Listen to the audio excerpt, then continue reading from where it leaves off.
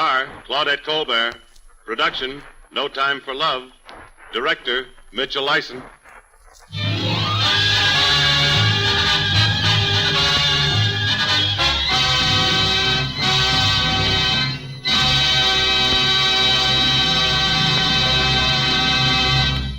This is the Screen Directors Playhouse, one of the weekly features on NBC's All-Star Festival of comedy, music, mystery, and drama. Brought to you by the makers of Anacin for fast relief from the pain of headache, neuritis, and neuralgia. By RCA Victor, world leader in radio, first in recorded music, first in television. And by Canon Towels, famous for color, for design, for durability. Among towels, America's #1 bestseller.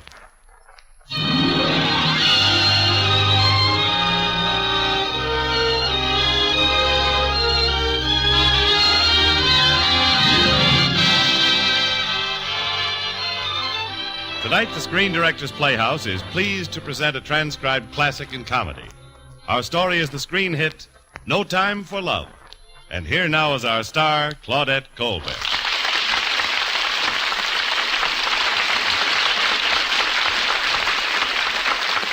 Good evening, ladies and gentlemen. If I were to list the pictures I enjoyed making most, I certainly would include No Time for Love as one of my favorites. I think it's a comedy with just about the right amount of romance and nonsense to make it fun for everyone. But first, here's Jim Wellington. No matter what you now take for headache relief, we urge you to try Anacin for the incredibly fast relief these tablets bring the next time you're suffering from a headache. Now, the reason Anacin is so wonderfully fast-acting and effective is this. Anacin is like a doctor's prescription.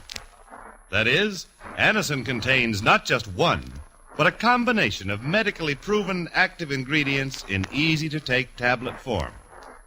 Thousands of people have received envelopes containing Anacin tablets from their own dentist or physician, and in this way discover the incredibly fast relief Anacin brings from pains of headache, neuritis, or neuralgia. So the next time a headache strikes, take Anacin for this wonderfully fast relief. Anacin, A-N-A-C-I-N. Anacin at any drug counter in handy boxes of 12 and 30, economical family-size bottles of 50 and 100.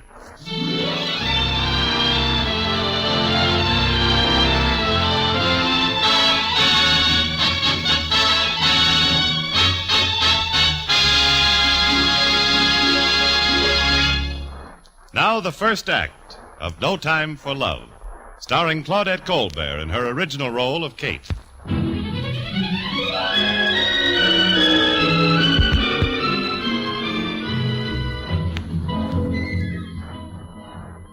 When a man first gave Catherine Grant the eye, and believe me, there wasn't a man born who wouldn't give the second eye, it wasn't difficult to understand why she was one of the foremost women photographers in the country.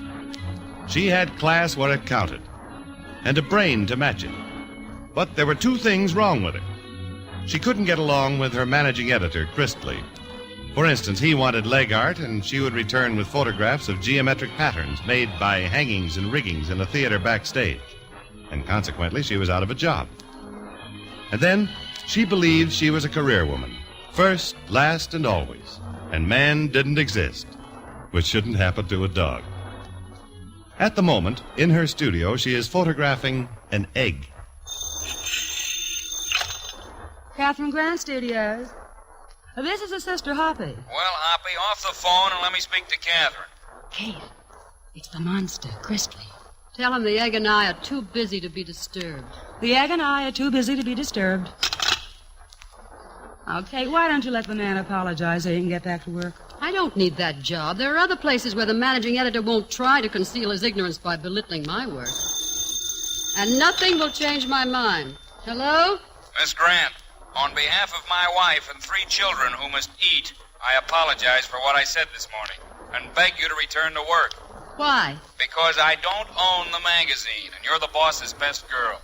Mr. Christley, I defy you to prove that I've ever taken advantage of my friendship with Mr. Henry Fulton. I ask for no special assignments, no special courtesy. I see. May I take you at your word, Miss Grant? Certainly. Why? Well, the Interborough Vehicular River Tunnel project is well underway. Would you care to crawl into the hole and point your talented camera at what goes on? You mean under the river while they're still digging? Mr. Chrisley, you know that's not my type of photography. Perhaps later when the tunnel's finished and there's an opportunity to achieve some geometric patterns with lights and shadows. But the point is, my dear young lady, that there wouldn't be any tunnel if it weren't for the men who are risking their lives and creating it right now. We're interested in them, not the walls. Of course, if you demand some preferred assignment, naturally, I'm All right. I told you I'll take whatever I'm assigned, regardless of the childish, revengeful spirit behind it. Now, go ahead and make the necessary arrangements. And don't forget to feed your wife. You're in again. In is right. In a hole under the East River. Photographing all those groundhogs? Sandhogs. Will you tell me why it's become a crime to photograph inanimate beauty? Why must they be only crossed legs and rouged faces and grime and sweat? Well, don't look at me. I had a bath this morning.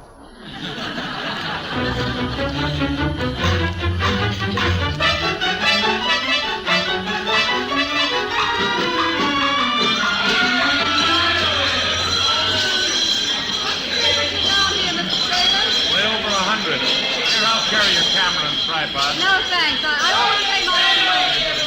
Tell me something about these men, will you? Well, the only thing I can say about them is you got to be out of your mind to work under a river. You never know when there'll be a breakthrough. You never know whether the pressure will get you. It's dirty and dangerous, and we treat them like temperamental stars. I see. That crane over there with the swinging arm, what does it do? Scoop up the mud? That's right. You mind if I set up my camera and get a few shots? Oh, go right ahead. Men, I brought a woman down here to see you. Oh! On the company tape! What's the idea of bringing a dame down here? You know it's bad luck. It sure is. And I'm getting out of here when I got my health. Come on, Well, I'm sorry.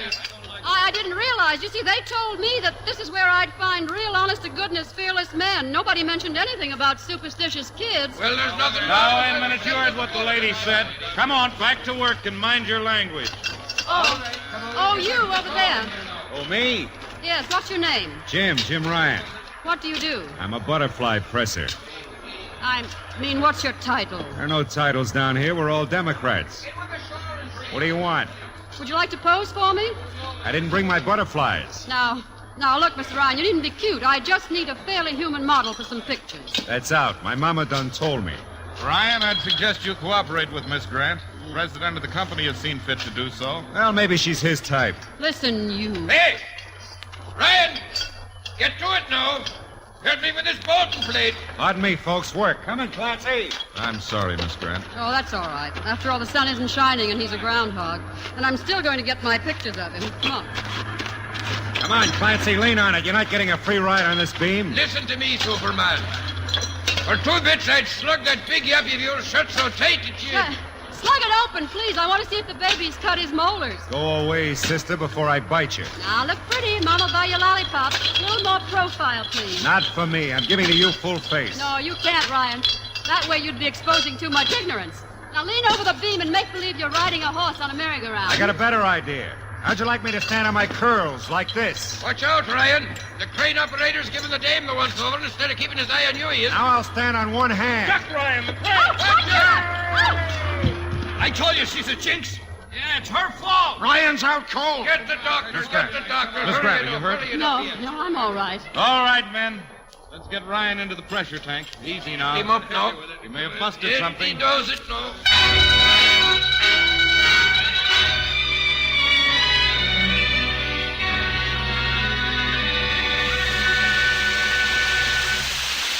Do you think he'll be all right, Clancy?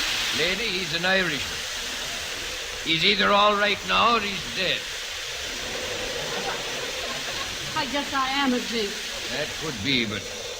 You know, if it hadn't been for you, that nutcracker would have got him good. Oh, here comes Ryan. Oh, thank heaven. Come on, quit stalling. Shake your head and see what happens. There's nothing loose. How do you feel? Are you all right? Are you still here, lady?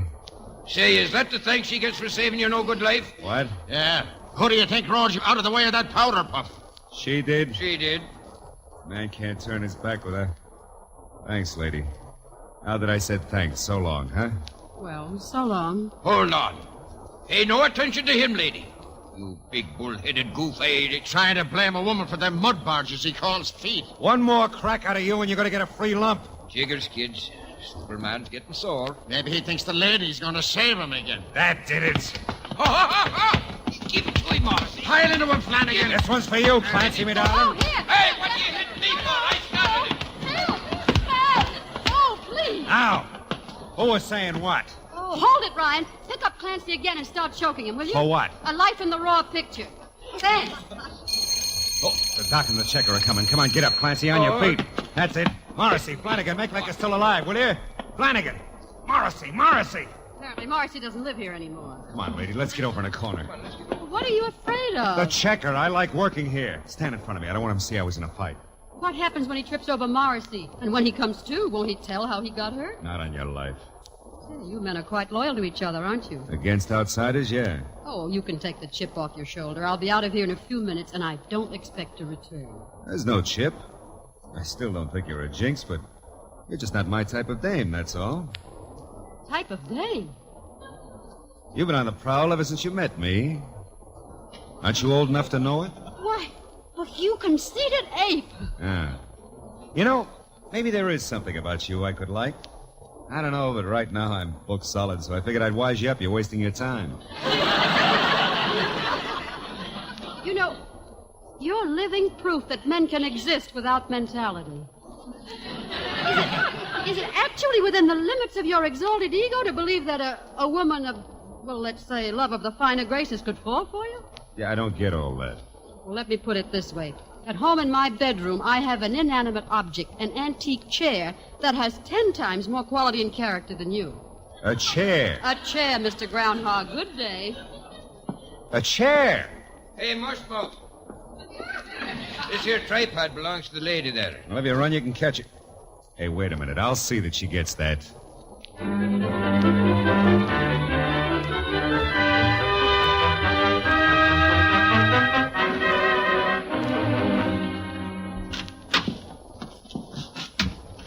Safe to come into your dark room, Case? Yes, Hoppy, it's all right. I'm dying to see the ape. Can he talk, or does he just grunt and make signs? Wait till you see Ryan's picture.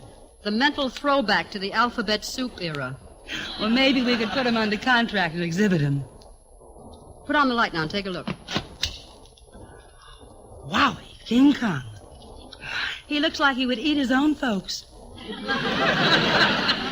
It's one sandhog against the world being the other sandhog he knocked out. He did that all alone? Mm-hmm. Nice, sweet.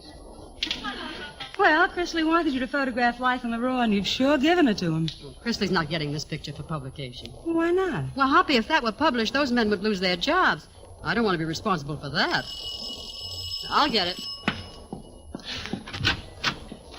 What? Ryan? You left this tripod in the tunnel. Oh, well, thanks. I was going to phone. Yeah, well, while I'm here, I'd like to see that chair. What chair? The chair that's better than me. Oh, well, perhaps I was exaggerating a little. I can decide that. Just show me the chair, huh? All right. It's in my bedroom. Now, There it is. this? That. You mind if I pick it up and examine it? We'll handle it with care. It's an antique. Ah. You mind if I sit in it? Well, I don't know. Well, I'm going to.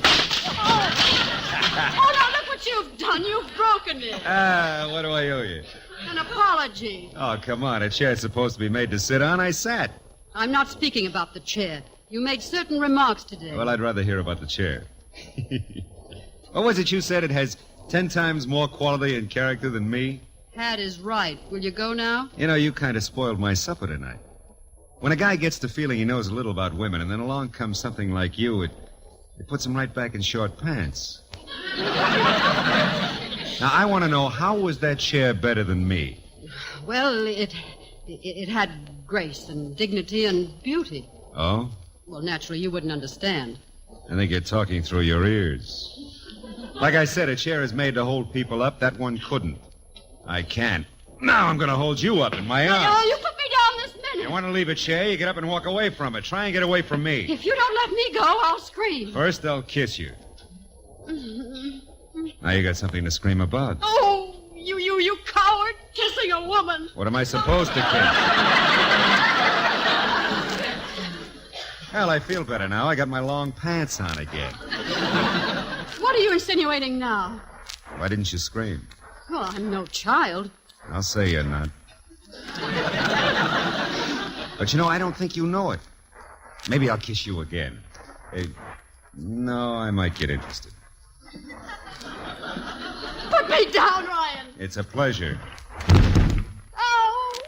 Now you're down.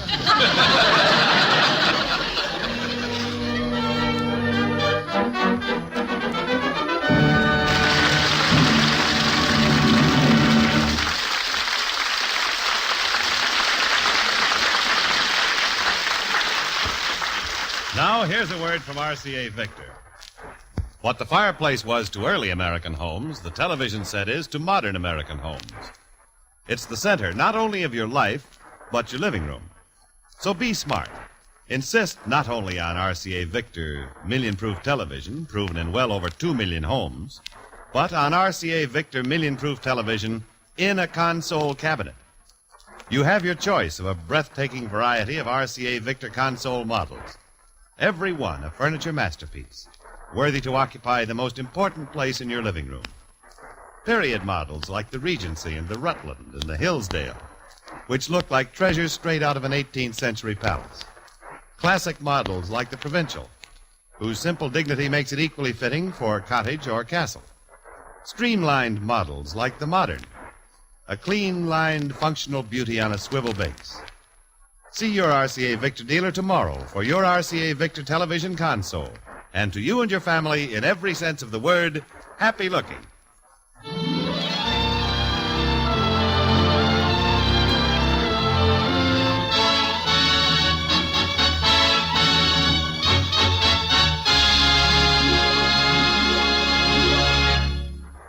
Now the second act of the Screen Directors Playhouse presentation of No Time for Love, starring Claudette Colbert.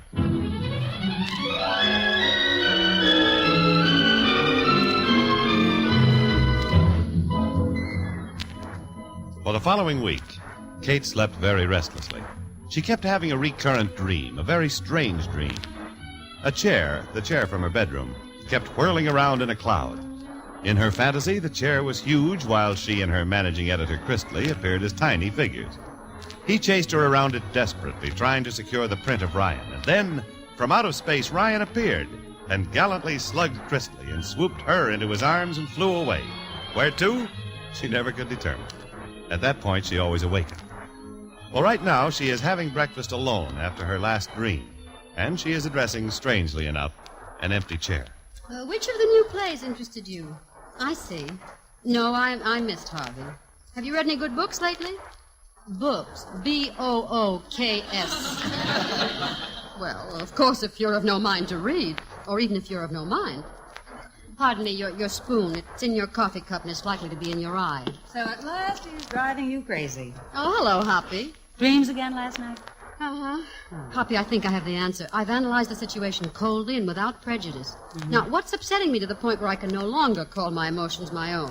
No, not the man Ryan himself. No, dreams about him. Therefore, I've decided to have such dreams when I'm awake and have some control over my mind. You know, you've been talking that way since you were 6 years old. It must have been something Mother ate. Now, you interrupted one of my conscious dreams. Mr. Ryan is having breakfast with me. Oh, I see. It was something Mother ate. You'll note that Ryan is completely without the glamour he assumes at night. He's simply a muddy man who works in a tunnel. Now, Hoppy, listen, I'm going to see him deliberately and prove to myself beyond all doubt how completely loathsome he is.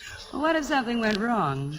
You know, you're likely to find yourself living in a tunnel for two. No, I know what I'm doing, and I have faith in my own intelligence. Now, go get me the phone book, will you? Okay.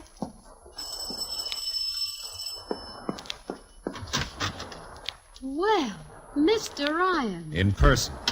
Well, that's interesting. I was just going to look for you in the phone book. Don't bother, I'm not listed. Oh, yes, you must be. Understand, huh? Oh, you're a sweet kid. You knew I'd be in a jam the minute this picture of me choking Clancy was printed in your magazine. I got a 4-month suspension. Your picture? Well, I don't know how they got it. Oh, come on. If I want acting, I'll go to a show. No, I swear I had nothing. Hoppy! Mr. Ryan, before you make any accusations, you should be ready to prove your statements. You took the picture, didn't you? So now at a time when I need every cent I can get, along comes this and I get tossed out of my ear. Poppy! Darling, sister dear. What do you know about this picture? It's nice, isn't it? You knew this particular picture was not to be released. Now, who got it? Presley. Well, why didn't you tell me? It belonged to him. He sent you out to get it. And besides, who does this monster think he is anyway, barging into people's apartments uninvited, keeping them awake nights? Awake nights? What are you talking about? Well, Kate is going She's hysterical. Mr. Ryan, I was not responsible for the publication of this picture. I want you to believe me. Okay. Doesn't help anything, but I'll take your word for it. Thanks. You said you need money badly. If it's a question of going hungry... Who's going hungry? What, are you angling to toss some charity my way? No. I'd like to offer you a job for the duration of your suspension. Working for you? Like what? Well, I have certain plans. I get it. You know, lady, I told you once I don't want to play. If you want to buy some muscles, go out and get a cheap cut of beef. Why, you... Oh! Listen, you pig ape. I'm not interested in your nauseating charm. I was offering you a job. Posing? No, Mr. Ryan. You have my permission to conceal your magnificent figure at all times under an overcoat and 3 heavy blankets. You'll be my general handyman in charge of carrying heavy equipment. How much? 40 a week. I'll start at 35 and find out if I'm worth 40. What do I do first? Take off your hat.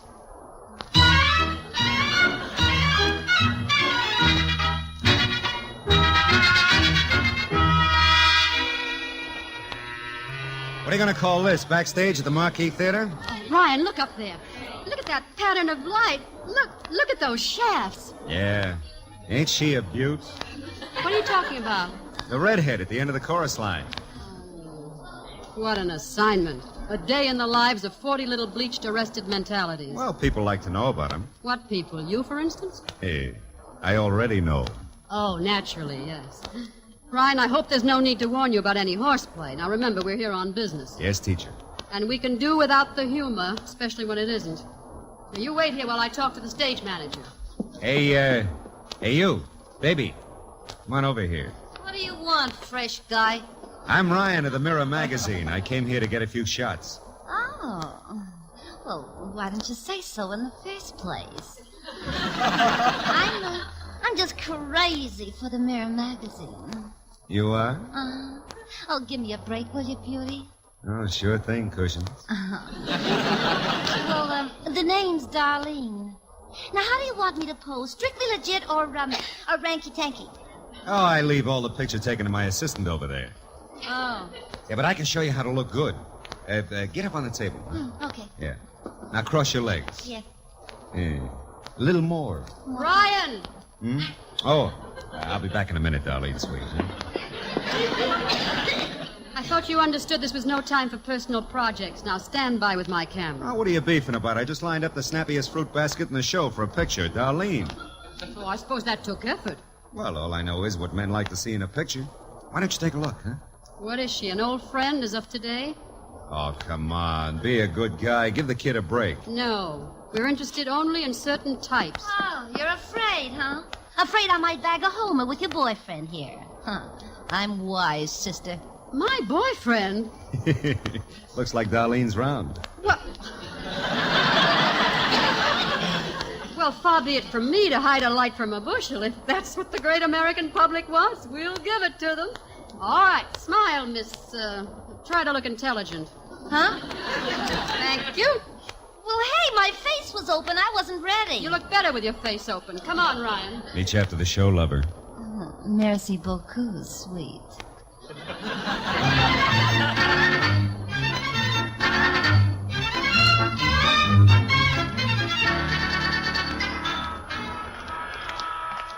Ryan, you're an absolute genius. Not only does Darlene think you're my boss, but she also believes you own the magazine. Well, can I help it if I look like an executive? Darlene's a swell kid. I'm well aware of your opinion, but I don't have to share it, do I? She can do 5 shows a day. Can you do that? What, those simple little dance steps? Oh, I've seen children dance better than that on their hands. And if I wanted to bleach my hair, I could look just as cheap and tough as Darlene and 6 friends. Maybe you could at that. You better watch yourself. Here's the card. Get in. Hey, you know, You know, you're not a bad egg. Nothing razzle-dazzle, but you could be a lot of woman if you ever got the urge. You're talking to your employer, Ryan. No, I like you. You've got brains, ability, good looks. Everything a man admires in a woman. Well, thanks. Say, are we working tonight? No, What are you doing? nothing. Well, then would you be as sweet as you look and lend me your car? What? Oh, you're a pal. I maneuvered a date with Darlene. Oh, that's fine. In my car, you're going joyriding. Oh, no, you got me wrong. All I want to do is park it out in front of her apartment for a flash. After all, I'm supposed to be a big shot. Oh, this is wonderful. Positively wonderful. Exactly as I'd hoped. What's wonderful? You're proving my point, you baboon.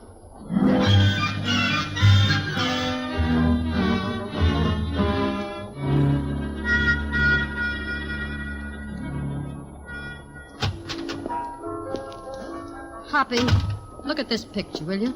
Look at her. Brazen, bleached, not a brain in her head. What did she do to you?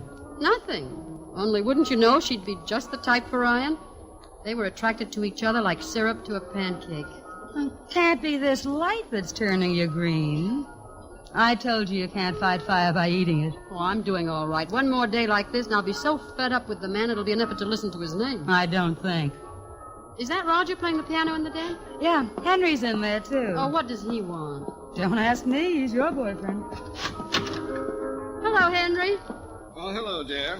I had hopes that you might be lonely this evening. Lonely with 200 pounds of manhood on her payroll? Who told you that, Roger? Wasn't I supposed to tell? Tell what? She hired a big sandhog as her assistant in a crazy attempt to get fed up with it. Silly idea, wasn't it? Oh, I don't know. I ate a whole jar of honey once. Have you lost your mind, Kate? Are you letting yourself be swayed by emotionalism with a ditch digger? No, exactly the opposite. I admit I was attracted to the man. Now I'm deliberately proving how ridiculous the attraction is. Catherine, I insist that you end this association immediately. Oh, Henry, I'll continue settling my own problems in my own way. Excuse me. Catherine Gratt speaking. Oh, this is Ryan. Say, how'd that picture of Darlene turn out? Where are you? It did, huh? Oh, that's great. Ryan, you'd better tell that girl immediately that her picture will not be used. On the cover, huh? Boy, what a break. Darlene will be glad to hear it, won't you, honey? Listen to me. I don't care what you do, but I demand the return of my car right now. Do you understand? Right now. Oh, sure. I'll explain. It takes a couple of weeks before publication. Yeah, well, don't work too hard, kid. Good night. Don't you hang up on me. When are you going to return my car? When I'm finished. Finished what? Are you kidding?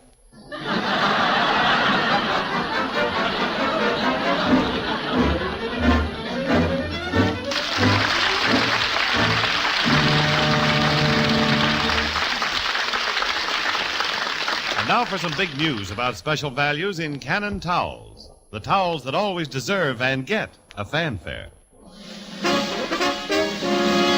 Now, right now is the time to get famous Cannon towels. Big Cannon towel sales are booming all over town. They're packed with value. Don't wait. Get to your store today and get in on these great money-saving Cannon sales. Cannon towels give you the most for your money. Cannon towels absorb more, wear longer, stay lovely longer. You'll need more towels for summer. Get famous Cannons now. The big, fluffy, thirsty towels in every size. Bath towels, hand towels, and washcloths to match. Complete ensembles. 18 beautiful colors to choose from. More people buy Cannon towels than all other towels combined. Get the most for your money.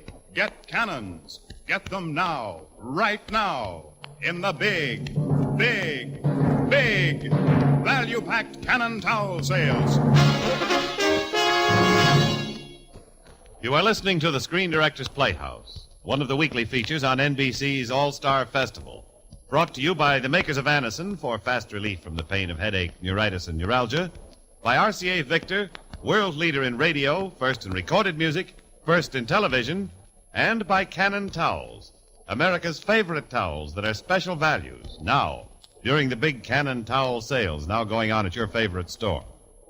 The Screen Directors Playhouse presentation of No Time for Love, starring Claudette Colbert, continues in just a moment after a brief pause for station identification.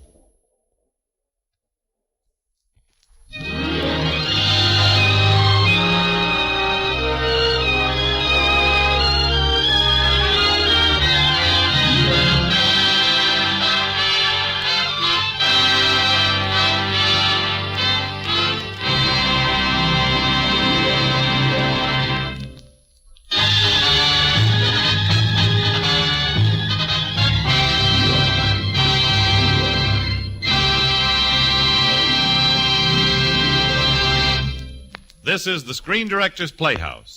We continue with the third act of No Time for Love, starring Claudette Colbert in her original role of Kate, with Gerald Moore as Ryan.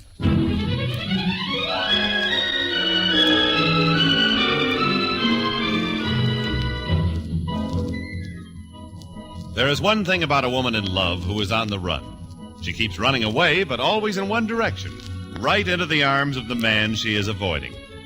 Well, that was exactly what happened to Kate. Instead of firing Ryan, she gave him a raise. The reason, she explained, as she waited for Henry to arrive and take her to dinner, was, well, it was part of her experiment to prove that Ryan was thoroughly repulsive to her. Hello, Kate. Roger, why are you here? Why not? Food and drink here are free. Oh. Henry has to work, Katie, so I'm entertaining you tonight at his expense. Well, why didn't he phone? There might have been something else I'd rather do, you know. Yes, that's what he was afraid of. Go on out with him, Katie. Any man as understanding as Roger deserves the best food that Henry can buy. Might as well. Where's your sandhog tonight, Katie? Probably in his cage. How's the campaign going? Has he nauseated you yet? Well, confidentially, I'm not making much headway. Whatever he does well. Perhaps you've never had him out of his element. As a matter of fact, I haven't. Well, why don't you try taking him to a literary tea or the open forum at Carnegie? Places where he'd stand out like a starched penguin. Well, wouldn't that be a touch on the nasty side? Well, not if you honestly want to get fed up with a man. Well, I have time on my hands this evening. Kate, what are you doing? We will be honored tonight at dinner, I hope, by the presence of James Ryan, Esquire, Local 908.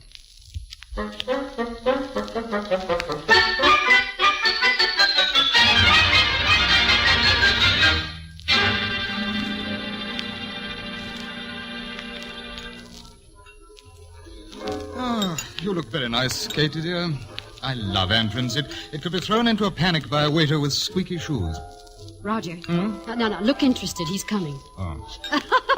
Well, look at you. Oh, hello. Ryan, this is Roger. Oh, I recognize him. The piano player who's Mr. Henry Fulton's shadow, correct? Hello, and have a seat. Oh, thanks. It's quite a joint. I got a rich uncle buried in one of these. Ryan, I'm sorry our assignment's fallen through, but the people we were to photograph have canceled their reservation. I don't blame them. Why don't we get out of here, huh? Oh, Ryan, Miss Grant and I are celebrating. Celebrating what? Well, Tchaikovsky and I have just composed a number which looks as though it might be a hit. We thought perhaps you'd join us at dinner. Well, if that's your idea of celebrating, I'm game. Oh, good. Tchaikovsky's dead, isn't he? That's right. How do you feel? Ryan? Keep your hands in your pockets. Only if he keeps his fat mouth shut. Waiter. Oui, monsieur. What soup du jour? Potage à la vicomte, monsieur. I'll have that. You have it too, Roger. I'll have it too. Hey, what's this here on the menu? Oh, monsieur, that is corned beef and cabbage. Well, why don't they put it down? I'll have some of that. $5 for corned beef and cabbage. Please, Ryan, not so loud. People are staring. Waiter, I'll bet you couldn't lift $5 worth of corned beef and cabbage. Monsieur is complaining? The name isn't Monsieur, it's Ryan. This is Miss Grant, that's Mr. Roger. Get off your horse. Glad to know you. My name's O'Connor. Hey, Well, how are you? Patrick Aloysius. Now look, pal. We got roped in here on a bum steer. What's the word, huh? Confidentially, the corned beef and cabbage stinks. Well, what is good, then? Nothing. Nothing in the joint's good. Now, don't let on that I wised you up. But did you ever hear of a place by the name of Murphy's? Did I ever hear of Murphy's? Ah. Did I... Hey, that's an idea. Come on, let's get out of here. I'll show you how to eat. Thanks, O'Connor. Don't mention it. Mr. Roger, you owe me for 2 drinks. Oh. Well, on to Murphy's. Adios, Aloysius. Now you're talking.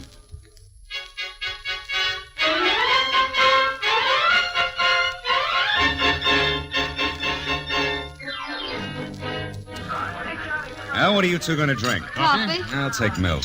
It's not a bad meal for 6 bits, huh? I know men with ulcers would get $10 for a whip. Whatever else Murphy is, he's certainly generous. Come on, eat up. You've needed something like this for years. Just how do you mean that? Oh, don't get touchy. I mean you need a little ketchup in your life. Ketchup. Ketchup? Yeah. Oh. Well, blow my torch if it ain't Superman. How are you? Hey, Noisy, you remember Clancy, Miss Grant? Old lady, bad luck. Glad to see you. Hiya, Clancy. Have a seat. The name's Kate.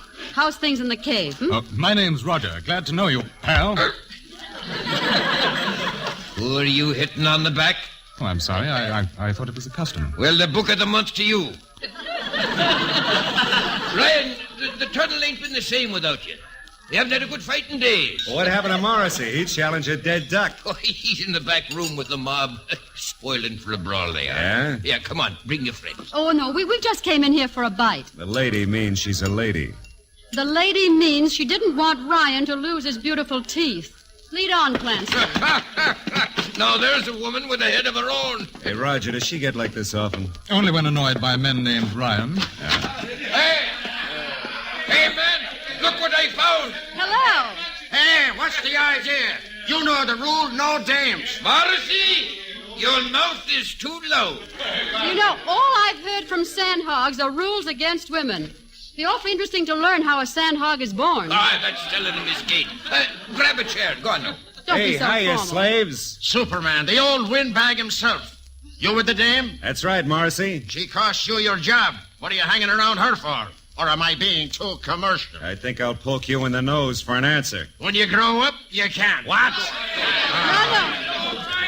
Well, somebody hit somebody so we can get going here. Now, wait a minute, Ryan. Leave me alone. I want to see if I can send Morrissey through that door without opening it. Oh, now listen to me, all of you. You're acting like a bunch of children. What good is fighting if you don't know what you're fighting for? We're going to see who's head man. Well, the head man doesn't get there by brute strength. He uses a combination of qualities, brains, agility. Oh, that sounds like dirty fighting to me.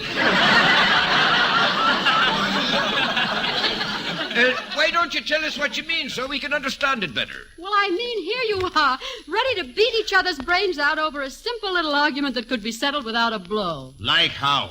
Like how? Oh. Well, Roger, get over to the piano. Righto. Now, the rest of you move this table out of the way. Come on. Well, all right, if you say so. I remember as a girl, we used this method to find who was our natural leader. What are you getting at? Musical chairs, Ryan. Musical chairs? Oh. With these kiddies? Well, why not? They want to find out who's boss. Why should everybody bleed to death? Now, let's see. There are 9 of you here. I want 8 chairs. 8 chairs. 1, 2, 3, 8. 8's correct. Now, there's 1 less chair than there are men. Will you form a circle around here? Come on, right over here. Get in a circle, ladies. And you keep marching as long as the music plays. The minute it stops, you sit down. The one who's left without a chair is out, see? Oh, I remember this. It's a game for babies. Well, what else do you think you are? Toss those chairs back, man. No, come on, boys. No, please. Now, if you'll give me half a chance, I'll prove to you the superiority of mind over a broken jaw. Sure. Let Toots show us how it works. Put those chairs back. Thank you, Clarence. Put them back. Say, play, Roger. Go on. Now. All right, march. Now, Rebecca, grab the chair when the music stops.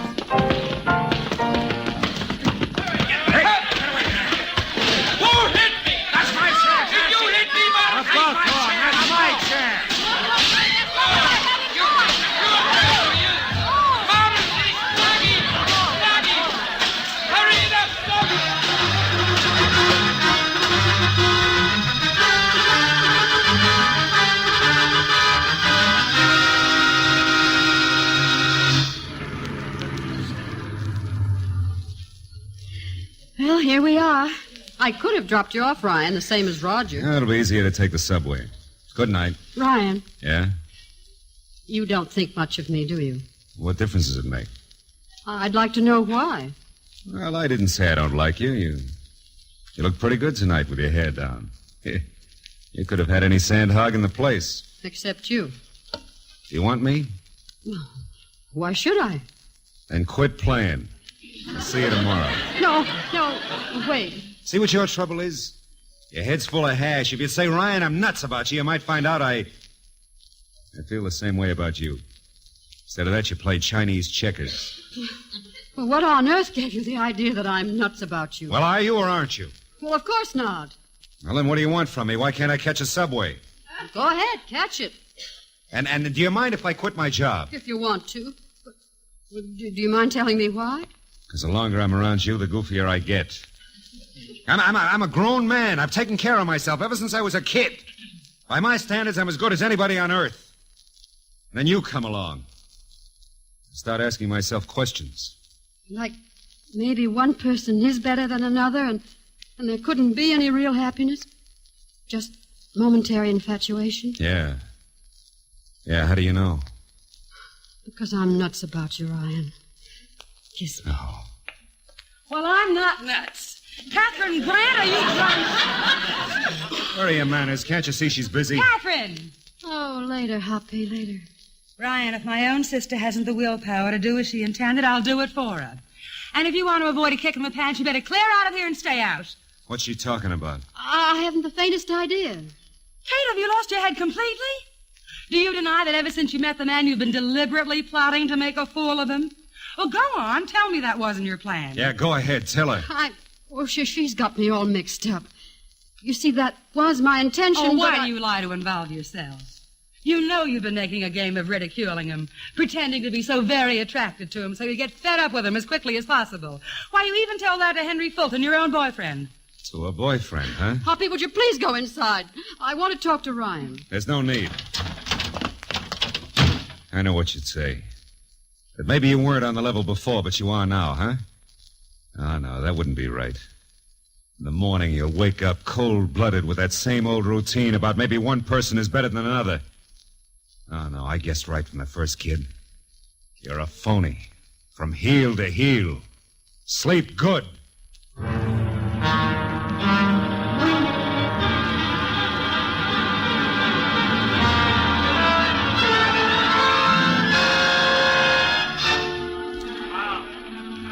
Did you see the headline today, Miss Grant? No, I haven't been reading the papers, Mr. Chrisley. Cave-ins block interborough vehicular tunnel project. Workers reach point under river where muck is uncontrollable. Not interested in the assignment. Interested in a sandhog named Ryan? I should say not. Well, he's perfected a machine which he claims will permit resumption of work. He's going to demonstrate it at 2 o'clock today. Of course, I could send Miss Russell. The pretty girl with the blue eyes? And ideas to match. Mr. Chrisley, Catherine Grant reporting for duty.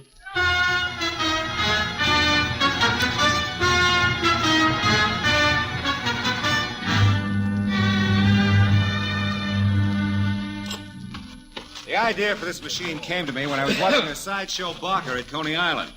This barker put a chemical powder into a glass of water and he froze it. Well, of course, the trick was supposed to have been magic, and it took me a couple of months in engineering school to find out that it was simply a well-known endothermic reaction. Endothermic reaction? Are you listening, Roger? Yes, he's an educated sandhog. Volunteer sandhogs will enter the tunnel with me and my machine and freeze any portion of the tunnel end to prevent cave-ins and pressure escapes. Roger, I'm going to photograph the whole operation. Well, how can you? No one but the crew's permitted below. It's too dangerous. Take my camera and follow me. Follow you? You mean me? No, I'm just a piano player. Oh, don't worry, Raj. Play Mississippi Mud. The boys down there will appreciate you.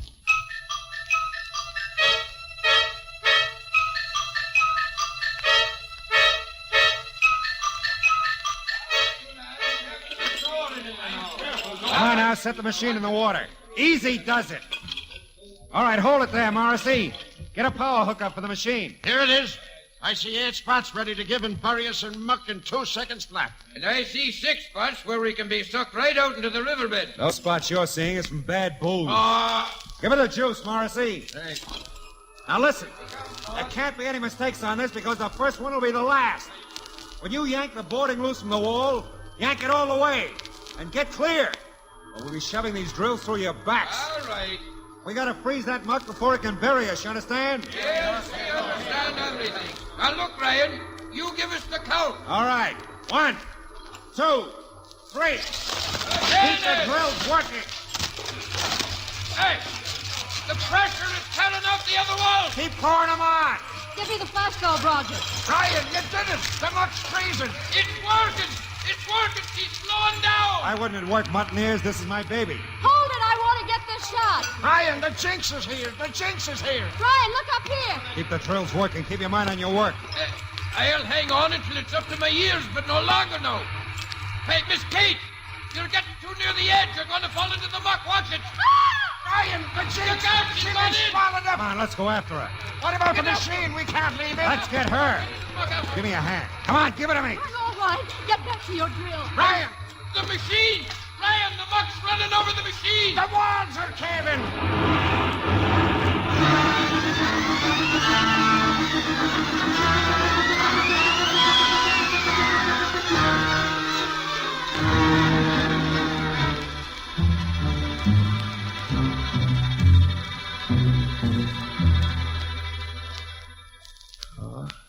Well, we made it. Oh, thank heavens. Ryan. Never mind. I guess we're through.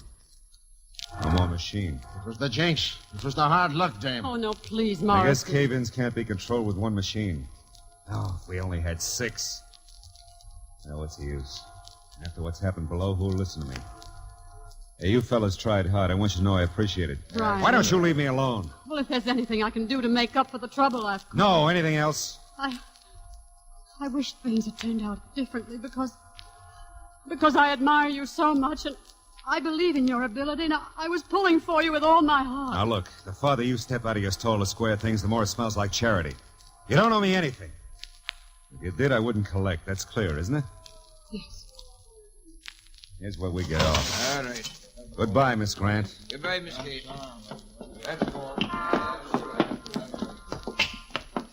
Roger. Yeah? Roger, I've just had an idea. We're not going back into the tunnel, are we? No, we're heading for my dark room. Listen, Roger, I took a picture while the muck was actually being stopped, frozen. If the picture isn't ruined, it might mean all the difference to Ryan's chances. Come on, hurry.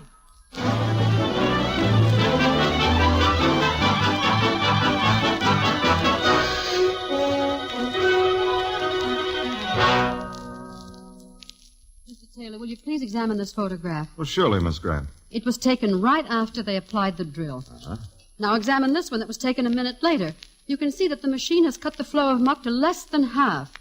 If Ryan and the men hadn't stopped to rescue me, I'm certain they would have completed the experiment successfully. Well, Look, you can see here that the cave-in which buried the machine is developing at a different point. oh, you say this picture was taken first and this second. Yes. How do we know they're not reversed? Well, among other things, by the relative amount of mud on the men. How could they be cleaner in a later picture? Yeah, I guess you're right. Now that you have proof, don't you think it would be worthwhile to finance Ryan in construction of enough of his machines to save the tunnel? Well, that would take some discussion. Of course, we thank you for this encouraging evidence. Thank you. Oh, Mr. Taylor, if you do give him another chance, I must insist on one thing. Yes? Don't tell him why you're doing it, will you? Other than you think he deserves another try. I mean, don't mention the pictures. Is there any particular reason? I'd prefer that he didn't feel indebted to me in any way. Well, I'm willing to oblige you, but I must say I don't understand. Very few men do understand. Each other, I mean. Goodbye.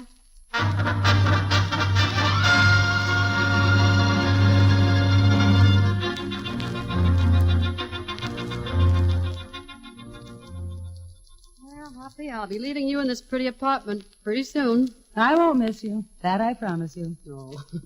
I say, Kate, this evening's news, listen to this. Ex-Sandhog saves river tunnel project. Crew freezes river excavations against cave-ins. Work resumes. Ryan's a genius, isn't he? You want to spend your life in mud. Well, I'm in the news, too, tonight. On the society page. Catherine Grant, prominent magazine photographer, today announced her engagement to Henry Fulton, publisher of Mirror magazine. Date of wedding is indefinite, but the engagement is to be celebrated tonight by a group of intimate friends of the bride-to-be. Well, that's the most sensible news this paper's printed in years. So Ryan finally did it. Weren't you listening to my my engagement announcement? Oh, Ryan takes a beautiful picture. Oh, why waste words on him? He put me in my place, and it's a darn good place, if you ask me. Well, I agree, don't I? Romantic marriage went out with smelling salts. But sure, today it's a common sense institution. And if you don't have intelligence enough to better your position, then you deserve to fall in love and starve to death. Okay. Quit poking your chin out at me. I'm on your side. What do you want from me? An argument, you dope.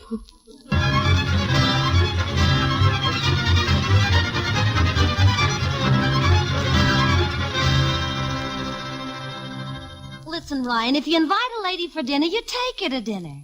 I've been sitting on that hard bench outside your office so long, How soon will you be ready?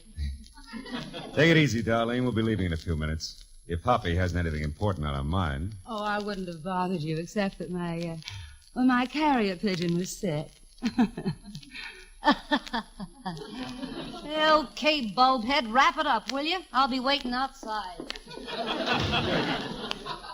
All right, what brought you here, Hoppy? Well, don't rush me, darling. I'm being diplomatic.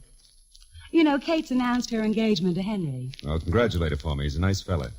Are we talking about the same Henry? I think Kate should be marrying you instead. Well, what does she think? Oh, she knows it. I see. Well, there's Darlene out there, and we've announced our engagement, so I guess everybody's going to be happy, huh? Well, I did my best. Oh, and incidentally, I'd like to confess something. I always knew that Kate fell for you like a ton of bricks, and in trying to prove you were no good for her, well, she proved just the opposite. And why is she marrying Henry? You ask that with your toes bruised from the kicks you planted on her?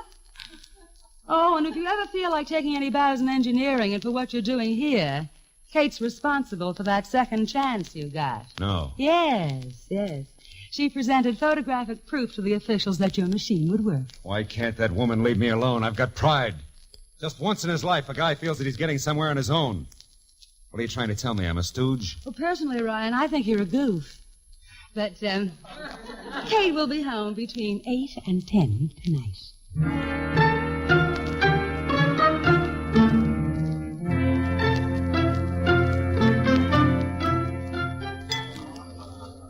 Henry, will you be kind enough to keep your eyes in their own sockets instead of in my cards? Play your hand as you see fit, my dear. I'm simply outmaneuvering you. You're getting a little bold, Henry. Please, dear, please. Henry, may I ask if you played that 9 of clubs? You may ask, Hoppy, but I won't tell you. When you pick up a card, Henry, you're supposed to lay one down. Now, I know rules are aggravating, dear, but so's the way you play. Oh, excuse me, I'll get it. I better come along with you, Kate. Why? Just curiosity. Well, hello, Darlene. Yeah. Well? If you would be so kind as to remove your bodyguard, I and you could settle this man to man. All right, Hoppy. Settle what, Darlene? You know what I'm talking about, a guy named Ryan. Oh, nothing remains to be settled about Ryan. And it's obvious you don't realize you've intruded into my engagement party. Don't give me that ersatz. This is strictly a front. You're still just bursting your stays trying to get my man. Your man? Yeah, my man. Well, now, looky here, Fluffy Face. Don't get me mad. Because if I get mad, I'm liable to throw you a dirty look, and where I look dirty, no grass grows. Ever.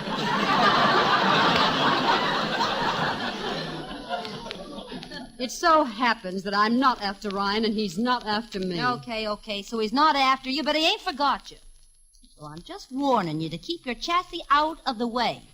Now, is that enlightenment clear enough, or do I gotta make it clearer? You know, I think I'll just belt you one. Yeah. You missed your best Sunday punch. Now try mine. Apparently, Ryan didn't teach you anything. Oh, you punched me. Sure did. Right on the button. Ryan. Hiya, Kate. Didn't you think I was going to show up? You see what I mean? Catherine, this is positively fantastic. Did you have the audacity to invite this man here tonight? No, that was somebody else's idea. Ryan, what do you think you're doing? Put me down! Not yet, Buster. We got something to settle. Oh. You, Kate, follow us. We're going into your room. Listen, you big lug. Save your breath. You're wasting time. Shut the door. All right, Ryan, just what do you think you're doing? I see you got your fancy chair fixed. You said once it had more character than I did. Do you still think so? Ryan, if you don't release me at this instant, I'll call the police. Well, go ahead and call. Now, listen, Kate, I figured it's time we had a little checkup.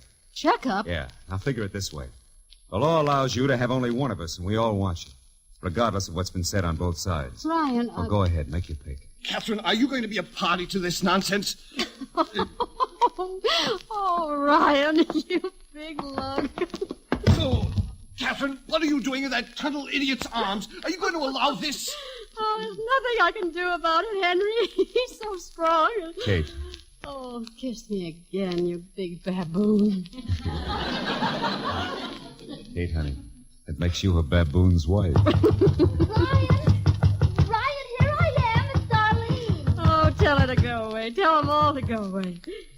Tell them to drop over for dinner some night. Tomorrow night? Oh, no, not tomorrow night.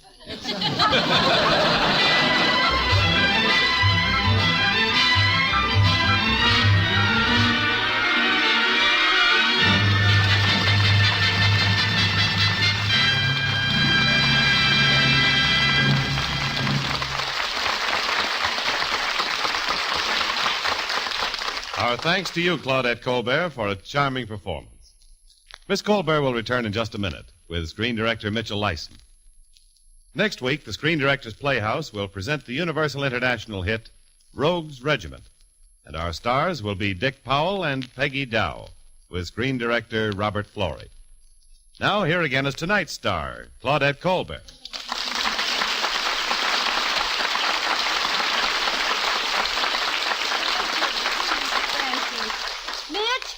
Mitch, come over here.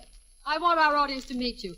Ladies and gentlemen, may I present the wonderful director of No Time for Love, Mr. Mitchell Lyson.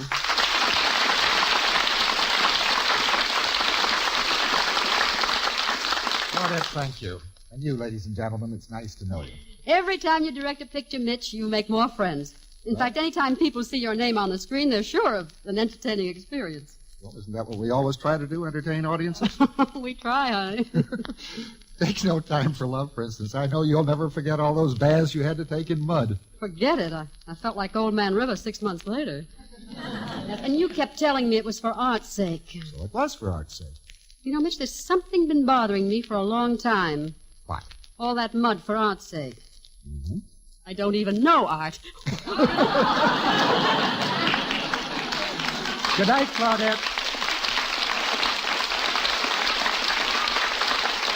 For the Screen Directors Playhouse, come back real soon. You're always welcome. Good night, everyone.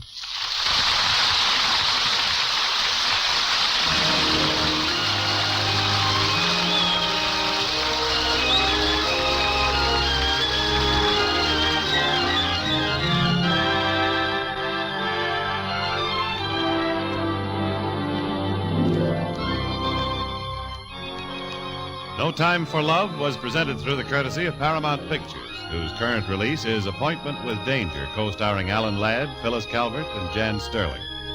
Claudette Colbert may be seen in the Universal International picture Thunder on the Hill, soon to be released. Mitchell Lyson's current release for Paramount Pictures is The Mating Season. Included in tonight's cast were Gerald Moore, Irene Winston, Gigi Pearson, Herb Vigran, Pat McGeehan, Cliff Clark, Ben Wright, Paul Dubov, and Dan Riss. No Time for Love was adapted for radio by Jack Rubin. Screen Directors Playhouse is produced by Howard Wiley and directed by Bill Karn. Portions of tonight's broadcast were transcribed. This is Jimmy Wallington speaking and inviting you to listen again next week when the Screen Directors Playhouse presents Rogue's Regiment, starring Dick Powell and Peggy Dow with screen director Robert Florey.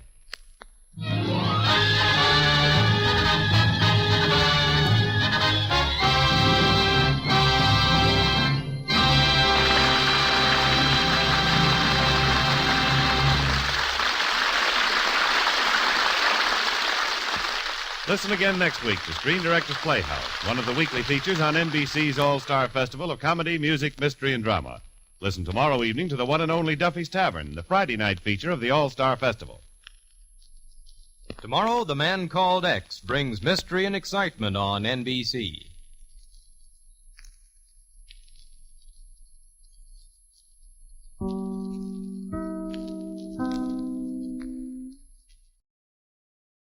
Screen Directors Playhouse stars Joan Crawford, Frank Lovejoy.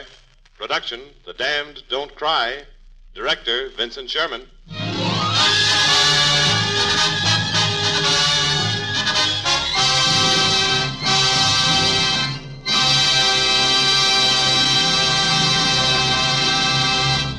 This is the Screen Directors Playhouse, the Thursday night feature on NBC's All-Star Festival of Comedy, Music, Mystery, and Drama. Brought to you by RCA Victor, world leader in radio, first in recorded music, first in television, by Chesterfield, the cigarette that has for you what every smoker wants, mildness plus no unpleasant aftertaste, the cigarette that brings you Bing Crosby and Bob Hope, and by the makers of Anacin for fast relief from the pain of headache, neuritis, and neuralgia.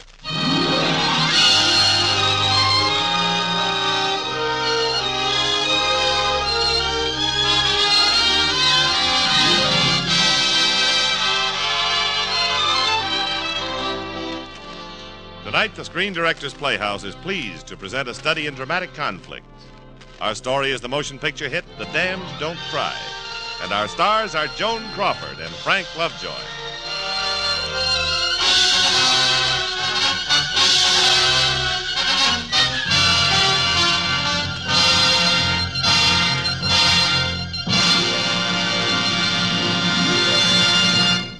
Today, with the country rising to meet the challenge of possible aggression, your Red Cross has been asked to undertake grave defense responsibilities in addition to its normal services.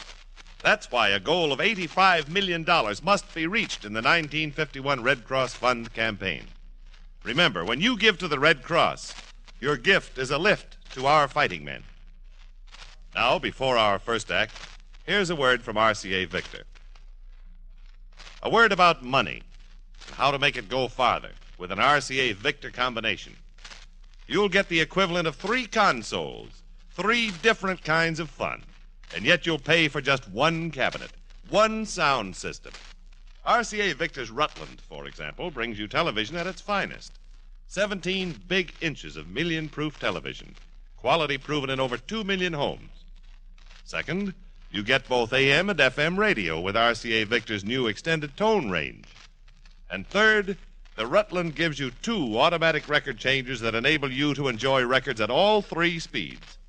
Yes, enjoy all of these fine instruments in 1 fine combination at 1 money-saving price. Look over the Rutland soon. And say, here are 2 new RCA Victor Red Seal releases to add to your collection. September Song, sung on a single record by Itzio Pinza, and the album of selections from Gershwin's Porgy and Bess with Reza Stevens and Robert Merrill.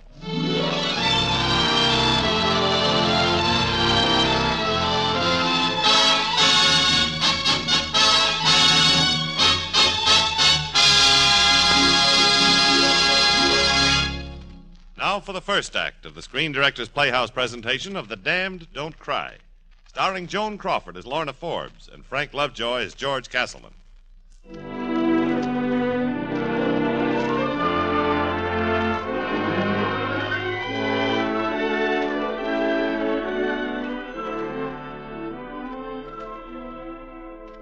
In bold type, the headline read, Racket Leader, Public Enemy Number 2 Slain. Beneath, in subtitle, it continued, Body found in home of missing socialite Mrs. Lorna Hanson Forbes. Police fear Texas oil heiress, victim of crime syndicate. Why was she missing? Why was she dead? Or was she alive? Alan Fowler of the Times searched half over America and found his story in a ramshackle, disheveled house in Oil City. Just who are you, Mrs. Forbes? Who am I? What do you mean? Well, you're listed as a Texas oil heiress, daughter of John Hanson. Now, there is no such animal as John Hanson. As for the Forbes label, you're supposed to be the widow of Robert Forbes, Wyoming oil magnate. Would you, care to read the vital statistics? Don't bother. I know.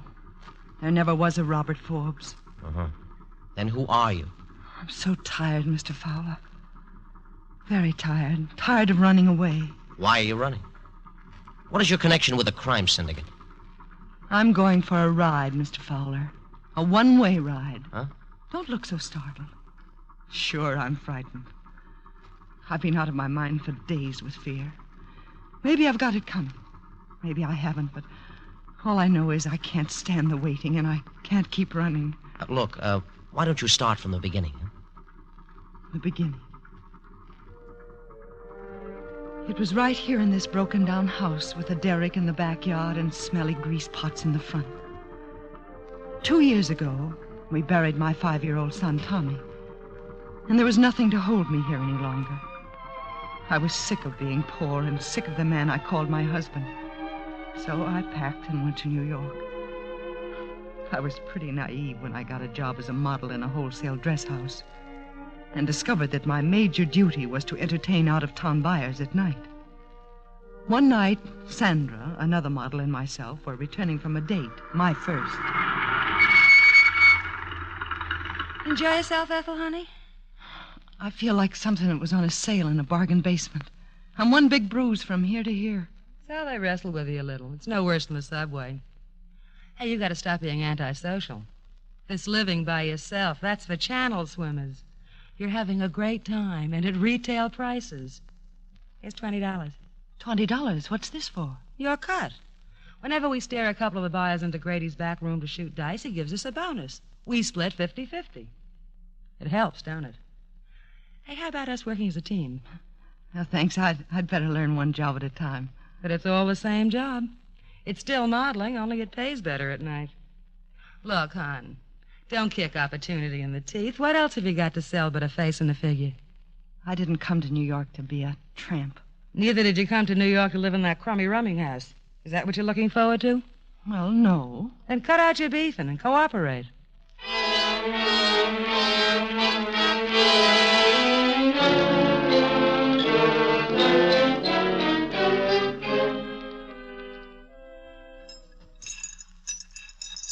Great racket, this modeling business, Sandra. Here's your 20 from last night.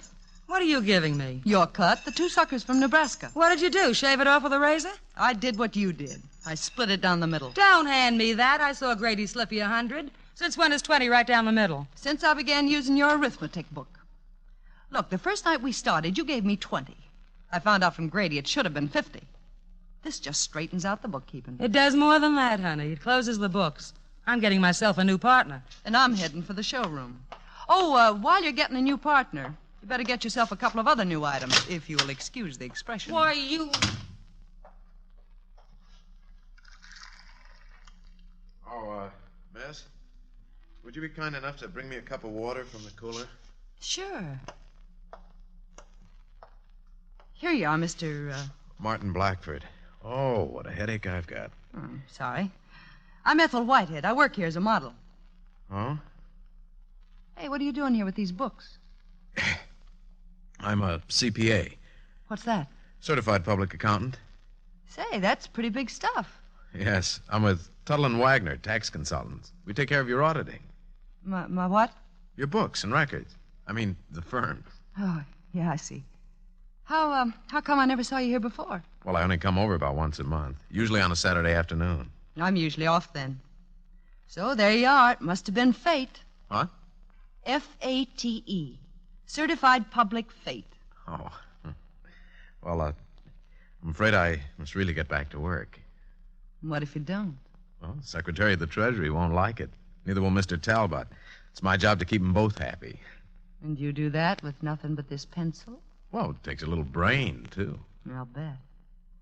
How much of that is it going to take today? Oh, I'll be here till around 9, 10 o'clock. Oh, when do you eat? Whenever I finish. Now, that's what's giving you those headaches. You're skipping too many meals. You're just kidding yourself. Keep on doing it, and pretty soon you can't work. Your company goes to pot, and then where are you? You're dead. I never thought of it in quite that way. Well, see you later. Too bad we won't see you at Grady's tonight, Angel. You'll see me all right, with the big money bags. A CPA. Certified public accountant to you, dearie.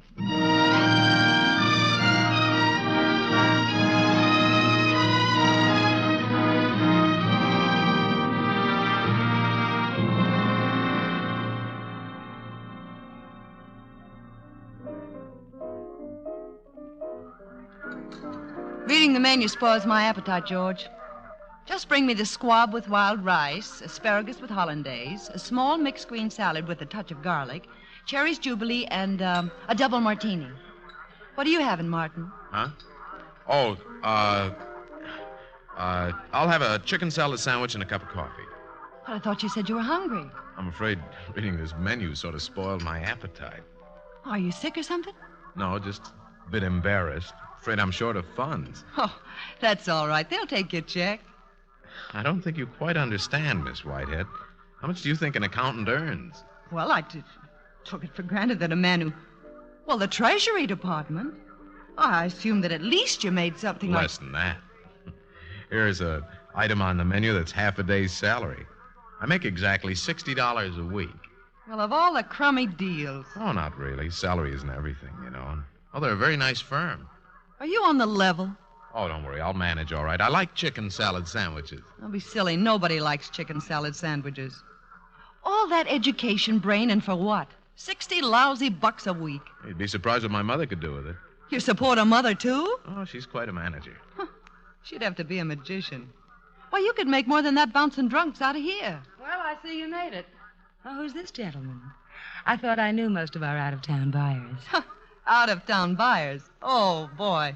The boys in Washington will love that, won't they, Martin? Mr. Blackford happens to be a tax consultant associated with the Treasury Department. Tuttle and Wagner, really. So many connections, I just can't keep them straight. Oh, well, Mr. Blackford, in case I ever have any tax problems, I'll know who to call. That's fine. He'll send over his office boy to add up your tips. A great sense of humor. She used to sell more cigarettes that way. Hello, folks. Why, Grady, I'd like you to meet Mr. Blackford. He's connected with the Treasury. And how are you, sir? I'm afraid Miss Whitehead's a little confused. My only contact with the Treasury Department's when I make a mistake. You make many of them? Certainly not. That's what the clients pay for. He's a CPA. Oh, well, whatever he is, any friend of yours is a friend of mine. That means certified public accountant. Yeah, sure, CPA, I know. Say, after you finish your dinner, you and Mr. Blackford might like to drop into the black room for Oh, no, he couldn't possibly. He's right in the middle of a terrific problem. He barely has time for a sandwich. Well, it's just a friendly little game. Grady, he's got to rush right back. I keep telling him what's the point of having a brain from here to here and making a bundle of money this high if you can't take time off from starving. Well, that's too bad. Say, Mr. Blackford, I don't suppose you could stop by my office on your way out for just a second. What about? Well, just a personal problem. I made one of those little mistakes with the Treasury myself. This morning they contacted me personal. Mr. Blackford, I certainly would appreciate a little professional advice if you could spare it. I think we could possibly squeeze in the time. Huh, Marty? Well, I don't know why not. After all, friends of yours are friends of mine.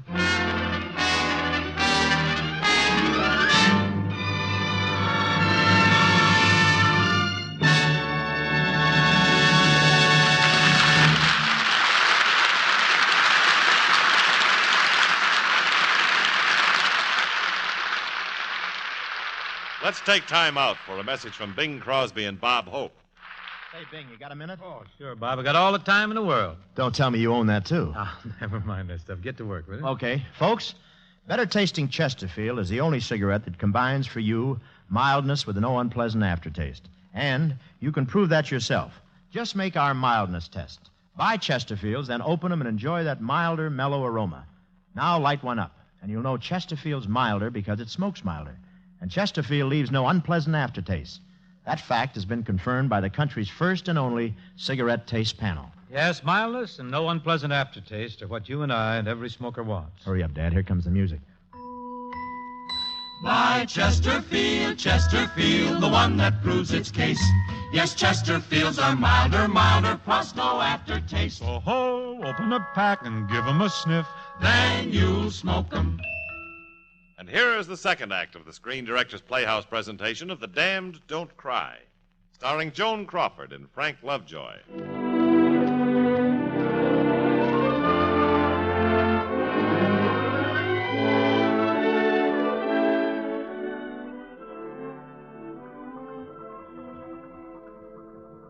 Have you got a cigarette, Mr. Fowler?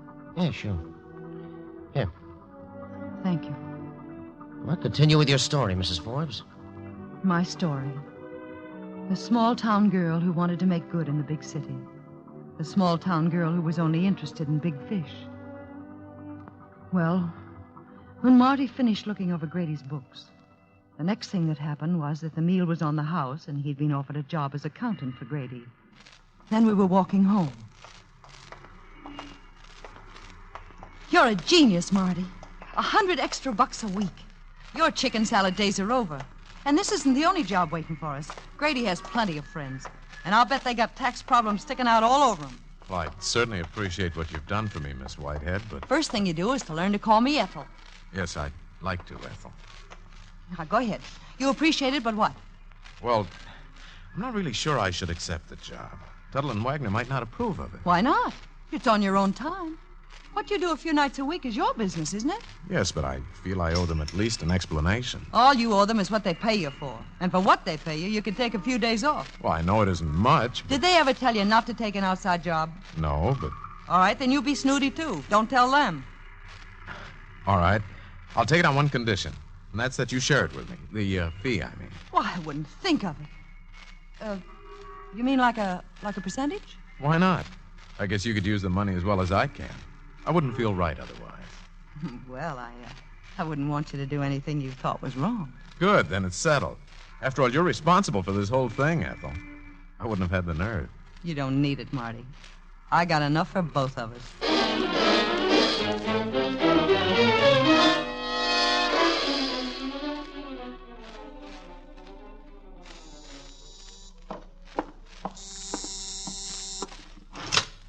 Hi, Marty. I thought you were working tonight. I am, but even night workers have to eat. Now you're getting smart. I was hoping I could have dinner with you. Oh, I can't. I have a date. Out-of-town buyer? Yeah. What about tomorrow night? Tomorrow night I'm busy. Grady has a new account for me. Another one? That's wonderful. That makes 4 of them. If you're not careful, Marty, you're going to wind up a rich man. Just makes it tougher to see you. I wish you'd called earlier. I didn't know earlier. Here, zip me up, will you? Oh, yeah, sure. I was working, and all at once I just felt I had to see you. Couldn't you break that date tonight? I'd love to, Marty, but it's impossible. He's a big chain store buyer, one of our most important customers. But it's been such a long time. Well, if it isn't my old friend Grady. Hello, Ethel. Sorry, I'm going to have to rush out on you. Oh, this isn't a social call. I just came to pick up Marty. We're going to a meeting. But I'm due back at Malloy's tonight. Malloy will be there, too. What kind of meeting? Business, big business. Like an invitation to the White House from the Prexy himself. Coming, Marty? Sure, he's coming. Hey, Marty, if you'd like, I'll come with you. Wait a minute, Ethel. George didn't tell me to bring you. This George. Did he tell you not to bring me? Why should he? He doesn't even know you're alive. All right, let's prove to him I am. But what about your date? Where your interests are concerned, Marty, my date can go to the movies. Thanks, Ethel. Oh, but George wants to see Marty, not you. All right, we'll leave it up to Marty. If he wants me, I'll come. If not... I'd like to have her along, Grady.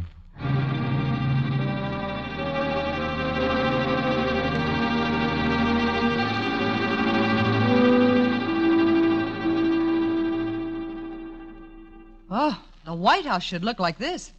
What's George president of? A diamond mine? That statue over here, Ethel, is an Etruscan. A what? An Etruscan refers to an early art period. Etruria was an ancient country with a highly developed civilization located in what is now known as Italy. This is Marty Blackford, George Castleman. I've heard a great deal about you, Mr. Blackford. I hope it's been favorable. If it weren't, you wouldn't be here. And this is Miss Whitehead. How do you do? How do you do? I don't think I've heard anything about you, Miss Whitehead. Oh? Ethel's Marty's friend. He doesn't go anywhere without her. I wonder if Marty's friend would release him long enough for a very short business session. So long as it's short and he's in good company. Grady, would you take Marty into the library and introduce him to the gentleman there? Oh, sure thing. Let's go, Marty.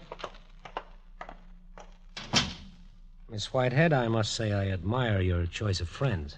I like men with brains. It's a quality that isn't offensive in women, either. Can I get you a drink? No, thanks. I hope you'll be able to amuse yourself while Mr. Blackford and I are in the library. I'll try to find something. I wish I knew what to suggest. You might invite me into the library. There's one thing I never do in the presence of women. Discuss business. That should leave you plenty of room for other interests. I have no other interests. Even my wife understands that.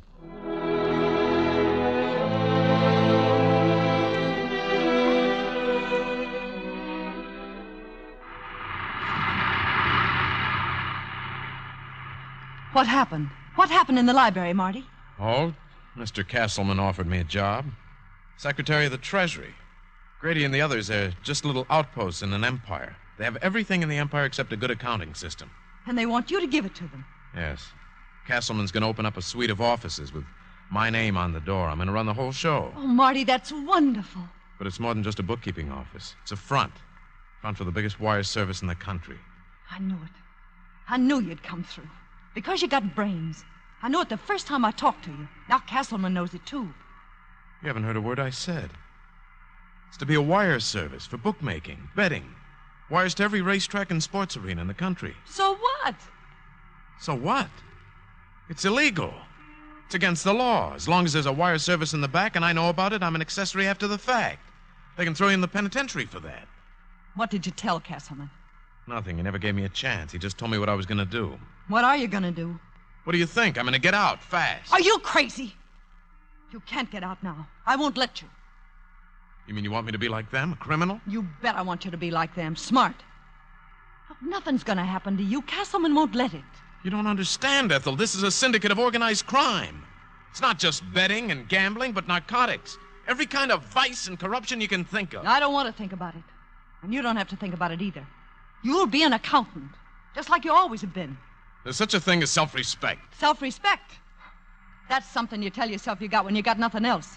Where's the self-respect in living on chicken salad sandwiches? In being afraid to blow your nose because Tuttle and Wagner don't like the noise? At least it's decent. And what good is that? Can you pay the rent with it? Can you live like George Castleman? Have a butler call you sir and light your fire? Having a butler light a fire has never been one of my ambitions. And what is your ambition? A hole in the wall stuffed with decency and self-respect? Look, Marty, the only thing that counts is the stuff you can take down to the bank. Oh, I know how you feel. You're a nice guy. But it's not a nice guy's world. If you don't kick and punch and belt your way up, nobody's going to give you a lift. We've got to do it ourselves, because nobody cares about us, except us. Ethel, you think it's right for me to take it? I'm not saying it's right. I'm only saying if you don't, what happens? You go back to Tuttle and Wagner and wait for your pension. And I go back to waiting for the out-of-town buyers. And that new house for your mother, that goes on the waiting list, too. Is that what you want? You know it isn't. And there's no other way. Not for us. If I could only be sure it was for us. What do you think I've been talking about? Kiss me, darling. Kiss me.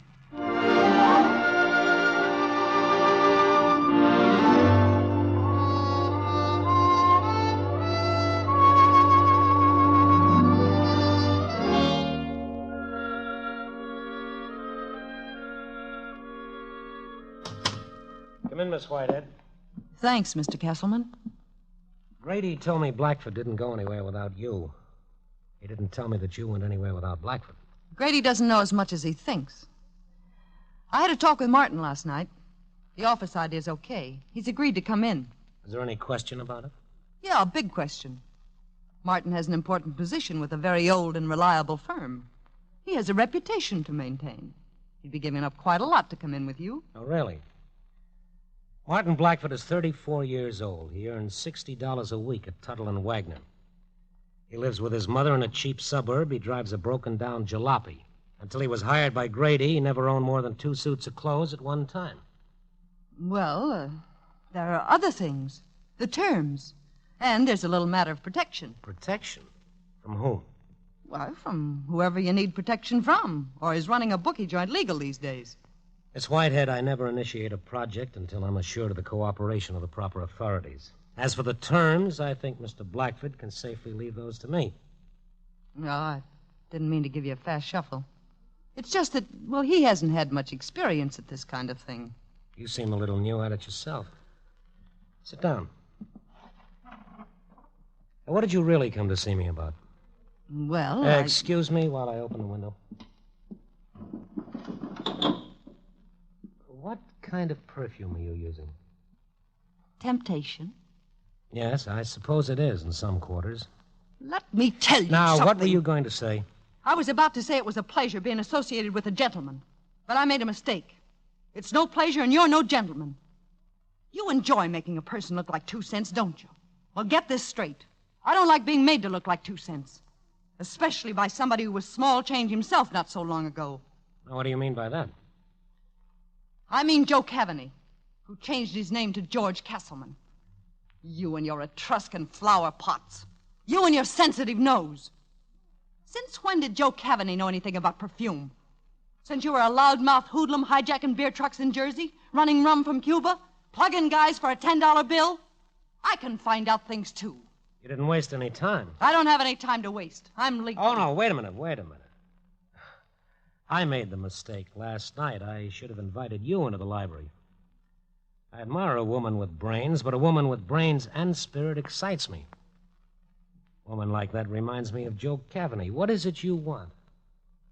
I want what Joe Cavaney wanted, and what George Castleman has. I think you're quite capable of getting it, too. Must be a place in my organization for someone like you. I already have a place in your organization. I had in mind a somewhat more prominent place. Although there's quite a lot you'll have to learn. I could learn it. For example, lesson number 1. It's an Etruscan vase, not a flower pot. Being able to own it is one thing, to appreciate it is another. Lesson number 2, cheap perfume is cheap perfume, no matter who tells you, Cavaney or Castleman. And lesson number 3, take that loud hat off your head. A well-dressed woman never wears anything that deflects a man's attention from her face. Now that I see it, it's a very pretty face. Exactly what kind of place in your organization did you have in mind, Mr. Castleman? It's too soon to judge. We'll have to see in which direction your capabilities lie. You're asking for trouble, aren't you? I never got anything yet worthwhile without trouble. Only don't take this kiss for anything more than it's worth.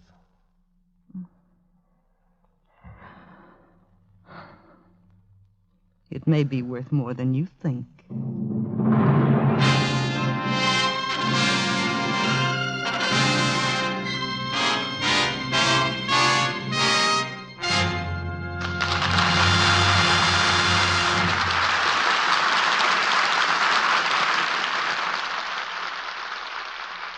When we ask you to try Anacin for the relief of pain due to headache, neuritis, or neuralgia, we are not asking you to try a new or unproved method.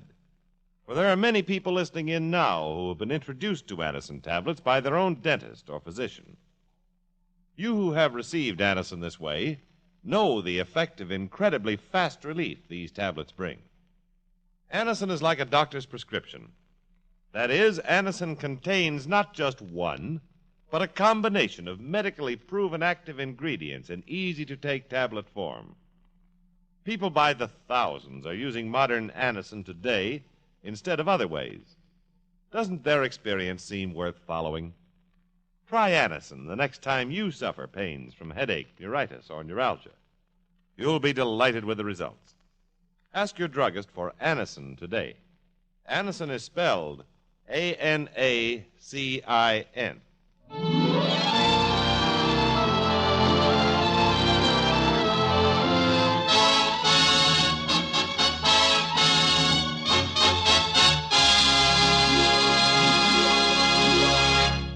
You are listening to the Screen Directors Playhouse, the Thursday night feature on NBC's All-Star Festival, brought to you by RCA Victor, world leader in radio, first in recorded music, first in television.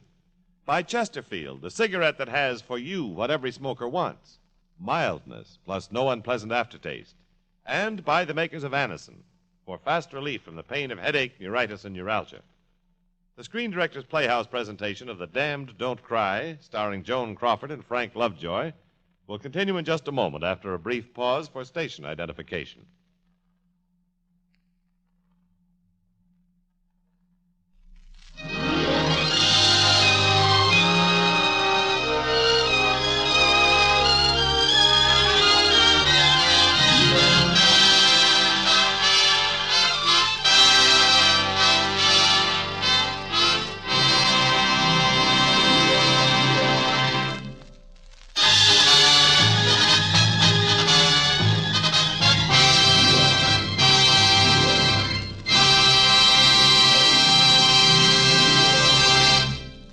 This is the Screen Directors Playhouse. We continue with the third act of The Damned Don't Cry, starring Joan Crawford as Lorna Forbes and Frank Lovejoy as George Castleman.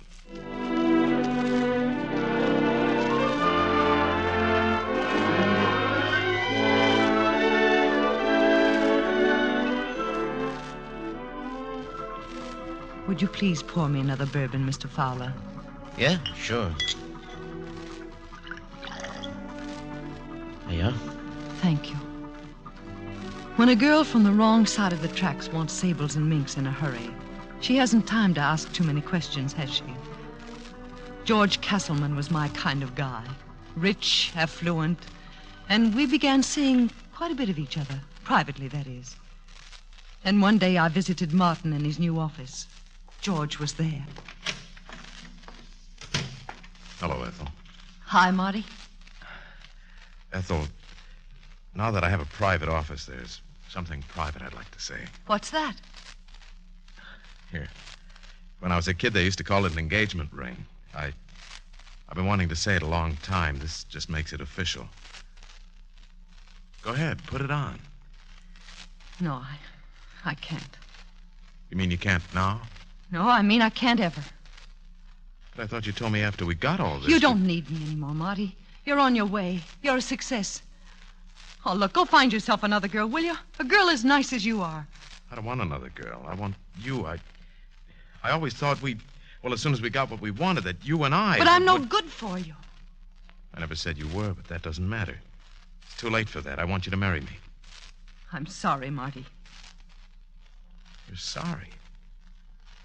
What kind of an answer is that? Then why did you do this to me? This office, that wire room, this whole stinking business. Do you think I wanted it?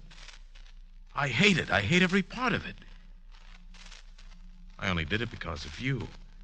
I did it for you, Ethel. I thought it was the only way I could have you. Well, you had no right to think that. You made me think. I didn't make you do anything. If you didn't want all this, you didn't have to take it. And if you don't want it now, you can leave. Nobody's holding you. Nobody's twisting your arm. You couldn't have done this to me deliberately. You couldn't have planned it this way. No, something must have happened. There's somebody else. That's it, isn't it? Answer me. Yes.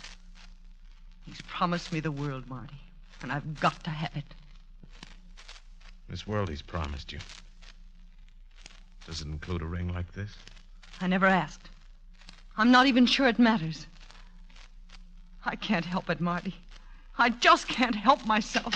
I'm afraid I'll have to be pushing along, Marty. I thought if Miss Whitehead wanted a lift, I'd be glad to drop her. So long, Marty. I'm ready, Mr. Castleman.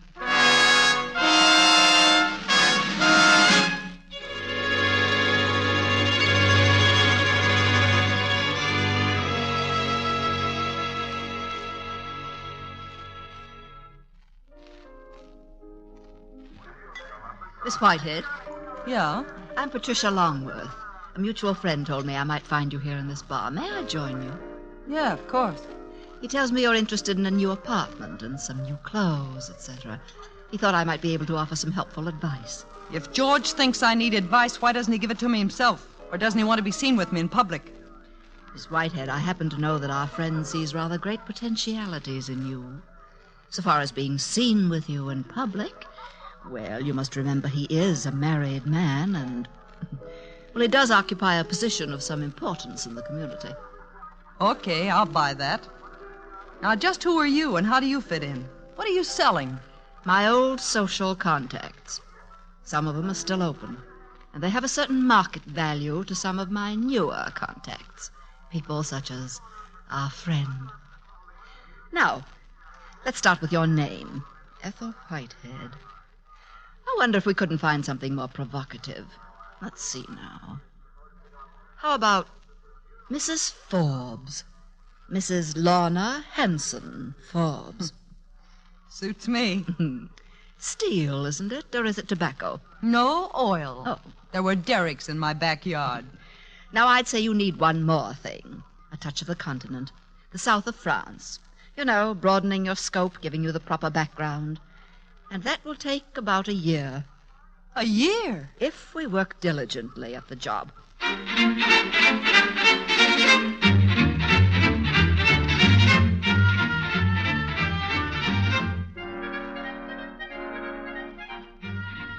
Now, repeat after me, Madame Forbes. Voulez-vous aller au ballet avec moi? Huh? Repeat after me. Voulez-vous aller au ballet avec moi? Voulez-vous aller au ballet avec moi? Oh, bien, bien.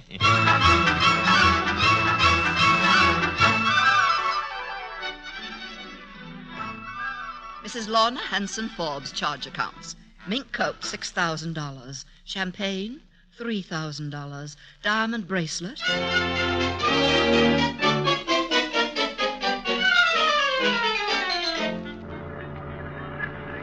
Darling. But your discretion, George. All these people watching us. Who cares about people? You're beautiful. Oh, my darling. Mission completed.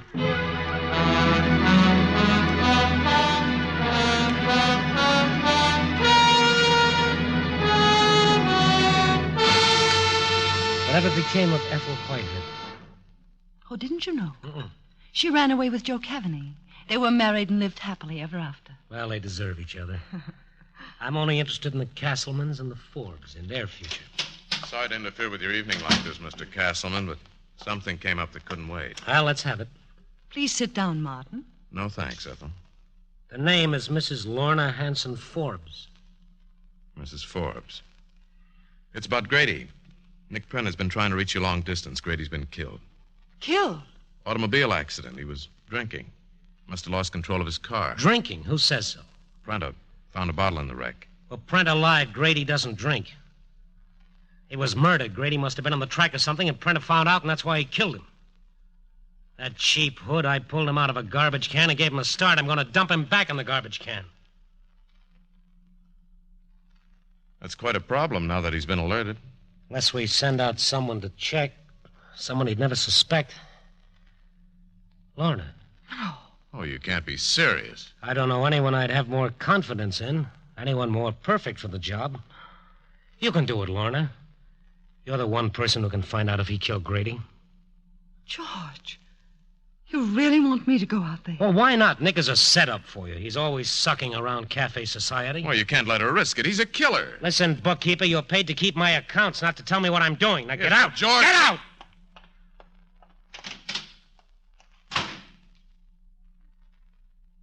George, did it ever occur to you that I might have something to say about this? I'm sorry, dear. What did you wish to say?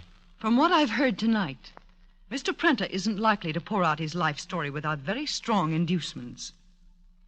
There must be a limit to, well, how far you want me to try to induce him.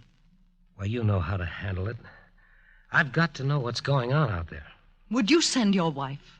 Why bring my wife into it? Why bring me into it? Because my wife is incompetent for this job, and you're not. I equipped you for it. Every Paris label, they can all pay off now. What am I? One of your slot machines? Another racetrack? Another wire service you've underwritten?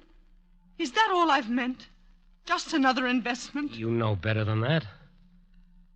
Forget it and forgive me. I simply took it for granted that you were part of me and the things that concern me. I see I had no right to take that much for granted. You had every right to ask anything of me. But please don't ask me to believe that you've regarded me as a part of you. We've both had to wait, Lorna. I don't think it'll be much longer. If you do this job for me, I promise, when you get back, I'll be free. Will you believe me? I learned a long time ago, George, that the customer's always right.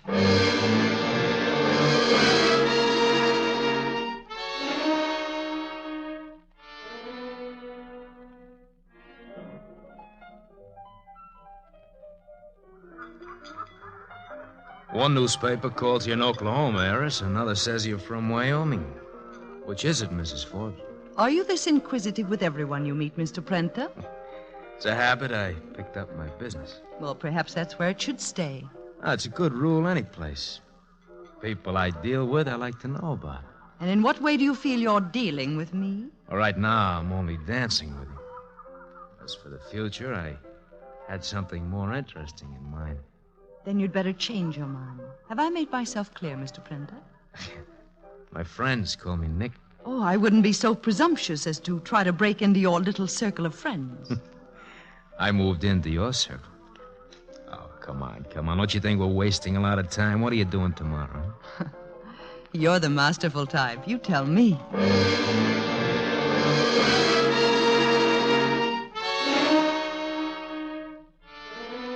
Nick, I'd say your swimming pool is the best-looking one in the West. It ought to be. I spent over 10 grand for it. Lorna, how long we known each other? 6 wonderful weeks, Nick. A long-distance call, Mr. Prenter. Detroit. Yeah, coming. Wait here for me, Lorna, will you? It'll only be a few minutes. All Business, right. huh? Yeah, all right, we'll work out the details tonight. No, you better let me call you. We'll make arrangements to pick you up in Chicago. Yeah, don't worry about it. Hold it, Eddie. What are you doing here, Lorna? Thought I told you to wait by the pool. Could I have a cigarette? There's a half-dozen trays around the pool filled with cigarettes. And there must be more than half a dozen women who could be, well, calling you long distance. Oh. So long, Eddie. You're jealous, Lorna, huh? That's good. No, I'm not so sure. I've been warned about you, Nick. I have a friend who has a friend who's heard rumors. You believe rumors? Yes, sometimes. I'm told that that you've even ordered men killed. That's what I mean about rumors. Well, do you? Do I what? Order men to be killed? Lorna, your old man made his money in oil. That made you an heiress. I never knew my father or anyone I could call that, so I've had to make it myself. I'm making it. But there's always people who try to take it away. You either protect what you got or you got nothing. And to do that, you'd kill? You don't like what you're hearing, huh? I can't believe what I'm hearing. Well, that's because you never had to be a part of it. You never had to watch yourself 24 hours a day against somebody trying to cut you down. The guy he sends out to trip you up. The guys you can't trust. You gotta take measures, that's all. Nick, suppose you couldn't trust me. Would you order me killed? No, Lorna. I'd do it myself. Thank you, Nick. No. Save the kiss for tonight. I can't make it tonight. Oh? That long-distance call? Maybe. I'm expecting some people over. Strictly business. Oh. What's the matter? Don't you trust me? Maybe. It depends on what kind of business.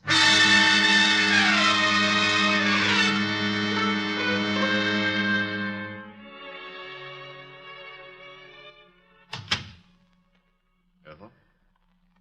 What are you doing here, Martin? I go where George sends me. Sent me here to check on one of his investments. Hasn't heard from you in some time. He hasn't heard from me because I've had nothing to report. I've been doing the best I can. Yes, George knows you've been busy. He's had reports on that. Look, I was ordered to ingratiate myself with Nick Prenter. That's exactly what I've done. No more, no less. George thinks you've been taking his orders too literally. I'm inclined to agree with him. Your agreement or disagreement doesn't interest me. No? You'd be amazed to learn how highly my opinions are regarded, Ethel. That's why I'm in a position to offer you some advice. Don't hold out on George. If you do. Now, are you absolutely certain you've learned nothing? Nothing he didn't already know? Prenter did have Grady killed. Yes. What else? Nothing else. In all the time you've been with him, all the hours alone, you've learned nothing else, not even the people he talks to? Well, sometimes there are calls, long distance. From whom? I don't know. From where? Well, there was one from Detroit. When? This afternoon. Go on. What's the rest? What'd you hear? Well, nothing, except that, well, he's expecting some people tonight. It's business, a meeting. That's all I know, Marty, and all I want to know. I've had enough. Oh, you're upset. I thought you were enjoying your work. Or has Prenter become important to you? He means nothing to me, except he's a human being, and he trusts me. Don't tell me that disturbs you, taking advantage of a man's trust. Well, you can ease your stricken conscience because your friend won't be vulnerable much longer. What do you mean by that? You don't think George intended him to live, do you? George had been waiting until he had all the facts, and you're going to get them. No, I can't. I won't. You're going to find out every person who's at that meeting and why he's there. I can't go through with it. This is killing you're talking about. A man's life. I want no part of it. You want no part of it. You are a part of it. What do you think you've been living on, playing on, traveling on? Where do you think the money came from that converted you into the fashionable Mrs. Forbes? came from 100 killings, 1,000 beatings, all the pennies and nickels and dimes squeezed out of 1,000,000 fists, all the $3 payments at the foot of the stairs to help make you a lady of refinement. No, you can't get out of it, Miss Whitehead. You hitched a ride on the roller coaster, and it doesn't stop, and nobody gets off until the trip's over. Oh, Marty. Marty, please help me. Oh, how can I? You wanted the trip, and you took me along with you. I can't help you now any more than I can help myself. Now, just do what George sent you to do. Find out about that meeting tonight.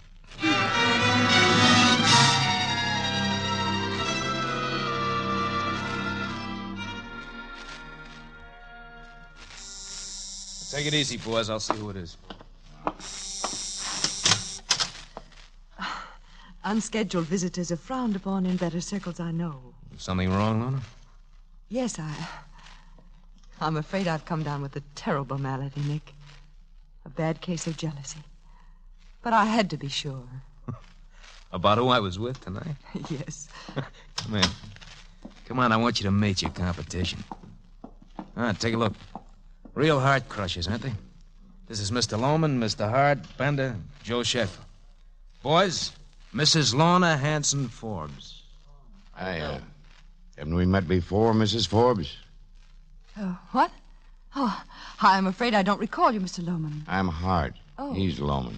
Oh, I'm sorry. Are you from around here, Mr. Hart? Kansas City, but I get back east a lot. Well, I guess you must have seen my picture in the paper. Yes, that's it. Someone's always recognizing me. Gentlemen, I offer my apologies for the interruption. Back to your national convention. Nick, try to forgive me. Come on, Lorna, see outside.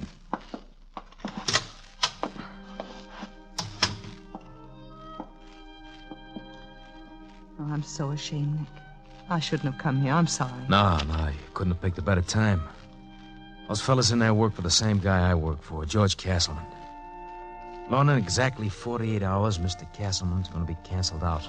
They'll be working for me. The whole country will be mine. Oh, Lorna, I want you to share it with me. Oh, what's the matter? I'm not good enough? I'm not good enough? I didn't say that. But that's it, isn't it? That's what you really have to face, isn't it? No, I know the right people. I wear the right clothes, but I don't bleed the right No, color, stop it. Let's see what color I bleed. When this goes through, I'll be on my way. Do you understand that? I'll have your old man's oil. I'll own all your gold-plated friends. Maybe then my name will be worth something to you. Maybe then you wouldn't mind sharing it, huh? Share your name. I've been asking you to marry me. Oh, no. Hey, what's that for? Oh, Nick, I'm scared. I'm scared about what you're doing, what you're planning, what it'll lead to. You're that scared for me? Yes. I mean that much to you? Nick, how much do I mean to you? Well, everything I have. Is that enough? Yes. If you'll give it up. If you'll get out of this whole thing. If that's what it'll take to have you, you got a deal. I can check out inside of a year. No, it'll be too late But then. I can't get out now. This is the big jump. I gotta see it through. Please, Nick, give it up. Don't go through with it. It's too late, baby. The wheels are already turning. Nick, could I see you a minute? Yeah, okay, Eddie. You go home, darling. I'll call you later.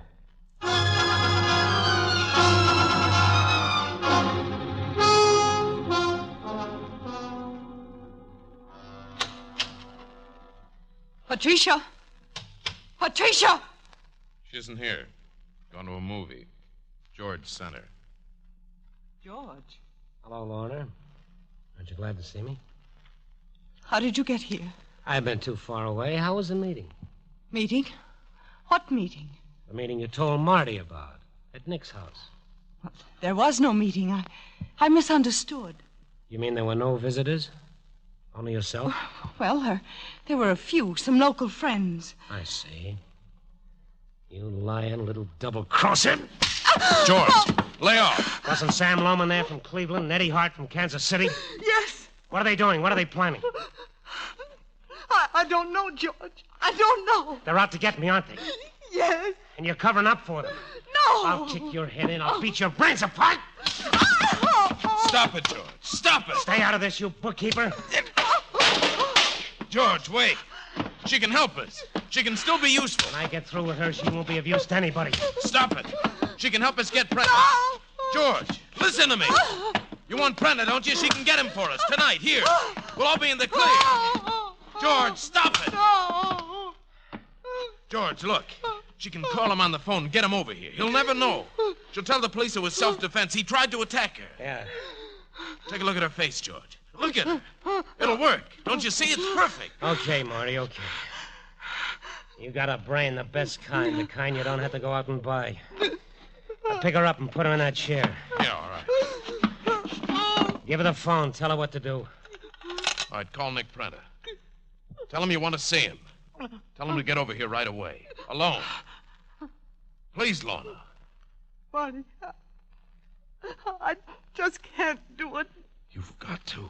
No, I can't. What's the number? Wait a minute. That's Nick. All right, Lorna. Get to the door and let him in. He has his own key. You little tramp. Oh! One wrong word and I'll kill you both. Lorna, Yes, Nick.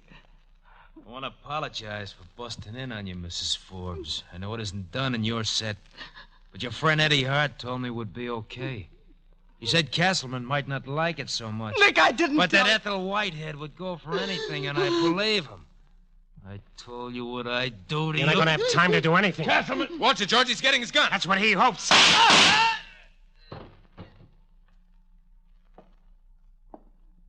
Nick wasn't even a good hoodlum. Marty, where's Ethel? She beat it. She's in her car. All right, let her go, Marty. I'll get her no matter where she hides.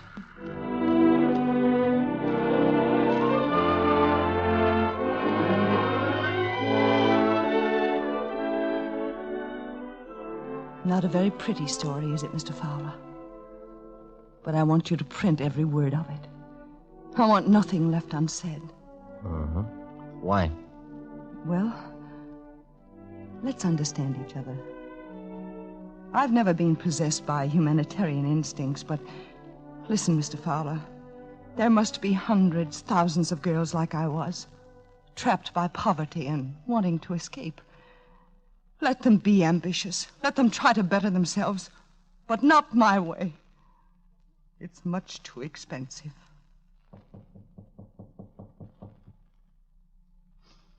Do you want to wait around and watch the fade out of the notorious Lorna Hanson Forbes?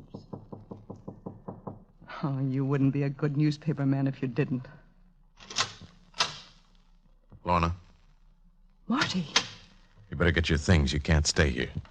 You've unfinished business with George. He's on his way here, unless the police get to him first. They're looking for him. You see, I told them who killed Prenta. You told them. But what will George do? Doesn't matter. That means your unfinished business, too. That doesn't matter either. You did it for me. For me. Oh, Marty, it makes no sense. Has everything you've done made sense? We do what we do because we're made a certain way. Yes, but what I did, there was a hope for some return, some kind of dividends. For you, there's nothing. There never can be. Not even a promise. I know that. I kept a very good set of books for everyone but myself. Ethel. Send out Blackford. George, he's outside. Where are you going, Ethel? Hello, George. Where's Blackford? I don't know. I haven't seen him. What are you doing out here? Waiting for me, I suppose. Strangely enough, George, there was a time when I did wait for you and nobody else. Well, that's past. Where's Blackford? I don't know. All right, come on, let's get going. Sure, George. I figured I could draw you out, Marty. You're not very bright. Start saying your prayers. George, no! Ethel! Oh! George, I'm going to blast your head off.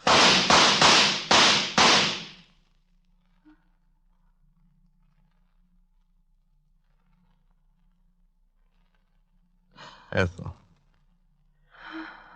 Ethel, darling.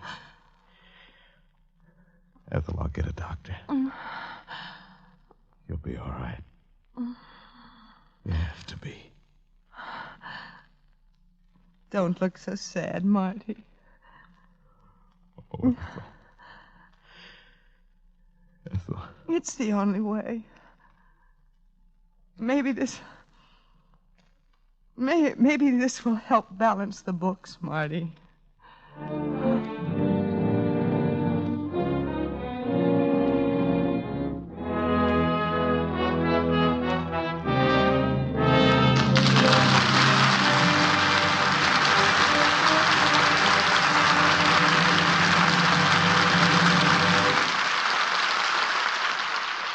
And so ends our adaptation of The Damned Don't Cry. Our stars, Joan Crawford and Frank Lovejoy, will return in just a moment with our guest screen director.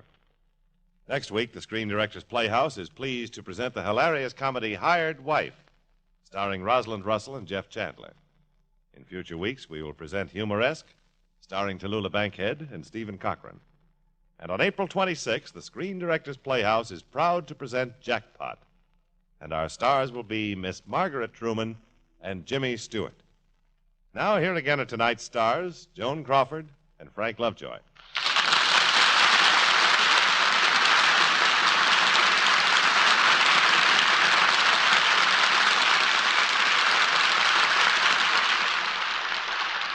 You know, Shakespeare said, the play's the thing.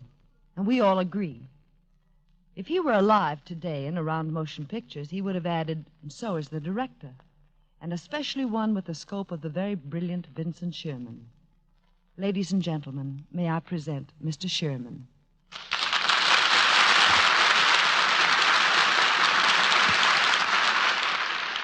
Joan, I'm very grateful. I hadn't realized I was such a remarkable fellow. Oh, but you are, Vincent. When an actor doesn't mind getting up at 5 a.m. to work for you, you are remarkable. Remember how many of those early calls we all had working for you in Goodbye, My Fancy? Yes, and I apologize for ruining your sleep, Frank. Apologize? Vincent, I'd think nothing of getting up at 2 a.m. for you. Oh, and greater love hath no actor than for his sleep. It's been a long time since I've heard a finer tribute. Incidentally, if I may, I'd like to say how much I enjoyed working with Frank Lovejoy as my co-star in Goodbye, My Fancy. And may I add, the gentleman is really an actor. Well, thank you, Vincent.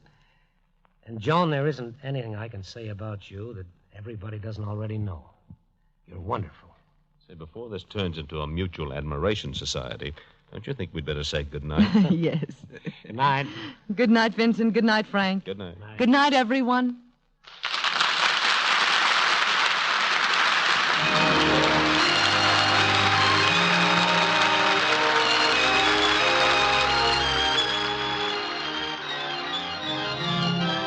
The Damned Don't Cry was presented through the courtesy of Warner Brothers, producers of I Was a Communist for the FBI, starring Frank Lovejoy.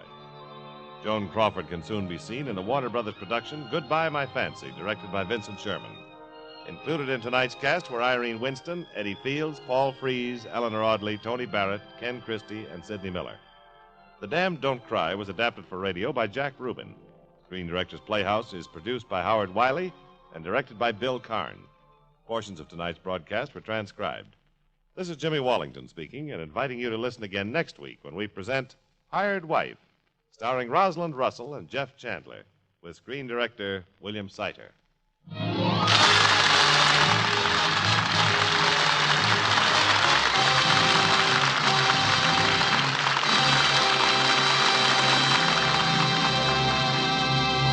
Saturday's Fun with Judy Canova and Dennis Day on NBC.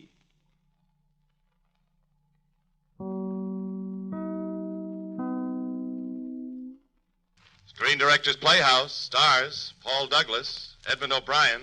Production, The Big Lift. Director, George Seaton.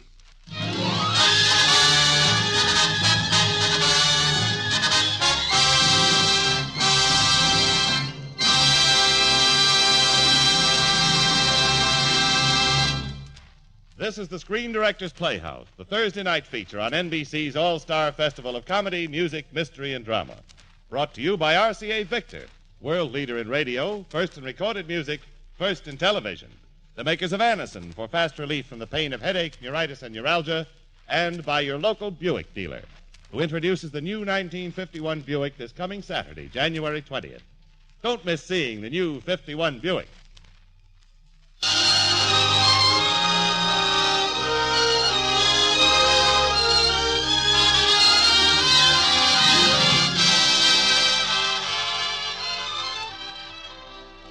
Tonight, the Screen Directors Playhouse is pleased to present Edmund O'Brien and Paul Douglas, starring in the first radio performance of the celebrated motion picture story, The Big Lift.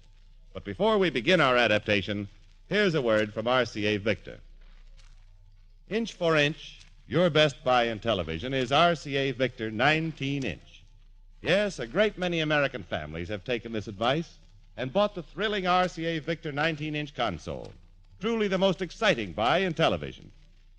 When you set out to become an RCA Victor million-proof television set owner, remember that the set you choose will be the very hub of your home for years to come.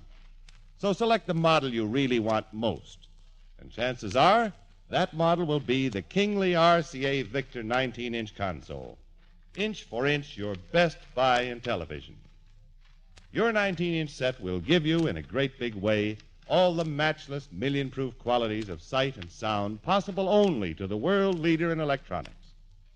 Yes, inch for inch, your best buy in television is indeed RCA Victor 19-inch.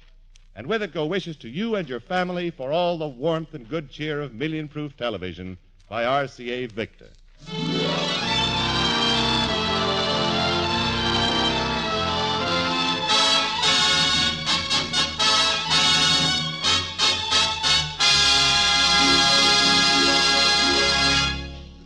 Now for the first act of the Screen Directors Playhouse presentation of The Big Lift, starring Paul Douglas as Hank and Edmund O'Brien as Danny.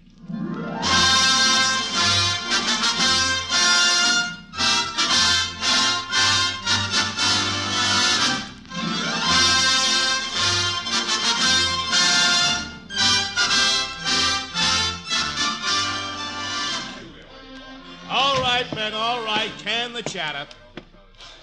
The 19th Troop Carrier Squadron is bound for a new job in Berlin. Have you read the papers? You know what it's all about. Blockade. Now, here's Berlin inside the Russian zone of Germany.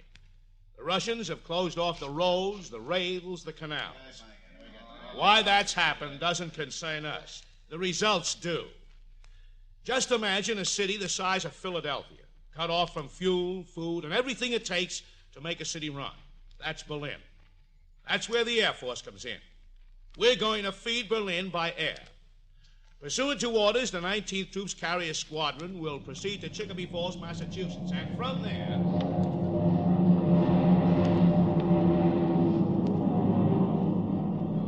The date? You know it. April 1948. And the planes came, nice, fat C-54s, their empty bellies ready to be filled with coal and flour and milk and oil. They came from everywhere. Aircraft 2589 to Rhine-Main Tower. Request landing instructions, over. Rhine-Main Tower to aircraft 2589. Who are you? Where you from? Over. Where we from? We're from the 19th from Hickam, Hawaii. Well, hush my ukulele. Maintain your altitude and you move in after the 54th from Alaska and the 20th from Puerto Rico. Anybody from Tibet or Afghanistan follows you. Aircraft 2589 QSY to Frankfurt Airways on 13788 megacycles for landing instructions. Over. Roger, and out. Danny. Huh? You call me Captain Gravy? Come on. Kiss the Sandman bye-bye. What a dream. There's one thing the Air Force can't take away from an engineer. His dreams. Oh, you're breaking my heart, McCullough. Go on back and wake him up. We'll make Rhine-Main in a few minutes. Jawohl. Pretty classy German, huh? Right out of Schopenhauer. Come on, rise and shine. Take a look at Germany, home of Rhine wines, fine beer, and assorted strudel. You awake, Hank? I'm awake. Boy, look at that rubble. This place sure caught it. Not enough. This is where they should have used the A-bomb. Still with the big chip, huh? I didn't ask for Germany. You got it. We all got it. Get used to it. Why me? Let the Krauts get used to starving for a while. Staff Sergeant Hank Kowalski, still fighting the war. I still got a war to fight. You can't get that prison camp out of your system, can you? Leave me alone, Danny. I only... Leave me alone. They want to feed the Krauts? Okay. They send me over here? Okay. But I don't have to like it.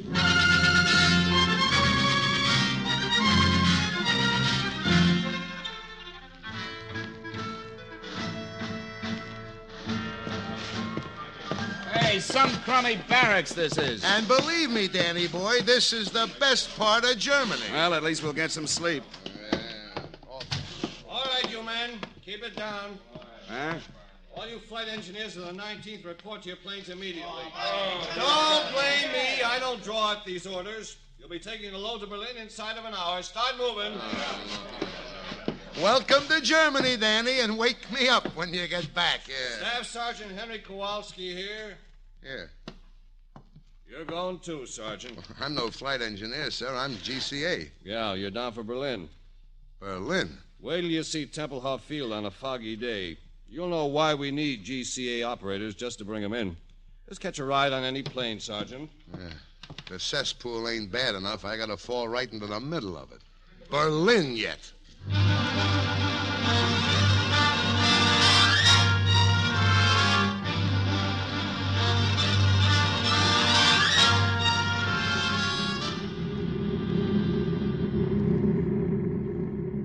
You just stand right there, Hank. Watch me push the buttons. You'll be fascinated. I'm thrilled all to pieces. Say, Captain Grammy, how's it feel to be flying co-pilot? Yeah, if Major Bedford wasn't along, I'd probably be in Sweden by now. I guess it's a milk run after you get used to it, huh, Major? Oh, sure. All you do is stay in a 20-mile corridor, fly at exactly 170 miles an hour, hold exactly 6,000 feet, fly instruments continuously, and give radio checks on the second. Nothing to it. What kind of a field is this Tempelhof? Well, see for yourself. There it is. What the? Oh, no. Oh, you must be kidding. Hey, what are they trying to do? Hide it behind those apartment houses? With your gear down, you can almost roll your wheels on those roofs. Ah, don't kid yourself. When you land at Tempelhof, those roofs are 5 stories above you. And below, just for convenience, there's a graveyard. When the fog hits, letting down between those apartments is like threading a needle when your mouth is too dry to spit. Well, what's the matter, boys? You're not talking. Who can talk? Landing checklist, Captain. Heater switches off. Heater switches off. Booster pumps high. Booster pumps high. Fingers crossed. Fingers crossed. Berlin. I gotta draw Berlin.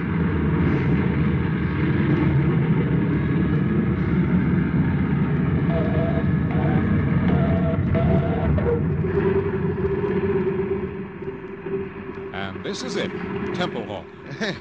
Guess you guys can use GCA all right with 200 feet ceiling and a quarter of a mile to make a landing. GCA, Sergeant, and a lot of things that haven't been invented yet. Now, let's get out of here. Hey, what about unloading all this stuff? Trucks get it as soon as we land. Mostly Germans do the work. I'll go check the weather. Yeah, give these Krauts a chance and, steal your blind. Well, they're doing a good job. Hey, look, Hank, they're just people. Don't kid yourself. They're a special brand of people. They're the super boys. So what are you trying to do, start another war? I ain't finished with the last one yet.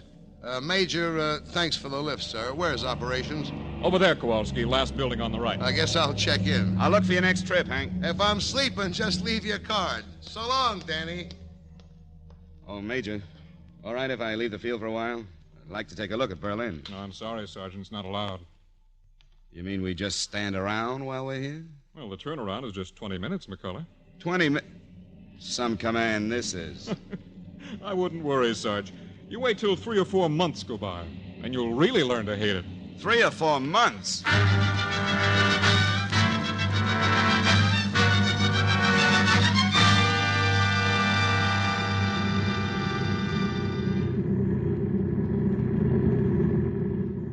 There's no time for coffee this trip, Danny.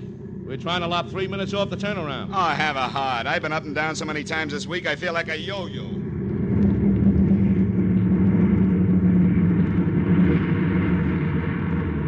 Tempelhof, Danny. Tempelhof, Rhine, Main. Tempelhof, Rhine, Main. I'm living in a rut at 6,000 feet. Captain Grammy, I'd better have a look at number 4 when we get home again. 4 months, and already he calls it home.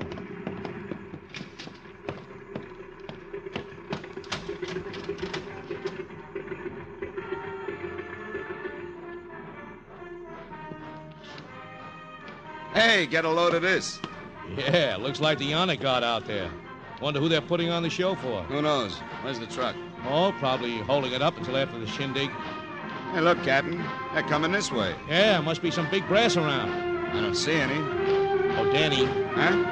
I think it's for us. Well, what are you looking at me for? I didn't do nothing.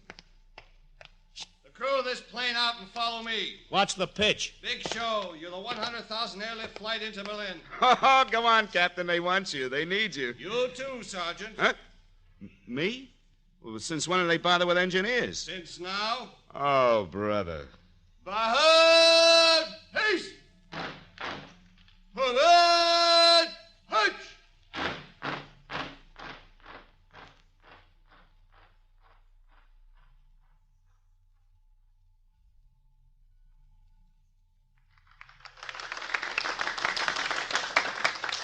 The presentation of the briefcase will be made to the flight engineer Daniel McCullough from St. Paul, Minnesota, by Frau Frederica Burkhardt.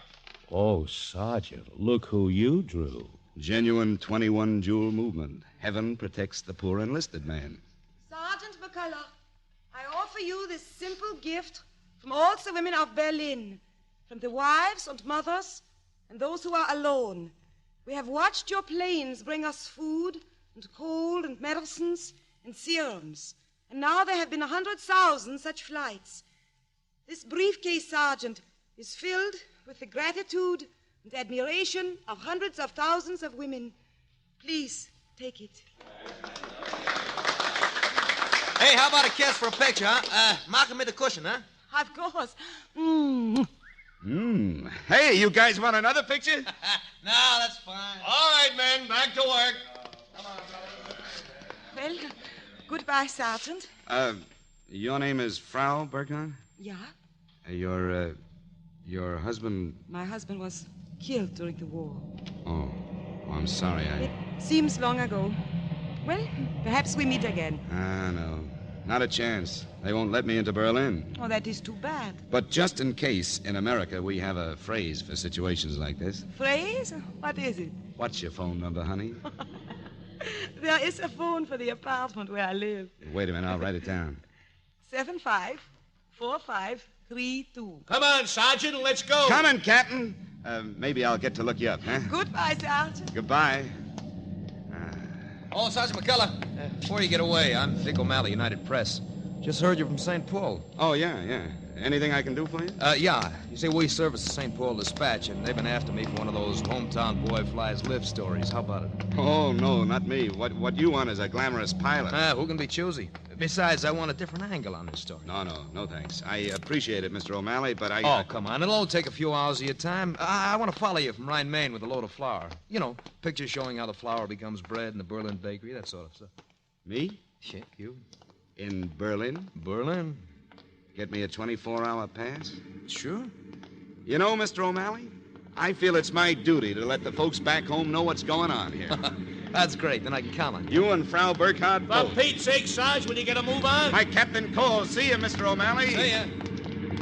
Hey, Dilly. You're a hero. Hiya, Hank. How's the GCA business? Just dandy. You keep this up, you might even get the Kraut Iron Cross. Tell me about it when I get back to Berlin with a pass yet. A pass? Sure, laughing boy. I'm going to show you how to live with these people. Sergeant McCullough! So long, Kowalski. Don't take any wooden blips on your radar screen. Keep your shirt on, sir.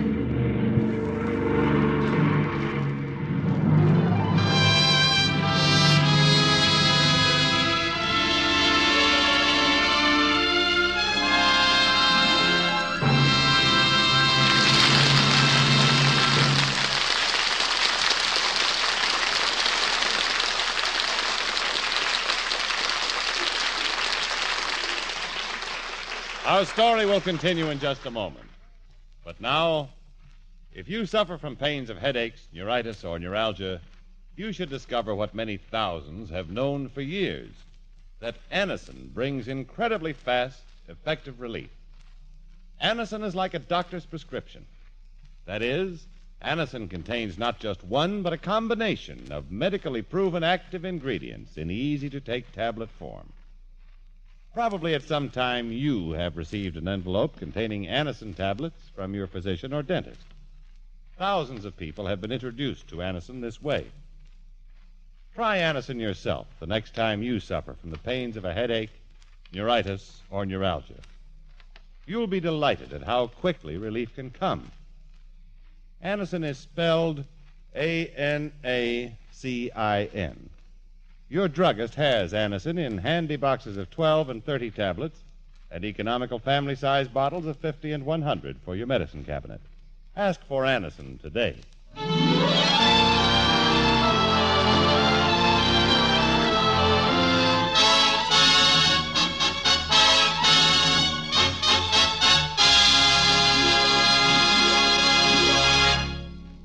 Now for the second act of the Screen Directors Playhouse presentation of The Big Lift, starring Edmund O'Brien as Danny and Paul Douglas as Hank.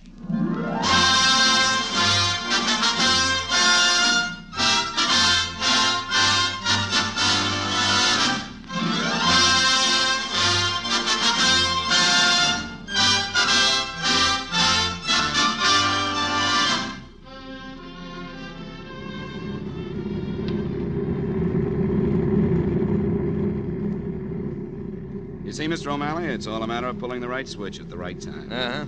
How about this one, Sergeant? Yeah, you pull that and the wings fall off. Never mind him. He's just a pilot. The captain's jealous because he ain't getting his name in the paper. I'm jealous of that 24-hour pass you've got. Tell me, doesn't this fog bother you guys? Nope. Long as you can see the wingtips, it's a clear day. Glad to hear it. Where are we? Coming into Templehof. Well, how do you know? Radio. GCA will be picking us up any minute now. GCA? Ground-controlled approach, radar and stuff. Maybe we don't know where we are, but they know on the ground. They just talk us down. GCA, coming in now, Sarge. Sounds like your friend, Hank Kowalski. Here, Mr. O'Malley, take a listen on the headphones. This guy's the best in the business. You're now over building area, going high on glide path. Adjust your rate of descent. Glide path improving. Quarter mile from touchdown. On course, on glide path. Now you're drifting. Correct course, 3 degrees right. 2 degrees. Very nice correction. Now start breaking your glide. Take over visually now and complete your landing. Jigsaw over and out. Holy Ike, we're right in the clear. Landed. Pretty sharp, huh? Yeah, you said it. Look, I got to do a story on this thing. I'll fix it. Will your friend mind? Sure. Like a father minds talking about twins.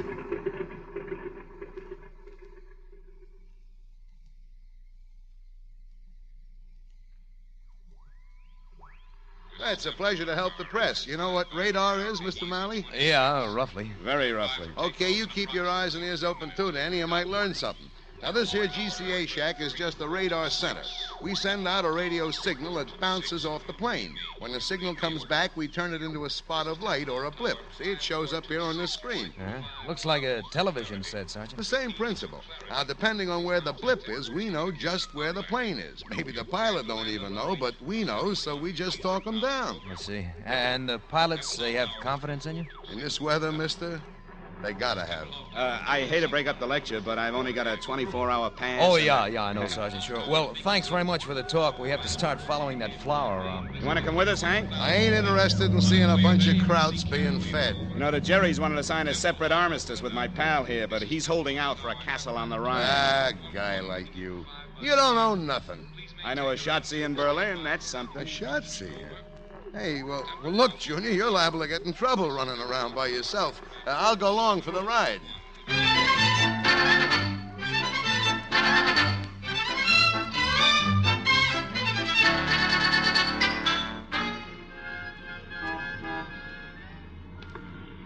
Okay, Sarge, here's the last shot. With a loaf of bread in his arms yet, standing in front of a bakery. Danny McCullough, the spirit of Berlin. Nuts. Da-da-da-da-da-da-da-da. That's got it. Thanks a million, Sergeant. A pleasure, believe me. I want to get the story. I'll send it to you. Do that. Well, enjoy your pass. So long. See you. See you. So long.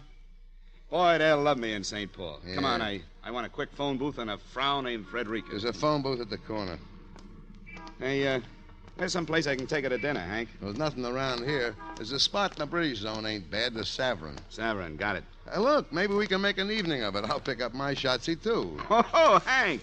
You've got a shotzi? Oh, after 4 months, what do you expect? Well, you're a traitor. Don't give me that trader business. With Gertie, it's just like I want it. If I want to see her, I see her. If I want to talk to her, she talks. And if I don't want to, she keeps her mouth shut. She must be nuts about you. I should worry. She gives me 1 day's service on my laundry. The PX takes a week. Here's the phone booth. Well, you call and I'll get us a taxi. Okay, only takes a second. Taxi! Hey, Fritz! Well, bring it here, Buster. Bring it here. That's it. If I want it 10 feet away, I'd ask for it 10 feet away. That's more like it. Peter? Yeah, sure, Bitter. What's the matter, Vienna Schnitzel? You think I'm going to take a punch at you? Please, no English. Ain't that a shame, no English? Well, I learned my German the hard way, and you... Hank. Yeah? She's not home. The guy who answered said she is Boykenberry's Barbarossa Strasse 32. Oh, well, that's on the way back to the field. I'll drop you. Come on, get in.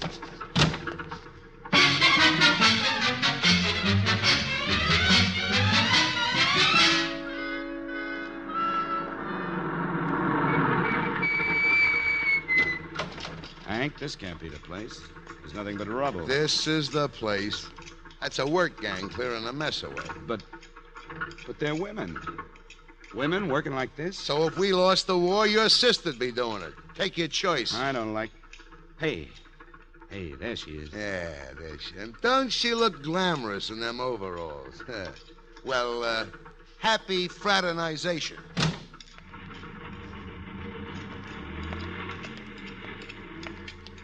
Hello. Just remember me?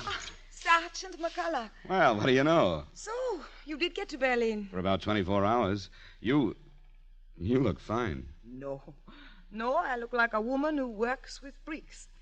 Well, in Berlin, if you are between 18 and 55, you must work. You speak English very well. You could be a translator or something. No jobs, but thank you. Now I practice my English with you, maybe, yeah? Yeah, but definitely, yeah.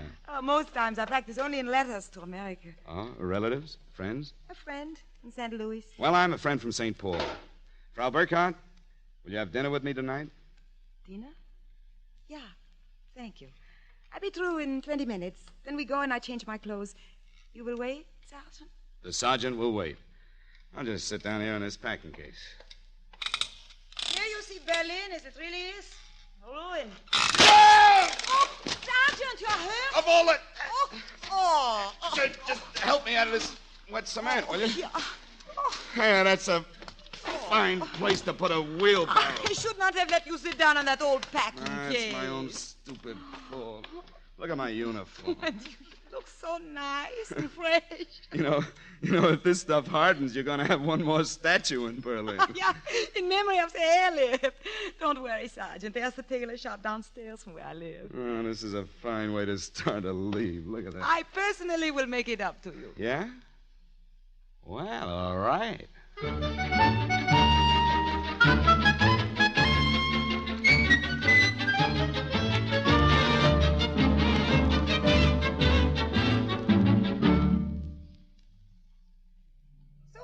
look very nice in Herr Stiebe's bathrobe.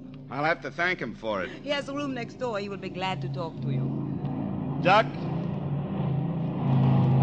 You know, if you lived any closer to Tempelhof, they'd be landing planes on your kitchen table.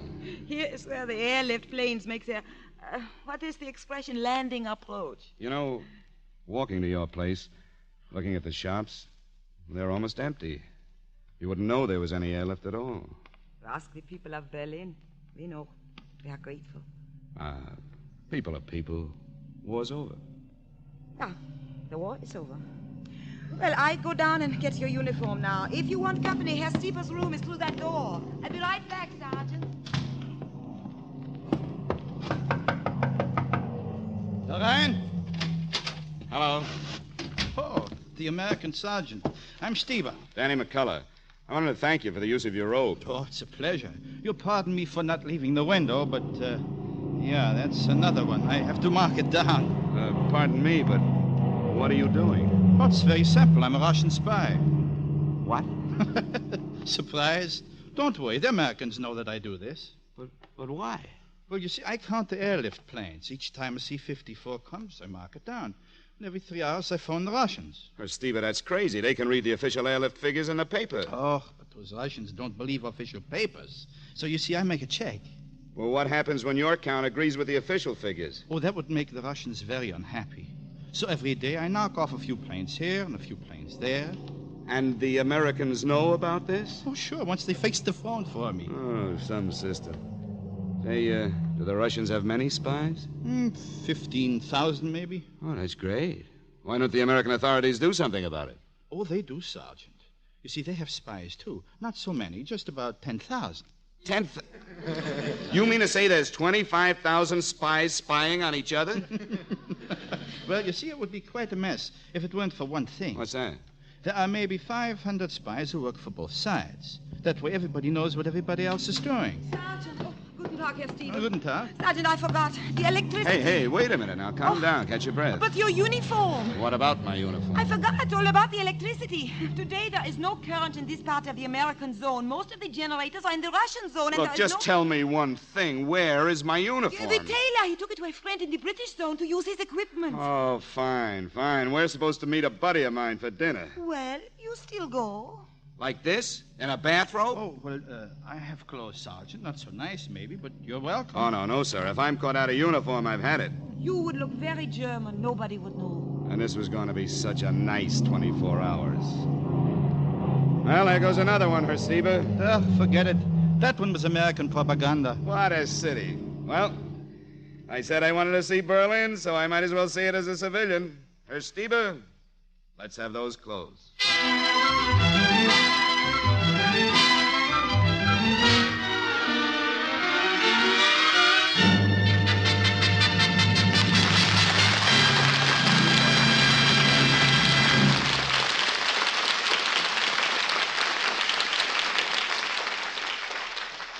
And now, before the curtain rises on the next act, don't forget that the new 1951 Buick will be shown for the first time anywhere this Saturday, January 20th. Don't miss this gala opening day at your nearest Buick dealers. That's the day the entire all-star lineup of 1951 Buicks will be introduced. And you are personally invited to be among the first to see them. See the car of your dreams and everyone's dreams with its new features, new smartness, new and distinctive Buick lines. And what else has the new 51 Buick got that sets the pace again? Plenty. Check this new honey for its power, its looks, its price. And you'll see why the 51 Buick is the smart car, the smart performer, the smart buy for 51. Remember the date, this Saturday, January 20th. And the place, your nearest Buick dealers. Don't miss seeing the new 1951 Buick.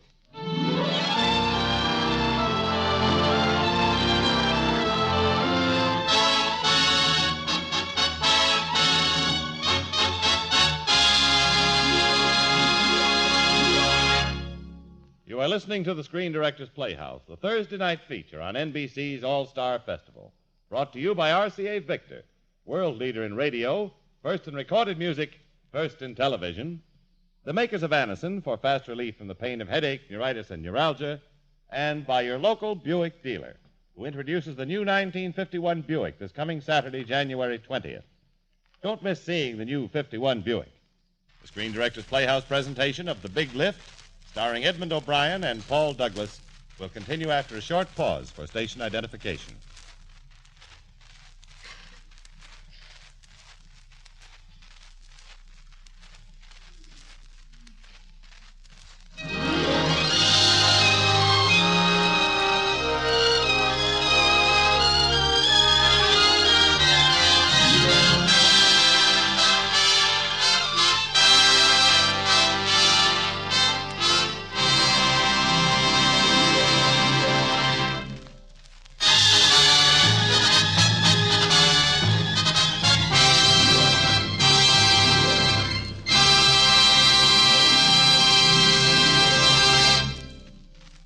This is the Screen Directors Playhouse. We continue with the third act of The Big Lift, starring Paul Douglas as Hank and Edmund O'Brien as Danny.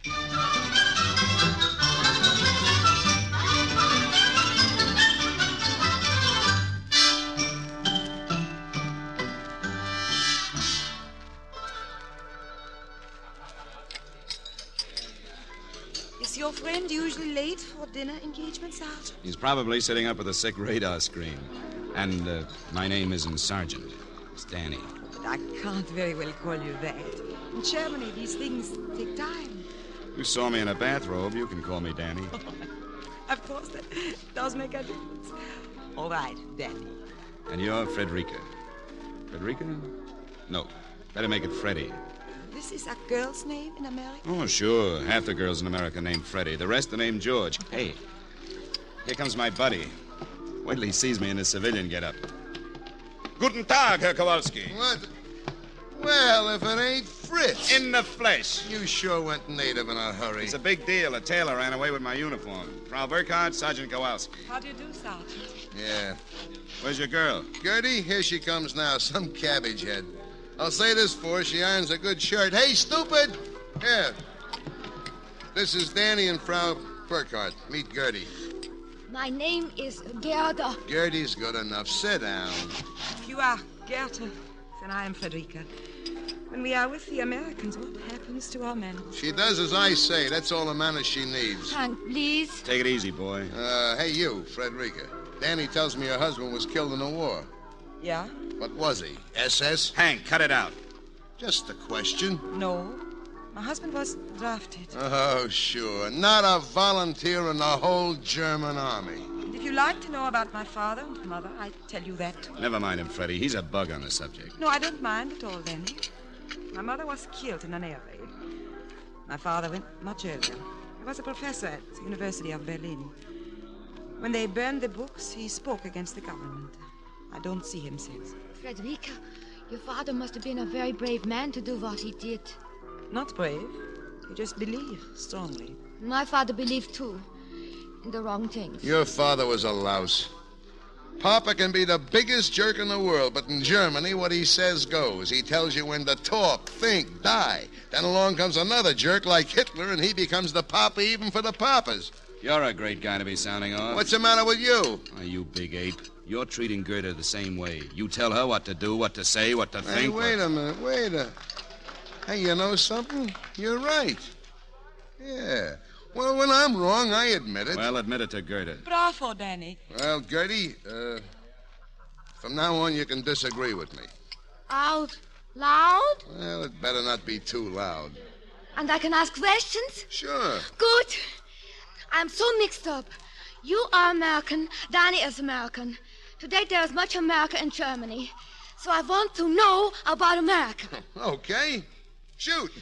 What is democracy? Well, it's... Why, What is it?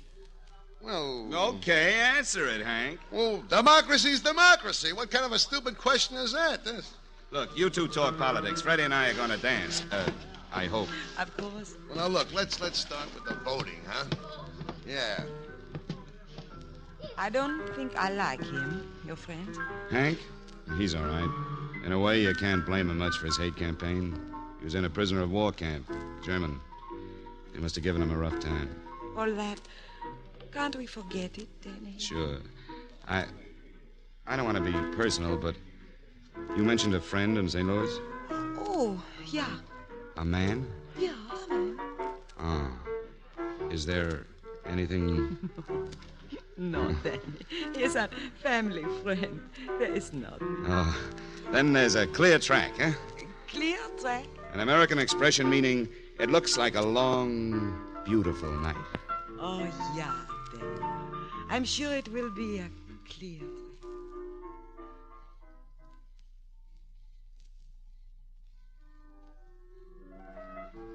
So, America, Hank, it is run by the people.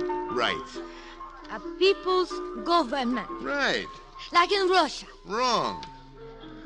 What you said? Okay, what I said. Now, look, call it the people's government in Russia. But the point is, who is boss, the people or the government? Now, if you...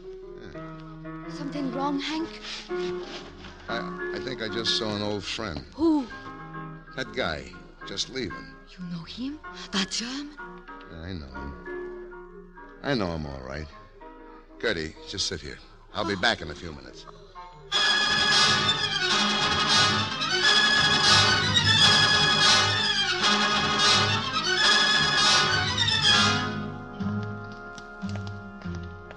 Hey, pal. Yeah? Out for a nice, lonely walk, huh? I do not understand. Yeah, me too. Just a walk. Please, I must go. No. You know, it's funny meeting us like this. You know, you're the spitting image of a guy I used to know during the war. He was a guard in a prison camp. No, God. Never. You make mistakes. What's the matter? Relax. Take it easy. I'm just holding on to you because I like you. Yeah. I want to talk to you. Yeah. I want to tell you about this guy. Oh, he was quite a German. He hated Americans and he hated Poles, and I was both, so he took it out on me. You know what he used to do? He'd take me aside in the woods and give me German lessons. Nothing easy like Guten Tag or Auf Wiedersehen, but nice little tongue twisters like the Potsdamer Postkutscher puts den Potsdamer Postkutschkasten. Well, I made mistakes, lots of mistakes. Yeah. And whenever I did, this fella, he'd correct me with a rifle butt in the kidneys. Took me about 7 months, but I learned German. Of course, I've forgotten some of it, but if the weather changes suddenly or I bend too quick, you'd be surprised how it all comes back to me. Nine. It wasn't me, Come not here, me. come here. You got a little English lesson coming to you. Germans have trouble with the W's, don't they? I'll give you an easy one. Just say it after me. Which way went the winged whippoorwill? I don't want to hear any V's instead of W's in there, or I'll have to correct you. I'll try it. Which way went the winged whippoorwill? Now say it. Which way? Which way, I said. Now try it again. Which way? Again! Again!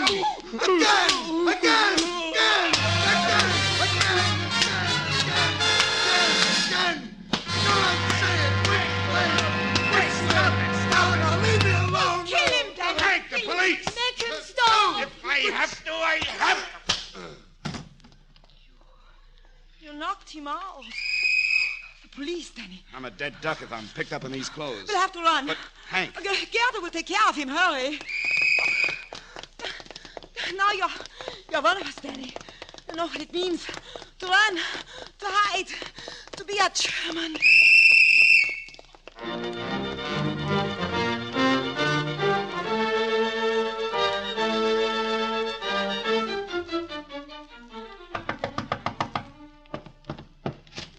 Come on in, Hank. You okay? His hands swollen.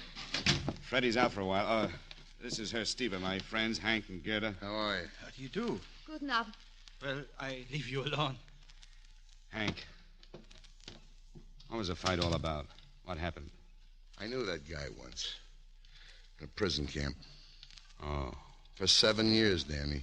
For 7 years, I've been waiting to beat that face in. So now I've done it. Why do I feel like this? So lousy, so dirty and rotten. Hank, it is better than feeling good. Hank, Gerda. They're all right, Freddie. What about the uniform? Oh, tonight there was no electricity in the British zone. What? Oh, early tomorrow you get it for certain. Well, what am I going to do tonight? I will sleep with a woman down the hall. You can have my room. Well, Please. Come on, Gertie. Let's all get some sleep. Good night, Frederica. Good night. Good night, Danny. Good night. Good night, Danny. Okay, good enough. That's enough already. See you at the base in the morning, Danny. Yeah, see ya. So, Danny, it has not been what you expected, your leave? No, not what I expected at all. I am sorry. Don't be. We've gotten to know each other pretty well, Freddie. That's very important. Is it, Danny? Yeah. Yeah, it certainly is. The way you look at me, I think, Danny, you love me just a little. More than a little, Freddie. More.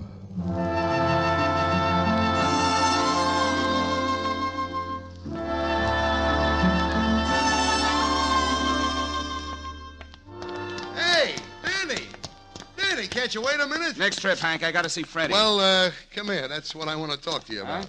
Well, for a week now, I've been delivering your coffee and stockings and blouses and cigarettes for you. Yeah, so? So I called you a sucker, and I was right. I had a friend in the document center look her up. Frau Frederica Burkhardt. Yeah, look at that. What'd I tell you? That husband of Freddie's was in the SS. Yeah. Huh? It's real pretty, isn't it? Yeah, it gets prettier. Her wonderful father never saw university. Had a little dough, and he wanted to keep it, so he played ball with the boys. He walked out on a mother in 1939 because she happened to be Polish. Nice guy. I guess it's true. Must be true.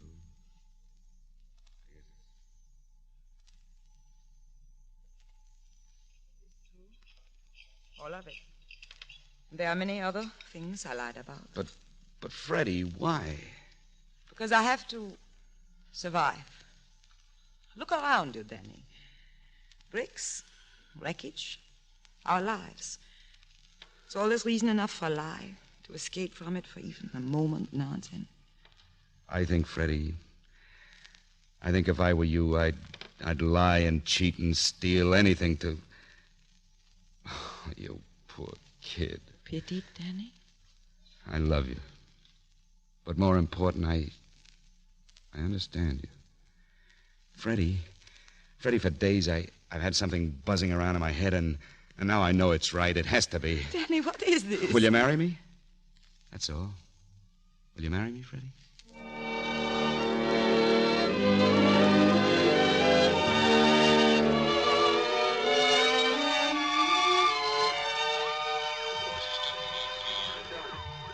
Why, you big lug-headed sap. Look, I don't have to ask your permission to get married. Just take this envelope to Freddie and have her sign the papers. You can't get married now. Why not? Airlift personnel who's been here 6 months are going stateside. I'll see the CO. There must be some way to hurry things up. She must have really fed you a line. Now, look, there was no line. Nothing cheap or nasty. Why, she's got dignity and fineness, and brother, she's really had it. And so have a lot of other people in this town. Why, I never realized how tough... Yeah. I feel so sorry for him. Every Sunday at 4 o'clock, I stand right here and bleed. Okay, Danny, I'll see she gets your letter.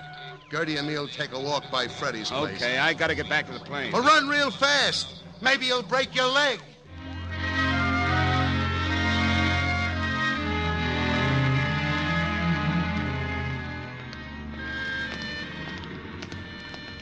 Can you imagine, Gertie?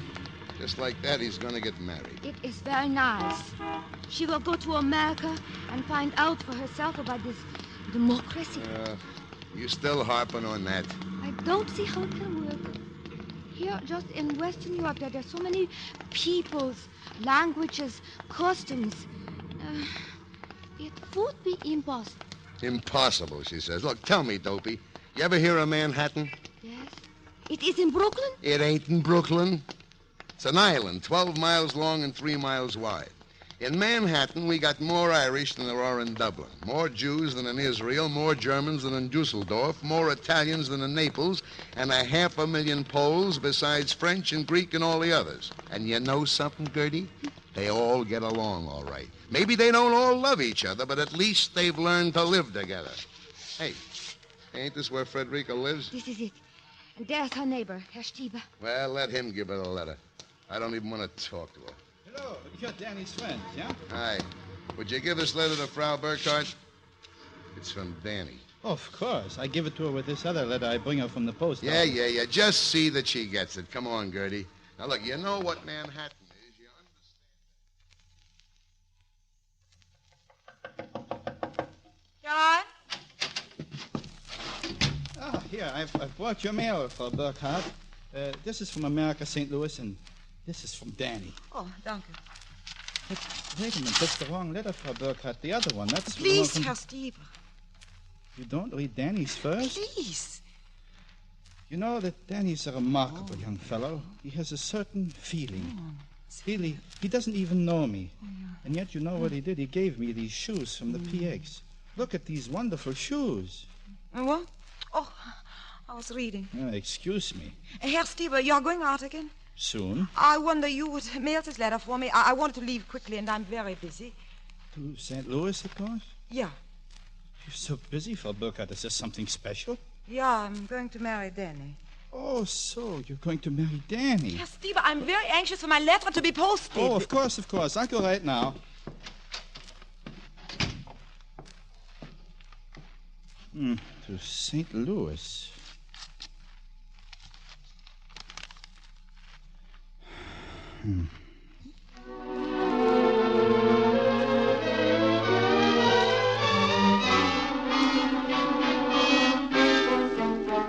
Captain Grant. Gramey, don't you understand? Yeah, sure. Look, I'm going home. I'm posted stateside for Saturday. I can't get out of it. Yeah, you ought to be celebrating, Sergeant. Celebrating? If I'm going to be married at all, I got to be married today, tomorrow, or the next day at the latest. Go argue with the weather. We're fogged in at Rhine, Maine. Maybe for a week. Sergeant, right now you haven't got a prayer. Oh, yes, I have. Yes, I have, and I'm going to keep saying it over and over and over.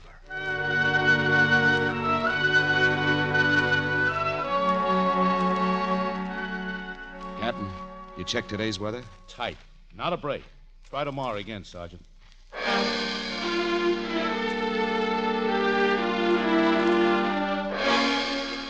Captain Gramey, today's my last chance. I'm drafted out tonight. Well, the Met section says the fog might rise a little. Then maybe? Yeah, maybe.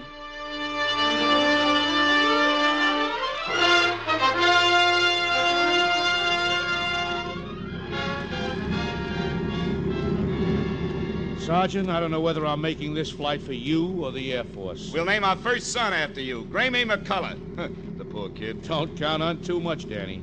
Flying in this soup is one thing. Landing is another. Yeah? Well, we'll soon find out.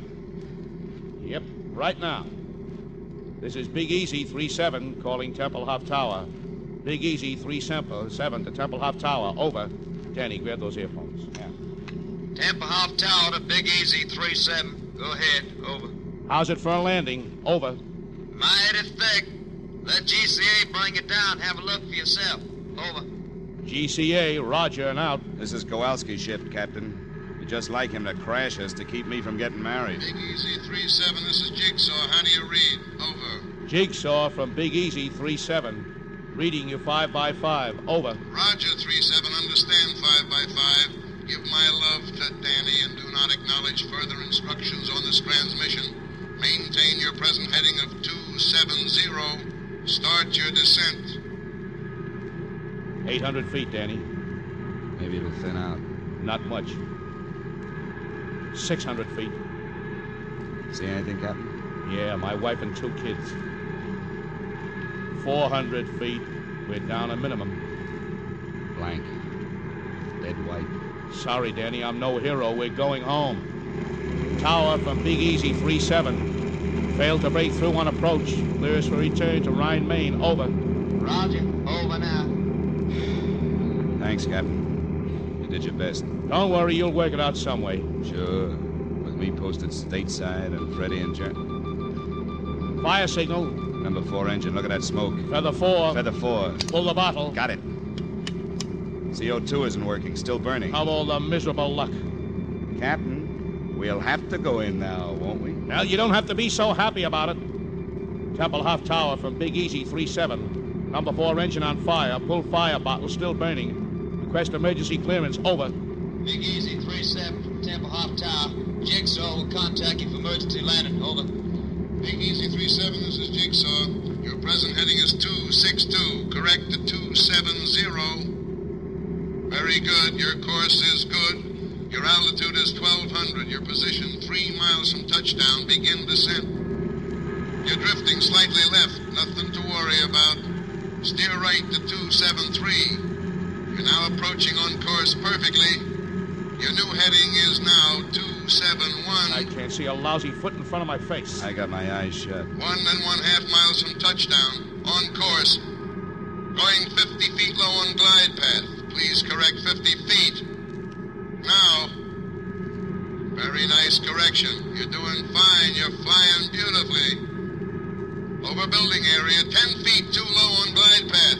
10 feet too low. Please correct 10 feet. Good. Good. 1/8 mile from touchdown. On the button. You will land in 4 seconds. 1, 2, 3, 4. You are now landed. Oh, that beautiful, lovely, wonderful voice. Captain, my first kid just got a middle name. Grammy Kowalski McCullough.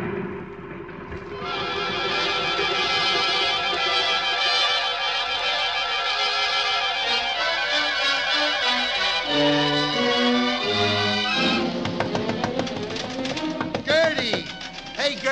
open the door. Come on, open up. No. What do you mean, no? Open up, I said.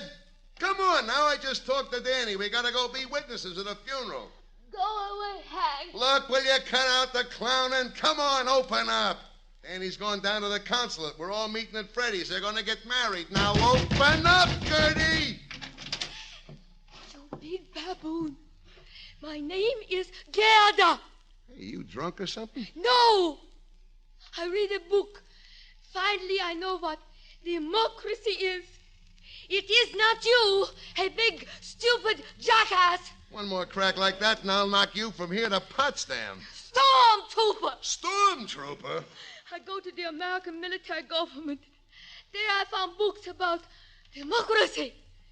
Democracy is independence and decency and freedom and you are a big bully. Gertie, baby, now you got it. Now you know what democracy is. Overstuffed big mouth. That's the idea, baby. Criticize the government. You jerk! Gertie. I mean, Gerda. Come on, baby. Get your coat, will you? We're going to be late, baby.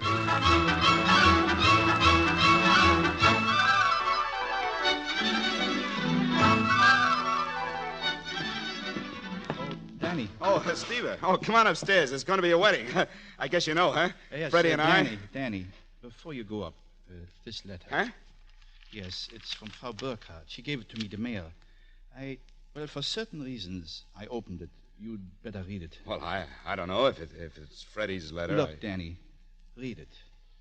In this way, I say thank you for the shoes, the airlift, for everything. And I'm very sorry. Very sorry. It's addressed to St. Louis. Carl Mirbach. And so, my darling, it is sure now that I will be with you again someday. You must write and tell me how long I must stay with him until I can get a divorce.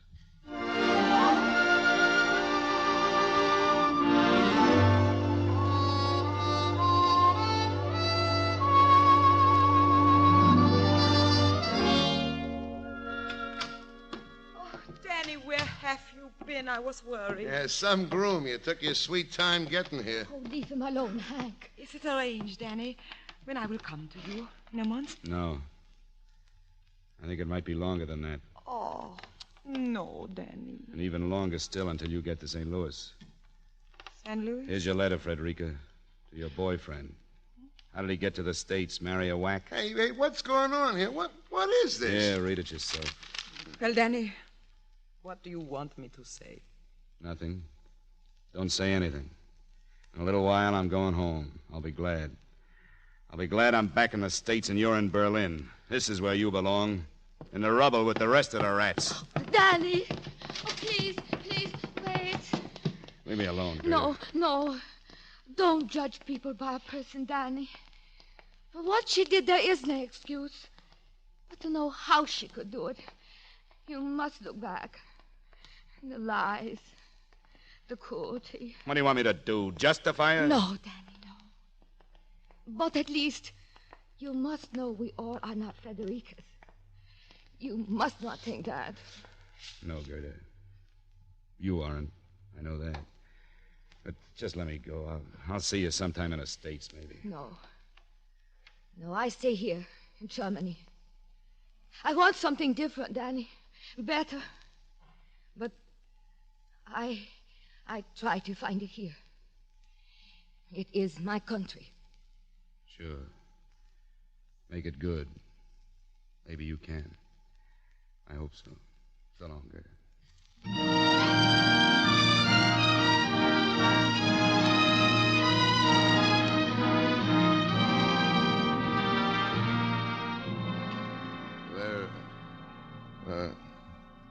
There's your plane, Danny.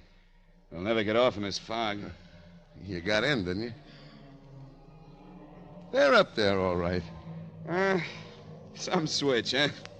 You and me. You hated him and I loved him. Okay, so maybe we're both wrong, huh? Gertie's okay. So is Stieber. Must be plenty of others. I suppose if you're ever going to sell these stoops a new way of living, you got to be a good salesman. Maybe if we don't shove them too hard. Sure. Well, you don't want to talk about it. Have a good trip, Danny. Yeah. Hey, what about you? When are you going home? Oh, I forgot to tell you, I switched to permanent duty. You what? Well, you know how it is. They're getting in some new GCA equipment, and they want me to stick around and help kick the bugs out of it. So you're going to grow old and gray on the airlift. Well, the Russians won't keep up the blockade forever. They can try. Let them. Take a look. What good's a blockade if planes are up there when even the birds won't fly? Well, it's my trick in the GCA shack. Can you find your plane okay? I think so. So long, Hank. Go on, Danny. Don't get lost in the fog. I won't get lost. See you, Hank.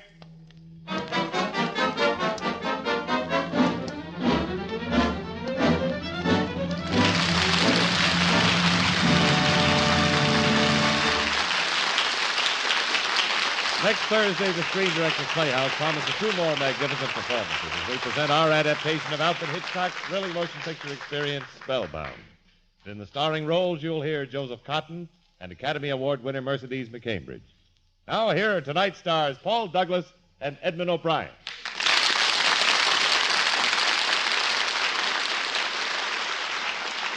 Ladies and gentlemen, thank you very much for your applause. But if you enjoyed The Big Lift, well... Well, the one to thank is the fellow who created the picture, and we mean created. Yes, sir, because as writer-director, he conceived the idea, wrote the original story and the screenplay, and then flew a crew over to Germany to put it all on film. So for Paul and me, it's quite a pleasure now to introduce to you the wonderful guy who made The Big Lift. And if I can name a couple of other standouts, Eddie, there's Miracle on 34th Street and Apartment for Peggy. Ladies and gentlemen, the director, Mr. George Seaton.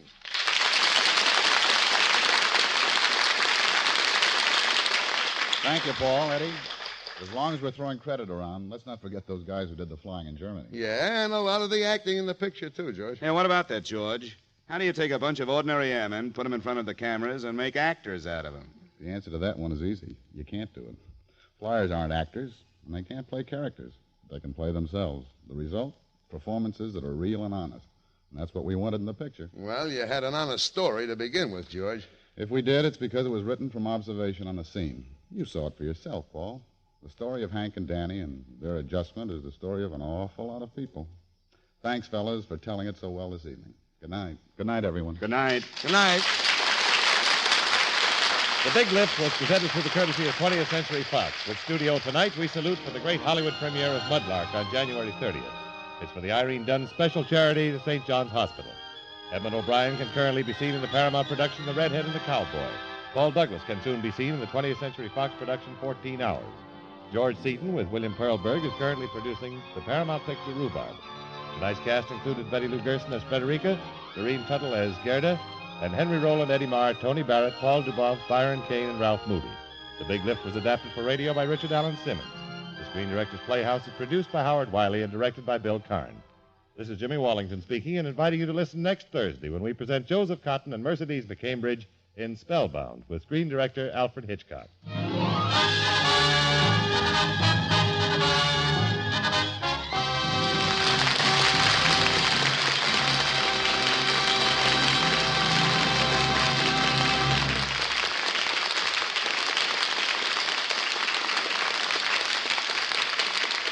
Sunday, Mr. and Mrs. Cary Grant start a new series as The Blandings on NBC.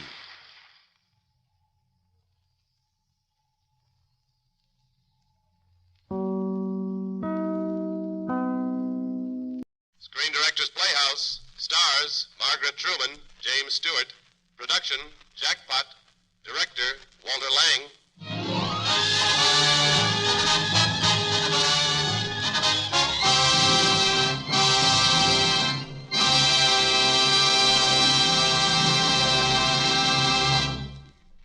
This is the Screen Directors Playhouse, one of the weekly features on NBC's All-Star Festival of Comedy, Music, Mystery, and Drama. Brought to you by RCA Victor, world leader in radio, first in recorded music, first in television, by Chesterfield, the only cigarette that gives you mildness plus no unpleasant aftertaste, the cigarette that brings you Bing Crosby and Bob Hope, and by the makers of Anacin for fast relief from the pain of headache, neuritis, and neuralgia.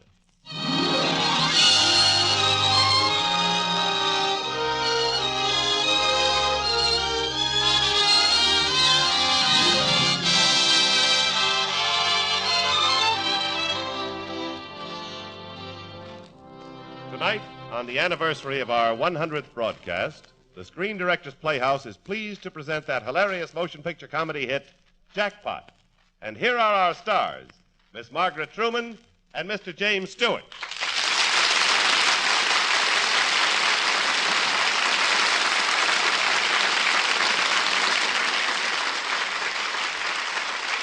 Good evening, ladies and gentlemen. Good evening. Tonight's story, Jackpot, is a comedy that deals with the trials and tribulations of the Lawrence family. It's a satire on the many giveaway programs offering thousands of dollars, fabulous amounts to the average American family. Winning one is an adventure that is rather unforgettable, as we will soon see. But before we begin, here's Jimmy Wallington. And here's a word from RCA Victor. Last week, the curtain went up on the 75th anniversary of the National Baseball League and the 50th anniversary of the American League. There's no better way to celebrate than by enjoying at first hand the thrills and the clean sportsmanship of baseball today. Baseball today. It's the American way. Of course, the next best thing to a seat in the stands is a seat in front of a 19-inch RCA Victor television. RCA Victor's new extra powerful picture pickup gives you the best possible reception everywhere. You know RCA Victor television is most in demand, but here's really important news. RCA Victor 19-inch television is available. It's on display now at dealer stores. So insist on the best. Insist on seeing 19-inch million-proof television by RCA Victor. When you do, you'll agree, inch for inch, your best buy in television is RCA Victor 19-inch.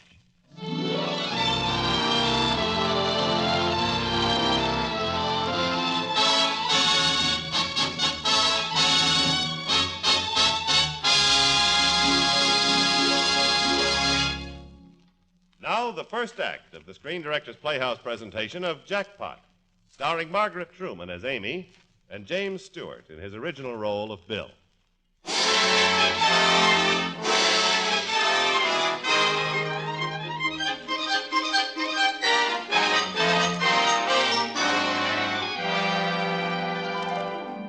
Every morning, every evening, ain't we got fun? Not much money, but honey, ain't we got fun? Yes, ain't we got fun? We're the Lawrences of Glenville, Indiana. I'm Amy, the voice on the left. And on the right, that good-looking, manly tenor is my husband, Bill. And between us, to complete our family quartet, is my teenage daughter, Phyllis, and my young son, Tommy. On this happy note, we all went to bed last night. And on this happy note, we all arose this morning. Bill, wake up. Come on, up. Oh, gee whiz. I wish you'd waited just 2 more minutes. Why?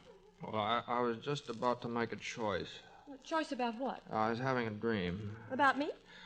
Well, you were kind of a part of it.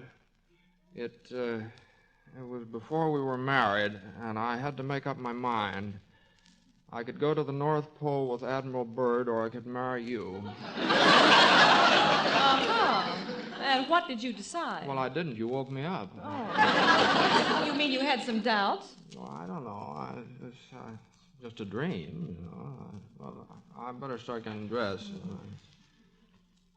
Amy, how long have we been married? We're having an anniversary in 2 weeks, and you were there for the wedding. Figure it out for yourself. Amy, are you happy? At 7:30 in the morning? What kind of a question is that? Well, I don't know. I don't know. I was just thinking about us. You know, this is it, Amy. The pattern's all set. You and me and the kids. This is it. I'm never going to the North Pole with Admiral Byrd. Byrd went to the South Pole. Well, this time he was going to the North Pole. He had some kind of a defroster or something. Anyway, what difference does it make? I'm never going to get there anyway. I'll just go on working at Woodruff's department store. You'll go on raising the kids. One day we'll be old and nothing will have happened. Is that what made you think about us? No, dear. I love you. I love the kids, but I want to go to the North Pole. Yes. Why not? Well, because for one thing, dressed as you are, you'd freeze to death.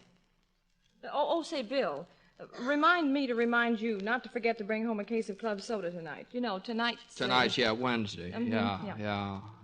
The gang's coming over to play Monopoly, yeah. Every Wednesday, week in, week out, we play Monopoly. Yeah, I know. Amy, listen to me. Let's be daring.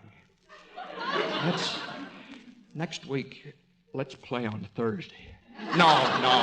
This would be too much of a shock for everybody. Including you. Now, how about shocking yourself into remembering to come home on time, huh? Dinner is served promptly at 6:30, sir.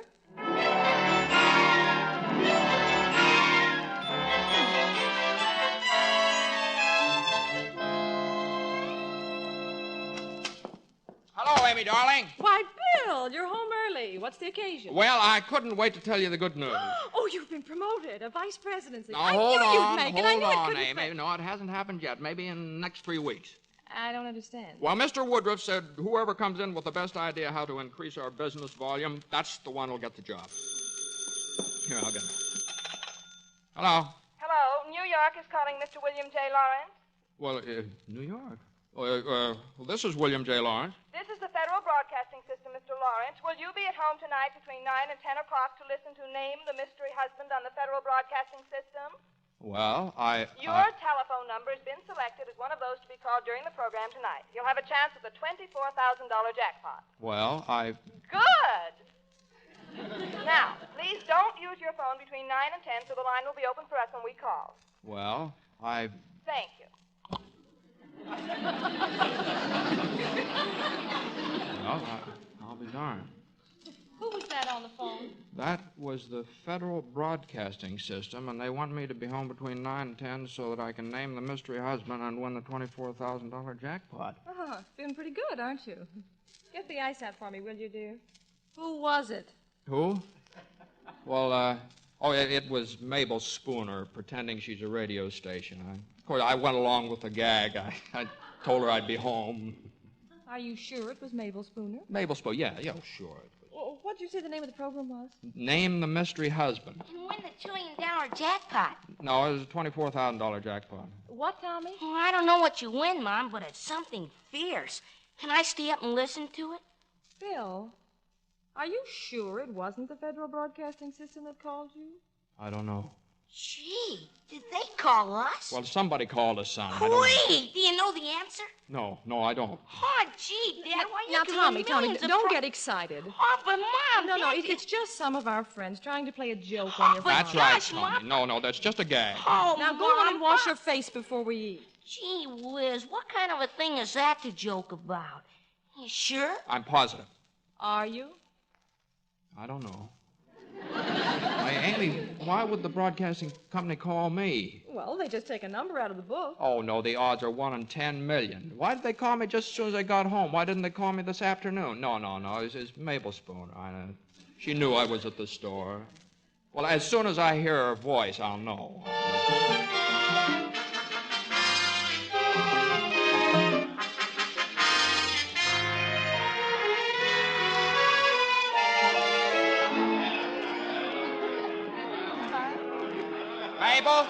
Mabel, now come over here. Now, I want you to repeat after me. This is the Federal Broadcasting System. This is the Federal Broadcasting System. That's not her, Amy. Excuse me, everybody. Just a minute. Bill, come into the kitchen. I want to talk to you privately. Sure, darling. Bill, we have to do something about this. Do something about what? Try to find out who the mystery husband is. Oh, now, Amy, if we win, we win. If we lose, what's the difference? Everybody's having a lot of fun. Fun? Bill Lawrence, I don't get you at all. You work a full year at Woodruff's for $7,500, and here you have a chance to win $24,000. And you don't even lift your finger to do anything about it. Well, what do you want me to do, honey? Well, Walter Winchell's always giving tips on the jackpot programs. Maybe somebody knows who the mystery husband is. Who? Well, maybe somebody in radio, maybe. I don't know anybody in radio. Well, don't we know somebody who might know somebody? Well, look, it's too late anyway, Amy. Look, it's 8:15 right now. The program goes on for 45 minutes. Wait. I've got it. Hank Summers. What about him? Newspaper man. Oh, he won't be back from New York till tomorrow. Call him. New York? Oh, that's long distance. Call him. Okay. Oh, operator. New York, the Bijou Hotel, Mr. Hank Summers. Person to person. Amy, that's going to cost $10. That don't make sense. What? But it does make sense. $24,000 worth. Suppose Woodruff doesn't make you vice president. Who cares? Yeah, $24,000. Hello? Hank? Hello, Hank. Hey, this is Bill Lawrence. Hey, who's the mystery husband? Me. I haven't seen my wife in 12 years. That's a pretty good one. I'd say, name the mystery husband. I'm a contestant now. Well, I don't know for sure, but they're saying it's Harry James or Artie Shaw. Harry James or Bernard Shaw? Artie Shaw. Artie Shaw. Is he married? Silly boy. The government hasn't frozen wives as yet. And now, look, pal, don't blame me if it isn't either one of them. Might be some third guy we never even heard of. Yeah, I know, Hank. Well, thanks a lot, Hank. I'll see you when you get home. So long. What did he say? Who is it? Oh, boy, we're in, Amy. We can't lose. He told you who the mystery husband is? He sure did. We can't lose. That's definite. Well, who is it? Well, it's either Harry James or Artie Shaw. Or somebody else. Oh.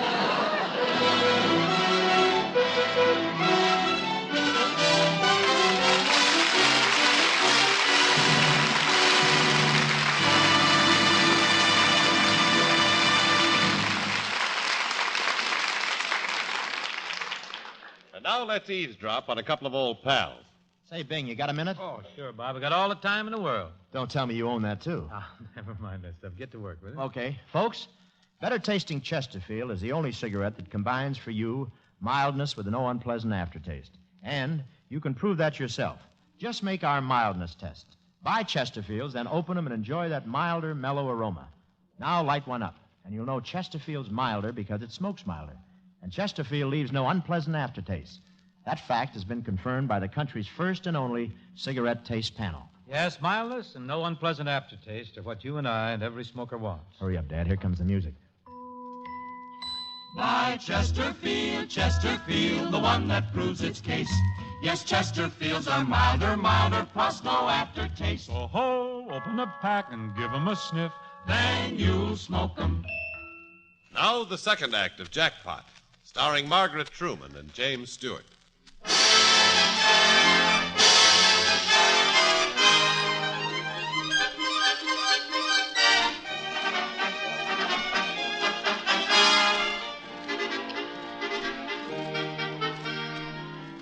Did you ever play bridge and experience the anticipation and excitement of awaiting the perfect hand, the 13th spade?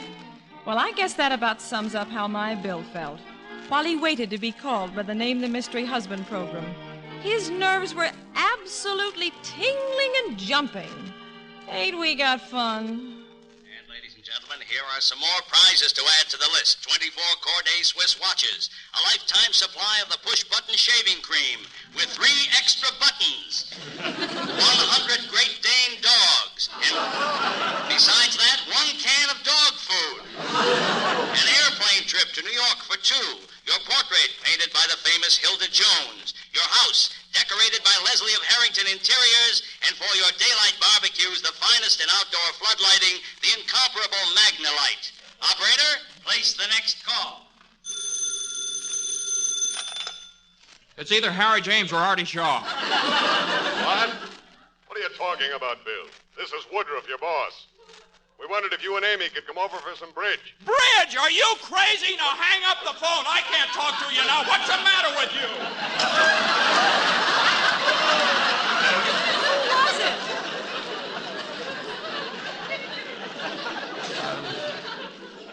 Mr. Woodruff, my boss. I guess I told him, didn't I? Excuse me, Daddy. I want to call Dorothy. Oh, yeah, go ahead. Hey, give me the telephone. Hey, what do you think you're doing? Well, what did I do? I didn't do anything. Everybody hates me. Only 8 minutes left. Daddy! Shh. Quiet, Tommy. Daddy, I'm stuck. What? My head's stuck between these 2 rails on the banister. I can't get it out. Oh, Well, dear. wait a minute. For heaven's sake. All right. Now, here. Now, take it easy now. We'll get it out. All right, now pull. Try and help me a little. Pull harder. Ow, my ears. Well, pull a little. Oh, hey, that's the phone. What'll I do? Just leave me stuck here. All right, well, don't go away now. Hey, Dad, watch out. The telephone book. No, I'm all right.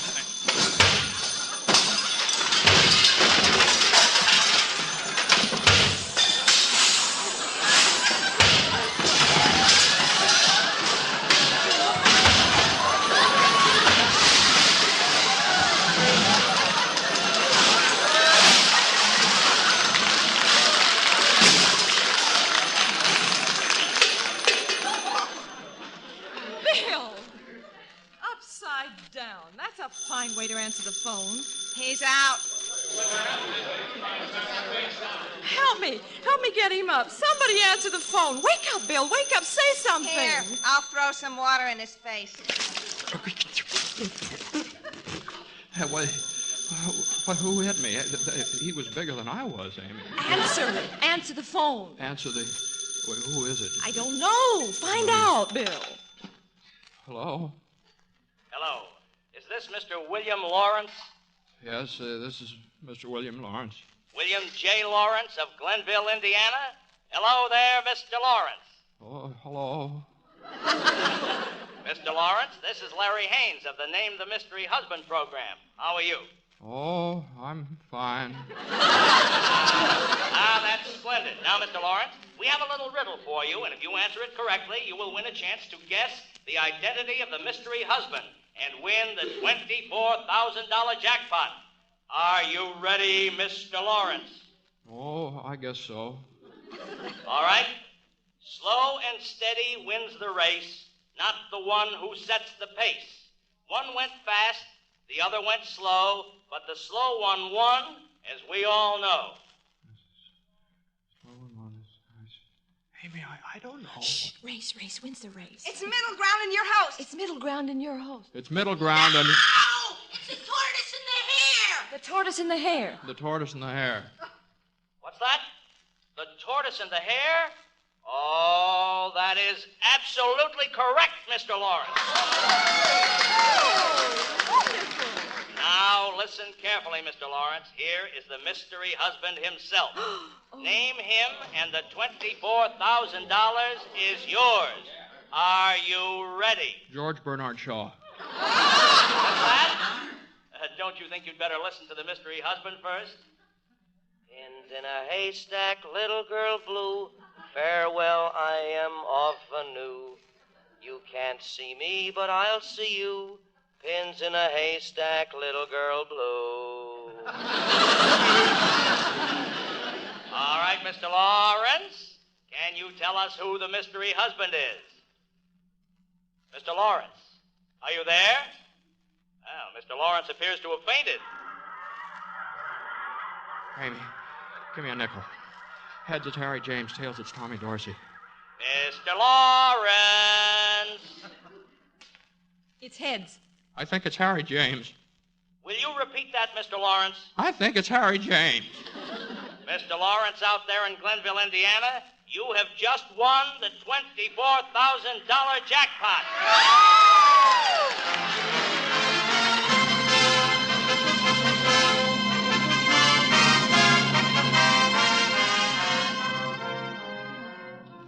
Bill, just look at all this loot that's arrived. This diamond ring. Here, let me put it on your finger, Amy. That's where it belongs. It's lovely. I've always meant to buy you one. Thanks, darling. Mr. and Mrs. Lawrence, I presume. Yes? Who are you? I, madam, am one of your prizes. Which one? I, sir, am Leslie of Harrington Interiors. I, sir, am Lawrence of Arabia. Bill. No, Mr. Leslie's the decorator who's come to do our house. Isn't it wonderful? Oh, simply scrumptious. Well, won't you come in? My wife and I'll show you around. Thank you. Oh, divine. This room is absolutely divine. We won't be able to use a thing. Ghastly. And there, I suppose, is the dining room. Mm-hmm. My favorite room. Divine, absolutely divine. Simply just junk everything and start from scratch. Oh, well, I don't know about that. You know, there are some things around here I like. You like? How dare you? All right. Before I commit mayhem, I think I better go to work. Goodbye, Mr. Leslie. Just Leslie. Goodbye, old boy. Goodbye, Amy. I'll see you tonight. Big meeting with Woodruff. Bye-bye, darling. Good luck.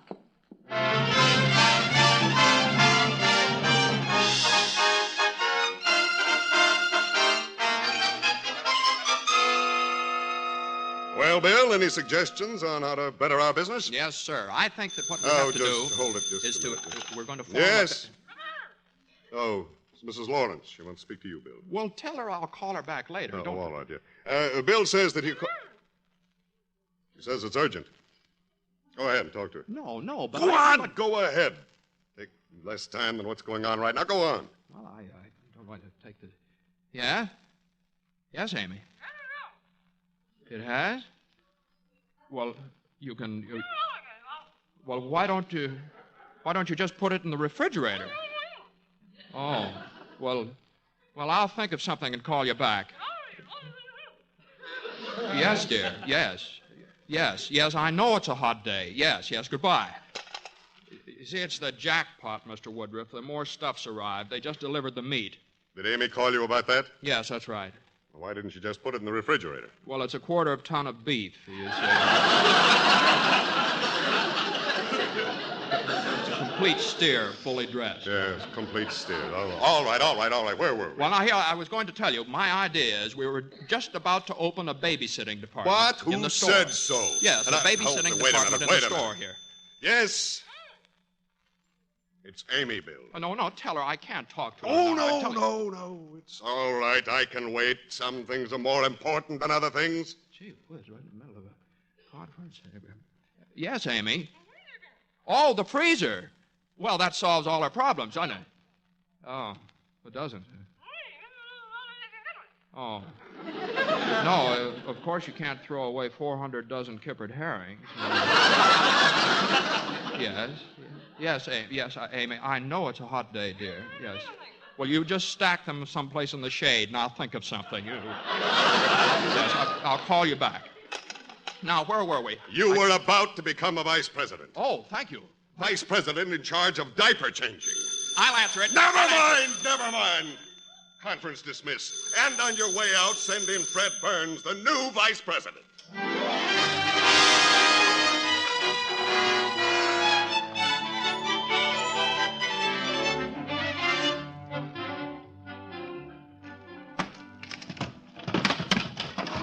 All deliveries to the rear, please. Well, what do you mean? It's me. I live here, Amy. Oh, I'm sorry, Bill. Well, the only polite people I've met so far are the truck drivers. Of course, they always are. Amy, what's that on your head? A Jacques Fifth Avenue hat. It's the only thing I knew where to put. Look, isn't the piano beautiful? Yeah, it is. Yeah. It's a very nice tone, isn't it? Oh, Bill, your newspaper man friend Hank called and wanted to know what you're going to do about your income tax. What income tax? The income tax on all the stuff we won. Well, how can you pay income tax on a refrigerator? What are you supposed to do? Send them a tray of ice cubes?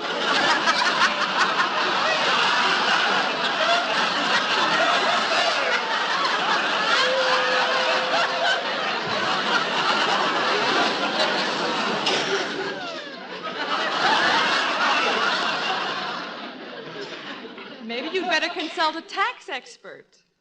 Oh, and by the way, Hilda Jones is on her way over here to talk to you about your portrait. Portrait? Oh, no portrait now. Amy, we settled that. Oh, Bill, please. It can only happen once in a lifetime. No, absolutely not. No portrait. Yeah? I am Hilda Jones. You have won me, too. Wow! Gee, you're a prize package. Thank you.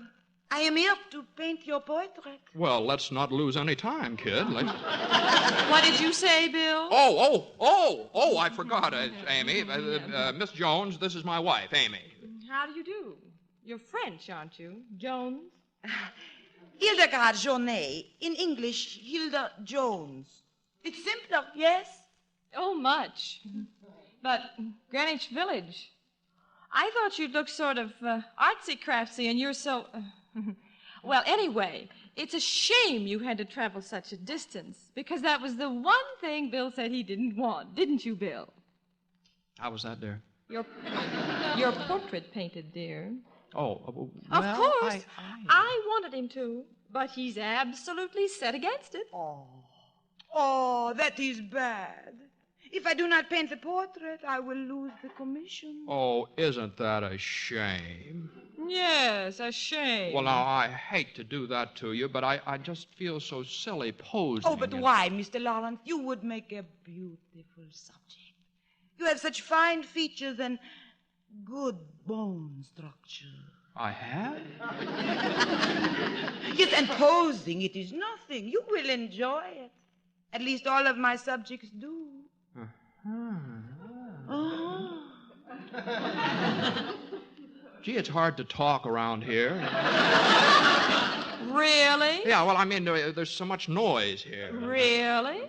Well, I am staying at the Glenville Hotel, Mr. Lawrence. Maybe it is better if I call you tomorrow. Yeah, well, why don't you do that? Yes, do. You can reach me at Woodruff's department store. I will be sure and call you. Au revoir. Au revoir. Did she go out the door or crawl back into the woodwork? Quite a charmer, isn't she? I didn't notice particularly.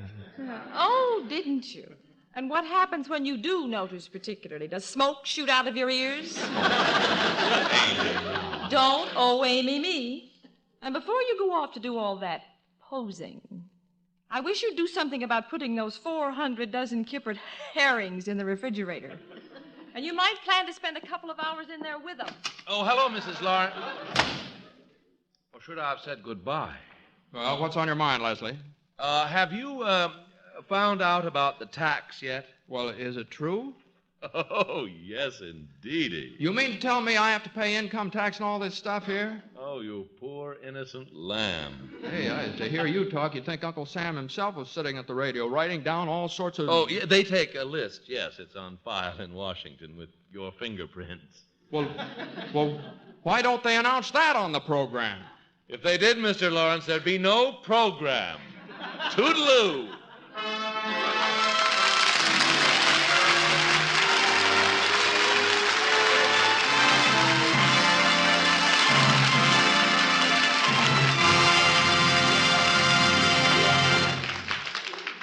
Here is something you should know if you ever suffer from the sudden pain of headaches, neuritis, or neuralgia. It's a way to ease the pain, often within a few minutes. A way that is incredibly fast and effective. It's Anacin. Anacin is like a doctor's prescription. That is, Anacin contains not just one, but a combination of medically proven active ingredients in easy-to-take tablet form. Thousands of people were first introduced to Anacin through their own physicians or dentists. But today these tablets are in such widespread use that all drug counters have them, and anyone may enjoy their benefits.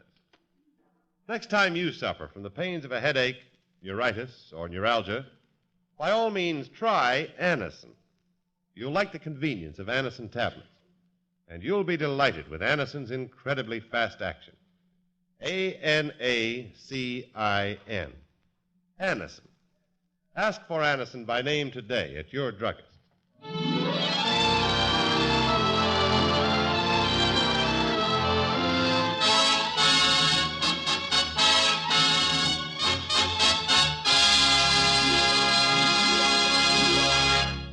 You are listening to the Screen Directors Playhouse, one of the weekly features on NBC's All-Star Festival.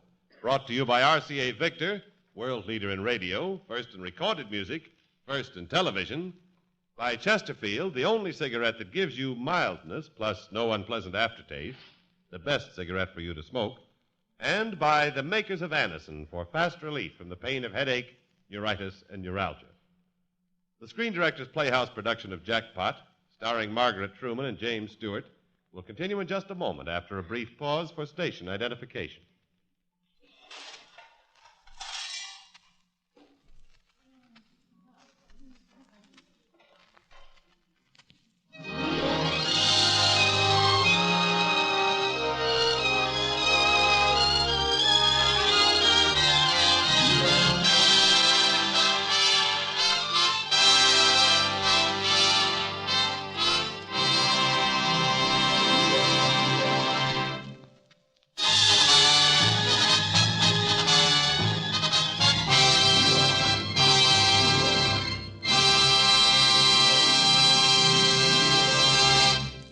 This is the Screen Directors Playhouse.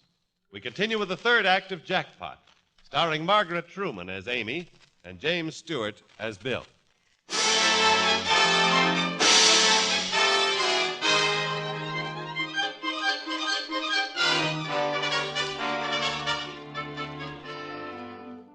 Two urgent items. Bill is being painted by Hilda Jones, who is quite a dish.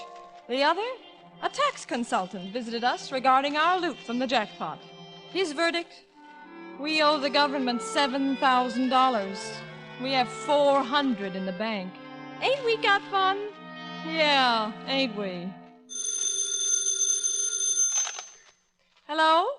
Amy, I'm still trying to sell enough jackpot prizes to pay those taxes. Any luck? Yeah, I sold 2 ivory penguins, 50 cents apiece.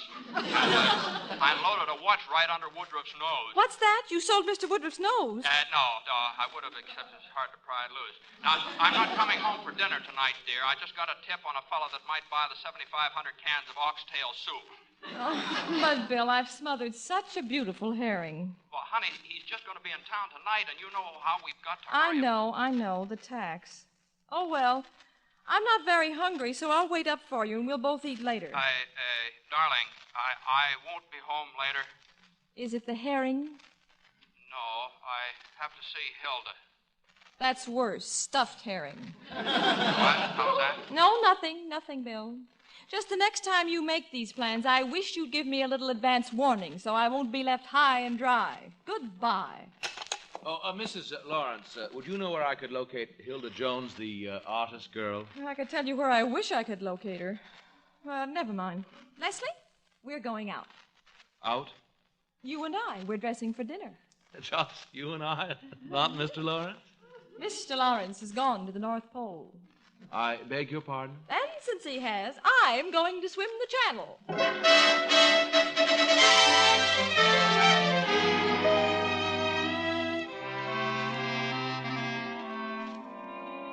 Well, you've got the eyes right, but it seems to me Amy's hair is a little, yeah, Hilda, right in here. It should be a little darker, I think. Like so? When must this be finished? Well, Wednesday's our anniversary. You know, Amy still thinks you're painting my portrait.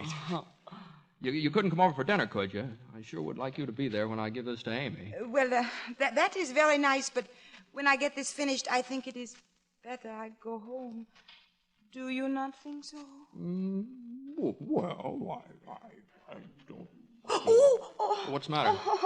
Oh, it's nothing. Only when I work too long, my neck, it gets... maybe a drink would help. Oh, sure. What, orangeade? Whiskey and soda, I think. Come downstairs to the bar. All right. Oh, no. No, I don't think we better. You see, I found out today that there's a lot of gossip around about you and me. No. Yeah. Well, you know how it is. The people around here is sort of small town. And you are now? Well, I get around more, you know. I go up to Chicago on buying trips, stuff like that. And it sort of gives me a broader point of view. Yes, of course. Oh, my neck. Well, here. Now, you just ought to relax those muscles. Here, now, why don't you sit over in the chair here? Now, I'll rub the neck and shoulders here. I'll use my champ at this. Just relax. Oh, feels good. Yes. So maybe I could make better contact with the rubbing if I could remove this towel around your shoulders there. All right. And I, too, will remove this smock. Yes, that's fine. Oh, well. Well, you look very nice in that strapless sunsuit. Say, I have an idea. You stand over here in front of me. I'm going to crack your back, so just relax now. Oh, I'm sorry. I broke the zipper. I'm sorry. I think it is better. I put on something a little more... Yes, a little more. Good night. Good night.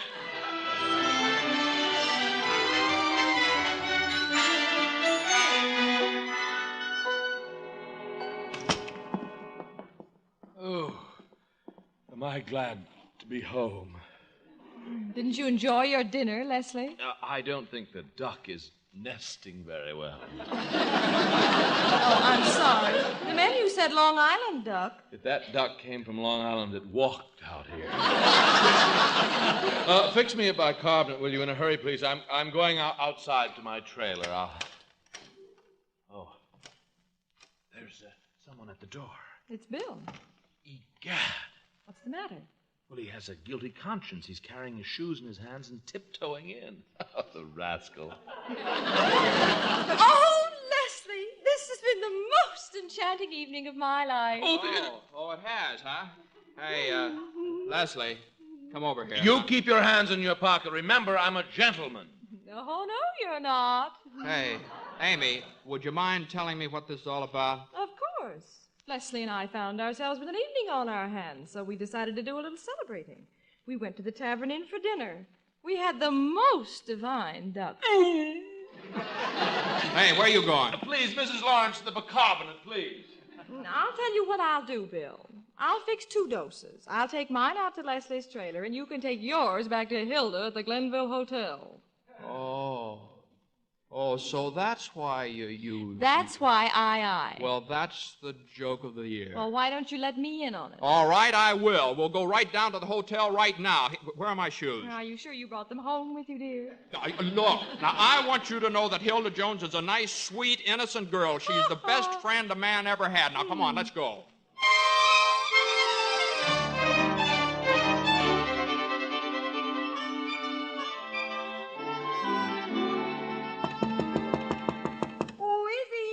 It's me, Bill Lawrence. Bill, you came back here to rub my back some more. Oh, Mrs. Lawrence. Yes. And how? I'll say she's the best friend a man ever had. Bill Lawrence, don't ever talk to me again as long as you live.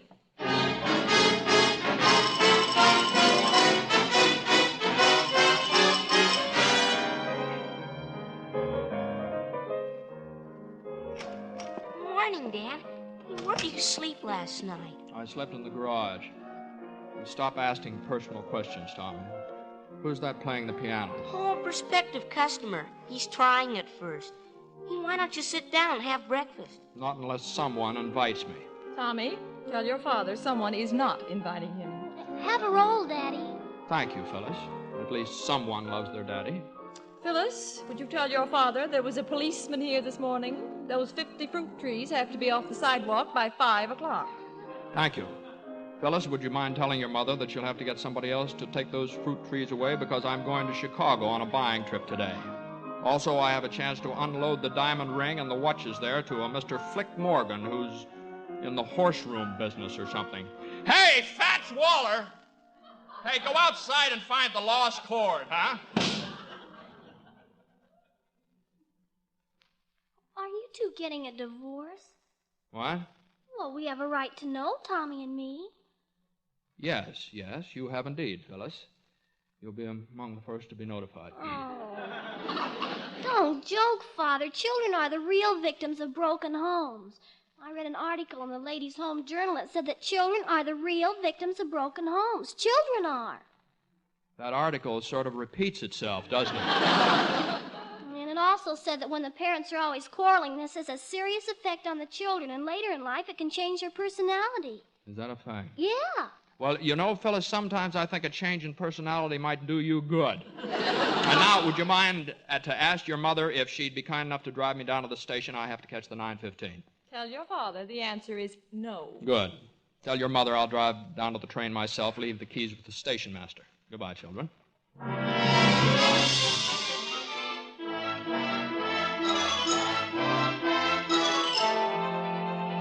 All right, Mac, give me a rundown of Jamaica, will you? That's right. What's it Hey, called? Huh? say, fella, this is a horse parlor or something, isn't it? Yeah, that's right. What's on your mind, Bob? Are you Flick Morgan? Yeah, that's right. Say, my name's Lawrence, and Harry Summers told me to look you up. He said he thought you might be interested in this diamond ring. Well, it's a nice-looking stone. Is it hot? Is it what? I said, is it hot? Is it hot? Hot. Hot? Hot. Oh, no. I won it in a jackpot program on the radio. Jackpot program? That's right. Well, that's a new one, anyway. How much you want for it? $5,000. The coppers. Hold on, the coppers. Hey, wait a minute.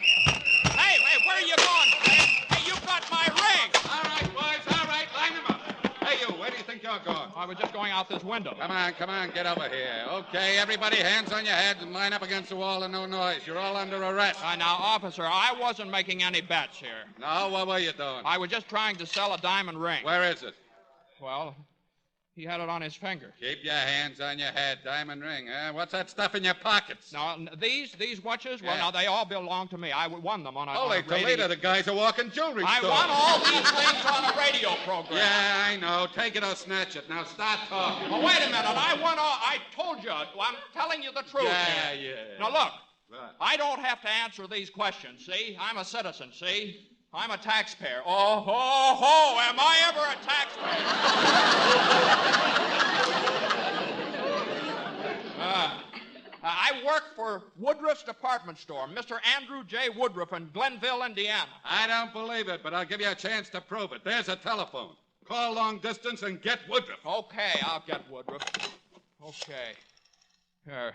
Operator, will you have long distance get me Mr. Andrew J. Woodruff, Woodruff's department store,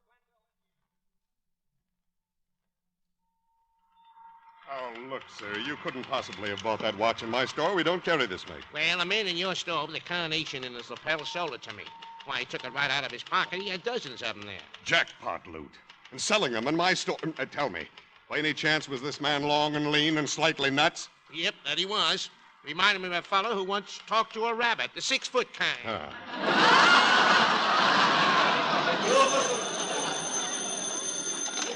Woodruff speaking. Hello? Mr. Woodruff? Say, this is Bill Lawrence. Hey, look, Mr. Lawrence, I'm kind of mixed up in a little jam here in Chicago. It's a silly thing, but the police want you to identify me. The lieutenant here, he doesn't believe I work for you. Oh, he doesn't, eh? No. He doesn't believe, Put him on. A.J. Woodruff speaking.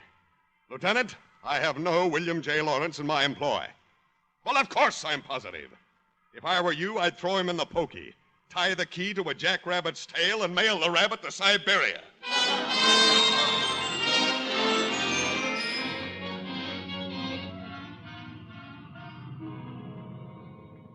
How'd you get me out of the Hooskow, Hank? How did you know I was in there Look, anyway? for the 50th time, Flick Morgan called me. He called you? Did he mention my ring? For the 100th time, yes, and I wouldn't worry about it. He's an honest Joe. Yeah, well, the people I talked to didn't seem to think so.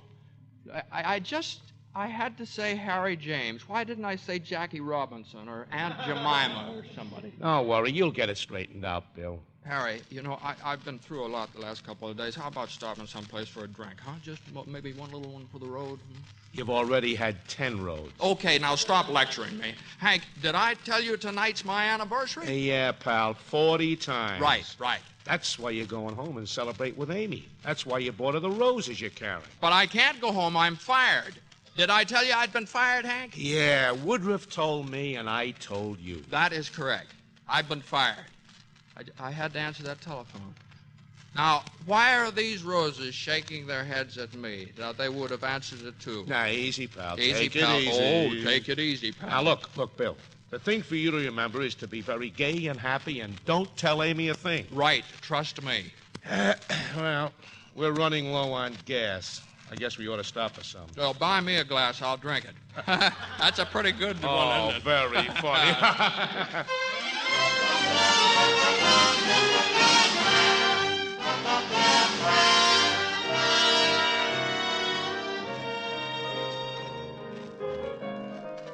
Happy anniversary, Mother. Children, go upstairs. Go on upstairs, children. Hi, Tommy. Hi, fellas. What's the matter with you, Dad? He wasn't drinking sarsaparilla.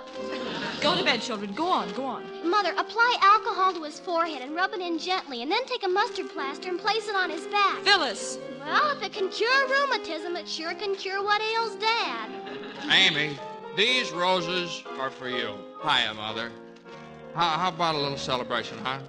Seems to me you've done your celebrating, overdone it. Well, Mother, it's our anniversary. Say, is that the same fella playing the piano that was here when I left? The same. What's he trying to do? Beat it into a second-hand piano and then get a cut-rate price or something? Hey, Spike Jones!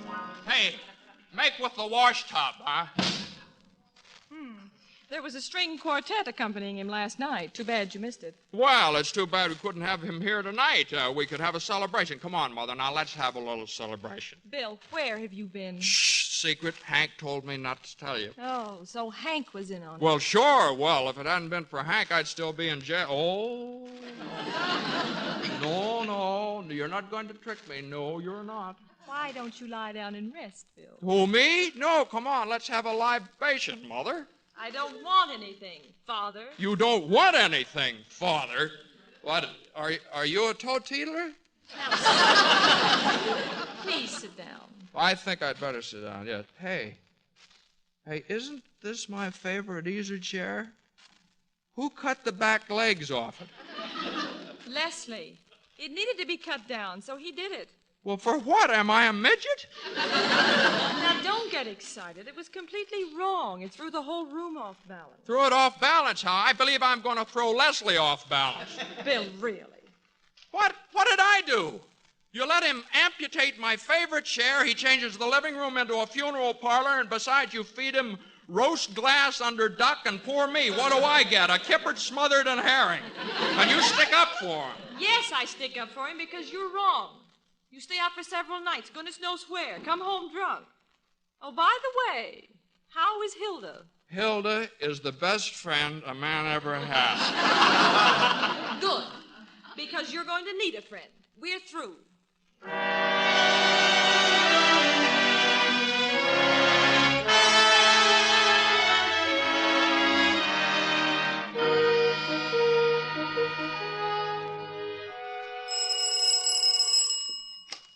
Hello.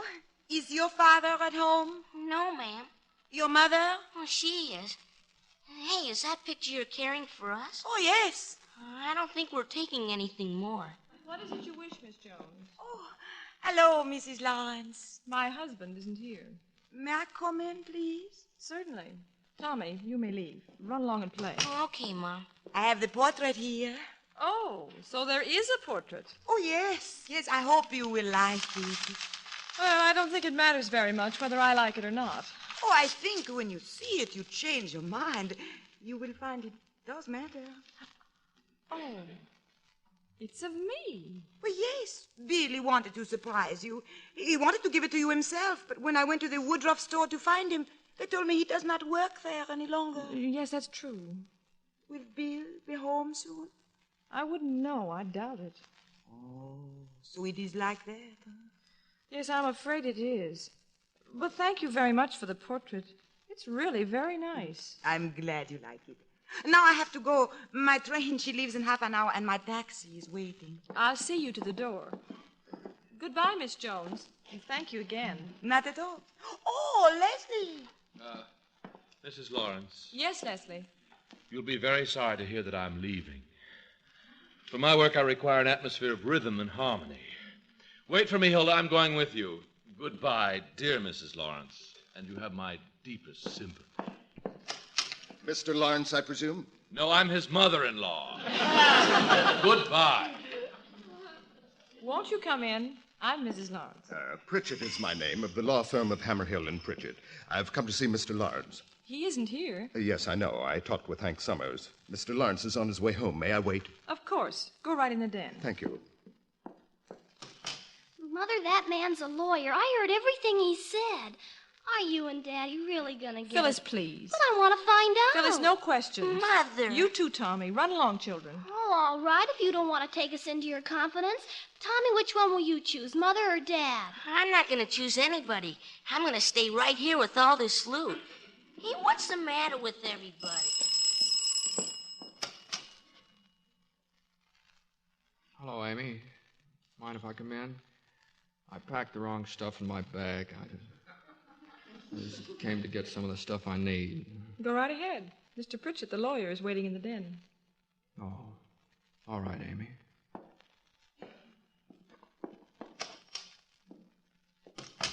Mr. Lawrence? Yeah. Well, whatever my wife told you is true. I'm not going to contest anything. No, please, Mr. Lawrence. All right. Now just say what you've got to say and get it over with.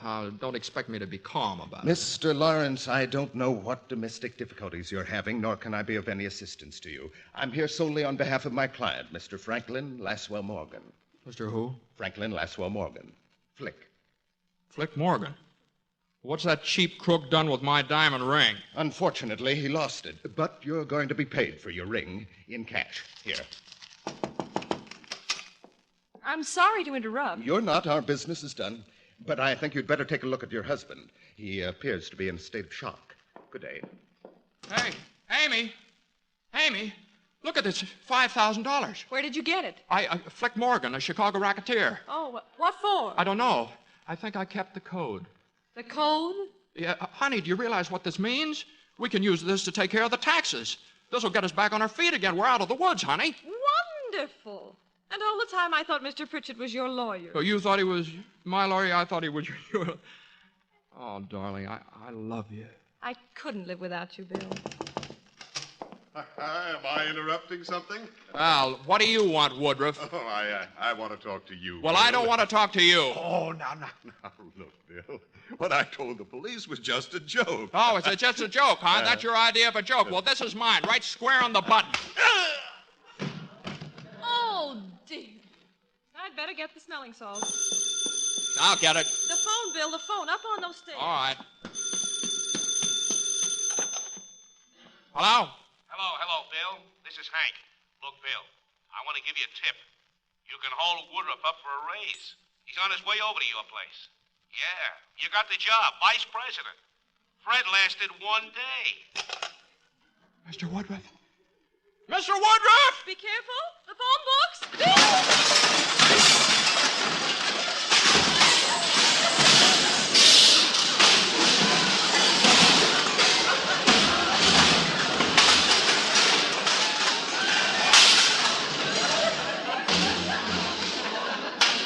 Oh, poor darling. Here are the smelling salts.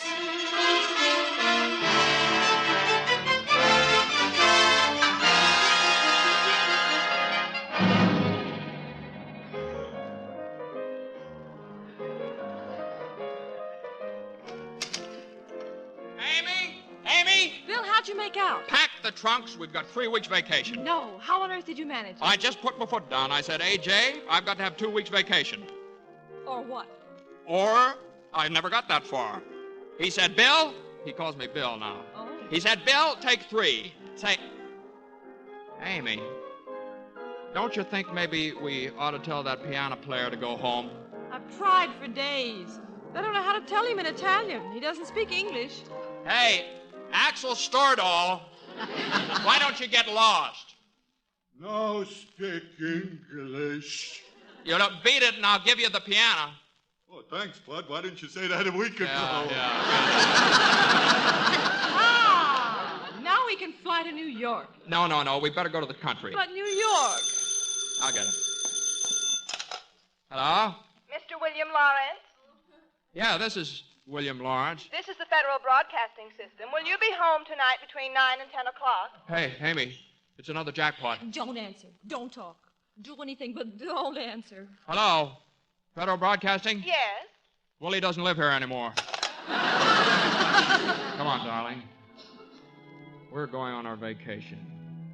We're going to the country where there's no telephone, no radio, no modern conveniences, except a few of the old-fashioned ones. And I'm an old-fashioned girl. I always do what my husband says.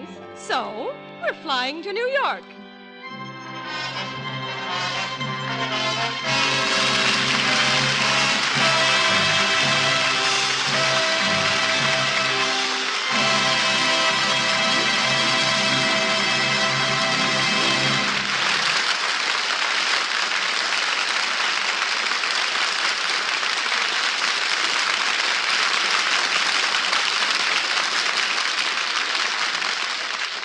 Our thanks to you, Miss Truman and Mr. Stewart.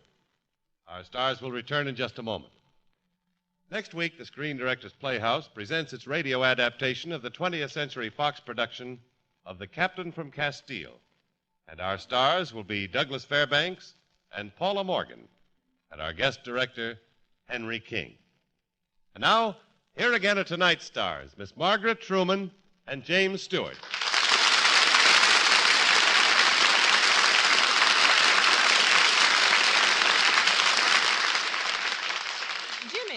You starred in the motion picture Jackpot and are familiar with all its creators.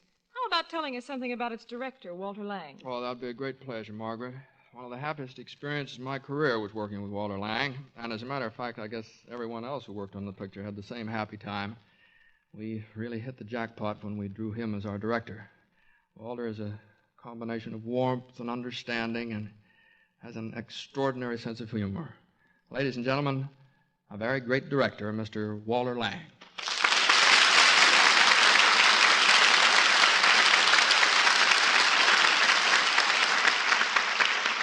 Thank you, Margaret and Jimmy. Personally, I've gotten a great thrill out of listening to both of your performances. And I'll wager there are a great many more people who feel just the same way. On behalf of the Screen Directors Playhouse, I'd like to extend an invitation to both of you to come back anytime. We hope real soon. Thanks again, and good night. Good night, Walter. Good night, everyone.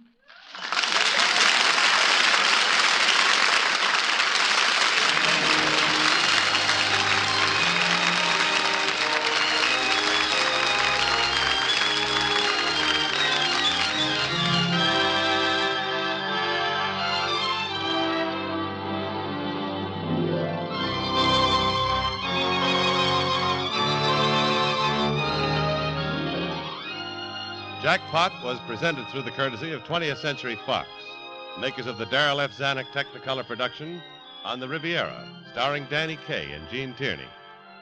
Margaret Truman will next be heard on The Big Show on NBC, Sunday, May 6th. Jimmy Stewart will soon be seen in the Cecil B. DeMille Technicolor production for Paramount Studios, The Greatest Show on Earth. Included in tonight's cast were Dawn Bender, Ann Diamond, Jeffrey Silver, Eddie Marr, Jerry Hausner, Bill Boucher, Jim Backus, Betty Lou Gerson, Sidney Miller, Ed Max, and Stan Waxman. Jackpot was adapted for radio by Jack Rubin from the screenplay written by Phoebe and Henry Ephron on an original story by John McNulty. Screen Directors Playhouse is produced by Howard Wiley and directed by Bill Karn. Portions of tonight's program were transcribed. This is Jimmy Wallington speaking, and inviting you to listen next week when Screen Directors Playhouse presents The Captain from Castile, starring Douglas Fairbanks and Paula Morgan, with screen director Henry King.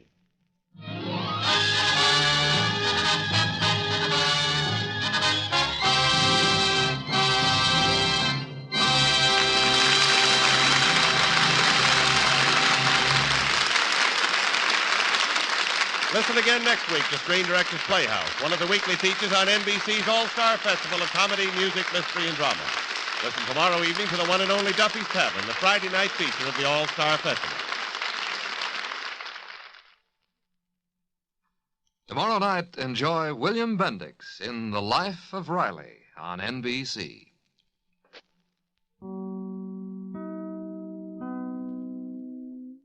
Screen Directors Playhouse stars Joseph Cotton, Mercedes McCambridge. Production, Spellbound. Director, Alfred Hitchcock.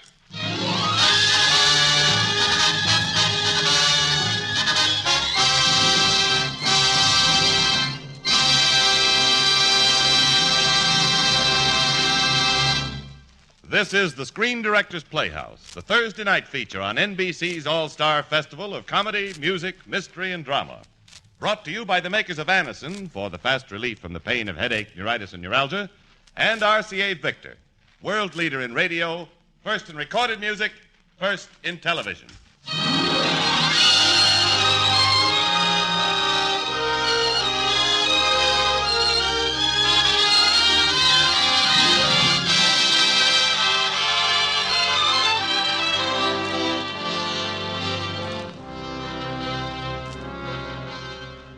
And now, our host narrator for tonight, the distinguished director of Spellbound, the master of suspense, Mr. Alfred Hitchcock.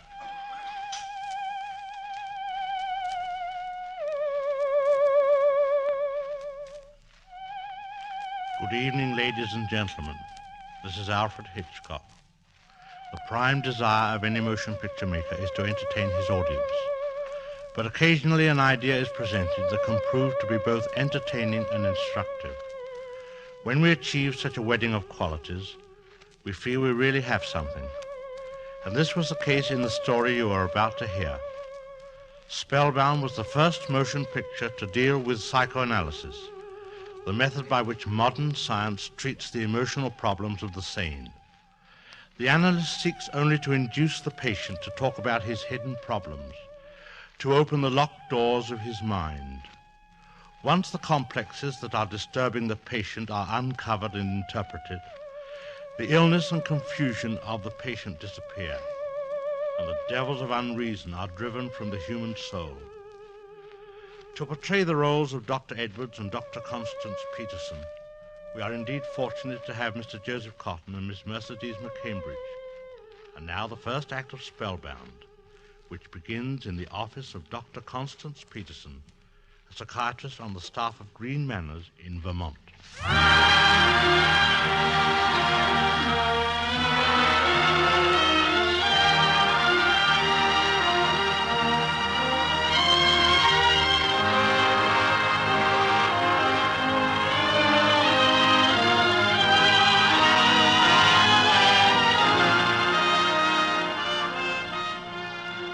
Dr. Peterson, I've been watching your work for 6 months.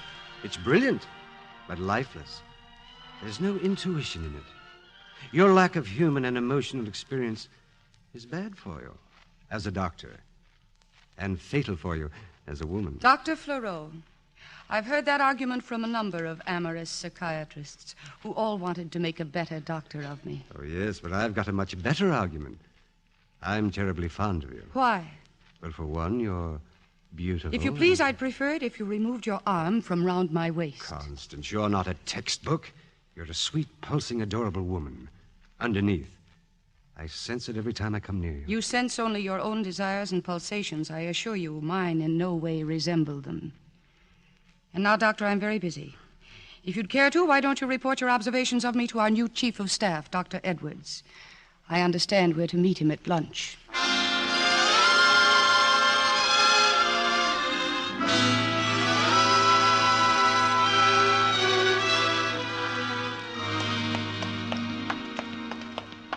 "20 years of loyalty and tireless effort. It's hard to imagine Green Manors without you, Dr. Murchison. This institution could never have a finer chief of staff. Thank you, Constance. But the old must make way for the new. When are you leaving? In a few weeks. Oh, here we are. Good afternoon, gentlemen. Good afternoon. How do you do? Dr. Edwards, may I present Dr. Constance Peterson. How do you do? Would you be seated? Thank you, Doctor. I've heard a great deal about you, Dr. Peterson. And naturally, I have about you. You're younger than I thought you would be. My age hasn't caught up with me yet. I gather it won't. I've read your Labyrinth of the Guilt Complex. It's an excellent work. I'm very grateful. Dr. Murchison has been kind enough to show me over the grounds. Green Manors is a remarkable institution. Must be quite beautiful in the summer. Yes, it offers various open-air diversions for our patients. Did Dr. Murchison show you the elm grove? Oh, yes. That's where we hope to have our new swimming pool. That is, with your permission. Well, you have it. I'm a great believer in swimming pools. Splendid. There's a perfect spot for it, among the elms. Not an oblong pool, but an irregular one. Something like this. Look, I'll draw the outline with my fork. Stop it. What? I'm afraid I don't understand. Now, don't ever do that again.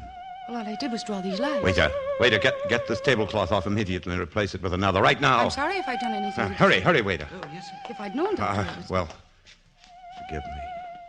It's all right. Reminds me of my professor in psychiatry, Dr. Broloff. He could never stand a sauce bottle on the table, or even a salt shaker. Odd, this thing called human behavior.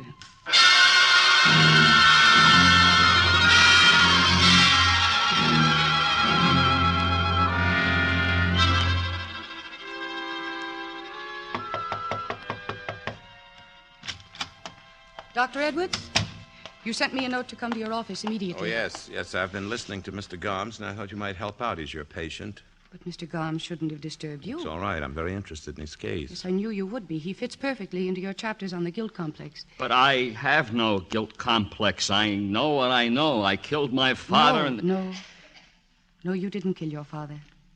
It's a misconception that has taken hold of you. Oh, I'm sorry, Doctor. You were talking to him. No. Go on. Mr. Gomes, people often feel guilty over something that they never did. It usually goes back to their childhood. And then they grow up with a guilt complex over a sin that was only a child's bad dream. What I'm thinking isn't true, then? No. And in the course of analyzing yourself, you will see that. Good day, Doctor. I think we'd better put him under drugs for a few days. He looks agitated. His conviction is curious. But you've encountered such cases very often, Dr. Edwards. You describe them perfectly in your book. Yes, so I did. Would you mind doing me a favor? Not at all, Doctor. I have a headache. I'd like to take the afternoon off with you. Oh, but I have Please. I need a little fresh air, and you look as though it might do you a little bit of good. Come on, let's go. We'll look at some sane trees, normal grass, and clouds without complexes.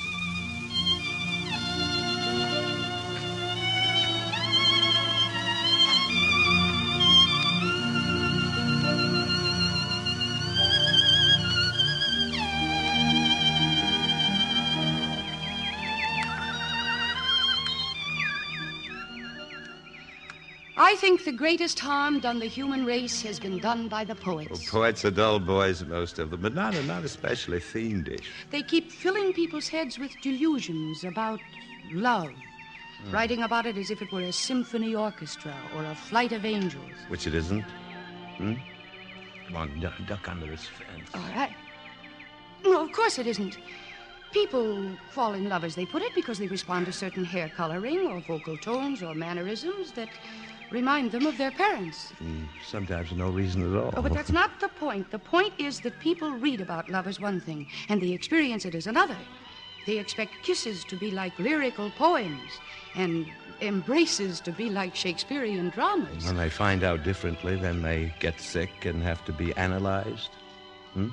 Yes, very often. Professor, you are suffering from mogo on the go-go. I beg your pardon. Now, don't mind me. I only say that to my best friends. Well, thank you, sir. Let's sit down here.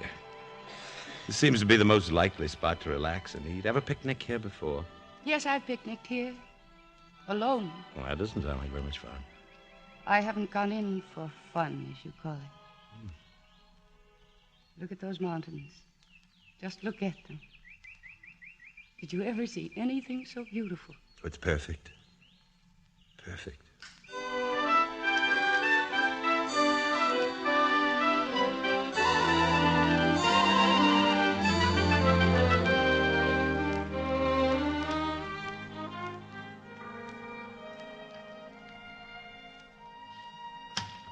Constance? Oh, it's you, Dr. Murchison. Thanks for giving my patient, Mr. Gomes, a sedative this afternoon. I'm very sorry that I wasn't there. Nonsense. Just so long as you and Dr. Edwards had a good time. I see Dr. Edwards is a night owl, too. There's a light shining from under his door. Good night. Good night, Doctor.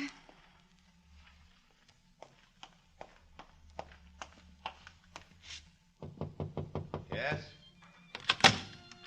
I saw your light, Dr. Edwards, and I... Oh, come in. I didn't realize it was quite so late. what I was going to say was that I was going to read your new book.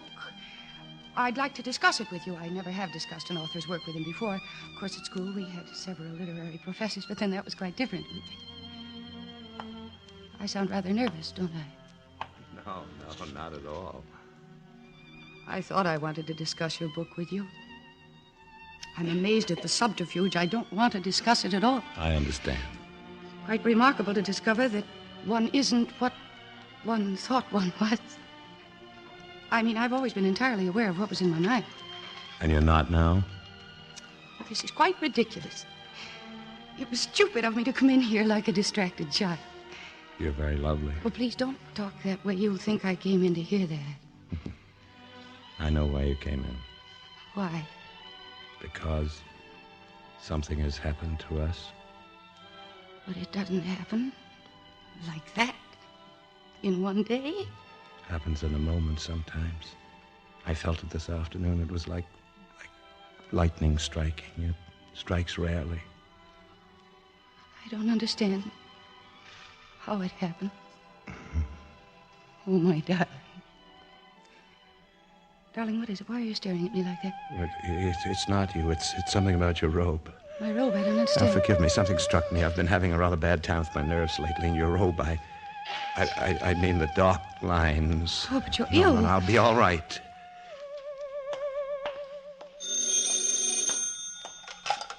Hello?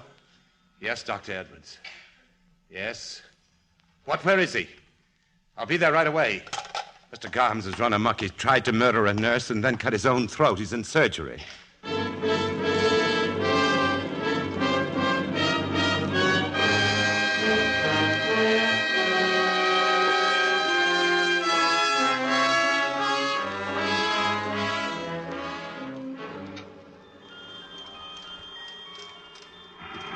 Pulse 140. How is he? How is he? His pulse is going down, Dr. Edwards. Step aside, Dr. Murchison. What's that?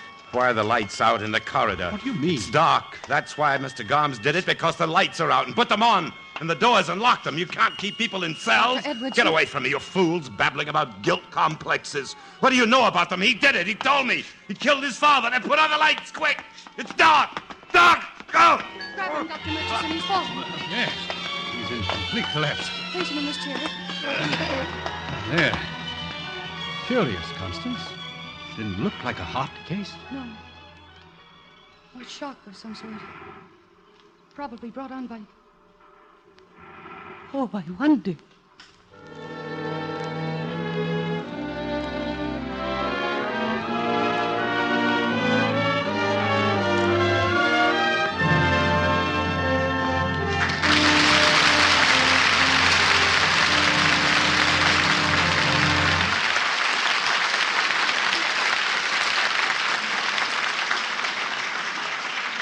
When we ask you to try Anacin for the relief of pain due to a headache, neuritis, or neuralgia, we're not asking you to try a new or unproved method, for there are many people listening in now who have been introduced to Anacin tablets by their own dentist or physician. You who have received Anacin this way know the effective, incredibly fast relief these tablets bring. Anacin is like a doctor's prescription. That is, Anacin contains not just one, but a combination of medically proven active ingredients in easy-to-take tablet form. People by the thousands are using modern Anacin today instead of other ways. Doesn't their experience seem worth following? Try Anacin the next time you suffer pains from headache, neuritis, or neuralgia. You'll be delighted with the results. Ask your druggist for Anacin today. Anacin is spelled A-N-A-C-I-N.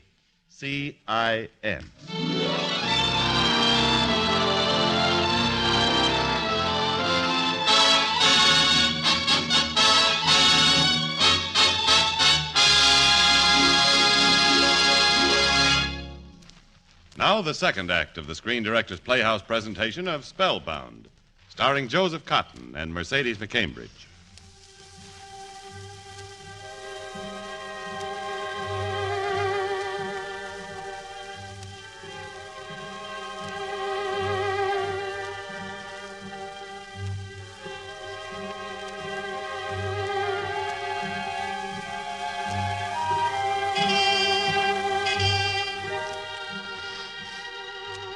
The answer to Constance's wonderment came to her as she sat at Dr. Edwards' bedside.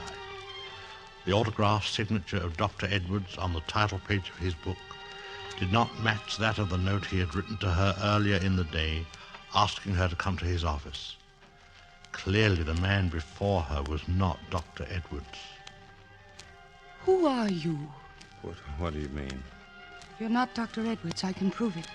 There's no good denying it. Who are you? Yes, I remember now. Edwards is dead. I killed him and took his place. I'm someone else. I don't know who. I killed him, Edwards. Easy now. Lie back on your pillow. Oh, I have no memory. It's like looking into a mirror and seeing nothing but the mirror, yet the image is there. I know it. I know it's there. I exist. I'm there. How can a man lose his name, his memory, and everything he's ever known and still talk like this as if he were quite sane? Are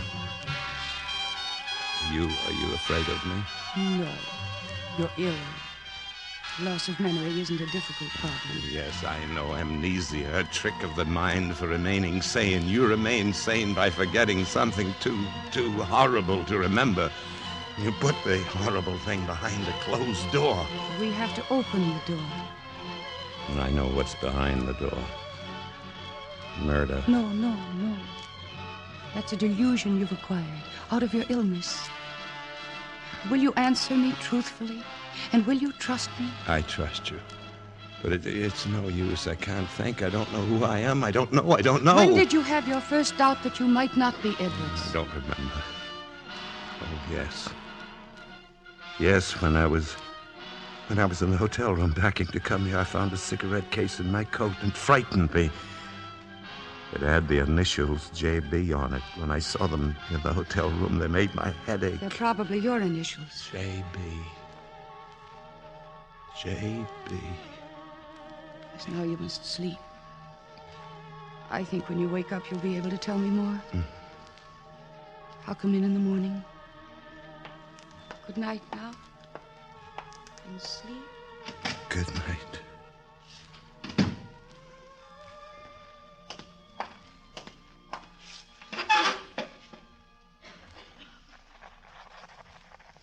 Constance, dearest, I cannot involve you in my troubles for many reasons, the most important being that I love you.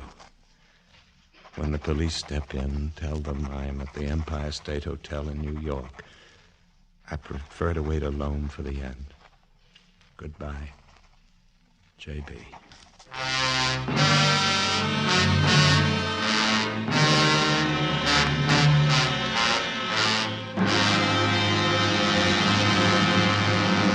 He's not in his room. He's escaped. Please, Sheriff, it's 5 a.m. You'll wake the patients. Sorry, Dr. Peterson. Seems to me somebody might have known what the real Edwards looked like. You never saw him, Dr. Murchison? No, I never met him. Well, it's my contention that he killed the real Dr. Edwards. There can be no question of it. He killed Dr. Edwards and then took his place in order to conceal his crime. Dr. Peterson, didn't he tell you anything about himself? You were with him for quite some time after his collapse in the operating room. No. He was unable to speak coherently. You don't seem very surprised to learn that this man was a fake and maybe guilty of murder. I thought his collapse was due to mental strain. That's a funny diagnosis for a fellow who's supposed to have just come from a vacation. I made no medical diagnosis. I was shocked to see him collapse, and I didn't think beyond that. You have no idea where he might have gone? No. Well, I'd better get back to my office and spread the alarm. Constance, I found this letter under your bedroom door. Oh? I didn't call it to the attention of the sheriff. I thought perhaps it might be something personal. Yes, thank you, Dr. Murchison. Good night.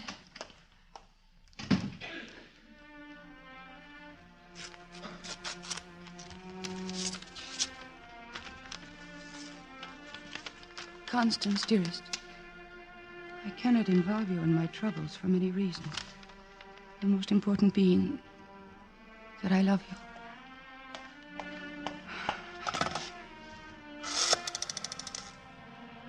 Operator, the airport, please.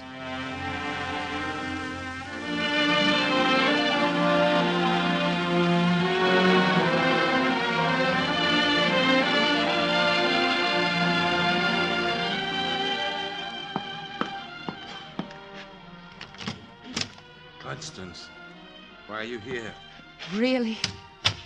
Signing your name John Brown on the register. Not much imagination for an alias. You shouldn't have come here to New York. You don't owe me anything. I'm going to do what I want to do.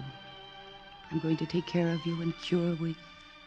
And I'm going to stay with you until that happens. But you can't. You can't help hide a criminal. I won't let you be stupid about it. I couldn't bear it away from you. I had to come. And I'll rent a room on this floor. And I'm here as your doctor only. It has nothing to do with love. Darling. Nothing at all.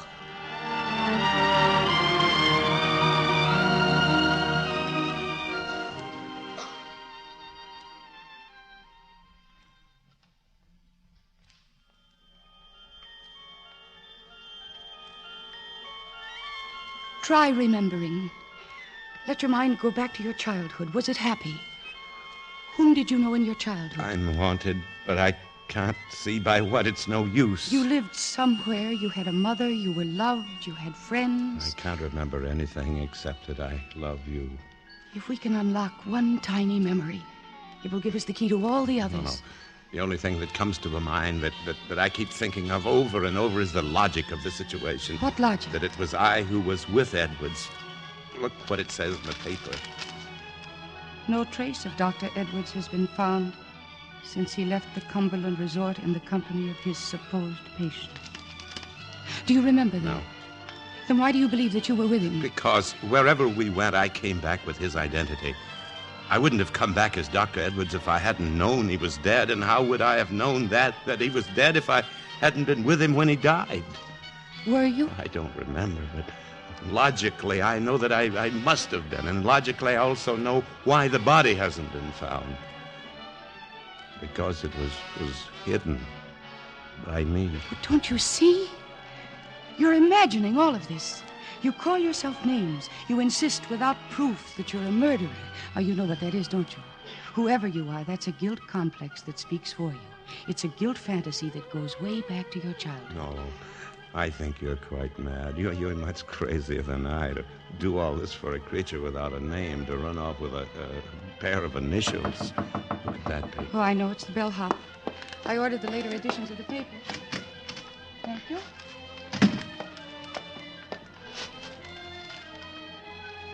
What's the matter? We have to leave here. Why? Story in the paper. Police hunt Dr. Constance Peterson, believed aiding madman wanted in Edwards mystery. My picture's right below it. The room clerk will recognize it. We've got to go quickly. We can't back. Where can we go? Rochester. Rochester, New York.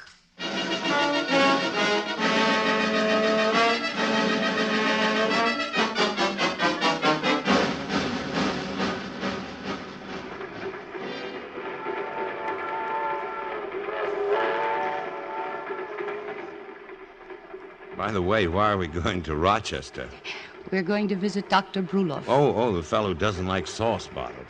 He was my analyst. He psychoanalyzed me. Really? Well, what was wrong with you? All analysts have to be psychoanalyzed by other analysts before they start practicing. Oh, that's to make sure they're not crazy. Apparently, the mind is never too ill to make jokes about psychoanalysis. I'm sorry, I'm a pig. No, I am, really. I keep forgetting you're a patient. So do I. When I hold you like this, I feel entirely well. Darling, will you love me just as much when I'm normal? Oh, I'll be insane about you. Oh, I am normal. We're alone here in this compartment. There's nothing wrong with me that a nice, long kiss wouldn't cure. Well, I've never treated a guilt complex like this before. No, look, let's stop and pick up where we left off. Pick up what? Try to recall the first moment you thought you were Edwards. Darling, I have a confession to make. I'm listening. As a doctor, you irritate me. I sit here swooning with love, and then suddenly you ask me a question, and I don't like you anymore. No, Do you have to sit there smiling at me like some smug, know-it-all schoolteacher? I can't help smiling. That's what happens in analysis. As the doctor begins to uncover the truth in a patient, said patient develops a fine, hearty hatred of said doctor. Oh, you're going to hate me a great deal before we're through. And you're going to like that? As a scientist, yes. Well, if I should happen to biff you one, you'll consider it a sort of diploma? Yes, but don't biff too high. Oh, darling. darling, I love you. Come close to me. No, not now, really. I think we should go on with our investigation. We have some new facts to work with What now. facts? You're a doctor. You were in an accident. How do you know I was in an Your accident? arm and forearm are burned, and you were in Rome. I was never in Rome in my life. You were either there or going there because in a moment of stress you mentioned Rome. Now think of Rome. Maybe Rome, Italy. When did you go to Rome? What did you do in Rome? Think. Think. The train, the railroad ties rushing by. Think. Yes. I remember something. Fighter planes spotted us. You were flying. Transport, medical corps over Rome, headed north. What happened? They hit us. Caught fire. A uniform burned, bailed out. What else? I don't know. It blacks out. You left the army. Yes, probably deserted. I hated killing. I can remember that Your much. guilt fantasies were obviously inflamed by your duties as a soldier. Stop it! Babbling like some phony King Solomon. You sit there full of half-witted double talk that makes no sense. If there's anything I hate, it's a smug woman. Please, darling. We're just beginning. Don't biff too hard yet.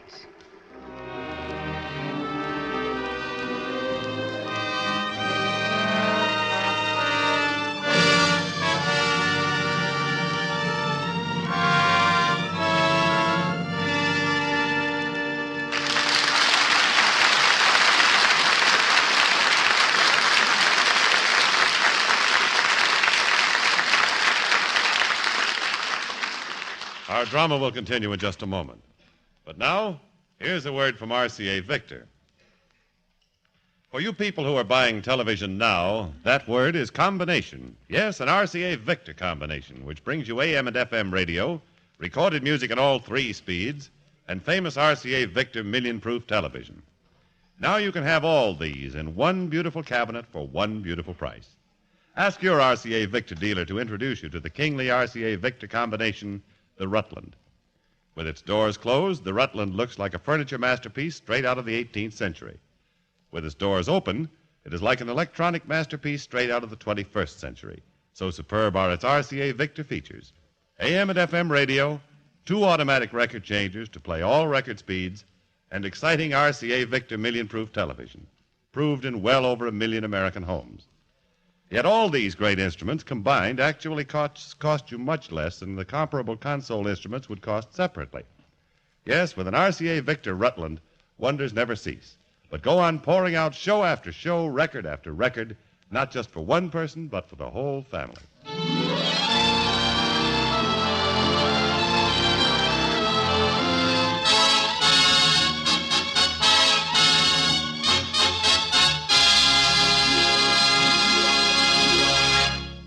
You are listening to the Screen Directors Playhouse, the Thursday night feature on NBC's All-Star Festival, brought to you by the makers of Anacin for fast relief from the pain of headache, neuritis, and neuralgia, and by RCA Victor, world leader in radio, first in recorded music, first in television. The Screen Directors Playhouse presentation of Spellbound, starring Joseph Cotton and Mercedes McCambridge, will continue in just a moment, after a brief pause for station identification.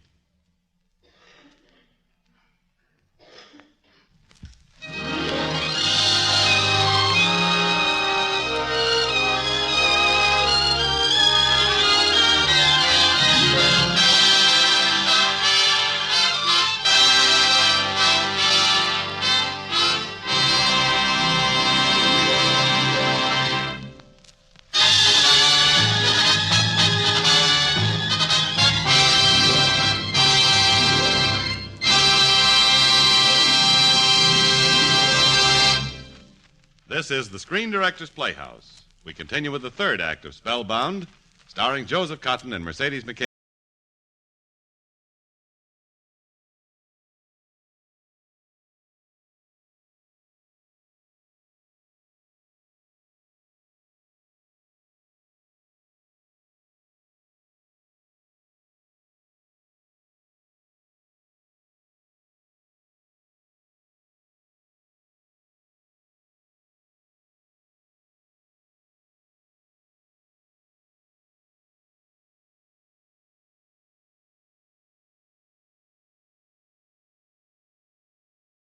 J.B. or John Brown, or whatever an amnesia victim can name himself, was a series of questions and evasive answers. Relentlessly, Constance fought to reach the depths of his memory, but it was a losing battle. It was like a pygmy facing a giant, and J.B. was the giant. They reached the home of Dr. Brulov in Rochester.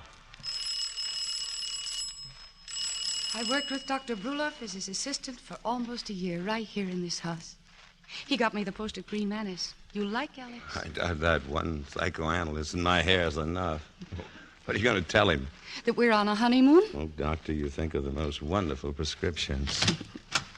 Alex! Who is it, please?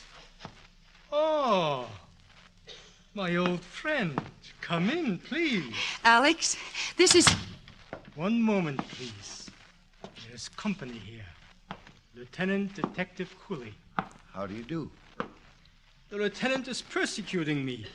I just told him I know nothing about Dr. Edwards. But yesterday you had some theory. Constance. Steady, steady. I already have explained that if Edwards took along with him on vacation a paranoid patient, he was a bigger fool than I ever knew he was. It is the same as playing with a loaded gun. Good night now. It is late and my friends are here. Sorry to have bothered you, Doctor. Good night, ma'am. Good night, sir. Good night. What do you suppose they're snooping around me for? The next thing, they'll give me a third degree. Alex, I'm so glad to see you. I was going to write you, but it all happened so suddenly. I got married. Who's married? Alex, my husband, John Brown. Well, I'm glad to meet you, officially. So you're married. I congratulate you and wish you have babies and not phobias. But the truth is, Alex, we have no hotel room. All the hotels were so crowded. What do you want with a hotel? That's for millionaires. You stay right here. Cook my coffee in the morning and the house is yours. Oh, how wonderful of you, Alex. Your old room is upstairs. Good night and happy dreams, which we will analyze at breakfast.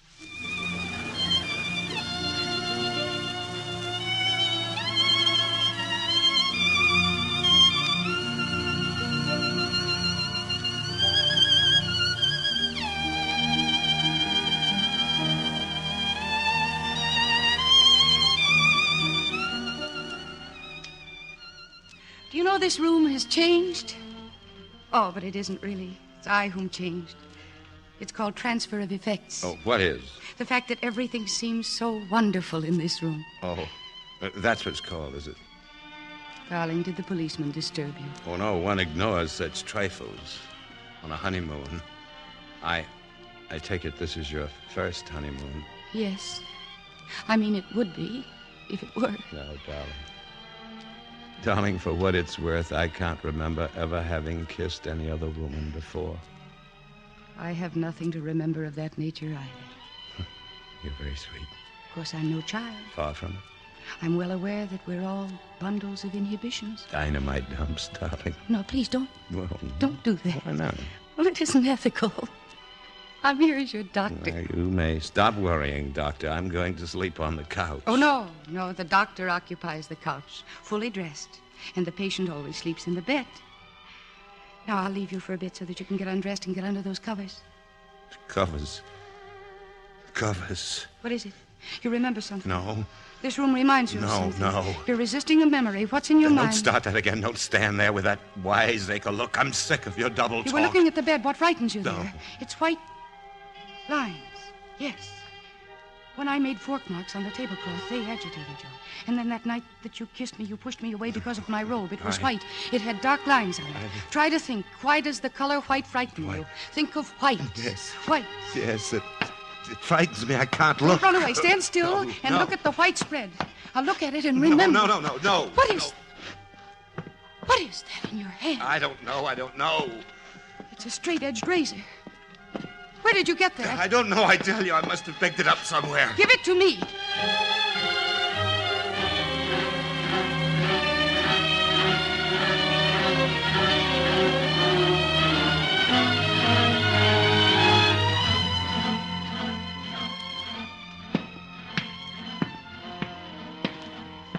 This razor. Why am I clutching this razor? Mr. Brown? I thought it was was you. I'm just having a glass of milk and some crackers. This razor. Join me, please. Why? I'll get another Why glass. Am I clutching this razor. When I was a young man, I was always saying if I could only get along by myself instead of wasting stop that time fool with chatter. Go away, go away. Stop it. My head. My head. Drink to you. You know We who are I young and know am. nothing except living. Here is your glass of milk. Milk. White. Kill. Kill.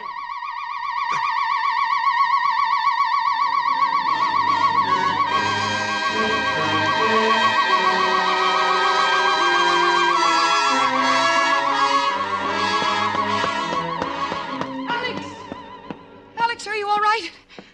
Good morning. Oh, Yes, I'm all right, thank you. Oh, I fell asleep in my chair. What time is it? it's 7 o'clock, Alex. My husband is... He must have gone out very early this morning. You didn't happen to see him. He didn't go out. He's asleep on the couch. And Constance, I know who he is. Yes, I should have known I couldn't fool you. This razor, I found it in his hand last night. He's a schizophrenic capable of committing murder. I'm going to call the police. No, Alex, please. Let me tell you about him. What is there for you to say, my dear? We both know that the mind of a woman in love is operating on the lowest level of the intellect. Yes, you're right. No, I'm not an analyst here. I'm not even a doctor, and I'm not going to talk to you as one. But believe me, Alex, not what I say, but what I feel. The mind isn't everything. The heart sees deeper sometimes. And the shock of a police investigation might ruin his chances for recovery. And, Alex, I can save him. But if he killed Dr. Edwards, how can you help him? But he didn't. He didn't. But if it turns out he did, which I am good and certain it will. But it won't, Alex. You yourself taught me what Freud says. A man cannot do anything in amnesia that his real character would not have done. And how do you know what his real character is? I know, I do know. I couldn't feel this way toward a man who was bad, who had committed murder. I couldn't feel this pain for someone who was evil. Ah, you are 20 times crazier than he. What do you want me to do? Give me time to treat him and cure him before the police find him. This could take a year. No, Alex, no. All right, a half a year. We should sit and hide for a half a year waiting to find out if he's going to cut your throat, my throat, and set the house afire? No, Alex, please. Just a few days. Before you turn him over, let me try for just a few days more. And if I can't do anything, if we both can't, then you can call the police. But you're not hiding a criminal. There's no evidence against him. Please. All right. Go make me coffee. I will pretend to myself I'm acting sensible for a few days.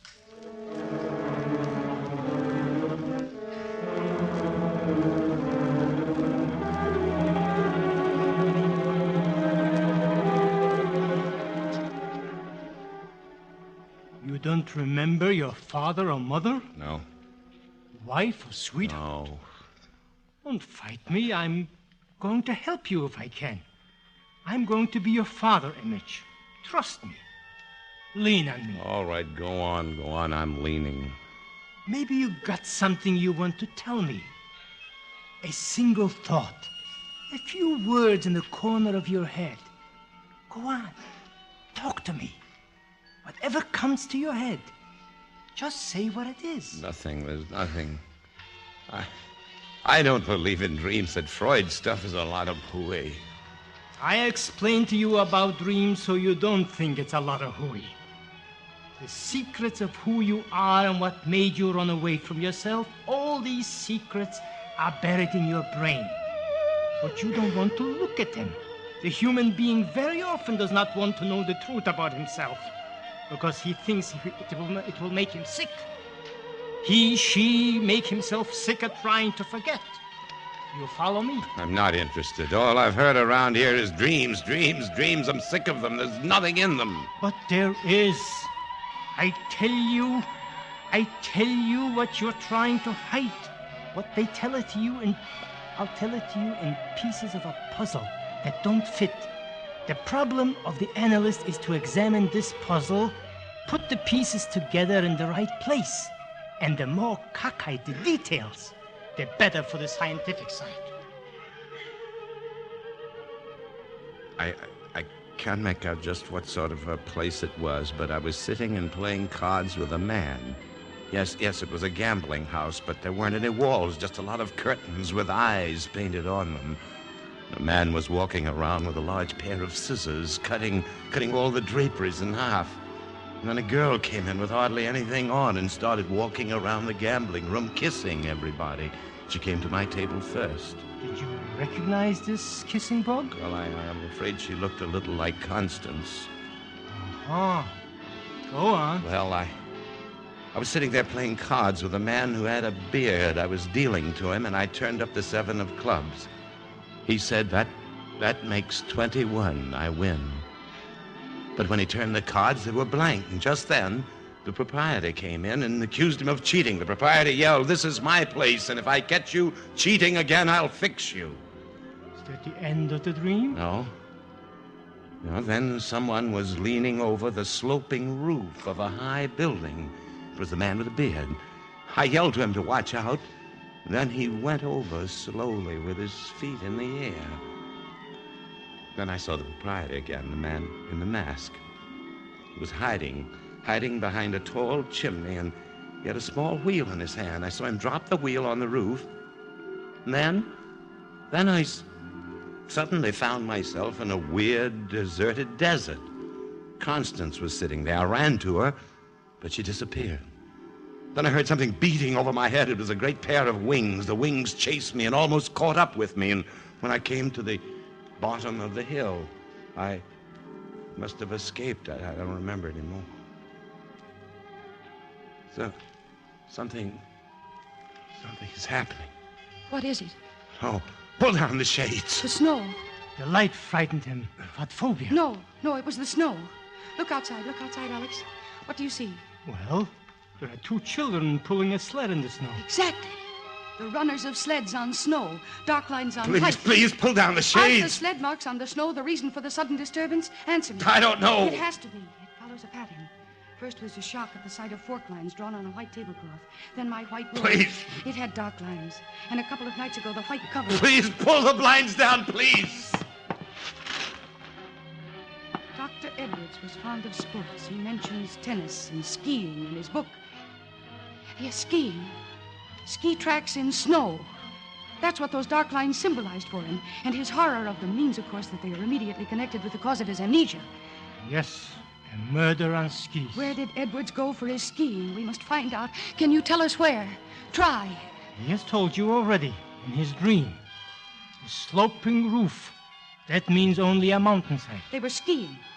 And the father image, the bearded man, is Dr. Edwards. It's very simple. Edwards plunged over a precipice while skiing. And then a shadow chases him up and down a hill. That could mean he was escaping from a valley. A valley? His skiing resorts are often called valleys, like Sun Valley. And he was being pursued by a winged figure, a witch or a harpy. No, the figure was you. If you grew wings, you would be an angel. But the dream was trying to tell him the name of the resort. An angel. Angel Valley. Do you remember Angel Valley? No, it wasn't Angel Valley. I remember it was a place called Gabriel Valley. What else do you remember now? Who was the masked figure in your dream? It was an accident. Do you remember that? A skiing accident. Dr. Edwards went over a snow cliff. No, it was no accident. I can't stand it anymore. I've had enough of it. We've got to call the police. No. We've got to go to Gabriel Valley. You've got to go with me.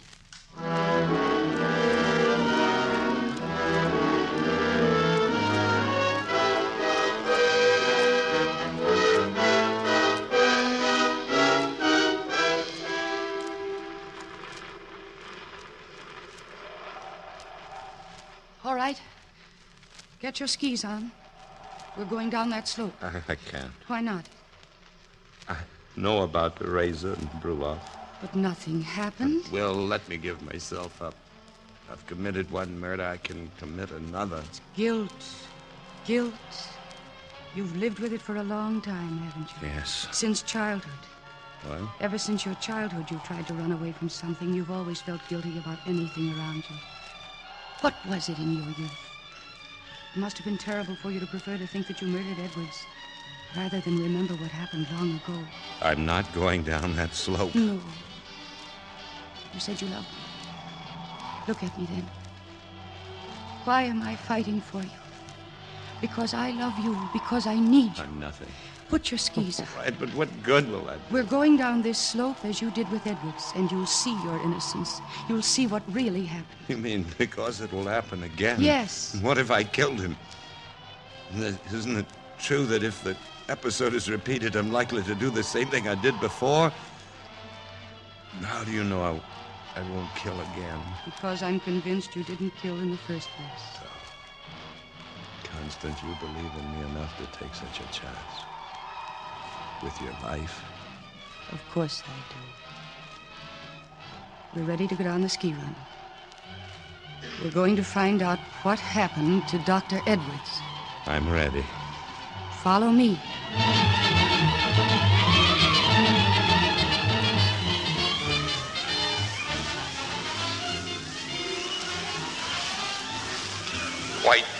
White with dark lines. I know about the razor and Bruloff. I've committed one murder. White with dark lines. Ski tracks. Dr. Edwards' ski tracks. Ahead of me. I can commit I've another. got to get close. I've got to be near you, Dr. Edwards. Isn't it true that if I kill Dr. Edwards here on the ski run, I'm likely to do it again? Closer. I've got to get How closer. do you know I won't kill again? Soon. Oh, no! Precipice ahead. Precipice ahead. Stop, Dr. Edwards. Fall.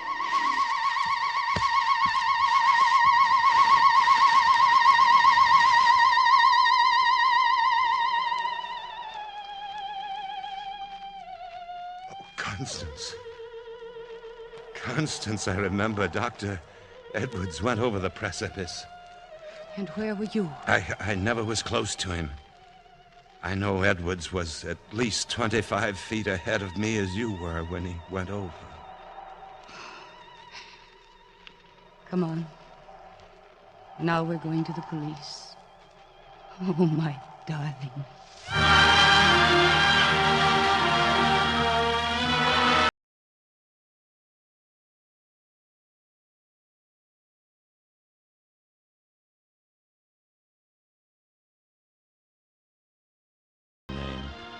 It's John Ballantyne. I'm very pleased to meet you. I ran into Dr. Edwards when I was in Cumberland Mountains trying to recover from some kind of nerve shock I got in an Army plane crash. He was on vacation, but I asked him to help me and invited me to go skiing with him. We went through New York, and I vaguely remember going to lunch somewhere. I'm still a little vague about the lunch part. And then we arrived here. The accident happened. Tell me. It's vital that you remember your youth. The incident... I believe I can tell you that now. My brother Tom was 5, and I was 7. We lived in a house which had a long banister alongside the steps outside. About the house and immediately below the banister was an iron spiked railing. Tom and I always used that banister for sliding. One day he went first, and I followed behind him. When he reached the bottom, he didn't get out of my path rapidly enough, and I couldn't stop. And Tom was impaled. I realize now it was an accident. I didn't kill my brother. And the ghost of the past is gone now, darling. That was the memory you were afraid of. That's why you took on the role of Dr. Edwards, to prove to yourself that he wasn't dead and therefore you hadn't killed him. It was your childhood guilt complex. Professor, I never quite realized in my amnesia state how very lovely you are. Hello, Dr. Peterson. Well, hello, Lieutenant Cooley. Did you find the body of Dr. Edwards? Yes, in almost the exact spot you told the mountain police it would be. Oh, thank goodness it's all cleared up. Well, not quite. I'm afraid a bullet was found in the body. But that's impossible. I'm afraid, Mr. whatever your name is, that you're charged with murder.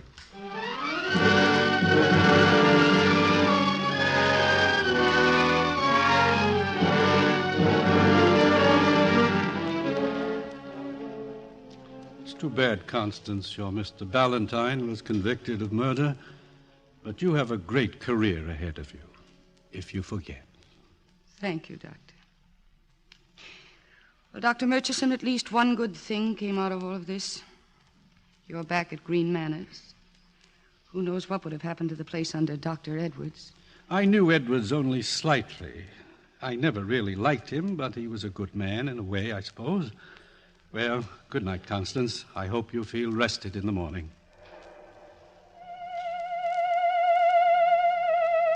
I knew Edwards only slightly. I knew Edwards.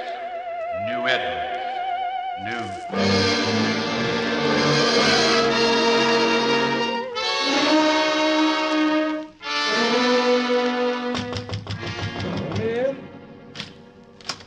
Dr. Murchison, I want to talk to you. Please sit down. What's your problem? It's a dream that one of my patients reported. May I ask who the patient is? The patient is Mr. Ballantyne. Charming loyalty. What did he dream? He dreamed that he was in a gambling house. It was full of odd people playing with blank cards. Blank cards. Obviously, the patient was trying to deny it was a gambling house. One of the people in the place went around cutting drapes in half. Another was a scantily dressed girl who was kissing everybody. With a little effort, one could almost imagine them inmates of Green Manors. Yes, that's what I had in mind, Doctor. The patient was playing cards, now no longer blank, a game of 21 with a bearded man who was evidently Dr. Edwards. Yes, one usually dreams of one's analyst as authority with a beard. Yes, he dealt Dr. Edwards a 7 of clubs, and Edwards said, that makes it 21. I would say that the patient was trying to mention a locale. The 7 of clubs might mean a club. Yes, with the word 21 in it. There is such a place in New York. It's called the 21 Club. I've heard of it. And the patient dreamed that the proprietor of the place came in and began accusing Dr. Edwards of cheating. He ordered Edwards out of the place and said, I won't allow you to play here. This is my place. I'm going to fix you. The dream gives the locale a double identity, the 21 Club and Green Manors. But the proprietor seems to belong more to the latter. In fact, I would say that this angry proprietor who threatened Dr. Edwards was myself. It seemed that way to me. I presume you only arrived at this solution tonight and have confided your findings to nobody. Not yet. Was there any more to the dream? Yes. The patient dreamed that he and Dr. Edwards were on a high, sloping roof, and that he saw Dr. Edwards plunge over to his death.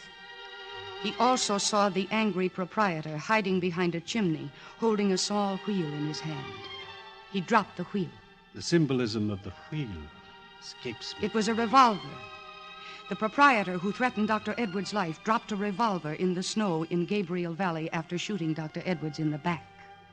The weapon is still there at the foot of the tree with the murderer's fingerprints on it. I cannot agree with this part of your interpretation for the good reason that the weapon is now in my hand. I imagined that something of this sort would happen after I made the slip about knowing Dr. Edwards. That started your agile young mind going. You were having a breakdown, and in a state of panic you heard that Edwards was to take your place here. You sought him out in his favorite restaurant where he was lunching with John Ballantyne. You accused him of stealing your job. You threatened to kill him. He calmed you down and told you that he was off on a skiing vacation, and you followed him there and you shot him from behind a tree. That's enough. Did it ever occur to you that the punishment for 2 murders is the same as 1? But you're not going to commit a second murder. I hadn't planned to. But you are here. You are not leaving. My gun is trained at your heart. A man of your intelligence does not commit a stupid murder, Doctor. You are thinking that you are not mentally responsible for that other crime in the snow. They will find extenuating circumstances in the state of your health. They will not execute you for the death of Dr. Edwards. You can still live, read, write, research, even if you are put away. I'm leaving, Dr. Murchison. Stay right where you are, or I'll shoot. I don't think so. You're thinking right now that if you shoot, it is cold, deliberate murder. You will be tried as sane murderer, convicted as a sane man, and you will be killed in the electric chair for your crime.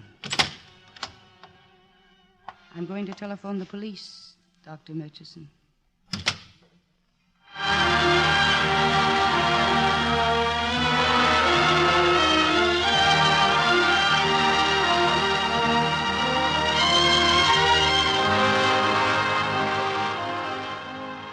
How does it feel to be a great analyst, darling? Not so bad? And a great detective. Wonderful. And madly adored. Very wonderful. White.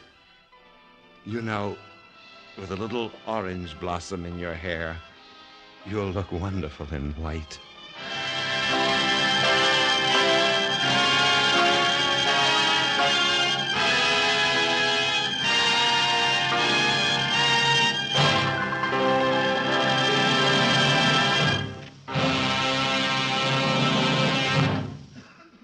A long time ago, William Shakespeare wrote, "The fault is not in our stars, but in ourselves." How very wise he was.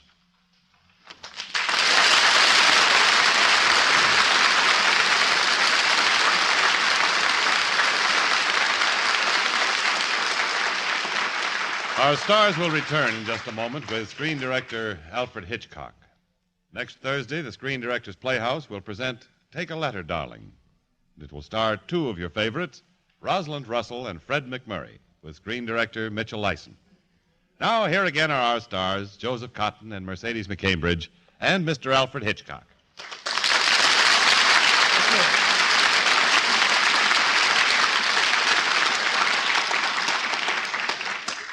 Thank you, Joseph Cotton and Mercedes McCambridge, for a splendid performance.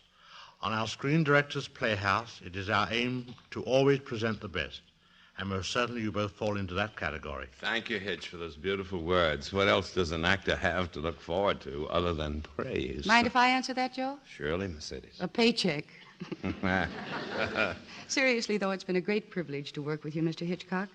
And for Joe and myself, I'd like to say invite us back soon, won't you? Good night. Good night, Hitch. We'll be seeing you, Joe Cotton and Mercedes McCambridge. Good night, everybody.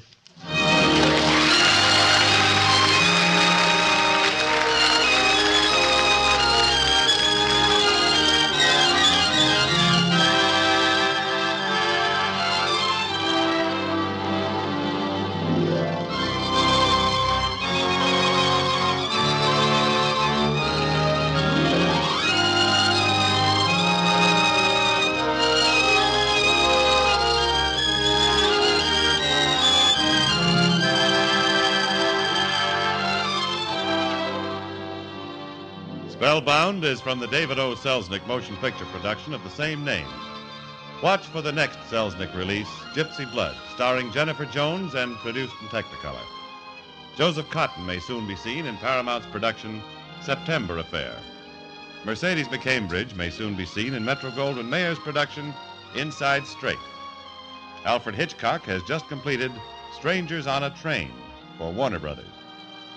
Tonight's cast included Herbert Butterfield, Bill Tracy, Jim Nusser, Howard McNear, and John Blyforth.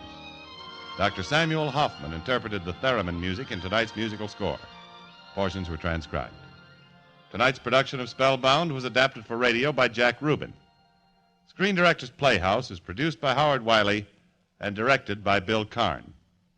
This is Jimmy Wallington speaking and inviting you to listen next Thursday when we present Rosalind Russell and Fred McMurray in Take a Letter, Darling, with screen director Mitchell Lyson.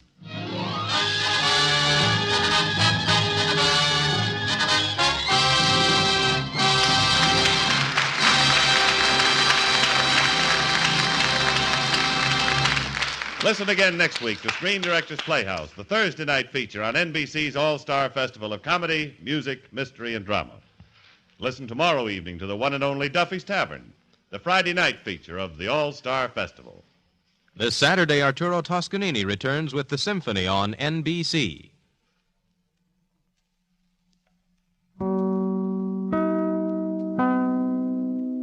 Screen Directors Playhouse stars Douglas Fairbanks, Paula Morgan.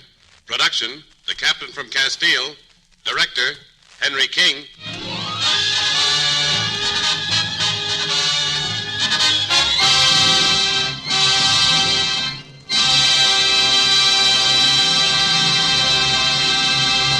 This is the Screen Directors Playhouse. one of the weekly features on NBC's All-Star Festival of Comedy, Music, Mystery, and Drama. Brought to you by Cannon Towels, famous for color, for design, for durability. Among towels, America's #1 bestseller. By Chesterfield, the only cigarette that gives you mildness plus no unpleasant aftertaste. The cigarette that brings you Bing Crosby and Bob Hope.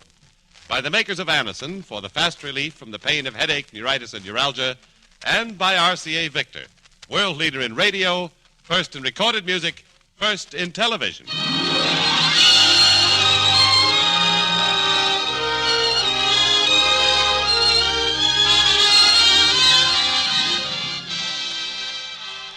Tonight, the Screen Directors Playhouse is pleased to present transcribed an adaptation of an exciting story of romance and adventure.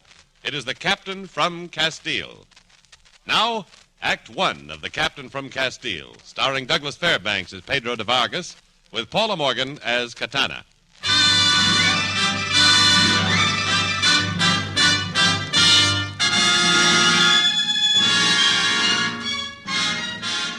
Siéntese, senor. By your leave. Juan Garcia's my name. Pedro de Vargas. You have been to the Indies, senor? For many years. Tell me about the Indies, senor. That word sets your imagination on fire, doesn't it? Well, why not? It's a new world, my friend. Listen, I've stood on the waterfront of Santiago and looked north, and you could feel the great land out there. Tell me, senor, is it true that there's a country on the southern sea where heathen Indians live in palaces and eat their food off plates of gold? Aye, and all that. Kingdoms, empires, mountains of gold. Just waiting to be taken by the first cavalier with spirit enough to venture. Here's our wine, caballero.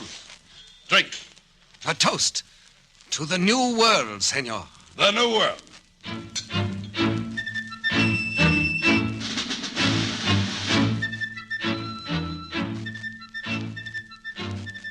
When Pedro de Vargas left the peon Juan and rode his white charger along the Spanish countryside, the year was 1517, 25 years since Christopher Columbus had made his first voyage to the Americas. As Pedro entered his father's castle, he was greeted by the voices of his father and a guest whom he disliked, Diego de Silva. And that's how it was, senor. You found no trace of your missing servant, Diego? No, Senor de Vargas. It is my belief that someone gave the Indian aid. But he'll be taken, at which time the Inquisition will deal with him. You are an intimate of the Inquisidor General, are you not, senor? I have the honor to be the El Supremo of the Santa Hermandad. It is my duty to pass sentence on those poor sinners whom the Holy Office has found guilty of heresy. Oh, by the way, it seems strange to me that a man of your name and fame should not be one of us. I am not a theologian. Nor am I. Is it possible, senor, you do not approve of the Santa Hermandad? I do not approve, sir. I, too, am a Catholic, and have given more blood for the faith than you have in your entire body. But I regard the Santa Hermandad as an evil. I am against any organization, sir, which turns friend against friend, child against father. Do I make myself plain? Quite plain. Oh, but why do you wish to pick a quarrel with me? I came here peaceably and alone, though injured by your son. I injured you, senor? How? If I attacked two of your servants, Pedro, and opened the face of one and slashed one of your dogs, wouldn't you call it an injury? Add to it your men set their dogs on a girl, senor. That makes a difference. Oh, yes, I forgot. It was the wench, Katana, from the Rosario Inn, of whom it appears you are unduly fond. That's a lie. A lie? That you rode her to the privacy of the Rosario? Or did my servant see wrong? Senor, my son's conduct is a matter I'll settle with him. It has nothing to do with what we were discussing. If anything I have said displeased you, I shall be glad to give you satisfaction at your pleasure. And I, senor. Thank you. But suppose you leave the question of satisfaction to me. Buenos dias, senores. The man is a coward. Pedro, about this girl. It's true, Father. She rode with me on my horse to the Rosario. She's a servant girl, Katana, who works at the inn. But you've openly paid your respects to the Lady Luisa. Nothing happened. About De Silva's missing Indian servant. Coatl. Yes, I helped him escape. He was a friend. We hunted and ate together. He was captured and brought to this country as a slave. But Coatl was no slave. In his country across the sea, he was a lord. You should have called on me. I, too, would have helped. Give my respects to Lady Louisa when you call on her this evening.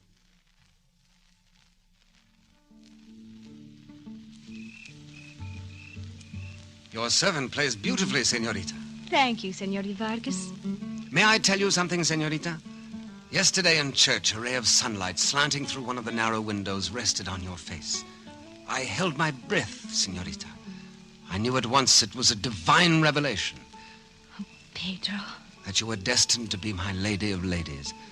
I knew then that I would always adore you, serve you, and I hope that one day I may be worthy, and that you may care for me, love me as I love you. Oh, my handkerchief, where is it? May I keep it as a token, as a favor to wear? Yes, though I wish I had something better to give you. Better? The golden fleece from the hands of His Majesty could not mean half as much. Tomorrow night, senorita. Vaya con Dios.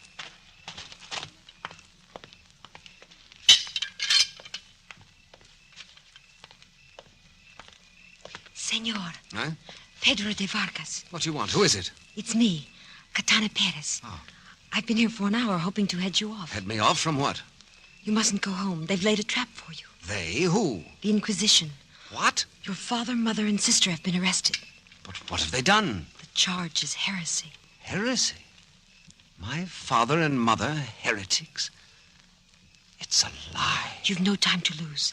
The Marquess de Carvajal, my father's best friend, my betrothed's father. He'll advise, he'll help. You know best, senor. Only, senor, if anything goes wrong, if you need me... Oh, thank you, Katana. You'd better go. They mustn't catch you helping me. God go with you, senor.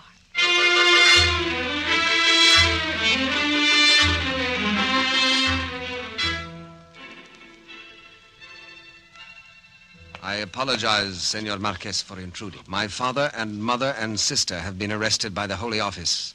The Inquisition? But you know my family is not guilty of heresy. Why, my sister's just a child.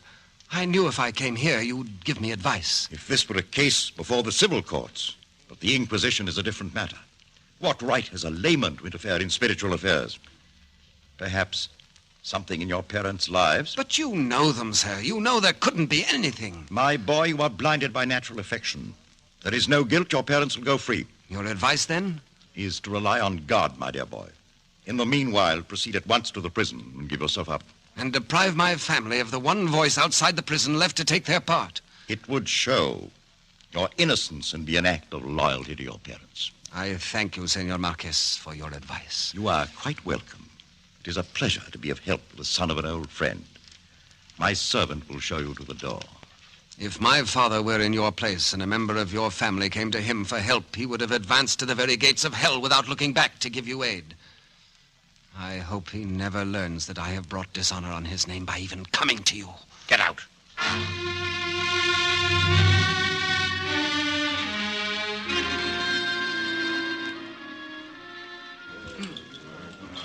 Well, you came here to my courtroom, Pedro, and now you're manacled and chained. You lied, didn't you? And you lied again and again when you said you gave no aid to my escaped heretic, this Indian dog who calls himself a lord. Admit you lied because you hate the Santa Hermandad. Your silence calls for punishment you may not like. Senor de Silva, it will do you little good to waste your threats on someone who does not fear them. It would be wiser for you to explain this outrage upon my family. I demand to know what you've done with my mother and father and sister. You demand? The charges you have brought against them have no foundation in truth, and you know it. I here and now accuse you of bearing false witness for reasons of cowardice. Guards, bring in the other prisoners. Yes, sir. In a moment, senor. Father. My son. Senor de Silva, I thought there was a cursed bad smell in this place. This is not a moment for swagger, Francisco de Vargas. A gag may teach you what old age has not. Do you confess the crime of which you stand charged? Confess that I'm a heretic, an unbeliever, that I taught irreverence to my family? The lie is black. Mm-hmm. From the lips of children, we're apt sooner to hear the truth. Guards, begin with the girl. Apply the cord. No, please, senor, please, take me, please, senor, take me. She's so young, so innocent. No, my dear, don't. Would you give this lout the satisfaction? Wait, please, not her. I'll confess. I'll confess anything if you'll just release her. No, Pedro, you'll not save her by a lie. De Silva, if you do this thing, look to your own soul. Apply the cords. Tighter. Please, senor. I beg of you to have mercy. Hail Mary, full of grace, the Lord is with thee. Blessed art thou amongst women, and blessed is the fruit of thy womb. Senor, the girl has fainted. What shall we do now? Well, revive her. Oh, please, senor. She's just a baby. Please, senor. She's just a little baby. Oh. We can't revive her. She's dead. God has shown his mercy. Upon you rest his curse, De Silva.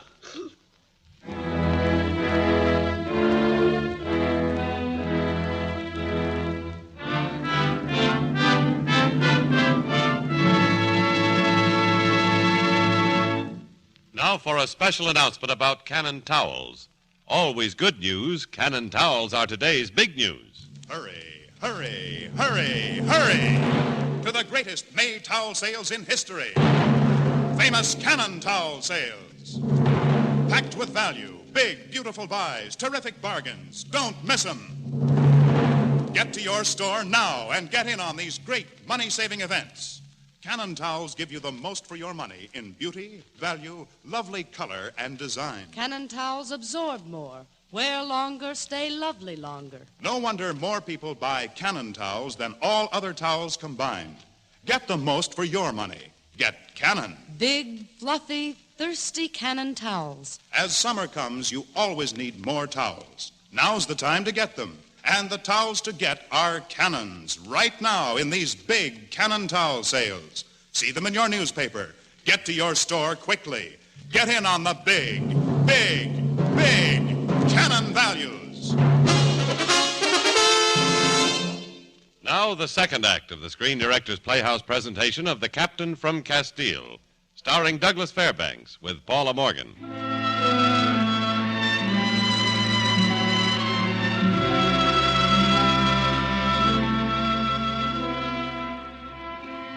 It was very late that same night, and Pedro in his prison cell was heavily manacled.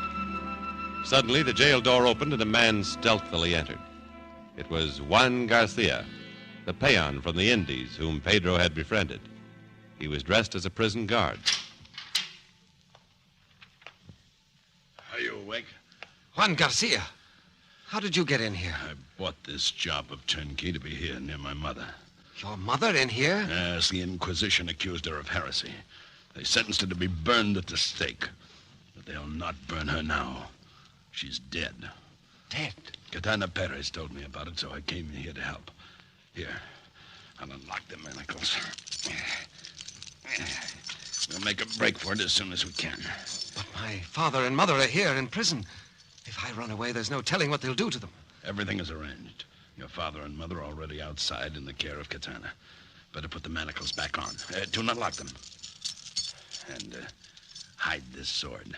You'll need it when the time comes. I don't know how to thank you. Save it until later, Caballero. Someone's coming. Guard? What are you doing in here? Seeing that the prisoner is properly secured, Senor de Silva. Get out. Muy bien, senor. Well, Pedro, I see you're awake. I'm prepared to offer you leniency, provided you sign a confession that you and your parents are guilty of heresy. Otherwise, I shall have no recourse but to remove you. When you remove someone, senor, You are careful not to risk your own skin, which is probably wise. If you mean I do not give swashbucklers the satisfaction of a duel, you're quite right. My object is to dispose of them simply, as a warning to others. In the end, you will learn my method is thorough. As thorough as your dishonor, if possible. Dirty-tongued infants must be taught politeness. Yes, I'll teach you politeness. What? The manacles, they're open. And I carry a sword. Out with yours. Well, what about satisfaction now, De Silva? Where is your policy and method, huh? Guard! Guard, help me! Help yourself. Do not come out of the cell or I will kill you. I've stripped you of your sword, De Silva. Mercy. For God's sake, have mercy. Now you're unarmed, and I have the point to your heart. Mercy. You wouldn't kill an unarmed man, De Vargas. You wouldn't murder me. Bareheaded before death, coward. I'll let you go free. You have 1 moment left. Spend it thinking of the child, my sister, that you murdered. Have mercy, I beg you, I beg you. You'd make amends, yes, perhaps? Yes. You'd secure our release? Yes. Make public apology? Yes, anything, everything. Can I trust you? I swear it before God. Oh, no. Not before God, De Silva. Perhaps if you renounced your faith in God, I'd believe you. You have defiled everything that the church stands for. Now renounce your faith in God. Yes, anything, I'll renounce God. Spare my life. My answer is this sword through your heart. Now answer to God for your crime. Pronto, Pedro. The guards are coming. Follow me.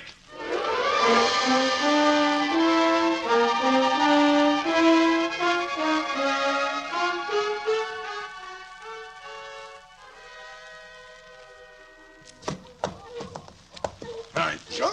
Manuel, take this trail to the north. See that my parents get aboard a boat bound for Italy. Let's go. We mustn't tarry. Goodbye, Mother. Bear yourself well, my son. My blessings go with you. God be with you, Pedro. Adios. And now, Katana, Juan, my very loyal friends. We go in this direction. There they are. This way, you prison whelps!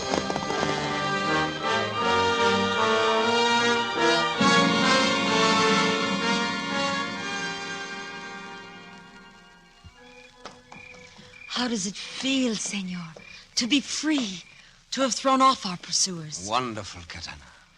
This dark forest, it is beautiful. Yes, Katana. That handkerchief, is she beautiful, senor? She? Who? The lady whose handkerchief you carry over your heart. Very beautiful. A great and lovely lady I'm privileged to serve. Who is she, senor? The Lady Luisa de Carvajal.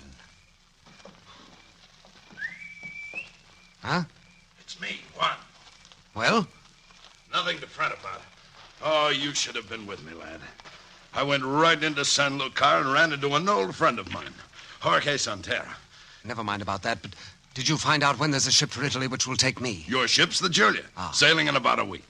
Oh, this friend of mine, he was telling me that before he left Cuba, all the talk was of a vast armada that Governor Velasquez is fitting out to take over a new land, a country full of gold.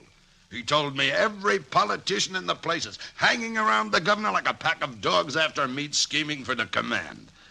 The talk was that Hernan Cortez would get it. Who's Hernan Cortez? A very courageous soldier.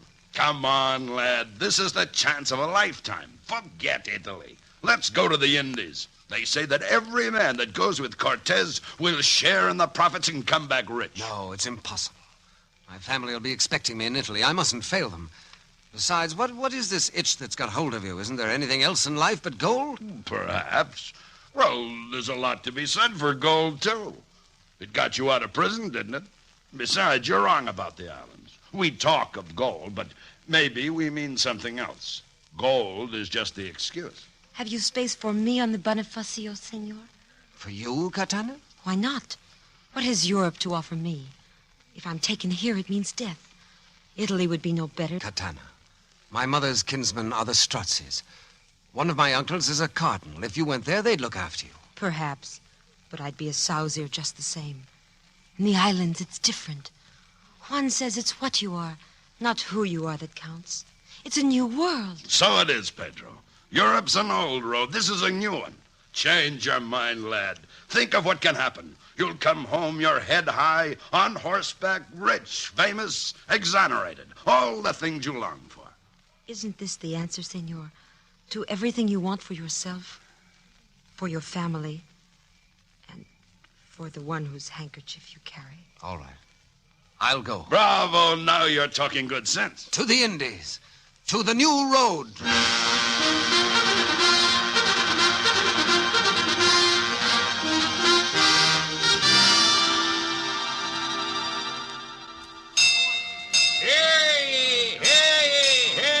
In His Majesty's name, know everyone that the fleet now in Havana Harbor will sail by authority of His Excellency Diego Velazquez, Governor of Cuba, for trade, settlement, and discovery under the command of Hernan Cortez. And bless my guts if it isn't Juan Garcia. I thought I'd find you here. You seen Cortez yet? That's what I'm here for. Meet my friends Pedro de Vargas, Catana Perez. This is Professor Botello. He's an astrologer and a sawbones. He reads the stars better than I can a book. What are you doing here, Professor? I signed on to give Captain Cortez wisdom of what the stars have in store for him. To mend any bones that are broken. Yeah. Come on. Let's all have a drink. Oh, no. Not until after we've had a talk with Captain Cortez. Come on, Juan. Katana, let's go and sign up. Enroll for God and His Majesty Don Carlos. Carry the light of our blessed faith to those in It's Captain Cortez. Huh? At your service. Pedro de Vargas of Jaén, Spain. Huh? Are you a relative of Francisco de Vargas? His son, sir. Well, our fathers were friends. I'm delighted to have you join us in this venture. If you have the spirit and merit of your father, you'll prove worthy of promotion and a command. Thank you, Captain. Oh, Senor, this is Father Bartolome. Father. How do you do, sir? And here we have Senor Juan Escudero. Senor de Vargas? How do you do? Senor Escudero is a representative of His Excellency, the Governor of Cuba. He came here to relieve me of my command. But I believe I have successfully convinced him that I am going to be captain of this company, or there isn't going to be any captain. Hey, Escudero?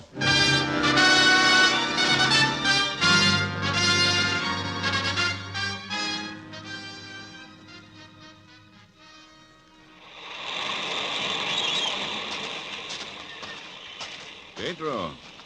Oh, Father Bartolome. Don't get up, Pedro. I'll join you here on the beach.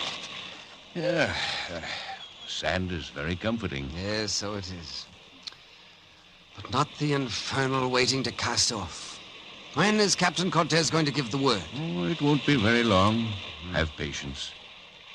What were you thinking of when I arrived? Home? Yes, Father. How did you know? When a young man sits staring to the east with a lady's handkerchief in his hands, what else should he be thinking but of his home and his sweetheart? Well, cheer up. Perhaps your dreams will come true. If I only get half of what I want, Father, I'll be satisfied. Now, let me ask you a simple question. Why haven't you been to Mass? Because I killed a man. And I'd kill him again without hesitation. Go on. But I duped the coward into renouncing God before I killed him. That's why I haven't been to Mass. Who was the man? Diego de Silva, El Supremo of the Santa Hermandad. Why did you kill him? He caused the death of my sister, the imprisonment of my parents, the loss of everything I loved. And now, Father, I've placed myself in your hands. No, my son. You've been in my hands for 2 days. Except for forcing De Silva to renounce God, you've told me nothing I do not already know. You have a penance to perform, my son. Pray for the soul of Diego de Silva. This is more of a penance than you think. God's love is a heavy burden. Are you prepared to carry it out? What is demanded of you is not easy. Do you, as you hope for salvation, accept the penance? Yes, Father.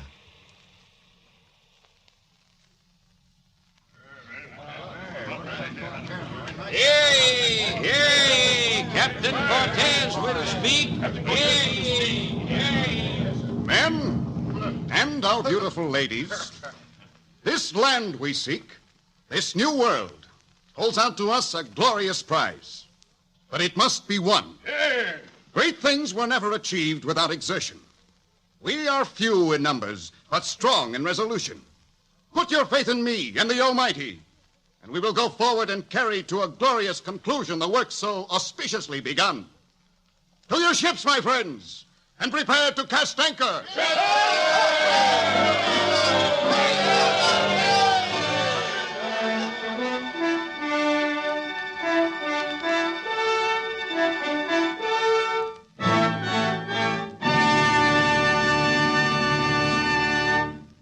Now here's Chesterfield's answer to Cyrano de Bergerac. Bob Hope. I'd top you easy, Dad, but we only have a minute here to sell Chesterfield. Okay, well, let's get to it. Better tasting Chesterfield is the only cigarette that combines for you mildness with no unpleasant aftertaste. The mildness is a cinch to prove. You just make the Chesterfield mildness test. You know, open a pack and enjoy that milder aroma. Then smoke them, and you'll know that Chesterfields are milder. And Chesterfield leaves no unpleasant aftertaste. That fact has been confirmed by the country's first and only cigarette taste panel. So make our cigarette your cigarette. The reasons go together like this. Buy Chesterfield, Chesterfield, the one that proves its case. Yes, Chesterfields are milder, plus no aftertaste. So ho, open a pack and give 'em a sniff. Then you'll smoke 'em. You are listening to the Screen Directors Playhouse, one of the weekly features on NBC's All-Star Festival. The third act of The Captain from Castile will continue after a brief pause for station identification.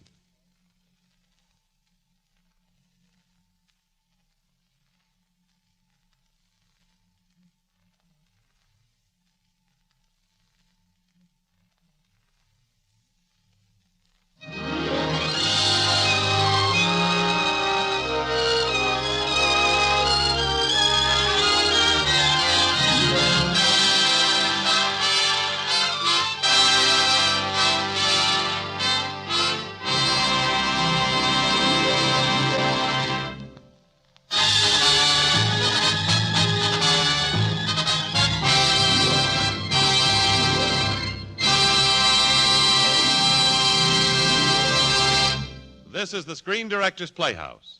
We continue now with the third act of The Captain from Castile, starring Douglas Fairbanks as Pedro de Vargas, with Paula Morgan as Katana.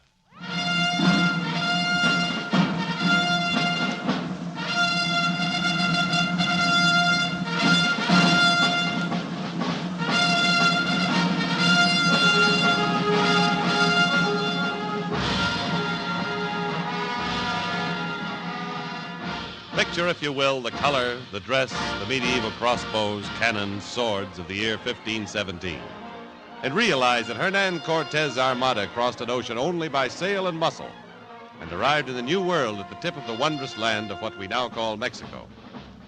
Settled only by the Indian tribes of the Emperor Montezuma, they were greeted there by Indian ambassadors with rich prizes and fabulous jewels, but with a definite warning to progress no farther and return home. To this, Hernan Cortez replied, The great Emperor Montezuma sends nuggets of gold to us prospectors and then asks us not to visit the mines. Does he think we sailed all this distance with the idea of riding back and forth in trade? Everyone, listen. Tomorrow, we sail in the direction of Montezuma. But for now, fiesta!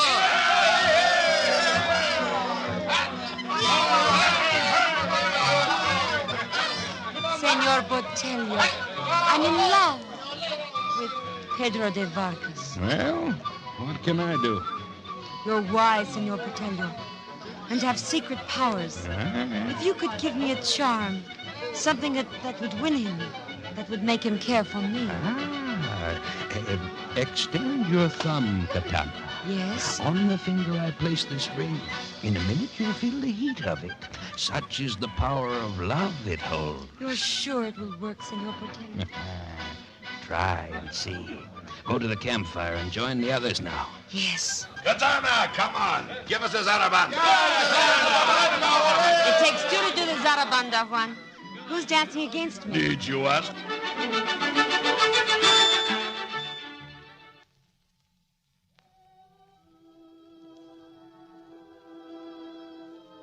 You're beautiful, Katana.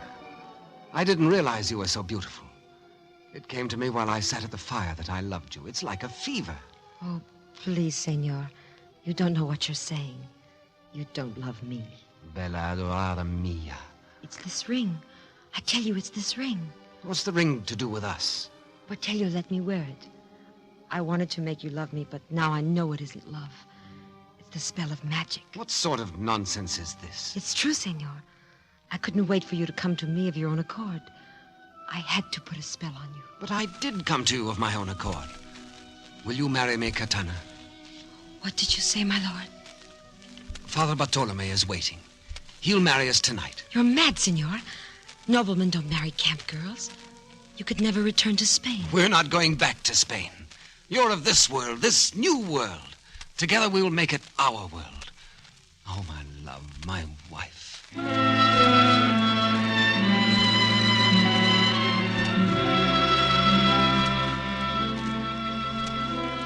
Pedro and Katana were married that same night.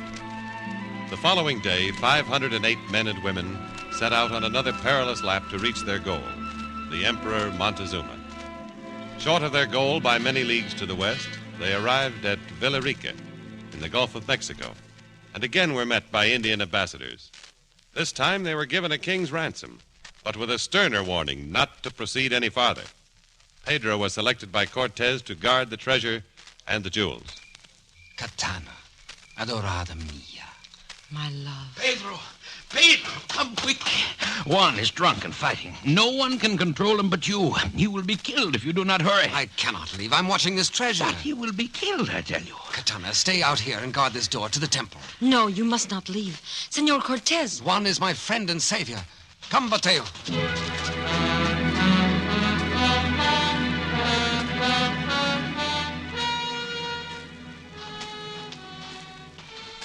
All quiet, Katana? Not a sound. That Juan.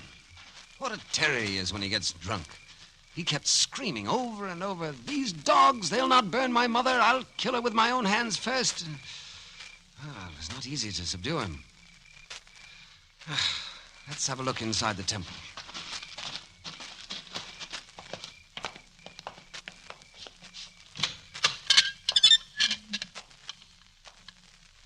Senor, there is an opening in the back wall. Where? Over here. A secret door. Someone has entered the temple from the back while I was gone. The trunk. The lock is open. Katana, the gems are gone.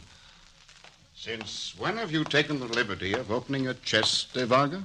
Senor Cortez, the gems, they have been stolen. By whom? Yourself? Be good enough to hand them over. But I don't have them, sir. You lie. No, my lord, I swear it on my father. I came in and found the lock broken. Were you outside guarding the temple all evening? No, I left my post and had just returned. Disobeyed orders? Deserted your post? Juan Garcia was ill, sir. They sent for me. So, a soldier in charge of an important post walks off at his pleasure to hold the hand of a sick friend. Very charitable. We'll deal with that in its place. Did you leave the door open when you left? No, sir. It was locked. Heaven give me patience. Do you expect me to believe someone walked through solid masonry into this room? Now, hand over those gems. Don't force me to have you stripped. Whoever took those gems, sir, came through that door in the wall. You're under arrest. Please, look, sir. Bless my soul, you're right. Where's the lock to the chest you opened? Right here. Give it to me. That's odd. This lock has been filed. The Indians have no steel. It must have been one of our own men. I should hate to see you hanged, De Vargas, but I have no doubt that will be the decision of my captains, unless these priceless gems are recovered. I give you until this hour tomorrow to recover them. You're relieved of your duty.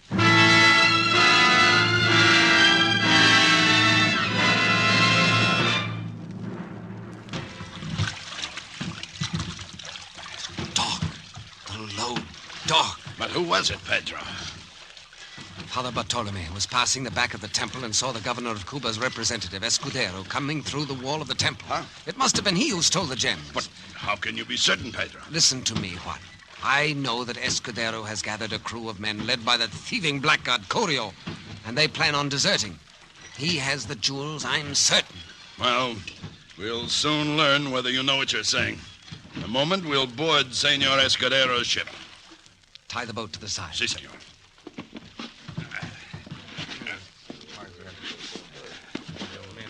Careful, Juan. I hear voices. Escudero is in that cabin. Stand close to the door. We will listen. So we will sail at dawn for Cuba, gentlemen. Senor Escudero, you have the Indian gems with you? Unfortunately, no, Corio. No? What about the secret door to the temple? Pedro de Vargas was on guard, and we couldn't get him away from his post.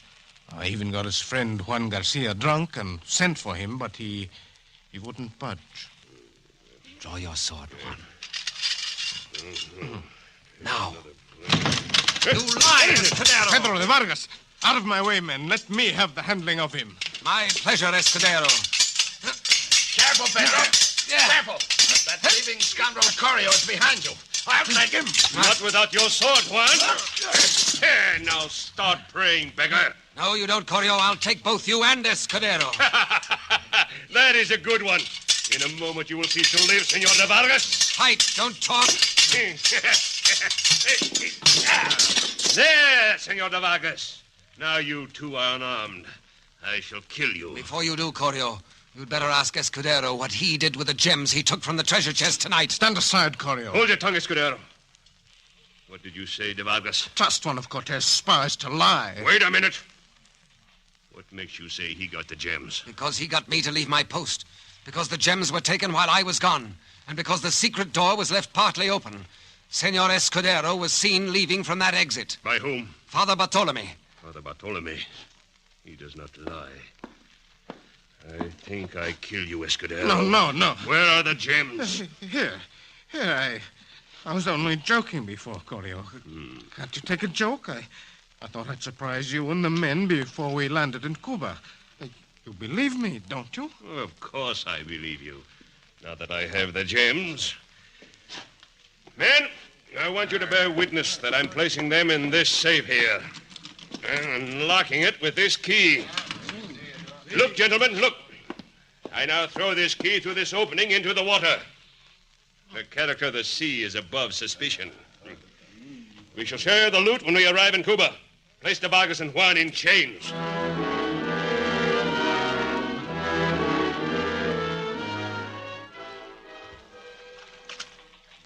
De Vargas. Wake up, de Vargas. What do you want, Corio? How much would it be worth to Cortez if this ship does not sail for Cuba? 1,000 ducats for you. The gems in that chest are worth 50 times that. There's no market in Cuba for jewels like those. Huh? Who would you sell them to? Escudero's the man who'd get rich. He already has the ear of the governor. Even as a friend, he's proven how much you can depend on him. I'm not in this for my health. I'm tired of songs and promises. What security have I that Cortez will pay? You've heard of my father? Yes. I swear on his honor, I will show you the way to Cortez's favor. Agreed. I'll get the chains off you and Juan. There, Juan. Gracias. There. You're both free. Here's your sword, de Vargas. And we'll take the gems with us. There's no time for us to break open the safe. I hear footsteps. Follow me. We will have to break open the safe. I threw away the wrong key. Vaya, a lucky mistake. Wasn't it? Here, you keep the gems. They're pretty but useless to a poor man. There's a rowboat over the side. Let's get to it. Good. You first, Juan. Gracias, senor. Now you, Corio. Very well. Follow closely on my heels and be quiet. I'm in. Alarm! It's de Vargas! He's escaped! He's escaped! Row for your life, de Vargas. Row! You got crossbows! Don't miss! Don't miss! I'm hit! My head!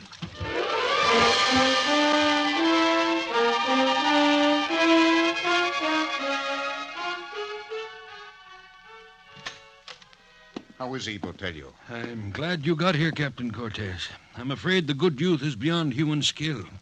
He's bleeding to death. What a pity to see him drain out like a stuck pig. Well, then hitch up your breeches, man, and stop the bleeding. Juan, look into the fire and see if the poker is red hot. Here it is. What are you going to do? Hand it to me. I'm going to sear the wound, burn it shut. What are you going to do? Why are you going to burn me? Have mercy. Mercy, Juan. I'm here, lad. Juan. Now, lie back. Easy. Don't you understand, my boy? It's this or bleed to death. No, hold him. He's got to be perfectly quiet. Get hold of his legs. Sit on his legs. Captain Cortez, sit on his legs. Help me. Somebody help me. He doesn't know what he's saying. He's rambling. Get hold of his throat. Hold his head still. Be careful, Botelho. If you miss, I'll cut your heart out. Hold him. Look at him. Look at him. Pedro. Even my skill can't defeat the will of God. But I've stopped the bleeding. It's a well-seared wound. No. He's breathing. It's true. His heart still beats. Well, why not? In the practice of true science, God often lends a hand. And now, if you'll all leave, I'll sit by and help Yes. God. Come, girl. Let us leave. He'll live, Katana. You needn't worry. Yes, he'll live. He has to live. Captain Cortez. Yes, little one. There is much work yet for him to do. He'll finish the job. Were it not for him, Escudero would have taken his ship and returned to Cuba to get the aid of Governor Velasquez. Had he succeeded, they would have defeated this expedition, destroyed everything we fought for. Where there's one traitor, there's apt to be two. And we face a repetition of that same danger as long as we have ships waiting for us. But, sir, these ships are our only means of communication and retreat. If one can't retreat, he must go forward. If we survive this expedition, the order I have given to destroy the Armada will go down in history as a monument to our resolution and courage. If we fail, it doesn't matter, as history will forget us.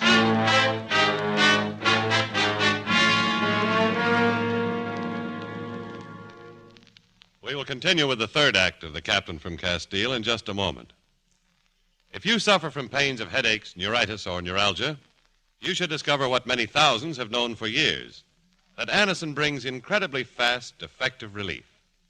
Anacin is like a doctor's prescription. That is, Anacin contains not just one, but a combination of medically proven active ingredients in easy-to-take tablet form. Probably at some time you have received an envelope containing Anacin tablets from your physician or dentist. Thousands of people have been introduced to Anacin this way. Try Anacin yourself the next time you suffer from the pains of a headache, neuritis, or neuralgia. You'll be delighted at how quickly relief can come. Anacin is spelled Anacin. Your druggist has Anacin in handy boxes of 12 and 30 tablets, and economical family-size bottles of 50 and 100 for your medicine cabinet. Ask for Anacin today. We return you now to the third act of The Captain from Castile.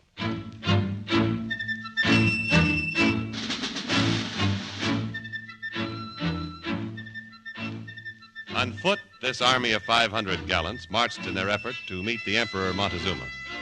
Pedro, weak but recovered, had been made a captain. Then, haggard and spent, they came to the village of San Antonio Limon, where again ambassadors of the Emperor awaited them. This time there were no gifts, only a threat that 1 million Indians would attack them if they did not leave the Mexican territory. Leave the country? Impossible. We have no ships. And I've also learned that Governor Velasquez has sent 1,000 soldiers from Cuba to defeat us, under the leadership of Diego de Silva. Diego de Silva? Then he was not slain by Pedro. No, we must act at once. Divide our force. Leave half here, march with the rest to Villarica, and fight. Captain Sandoval, prepare to march immediately. De Vargas! Yes, my lord. You will be captain of the guard here. Retain the Indian ambassadors as a guarantee that there will be no violence while I'm gone.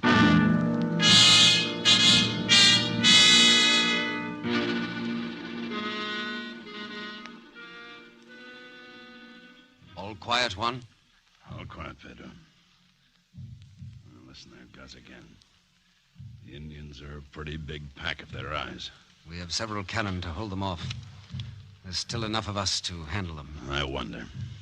Why don't you get some rest, amigo? I want to look around first.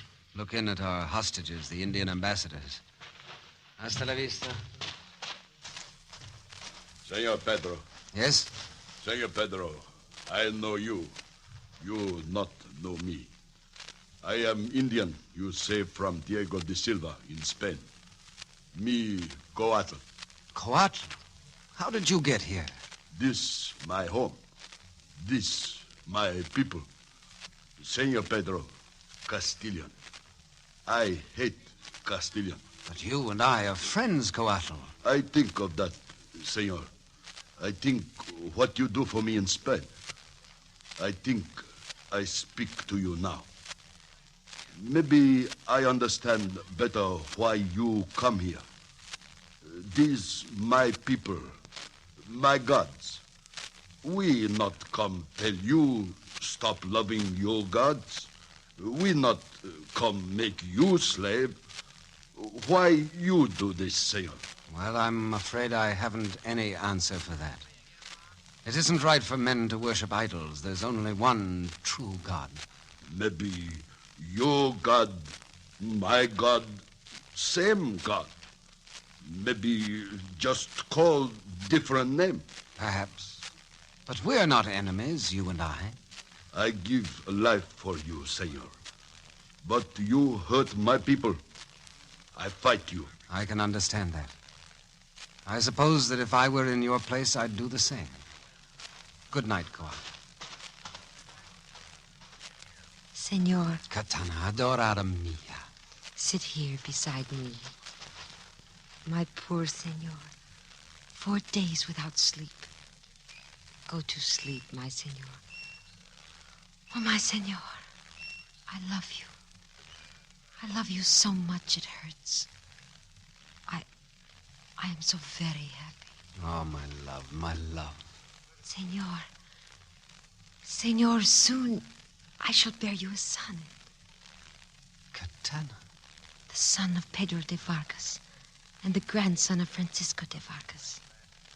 To think that I shall be his mother. I, Katana Perez of the Rosario. Perhaps he'll be a priest. Maybe a bishop. Oh, my darling.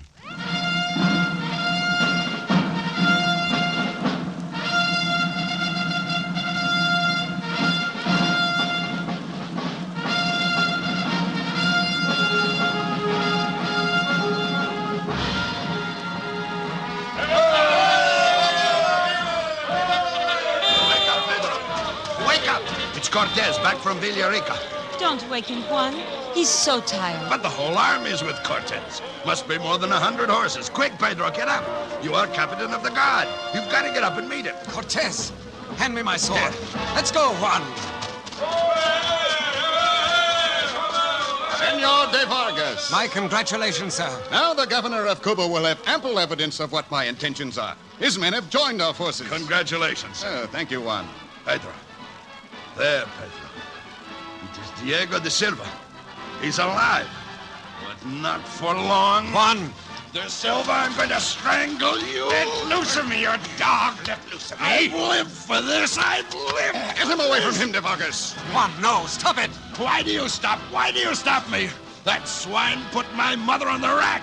Tortured her until she prayed for death. Get him away from me. That man is a fugitive from justice. Murderer, a matricide. He strangled his own mother. In the name of Santa Hermandad, I demand that he be placed under arrest. Yes, I did it. I killed my own mother to keep this dog and his henchmen from burning her alive at the stake. While she was dying, she blessed me for it. Captain Sandoval, put this man in irons and take him away. I will not let him live. Let me go. I will not let him. Let me go. Here is another man who made an attempt on my life, Pedro de Vargas. The Santa Hermandad demands his arrest as a heretic. And as El Supremo of the Santa Hermandad, I myself shall hold an immediate examination. Captain Cortez, have you ever attended an examination? I have not. It's a valuable experience. I remember one of a supposedly honorable family of Hine. One would have thought them above suspicion. though the evil and treachery of the father and son became clear enough later. There was, I believe, a girl, about 12, who refused to bear witness against her parents, and it was necessary to tighten ropes about her neck. Murderer! I compliment you on a noble feat. The death of a 12-year-old child. Who spoke of a feat, de Vargas? A stroke of policy, perhaps. A stroke of inhuman fiendishness. Careful, senor. I am His Majesty's emissary. Do you take refuge behind that? Refuge? Yes, refuge. Or have you the stomach to meet me man to man? If not, then without picking words, I'll ask you who's the coward here. And the time and place of this meeting? Here and now. De Vargas, are you forgetting where you are? You dare draw your sword on the man who is responsible for our new soldiers? But, sir, the family this man speaks of is my family. The murdered girl was my sister. Do you realize what this man represents? With him, the Santa Hermandad, with all its evils, has come to the New World. A kingdom within a kingdom. A despotism so strong, so powerful, that it paralyzes the human soul with terror. Already he speaks of tightened ropes about her neck and tortured children. I will do, De Vargas. We have no need of oratory here. It's not oratory, Captain Cortez. That man is a fiend without honor, an assassin of infants. Senor de Silva, my apologies. But Captain de Vargas is a loyal officer, and there will be no examinations of any kind while I'm in charge.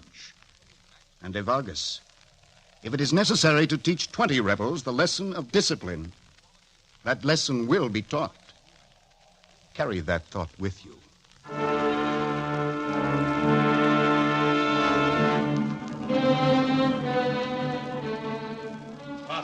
Father Bartolome, why have they arrested Pedro? Diego de Silva has been murdered. He did not do it. It was I, and I would do it again. You could not have done it, Juan. You were in irons. And I don't believe Pedro did it either. He gave me his vow a long time ago. He would never break it. Can I go in the jail and see him, Father? No. Katana is with him.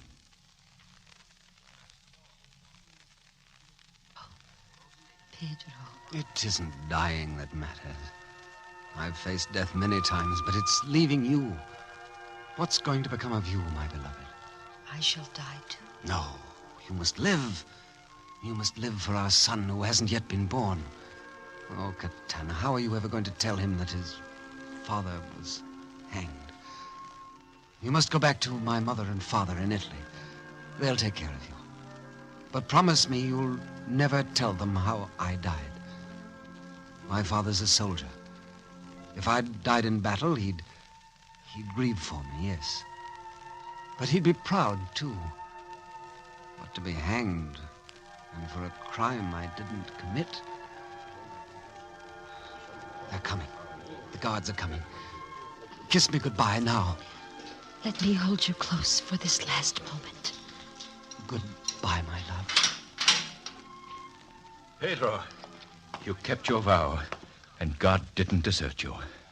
Coatl. Senor Pedro, my friend, I killed De Silva. Me, Coatl.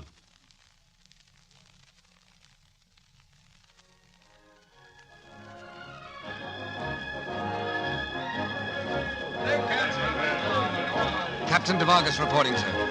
Everything ready to move as planned, sir. Good. This time last year, we were fighting mosquitoes in the swamps, accepting paltry gifts and half-starving. But now we stand knocking at the very door of the great Emperor Montezuma. We shall meet His Majesty face to face, have done with ambassadors and specks of gold. This is just the beginning. De Vargas, order the first detachment ready to move forward. Yes, sir. Gentlemen, be ready to march.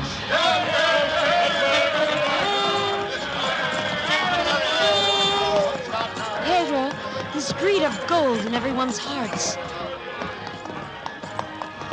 Adorada mia. Our eyes are open to what lies before us. We do not go forward as conquerors, but as men of God. The sun shines here as fair as in Spain. We will let it shine on all men alike. Here there shall be neither master nor slave. No looking up nor looking down. Here all men shall be equal according to God's plan. a haven for the weak, a refuge for the strong, with all the good of the old world and none of its ills. Forward! March!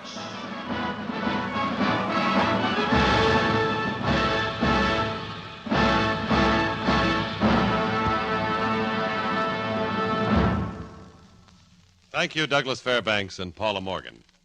Our stars will return in just a moment. But now, here's a word from RCA Victor. It's good company anywhere. Yes, anywhere, anytime, there's fun at your fingertips with an RCA Victor portable radio. At home or away from home, on your bedside table or at the beach, it's great to own the pick of the portables. An RCA Victor. You'll enjoy that extra range. You'll rave about the tone, thanks to RCA Victor's exclusive Golden Throat tone system. Yet your RCA Victor portable boasts a compactness and lightness you'd never dreamed possible. Most important of all, you get the strongest reception ever achieved on battery operation, because RCA's radio batteries are radio engineered for top performance and extra listening hours. Yes, on every count, an RCA Victor portable radio is good company anywhere. Take your pick of the beautifully styled models at your RCA Victor dealers everywhere.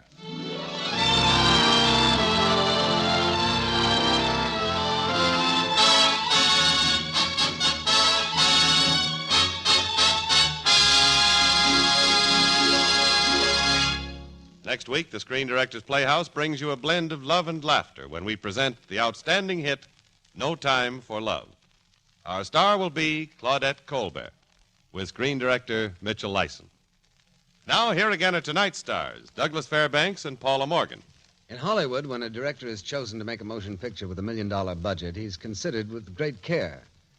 Just imagine how careful a studio must be when it selects a director for a picture bearing a $4 or $5 million budget. Well, Henry King, who directed Captain from Castile, belongs in that extra special class. His work for many years has been completely outstanding. There isn't a producer in Hollywood who wouldn't fight for his services. That's right, Douglas. Ask Mr. Darrell Zanuck, and you can be sure he'll agree with you. Ladies and gentlemen, may I present Mr. Henry King. Thank you, Paula and Doug. Your performances tonight were wonderful. I thoroughly enjoyed them. Paula, on our lot at 20th Century Fox, we consider you a great bet, and it won't be long before your name is a household word. And Doug, I know you're leaving for England in a few days to co-produce Another Man's Poison, starring Betty Davis, Gary Merrill, and Emlyn Williams. Well, bon voyage, and the best of luck. Good night. Good night. Good night, Henry. Good night, everyone. And so ends tonight's Screen Directors Playhouse, one of the weekly features on NBC's All-Star Festival. Brought to you by Cannon Towels, America's favorite towels that are special values now during the big Cannon Towel sales now going on at your favorite store. By Chesterfield, the only cigarette that gives you mildness plus no unpleasant aftertaste, the best cigarette for you to smoke. By the makers of Anacin for the fast relief from the pain of headache, neuritis, and neuralgia. And by RCA Victor, world leader in radio, first in recorded music, first in television.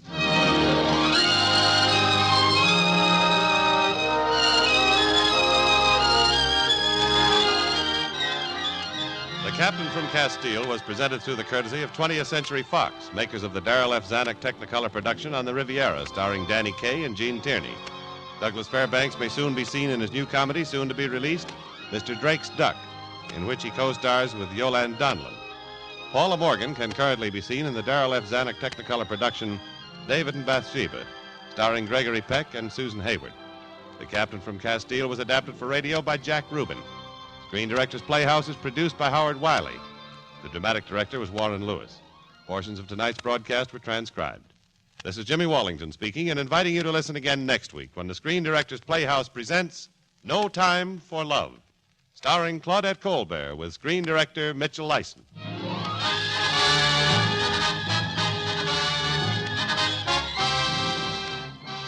Each Saturday night, join the hoedown at Grand Ole Opry on NBC.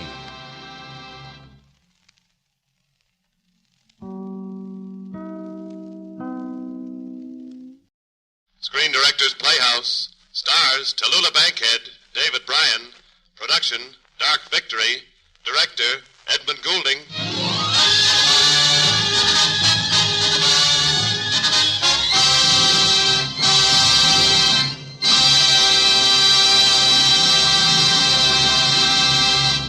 This is the Screen Directors Playhouse, the Thursday night feature on NBC's All-Star Festival of Comedy, Music, Mystery, and Drama. Brought to you by the makers of Anacin for fast relief from the pain of headache, neuritis, and neuralgia. RCA Victor, world leader in radio, first in recorded music, first in television, and by Chesterfield, the cigarette that has, for you, mildness with no unpleasant aftertaste. The cigarette that brings you Bing Crosby and Bob Hope.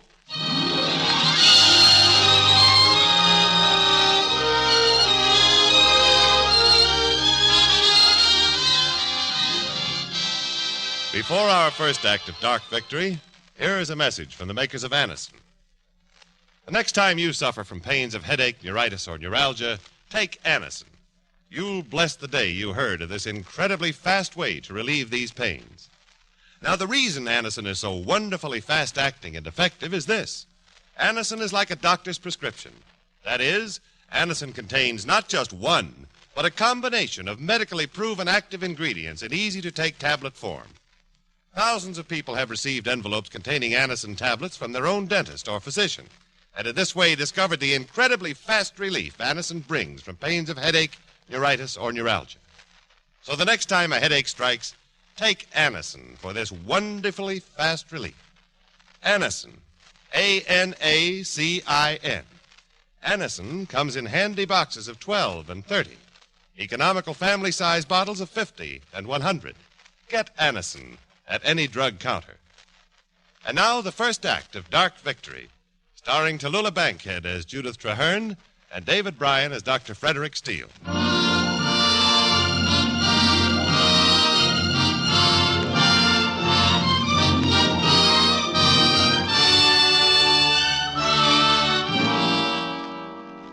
My name is Anne King. I've been in the employ of Judith Traherne for several years as her confidential and social secretary. About Judith. She was gay, independent, bright, and wealthy, with no serious love affair, no serious problem, and above all, no serious fear until... Oh, but let my records speak for themselves. It all began when Judith fell from a horse while trying to clear a steeplechase jump on her estate and complained of a severe headache. Dr. Steele, Judith Traherne is waiting outside your office. The girl is desperately ill. I've been watching her like a hawk. She's been losing ground each day. 3 weeks. You wait till now, Dr. Parson? And you don't know Judith. She's stubborn. I don't even know how I got her as far as your anteroom. She just won't cooperate. Says she hasn't time to be ill. Why, only yesterday she went to a revival of Cyrano in the afternoon and played bridge half the night. I'm sorry, but I can't see her. I'm closing down my practice today. I'm going off to Vermont and devote my time to research. I think your best bet is to get in touch with Finley. Finley's in Europe, and besides, he's no better than I am. I want you. Can't be done. I'll see you to the door. You're always talking about the obligations of doctors to humanity.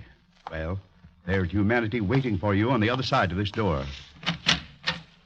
Sorry, Parsons, but if I start making exceptions, I'll be stuck here for another 9 years. Come on, Anne. This is perfectly ridiculous. I'm late. Wait, Judith.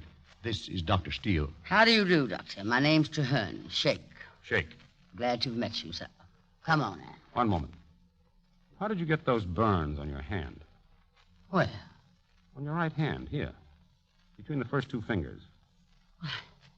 I never noticed them until now. I see. Will you step into my office, please? I don't know why, but I will. Won't you sit down? Thank you. I haven't much time. Neither have I. Parsons tells me you're a great hunter. Well, you could hardly expect me to enter your office leading a pack of hounds. I understand you don't like to talk about your health. I don't. It's a very boring topic. But most people love it. I make my living listening to them. Then I'm afraid you're wasting your time. Oh, I'll send you a bill. I'm an only child. I weigh 115 pounds, stripped. I've had mumps, measles, and whooping cough, all at the proper ages. I believe I had no congenital weaknesses. Shall I go on? Yes, please. My father drank himself to death. My mother lives in Paris. I take a great deal of exercise. I'm accustomed to a reasonable quantity of tobacco and alcohol. I'm said to have a sense of humor. Is that all? All the inconsequential facts. What are the consequential ones? Does the light from the window bother you? No. Do you use your eyes a great deal? I generally keep them open, Doctor. That light is in your eyes. I wish you wouldn't keep harping on that. There's nothing the matter with my eyes. You were squinting. I was not squinting. By the way, what did you do yesterday? Well, I played bridge in the afternoon. I went to the theater in the evening. The other way around, wasn't it? Well, yes. I guess it was. What was the play? Well, Cyrano, wasn't it? Yes, that's right. Did you like it? My head was aching, sir. How long have you had these headaches? Oh, I don't have them. You have one now. No, I've not. How much did you lose at bridge yesterday? Quickly. I don't remember. I know you lost. How much? How can I remember? I play bridge every day. You've been losing a lot lately, haven't you? Yes. Playing badly, forgetting what cards are out and what's the bid. Why do you ask me these stupid questions? I'm leaving. Wait. Did Parsons say you could go out yesterday? Listen, Doctor. I have never taken orders from anyone. And as long as I live, I shall never take any orders from anyone. And here's something else. I am well, absolutely well. I'm strong, and nothing can touch me. Neither you nor Dr. Parsons can make an invalid out of me. And now, Doctor, good afternoon. Go on. Run away because you're frightened. That isn't true. Oh, yes, it is. That's why you held back certain things from Dr. Parsons. You were afraid to admit them. You didn't tell him you've been having these headaches for months, but you have. And they've been getting worse lately until now you're never free of them. And your eyes have been cutting up, too, until your vision is almost cut in half. That's the reason for the accident on the jump. You couldn't see the bar. I'll tell you how you got those burns on your fingers from a cigarette. It burned you, and you never felt it. Because your tactile nerves are paralyzed. It's a lie. I'm well. Why do you bully me like this? Because I want to help you. Now, sit down. Dr. Steele, it's nearly time for you to leave. Oh, yes. Thanks, nurse. Cross your knees, please, Mr. Hearn. You're not going to hit me with that little hammer. Why not? It always makes me laugh. Silly, isn't it? Now the other one, please. Good.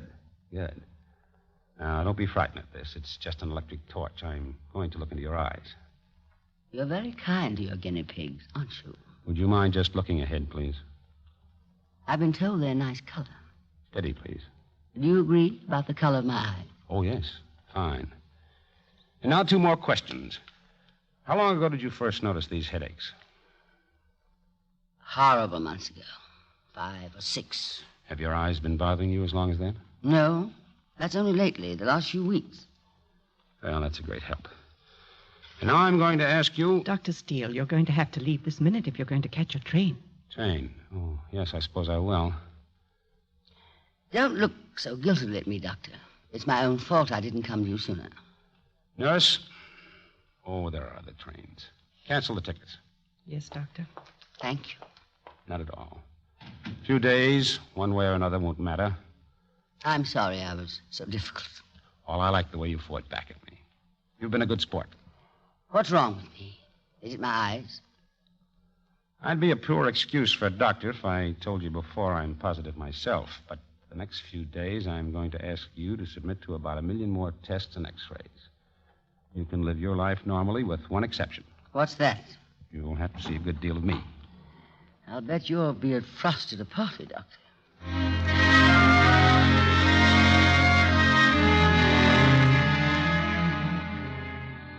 Well, Doctor, this is the day.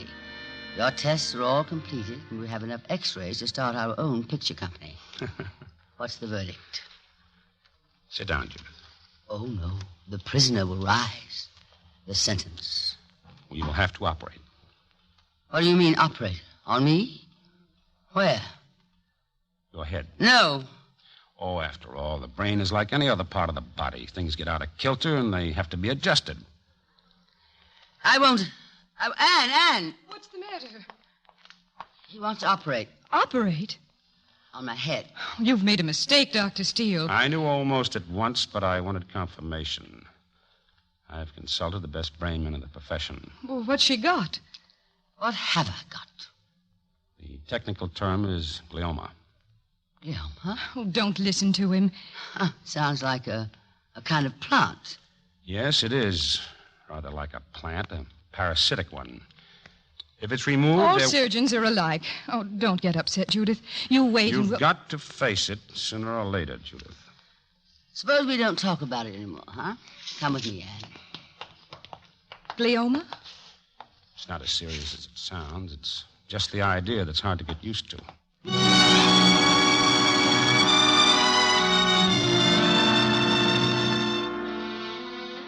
I've got a nice view in this hospital room anyway. We're late. We've lots to do. Doctor's orders must be followed. Well, what first? We'll just get your things out and pop you into bed. Into that? Yes, if you don't mind. Well, give me my night things, please. Quickly, nurse. Here's a hospital gown. Not that. Can't I wear my own nightie? Am I to be operated on in that thing? How is everything? Turn your head, Doctor. And look at me. The very latest from Paris. Oh, strictly clinical. Okay, Doctor, you can turn your head now. Oh, thank you. Now into bed. I want to go home. Into bed. All right, Simon Legree. Now, here's a little pill I want you to take. Something to make you sleep. I don't want to go to sleep. How could anyone sleep in a 2x4 like this? At home, I have a bed big enough for 6, and here I can't even move. You take this. Oh, all right.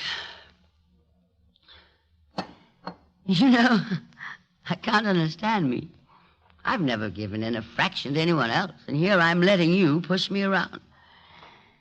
Well, where do you operate, Doctor? Here or here? Oh, that's my worry. How do you do it? I mean, just what do you do? You're a chatterbox, aren't you? It's very distasteful, isn't it? Oh, well, I don't care. I don't care about anything. This is such a nice bed. It's a nice room, too. Thank you, Anne. Anne, you're standing 3 miles away. Come over here, darling. I love you, Anne. I don't know what I'd do without you. I love you. Do you two like each other? Of course. Sure. I want you to like each other. I love everybody. Will they cut off my hair? Just a little of it. I don't want my hair It'll cut grow off. back. Well, yes, of course it will. Silly of me. I feel so good.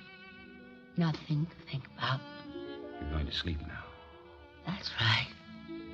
I must do everything you say. I'm in your hands. Nice hands. They're good, strong hands. Doctor? Yes. When you get inside my head, see if you can find any sense in it.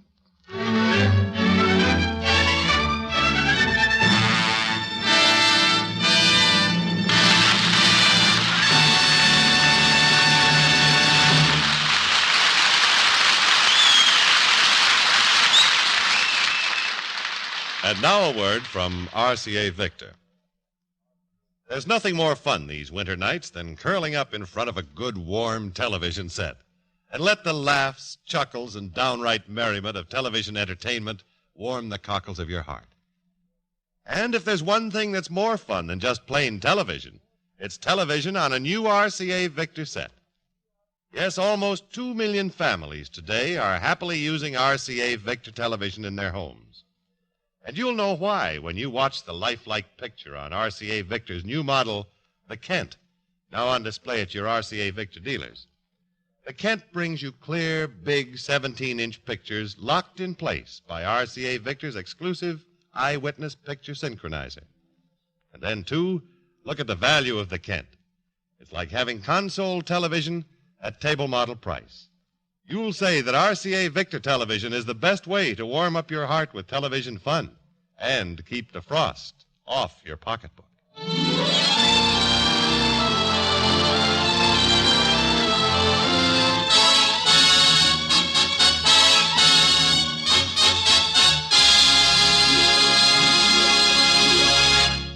The Screen Directors Playhouse continues its presentation of Dark Victory, starring Tallulah Bankhead and David Bryan.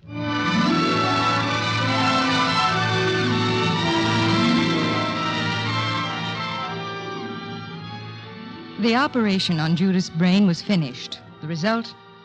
Well, what operation doesn't need a prayer?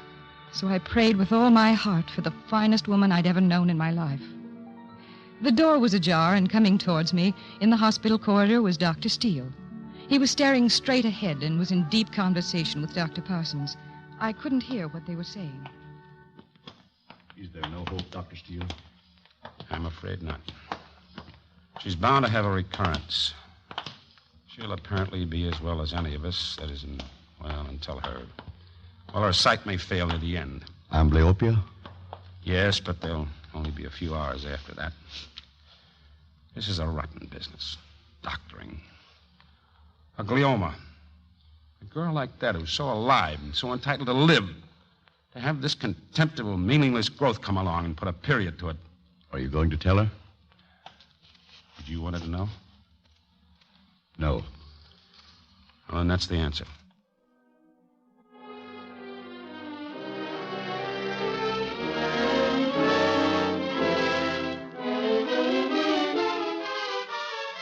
Look, Anne, darling, look at my new hat. It fits beautifully, doesn't it, Anne? It's lovely. Ah, behold a new woman from top to bottom. New shoes, new stockings, new dress, new hair. Oh, doesn't the world smell nice, Anne? Everybody for miles around is thrilled that you're back with us. It's nice to be loved. Where is that New England quack? Well, I told him 5 o'clock. Oh, is that his car turning in now? Come on, darling. Now tell me, do I look all right? Or shall I change my hat again? Huh? It used to be 6 hats on the floor, and now it's 12. You used to be mad, but I don't know what that doctor's done to you. You're madder still now. Now, let's not make a fuss over him in sport. Let's have some champagne. Champagne while we wait for him. He said I could, darling. Have one, Anne. To me, to life. May we never be ill again. Well, look who's here. Sorry I'm late.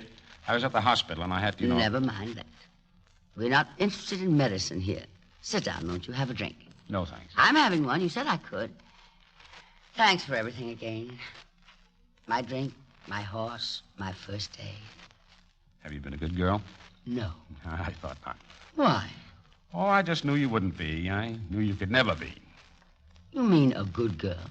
Well, I am. Anne, see if it's come. Hurry up, darling. All right. Why are you so grumpy, Doctor? You say I'm always grumpy. Oh, I've been good until today. I've been your slave. And I'm well. Look at me. Reflexes terrific. Balance perfect. Why, I can walk a line backwards. Want to see me try? Look, it's arrived. Oh, excuse me. Anne, kneel on him. Club him if necessary, but make him have a drink. Get that look off his face somehow. Oh, you did that, Doctor. Aren't you proud? I don't want to drink. Thanks. Dr. Steele, when you came into Judith's hospital room right after the operation, you had a certain look in your eyes. You have it now. And I'd rather not. Is there something? Something? Please. You see, I am her best friend. Will you come outside? Of course. Are you going to be strong enough and intelligent enough to hear the truth? There is something. Yes, there is. I can't save her. Nothing can. Nothing. She's going to die. Oh, no. Yes, it's true. You shouldn't have touched her. She'll have that pain again and that ghastly confusion. No, she's not going to suffer again. That's all behind her now. She will seem as well and as normal as anyone else. How long have you known? During the operation. I could have let her go. I almost did. Why didn't you? I'm only a doctor. I haven't the jurisdiction of life and death. How will it come? Quietly and peacefully. There may be a moment near the end where she won't be able to see quite as usual. She'll go blind? Yes, but first a dimming of vision, and then after a few hours, say 2 or 3... Doctor, how long has she? A year? 6 months? 4? Possibly. Look up, Anne. She mustn't know. Be a good soul. Boo. You sneaks. You're hiding out on me. What's the idea? Well, actually, we were talking about just how much you ought to do, Judith. I told him you had a devil of a day, and he doesn't seem to think it matters. I have had the best day of my life. This little present is for you. Judith, you shouldn't. Oh, look at the man. I thought surgeons had to have such steady hands. Thank you very much for these cufflinks. It's the best present I ever had. I'm awfully glad you like it. It's all we could think of, wasn't it, Anne? Of course, it doesn't seem enough. Oh, wait, I have an idea. This is my birthday. What? It is really. My new birthday. Every year on this date, we'll meet. Just us 3 pals, huh? We'll meet and we'll have a party. Oh, let's go. We have a date.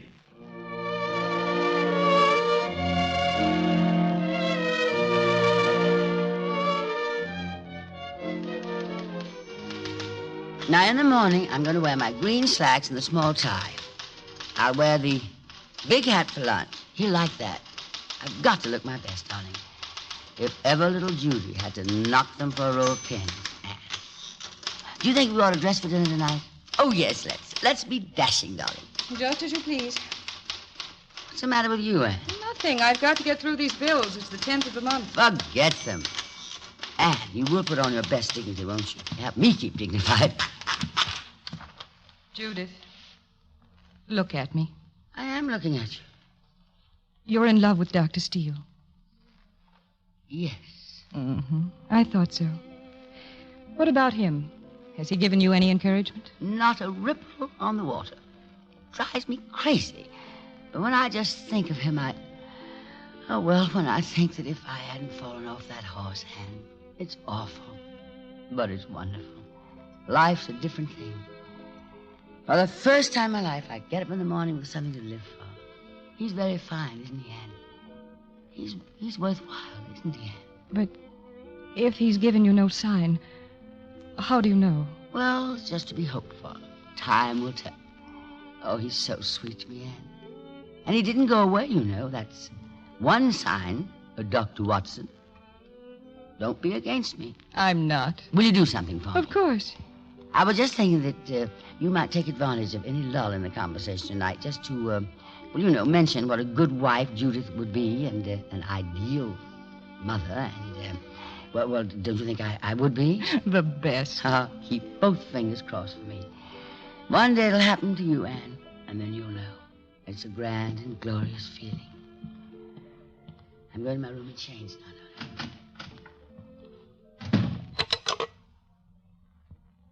Operator, get me Murray Hill 77340. Hello, Dr. Steele. This is Anne. It's important that I see you right away.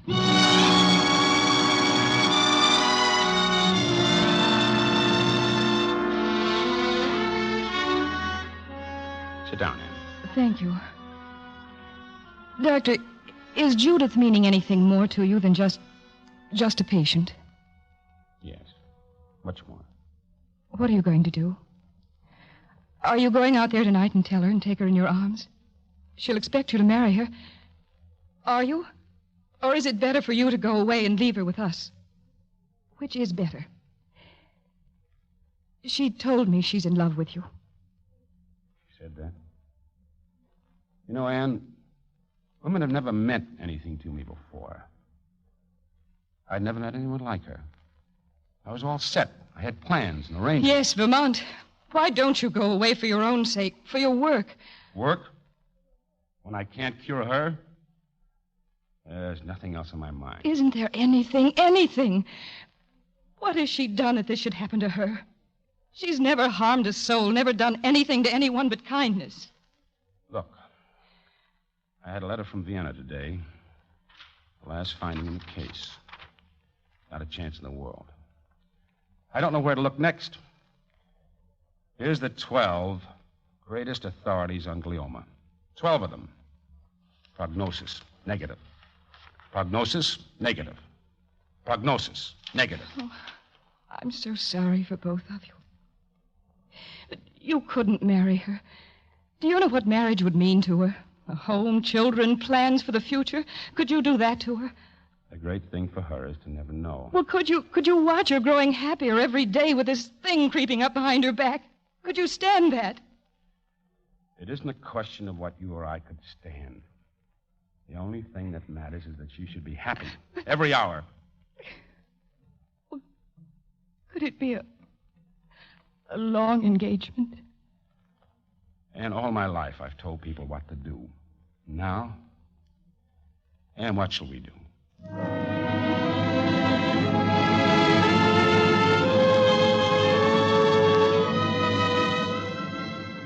Martha, is everything ready for tonight? Yes, ma'am. Where's Anne? I haven't seen her all afternoon. She's out. Where'd she go? Didn't you telephone Dr. Steele's office before? What's that got to do with it? Wasn't she there? No. What do you mean? She telephoned, made an appointment. She said she had to see him on important business. She sees him often. Oh, don't be so silly, Ma. How do you know? I hear them on the telephone. They're talking behind your back all the time. Something goes on between those two. Oh, nonsense. Gossip. I'm sure if Miss Anne was at the doctor's, she must have had some very good reason for being there. But when Dr. Steele gets here, I'm going to have him examine your head. Answer the door, will you please, Martha? Oh, I'm sorry I'm late, Judith. Oh, Anne, where'd you go? For a drive. Where to? To town. What for? Oh, Where'd you go? I have to get dressed or I'll be late for dinner. I'll see you later. Hello, Judith. Did I stumble into something? Yes, Doctor. Anne and I were on the verge of a jealous scene about you. What? Oh, darling. Darling, you are a fool. Don't you know I'm in love with you? Oh, I know I've made an idiot of myself, but I don't care. Naturally, you must be embarrassed. Well, you've been proposed to. Well, Fred, all you have to say is that you don't want me, and... I love you. I love you, Judith. I always have. I love you, Fred. I love you. I don't have much to give you.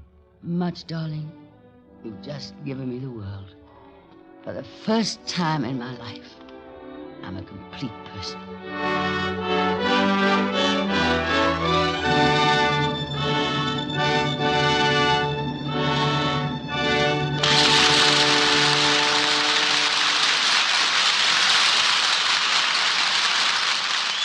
Let's take time out for a message from Bing Crosby and Bob Hope. Say, Bing, you got a minute? Oh, sure, Bob. I got all the time in the world. Don't tell me you own that, too. Oh, never mind that stuff. Get to work with it. Okay. Folks, Better Tasting Chesterfield is the only cigarette that combines for you mildness with no unpleasant aftertaste. And you can prove that yourself. Just make our mildness test. Buy Chesterfields, then open them and enjoy that milder, mellow aroma. Now light one up, and you'll know Chesterfield's milder because it smokes milder. And Chesterfield leaves no unpleasant aftertaste. That fact has been confirmed by the country's first and only cigarette taste panel. Yes, mildness and no unpleasant aftertaste are what you and I and every smoker wants. Hurry up, Dad. Here comes the music. Chesterfield, Chesterfield always takes first place. That mild tobacco never leaves an aftertaste. So open a pack, give 'em a smell, then you'll smoke 'em. You are listening to the Screen Directors Playhouse, the Thursday night feature on NBC's All-Star Festival, brought to you by the makers of Anacin for the fast relief from the pain of headache, neuritis, and neuralgia, RCA Victor, world leader in radio, first in recorded music, first in television, and Chesterfield, the cigarette that has, for you, mildness with no unpleasant aftertaste, the best cigarette for you to smoke. The Screen Directors Playhouse presentation of Dark Victory, starring Tallulah Bankhead and David Bryan, will continue in just a moment after a brief pause for station identification.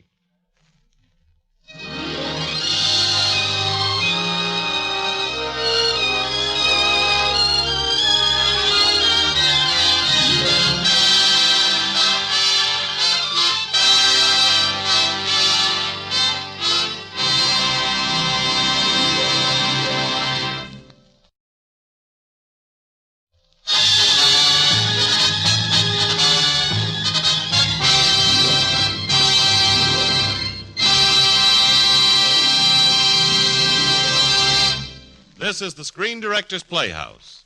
We continue with the third act of Dark Victory, starring Tallulah Bankhead as Judith Traherne and David Bryan as Dr. Frederick Steele.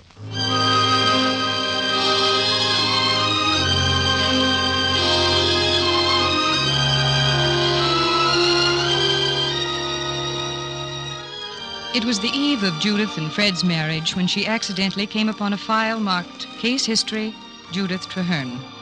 She opened it and read a letter addressed to Dr. Steele from a brain specialist in Vienna. A study in the case history of Miss Judith Traherne and an examination of the tissue sample sent me lead me to concur with your diagnosis. The prognosis is definitely negative.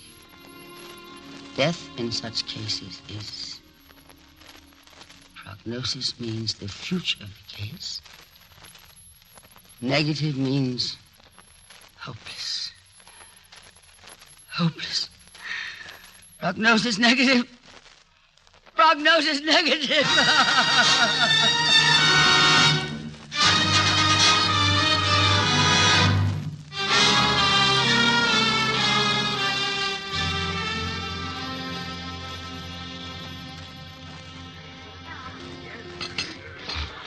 I'm sorry I'm late, darling. I had a consultation. Well, you look lovely. Have a drink, Fred. No, thanks. Waiter, another one for me. You should try one someday. I will. Perhaps on our wedding day. Ah, our wedding day. What's the matter? Matter? Could anything be? Oh, here comes Anne. Oh, if I'm late, I'm terribly sorry. Don't be sorry about anything. Sit down. Join the party. We're playing games. Hide and seek. You can play, too. Puss in the corner. What are you talking about? I don't know. If you like, I'll leave. You two dear friends probably have a lot to talk over. My two dearest friends. Have a cocktail, Anne. I'm going to have another. Yes, I'll have a cocktail. Oh, they're fine. They deaden the brain. You know about brains, Doctor? They loosen the inhibitions and make the tongue wag. You should both have one. Judith, are you quite well? You should know how ill I am. Am I well, Doctor? Shall we order? Waiter! Why don't you tell me what this is all about? Why don't you tell me? Why didn't you tell me? Waiter! I think I'll have a large order of prognosis negative. What do you mean? You know. Œuf sur le plat. Prognosis negative. Do you know what prognosis negative means, Doctor? Explain to her. Or have you? A few months of pretending you're well, then blindness, then... So long, my friends. Wait, Judith. We can't talk here, but Oh, yes, we can. It was a question of humoring the patient, huh? Pet her. Give the poor darling everything she wants. The time's so short. Marry her if necessary. Now I know why you went to his office that day. It was to beg him to marry me out of pity. You're both so kind. Thank you very much. Judith, you're wrong. Don't touch me, please. Judith, what else on earth could we have done? You could have told me the truth. I can take it.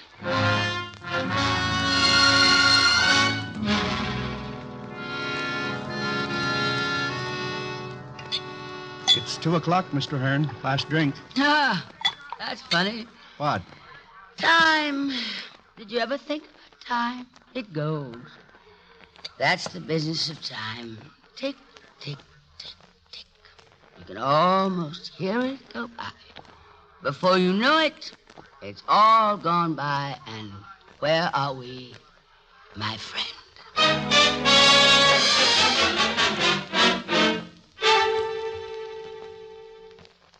Hello, Michael. Congratulations on your winning the all-around jumping cup. No, thanks. You're an excellent stable foreman. The mare's got bronchitis. Can't possibly last the night. There's a tragedy for you. Jessica's girl has bronchitis and can't possibly last the night. Jessica's girl is a horse. Poor Jessica's girl. Why don't you put her out of her misery?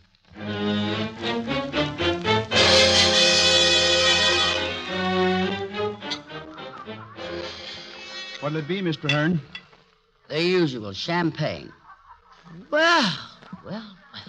If it isn't the extraordinary surgeon. I've tried to see you. How's your mortality rate these days, Doctor? Any more fun with the knives? Drop it, Judith. I know how you feel. Anything to strike back at me. But don't do it this way. What do you mean, this way? This. There's nothing in it. What do you want me to do? Sit alone and brood, or read a good book? Judith, I want you to find peace. We all have to die. The tragic difference is that you know when and we don't. The important thing is the same for all of us. To live our lives so we can meet death when it comes. Decently. Beautifully. And finally. Decently, beautifully, and finally. I'll die as I please, Doctor. Leave me alone.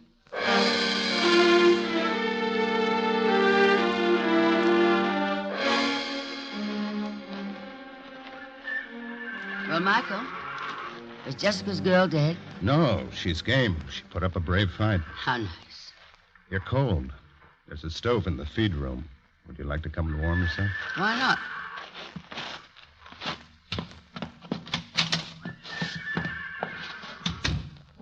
The first cold is always the bitterest. The first and the last. Talk to me, Michael. What'll I talk about, Miss Judith? Oh, anything. Just talk. Well, there's something about the way you ride a horse that puts my heart in my mouth. Can I say something to you, Miss Judith? Go ahead. I told you to talk. You've been going too hard, night and day. You can't do that and keep on with your jumping horses. It's terrible hard on you. I was hoping that in the state you were in, you wouldn't ride tonight. Silver cup isn't worth it. I wanted that cup. I had to show the gentry that I still have what it takes. You sure have. Keep on talking, just as one human being to another. What's there to say? Are you afraid to die, Michael? I wouldn't want to die while you're alive. Oh, Michael, you're making love to me. You invited me to talk to you as a man. It's as a man I'm talking. Surely I'm better than some of them that's playing around with you. They're afraid of you. I've heard them talking. They'd go after you, but they're afraid. I wish I was in their boots. Do you, Michael? Come here to me. The nights I've laid awake thinking of you. The things I wanted to say to you ever since the first time I saw you. Say them, Michael. We're Say but kind. Well, you belong to me and no one else. Oh, no. Let me go, Michael. You're afraid. No, but... So, I'm only a stable hand. It isn't that. It isn't that. You just can't go on this way. Tonight it would be you, and after tonight, what? You again or someone else. And so on until the last hour. No, Michael. I can't die like that. Die? What's this crazy talk about dying? Well, I'm going to die in a few months, Michael. Does that frighten you? Heaven forgive you for saying a thing like that. Yes, heaven forgive me. When it comes, it's got to be met decently, beautifully, finely. Doesn't it? Doesn't it? I'm all shot, Michael. I'm shot.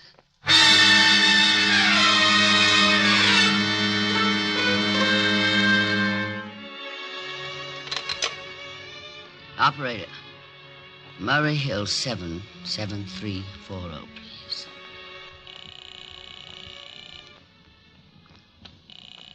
Is that you, Judith? Yes, Anne. Oh, it's very late. I was afraid something had happened. Oh, no. But you should be asleep, Anne. You've lost a lot of sleep. Where did you go after you left the club? To the stables. I've been with Michael. Michael? Uh-huh. Don't worry. Anne, I was saved. Of course, for what I was saved is not quite clear. Whom were you calling? It doesn't matter. There wasn't any answer. Business of apologizing to a gentleman for ruining his life along with mine. But I don't suppose it matters. Oh, Anne, I'm tired. I'm so tired. Let me put you to bed. Why? I'll read you to sleep. Why? So I can dream. Oh, Judith, don't talk like that. Please don't, Judith. It's the waiting, Anne, day and night. Anne, would it be wrong I made it happen? Would it? Oh, Judith. Judith, please don't. What shall I do? What can I do? What would you do?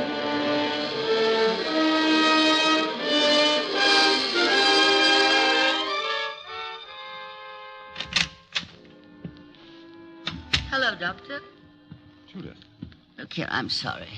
This is a fine time to be visiting your apartment, isn't it? Well, I hope you are not operating tomorrow. No, I'm not. Would you care for a drink? No, thank you. Can you ever forgive me? There's nothing to forgive. The things I said to you. It's good to say things. Sort of gets them out. You said you wanted me to have peace. Where is peace? Within yourself, Judith. I've tried to do the things I said I would. Tried to carry it through to the last empty boast. But tonight, darling, there's been no one but you. Oh, how good it is to call you that. Darling. I couldn't go on. You bitter toward me. Please don't think of me that way. I love you, Judith. Yes, I believe you. It isn't just pity. I take back every unkind thing I said to you. Oh, Fred, help me. I've been so stupid. I've crammed every minute so full of waste. Now there's so little time. Don't know what to do. I'm afraid. So good and right and strong. It's all right now. It's all right, Judith. If you'll only let me see you sometimes. You're going to. Every day. I'll show you what peace I can. You're coming with me to Vermont. Am I? No. It wouldn't be fair to you. We'd only have... Forever. Will you marry me, Judith? Married? Oh, wouldn't it be marvelous if we could? A real wedding. Giving away church bells and champagne. A white frock, orange blossoms, and a wedding cake. Well, that's one thing I won't have missed. And you're giving it to me. I can never love you enough.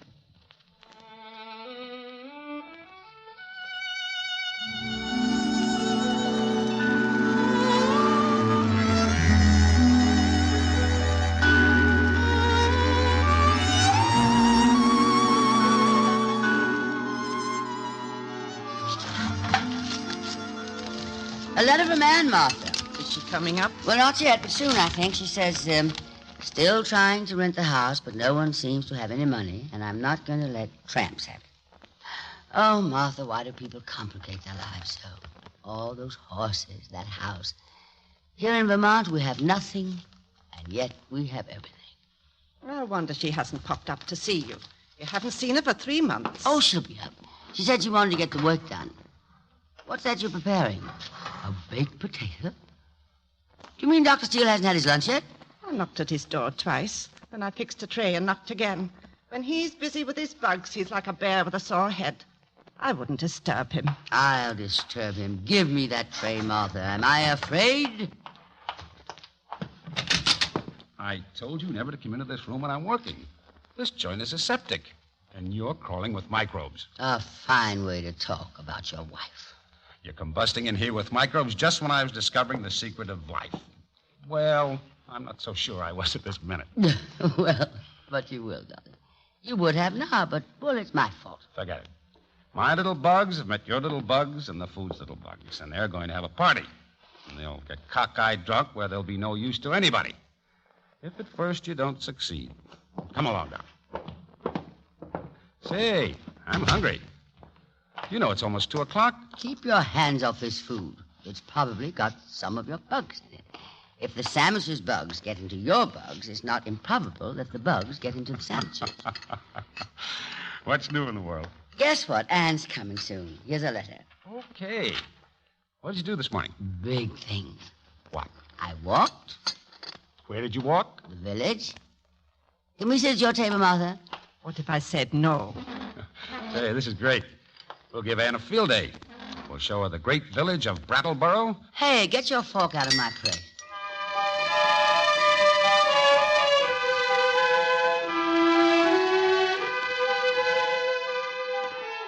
Hello, Martha. How are you? I'm first rate. It's good to see you, Miss Anne. You're looking a little peaked. No, we'll fatten her up. A little country gravy. Oh, the house is perfect, Judith. Where's your lab, Doctor? Back here. Come on. Coming. Don't let her in, Freddie. She's got bugs, too. Let's unpack for her, huh? Oh, my, but it's impressive. How's it coming, actually? Fine, I think. Someday in my lifetime or some other man's lifetime, we'll have a cure for glioma. Fred, is there any chance for her? No. Oh, I'd so hoped. Don't hope. But all this lab. May say mothers someday. That's all, Anne. I can't make an appointment for a miracle to happen. Does Judith fully realize? Yes. Oh, I can't believe it. She couldn't bear it. No one could. Secretly, she must believe All that... my life, Anne, I've seen people suffer and seen them die. But I've never seen anyone like her. From what deep well she draws her courage, I can only wonder. I'd have cracked without her. She's beyond words. You saw her. She laughs and sticks out her chin. She can take it. But she can't always. No one could. Oh, there must be bad moments when she thinks... She doesn't think. It's forgotten. That's our pact. We never mention it. And you mustn't either. I'll try.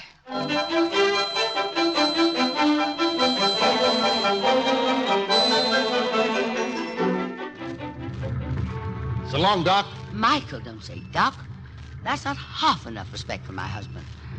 Oh, but we are grateful to you, Michael, for coming all this way to see us. You will come again soon, won't you? If the weather's as beautiful as it is today, I'll be back in a hurry. Judith, here's a tongue twister. Incomparabilis. Incomparabilis. Oh. Plant them where there's plenty of sun, Anne. All right. Oh, and here's some Jonquilla Narcissus. What a pretty name, Jonquilla Narcissus. I'll name a horse after it. Oh, go along with you, Michael. So long, Anne. Goodbye, Miss Judith. When I look at you now, what makes me believe in those prayers I've been saying? Michael. I'll see you at the Grand National. And, Michael, if we can't make it for some reason, think of me. Goodbye, Michael. Goodbye. Goodbye, Michael. Goodbye. Bye.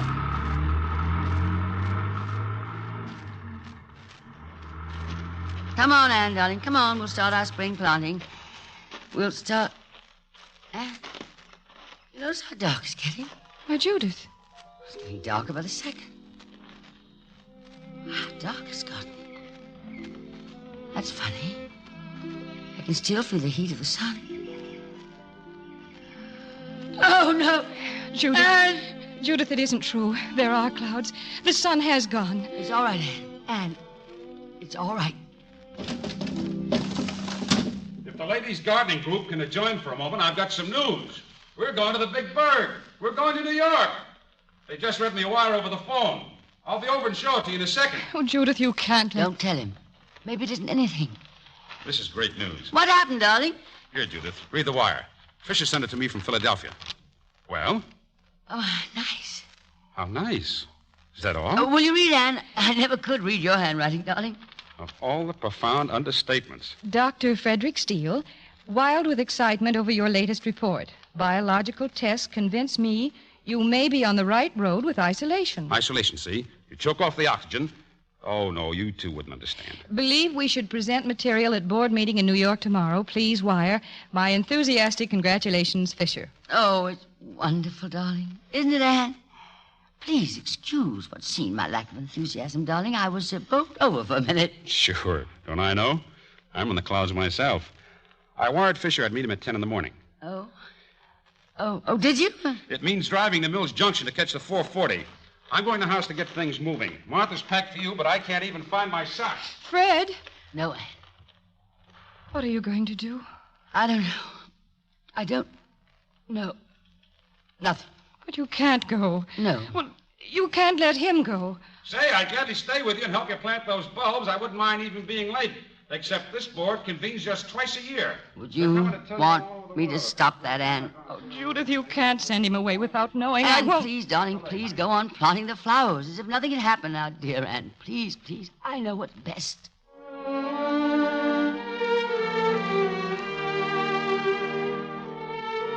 You know what this means, don't you? If it's true, it means that in 10 or 15 or 25 years, I'll begin to get someplace. Oh, very exciting, isn't it, darling? Oh, I'll say it is. Maybe we'll be acclaimed. Maybe we'll get our pictures in the paper. Yeah. Say, which one of these outfits do you want to wear? The gray or the black? Oh, I'm not going, darling. What? Look, you've not packed enough shirts. Come out of it, Judy. No, I'd rather not, really. You'll be busy. I'll just be sitting around a hotel room. Nonsense. A couple of days in the Ark will do you some good. Please, darling, don't force me to go. Force you? Well, of course, darling, it's anything you want, but Well, I New thought... York bores me. It really does. This is my home now. I'd much rather stay here. You're trembling. Am I? Oh, it's the first time we've been separated. Man to girl, get a little sentimental. Judith, I'm not going. You must. I don't know what I could have been thinking about. I'll call Fisher and tell him that I can't... Oh, darling, are you worried about me? Every minute you're not in my sight. Well, you needn't. Anne's here. Yes, but if anything should happen... It won't. It won't. I'm not afraid anymore. Judith, we agreed. That we wouldn't talk about it. Yes, I know. I used to be afraid. Oh, I've died 1,000 times. The next time death will come as an old friend. Gently, quietly. Oh, my God, Judith. We've had so much. Just minutes. If we lived to be 100, we could have no more. Oh, I've been so happy, darling. When the time comes. When it comes, I'll go with you. Fred. I swear I will. No, you won't. Couldn't be that unkind to me. Unkind? Don't you see, my darling? You've done so much for me. You've given me the bravery I needed. Do you understand how much that's going to mean to me? Mayn't I, in return, know that I've given you the bravery to go on living? I couldn't live without you. You must go on with your work, darling. You must. I wouldn't want my death to be futile and meaningless. But it is. It's futile, it's meaningless, and it's cruel. No. Not if you take revenge for it. Revenge? Revenge. By wiping out this thing that is going to take me away from you. You must. You will. And with each blow you strike, you'll say, that was for Judith, my wife. Judith, I can't lose you. You'll never lose me, darling. Nothing can hurt us now. For what we've had can never be destroyed. That's our victory. Our victory over the dark. And it is a victory because we're not afraid. Thank you, Judith. You must hurry now, darling. Hurry.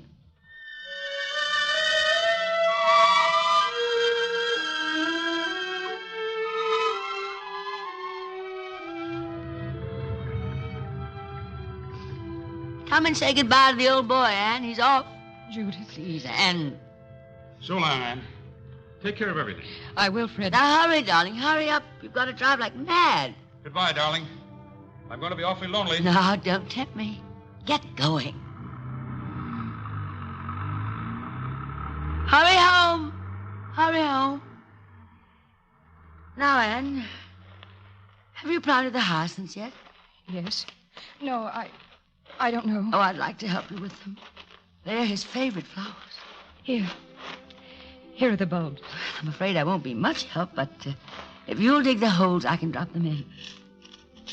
Judith, you shouldn't. Please, Anne. I want to very much. They should do very well in the soil. The garden will be beautiful in June. Everything blooming. I can see it. You will take care of my flowers, won't you? You'll water them well. Yes. And Anne, will you take care of my doctor? Will you? You know what I mean, Anne? Oh, Judith, please. He'll need someone. He mustn't be alone.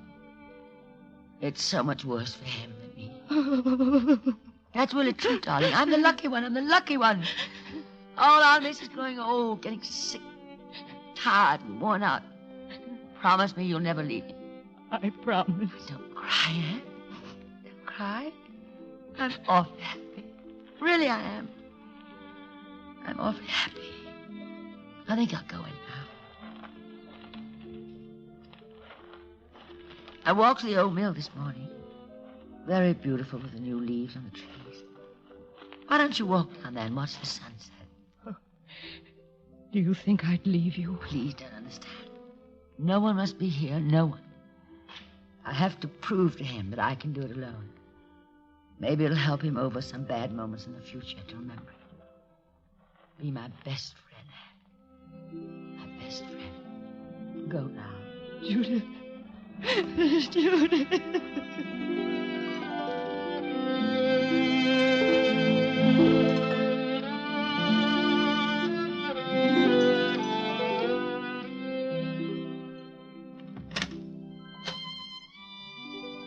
Martha. What is it, Miss Judith? Martha, I'm going to lie down for a while. I don't want to be disturbed. Very well. Shall I draw the blinds? No, thank you, no. Just do one thing for me. Hand me his pillow. Here, Miss Judith. Place it over mine. There. Thank you, Martha. Now cover me up.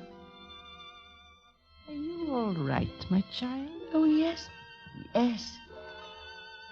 I'm fine.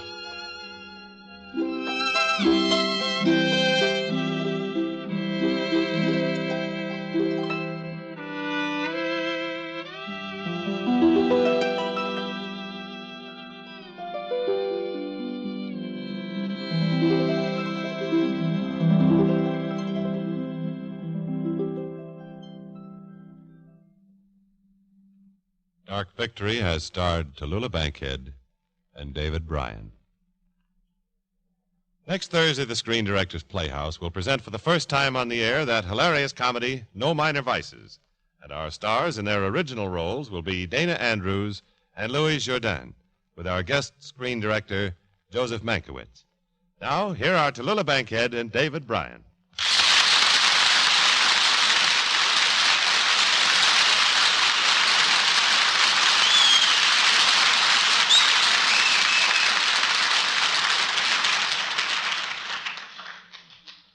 Hello, darlings. This is the moment I've been waiting for. To be able to pay tribute to a great director, Edmund Goulding, the director of the motion picture Dark Victory and many other fine films. Anytime you see a movie in which you miss the credits, it's very easy to tell an Edmund Goulding production, because it always bears an individual touch and mark of distinction. Tallulah. I'm not reading from the script this time, Eddie. This is from the heart, darling. I'd like to say that I wholeheartedly agree. I've seen many of your pictures, Eddie, and you're a credit to the industry. Thank you, Tallulah and David, for your kind sentiments. In Dark Victory, there was the problem of glioma. Well, we in America in true life are faced with many more problems. And the answer? Tonight in many cities, mothers will be out ringing doorbells to remind their neighbors of the March of Dimes. Those who are contacted will welcome this reminder to contribute to this worthy cause. For you who live where no such efforts will be made, I offer this suggestion.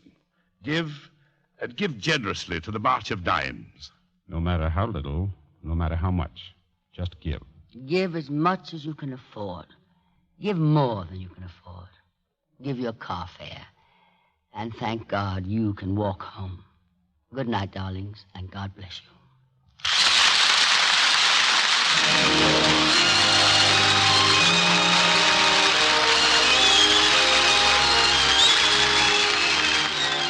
Dark Victory was presented through the courtesy of Warner Brothers, producers of Storm Warning, starring Ginger Rogers and Ronald Reagan. Listen every Sunday to your local NBC station for Tallulah Bankhead as Mistress of Ceremonies of NBC's The Big Show. David Bryan appeared through the courtesy of Warner Brothers, producers of The Enforcer, starring Humphrey Bogart. Edmund Goulding is currently directing Friendly Island for 20th Century Fox. Included in tonight's cast were Lynn Allen, Norma Varden, Stan Waxman, and Ralph Moody. Dark Victory was adapted for radio by Jack Rubin. Screen Directors Playhouse is produced by Howard Wiley and directed by Bill Karn. Portions of tonight's broadcast were transcribed. This is Jimmy Wallington speaking, and inviting you to listen next week when we present No Minor Vices, starring Dana Andrews and Louis Jourdain, with screen director Joseph Mankiewicz.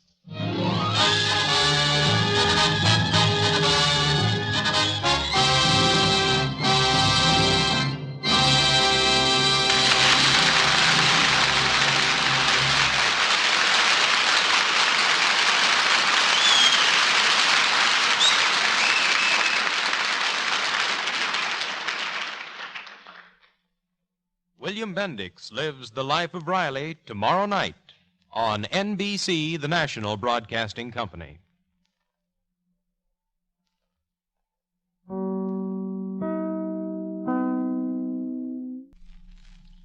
Screen Directors Playhouse stars Rosalind Russell, Jeff Chandler, Production, Hired Wife.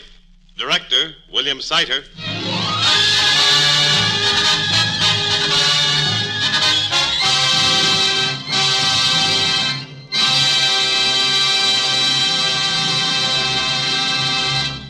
This is the Screen Directors Playhouse, the Thursday night feature on NBC's All-Star Festival of Comedy, Music, Mystery, and Drama. Brought to you by Chesterfield, the only cigarette that gives you mildness plus no unpleasant aftertaste. The cigarette that brings you Bing Crosby and Bob Hope. By the makers of Anacin for fast relief from the pain of headache, neuritis, and neuralgia. And by RCA Victor, world leader in radio, first in recorded music, first in television.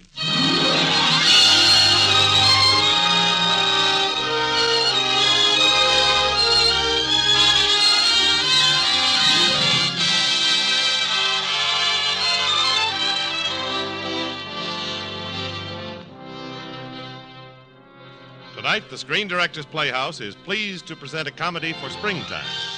Here is our adaptation of The Perils of a Private Secretary, Hired Wife. And here are our stars, Rosalind Russell and Jeff Chandler.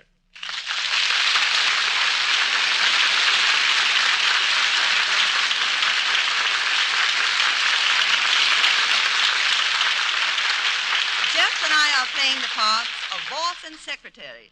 I'm Kendall Browning. I'm Stephen Dexter. Cement is my business. And it's always business. With all New York to choose from, I had to fall for a man with a head full of cement.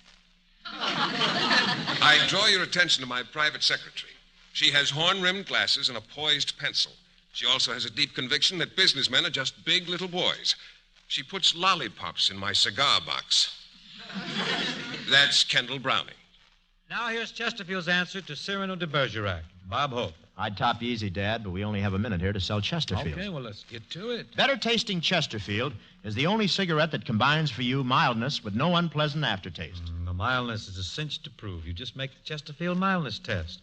You know, open a pack and enjoy that milder aroma. Then smoke them, and you'll know that Chesterfields are milder. And Chesterfield leaves no unpleasant aftertaste. That fact has been confirmed by the country's first and only cigarette taste panel.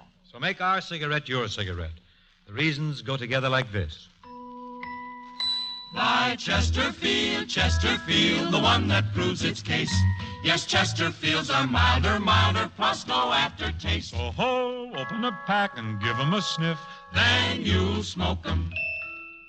Now for the first act of the Screen Directors Playhouse presentation of Hired Wife, starring Rosalind Russell as Kendall Browning and Jeff Chandler as Stephen Dexter.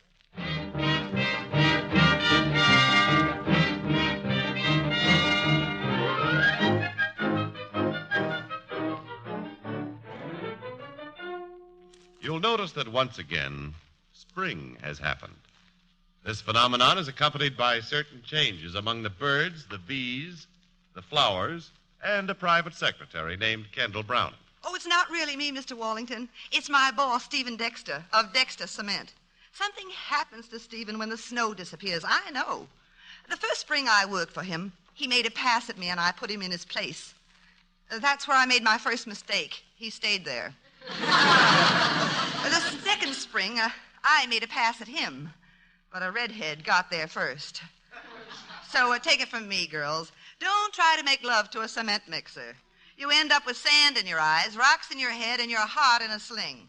Anyway, here we go again. It's open season on Steve Dexter, and I've got my gun loaded. It's been loaded for so long, my powder's getting moldy. Spring.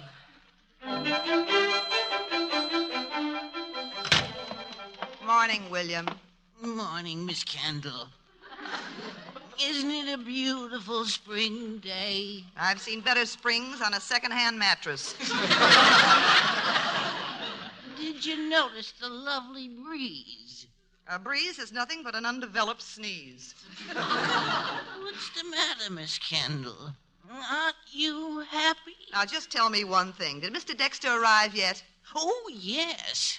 He came in singing. Singing? Oh, I'll bet it was the funeral march in the key of Kendall Browning. Even my wife noticed the weather. She says now that it's spring, I'll feel primitive, savage urges.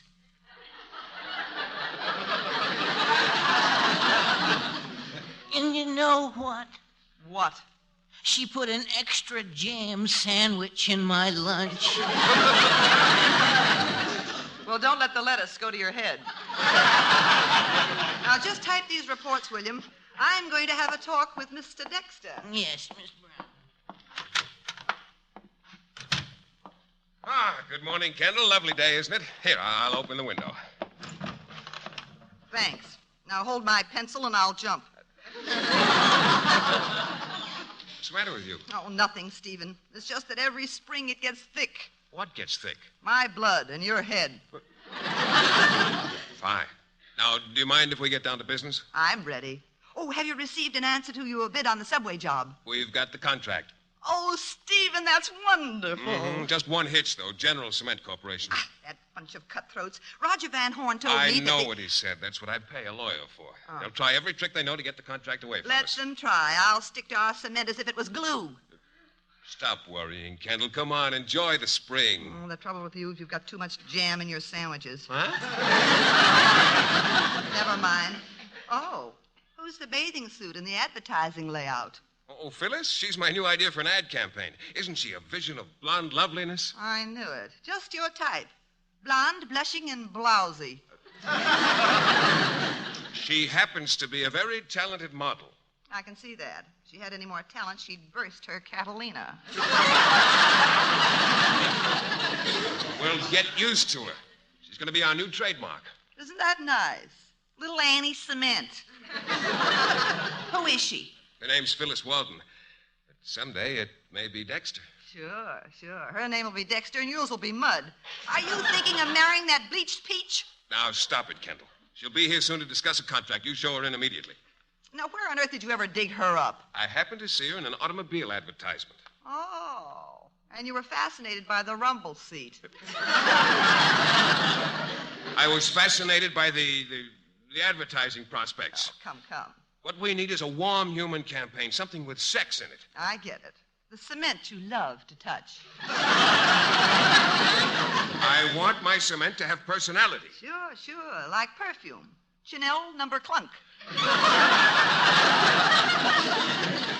That'll be all, Kendall. You're my secretary, you know, not my partner. I know. Okay, boss. And show Miss Walden in immediately. Phyllis Walden. I got a good mind to toss her right out on her pneumatic drill. Yes? Phyllis Walden is here, Miss Brownlee. Oh, tell her that Mr. Dexter will see her right... No, William. Send her in here to me. Ah, spring. I'll probably hate myself for this in the fall.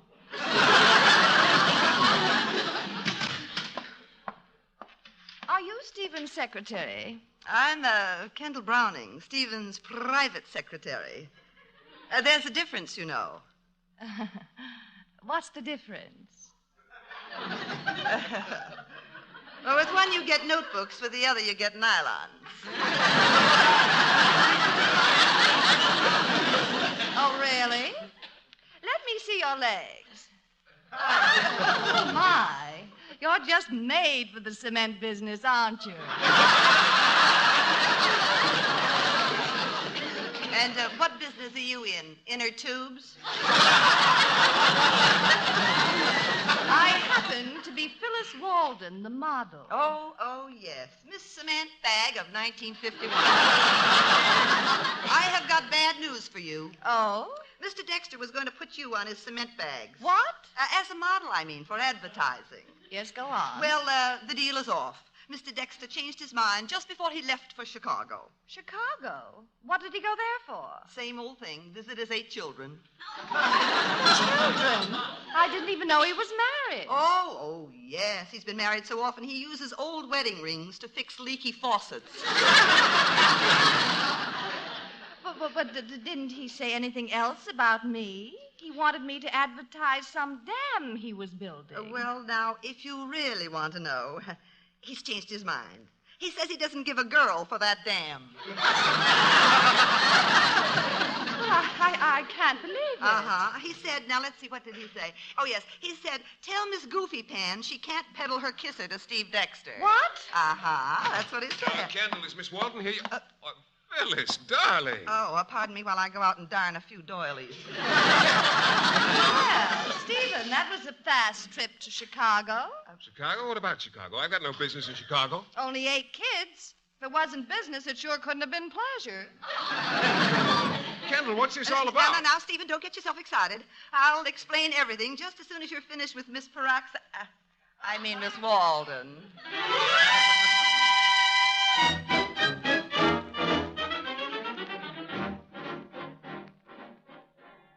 Kendall, why do you do these things? Miss Walden was so upset she sobbed her heart out. Well, was that what fell on the floor? For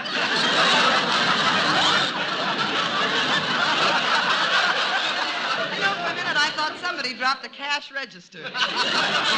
Telling Phyllis those wild stories. Well, now, it was for your own good, Stephen. Every spring, your young man's fancy lightly turns to thoughts of man traps. You plant those tender romances. They're warmed by the summer sun. They grow, and by harvest time, you've got yourself a nice batch of lawsuits. Phyllis happens to be a lady. So is Tokyo Rose, and she's still in jail.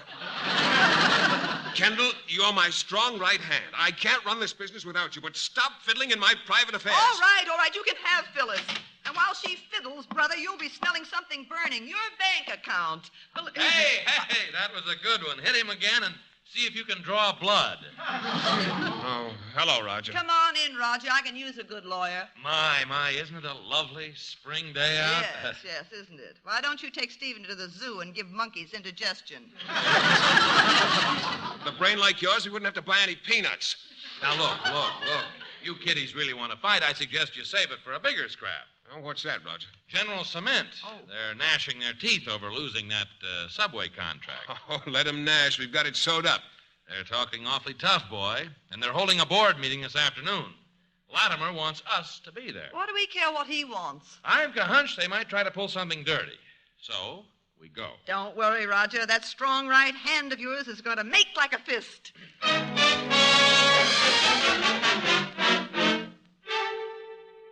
Dexter, we're bringing an injunction against you the first thing in the morning. It's a technicality. It's a trick. My lawyer will have it lifted in 24 hours. We'll tie up every penny you own, Dexter. Every cent.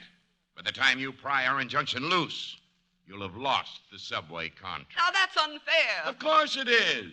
But it's legal. Now, you remember this. The victory is not to the strong alone. No, but that's the way to bet. And there's nothing you can do about it. Oh, Stephen.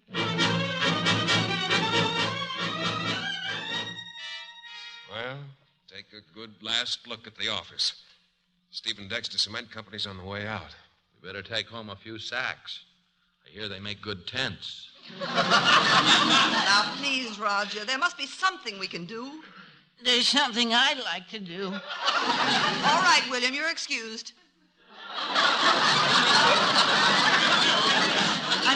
I'd like to help. I've got a few $1,000. Oh, thank you, William, but I'm afraid we'd need more than a few thousand. Oh. Well, if you need mine, it'll take a few days. It's in my wife's name, and Snookums gives it to me a dime at a time. That's the trouble with signing everything over to your wife. You haven't got a... Oh, Stephen, that's it. What's it? You've got to get married. Huh? Well, it's the only way to protect your money. Marry. Oh, swell. Do you promise to love, honor, and collect 3% interest? I'll put every last penny in your wife's name. Every sack of cement, even your house, you'll have the... You mean the only way I can save my business is to give it away? Oh, it'll just be a formality. See, after a few weeks, you can get a divorce. Stephen, I was just thinking. All you have to do is find a girl you can trust. Someone who understands your problem. Someone close to you. Kendall, you're right, and you know who she is. Oh, Stephen! Come on now, you'll have to be married tonight, and you can't do that in New York. But let's see, you'll have to fly to Charleston. Oh, well, I'll have to go home and change my clothes. Why? For the trip. Oh, sorry, we won't need any bridesmaids. Bridesmaids? Whom are you going to marry? Well, whom do you think? Phyllis Walden. Ah, there's bad news tonight. Let's get busy. I'll make a list of all my property. Here, Roger, you drop the transfer papers. Right. Miss Collins, get 2 reservations on the next plane for Charleston. And Kendall, you go ask Phyllis Walden to marry me. What? Well, you can't expect me to go. I'm too busy. Oh, what do you want me to do? Drag her here by the hair of her phony eyelashes? Please, Kendall, I need your help. You don't need me. You need Dorothy Dix. Now, look, Kendall. Kendall, you're a woman. Oh, you're just making that up.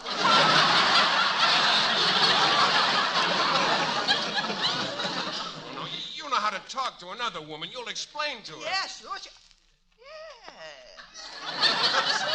Sure, I'll explain to her.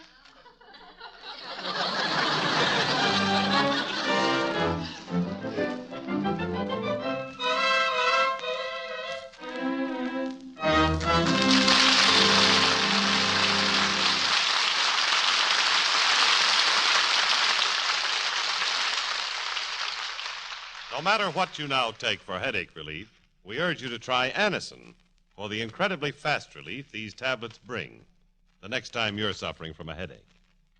Now, the reason Anacin is so wonderfully fast-acting and effective is this. Anacin is like a doctor's prescription. That is, Anacin contains not just one, but a combination of medically proven active ingredients in easy-to-take tablet form. Thousands of people have received envelopes containing Anacin tablets from their own dentist or physician, and in this way discovered the incredibly fast relief Anacin brings from pains of headache, neuritis, or neuralgia. So the next time a headache strikes, take Anacin for this wonderfully fast relief. Anacin, A-N-A-C-I-N. Anacin at any drug counter in handy boxes of 12 and 30. Economical family-sized bottles of 50 and 100. And now the second act of the Screen Directors Playhouse presentation of Hired Wife, starring Rosalind Russell and Jeff Chandler.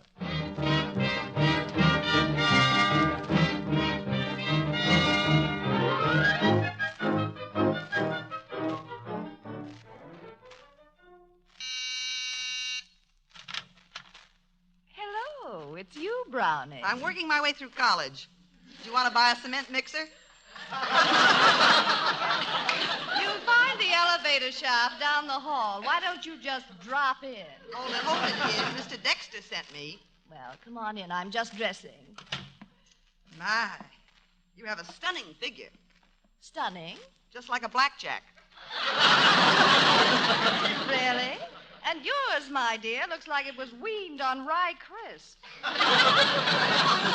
Charming, charming. Shall we go round again? Come on, get on with it, Browning. Your lies are so corny, they're fascinating. This one will kill you. Mr. Dexter wants you to marry him tonight. He does? Well, hush my mouth. I'd love to. Well, I don't know whether to say yes or no. Well, why don't you stand on your constitutional rights and just mumble? Look, what kind of a gag is this? Now, look, Walden, I'm not batting for Cupid. This is strictly business. Whose business? Your business. This can put you within spending distance of some very serious sugar. I'm listening. Go on. Stephen and all his money will be waiting for you at the airport at 5 o'clock. Flying to Chicago again, I presume. No, Charleston. Oh, I've never been married in Charleston.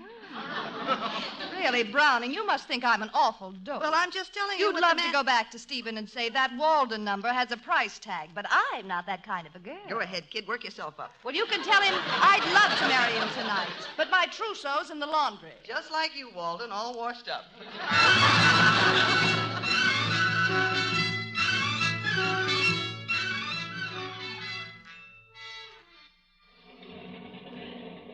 Southbound Flight 6, departing from Gate 3 in 5 minutes.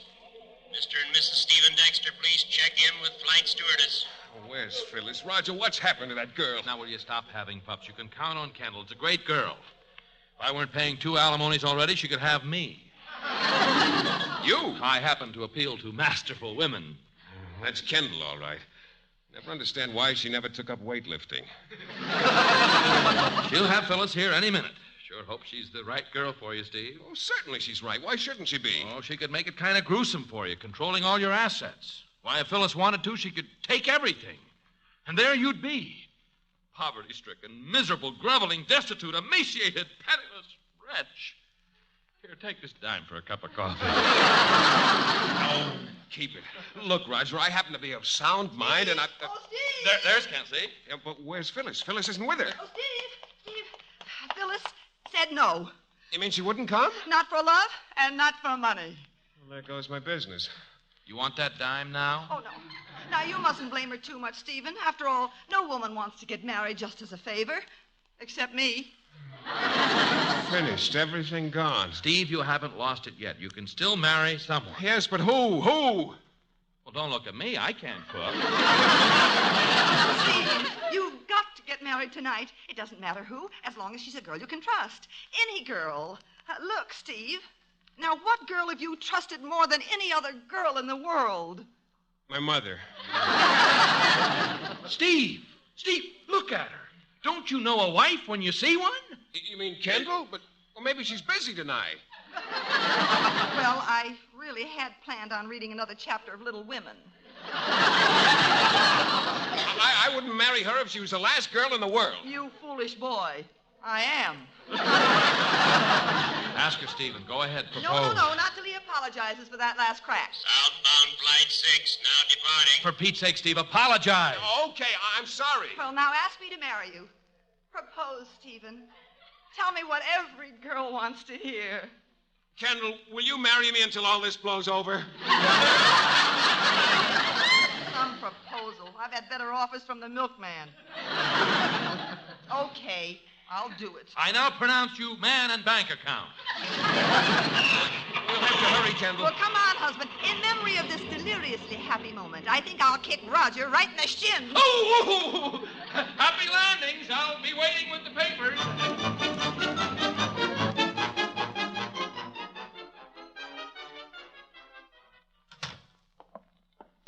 Right in here, Kendall. Are you Judge Peabody? I have that honor, sir.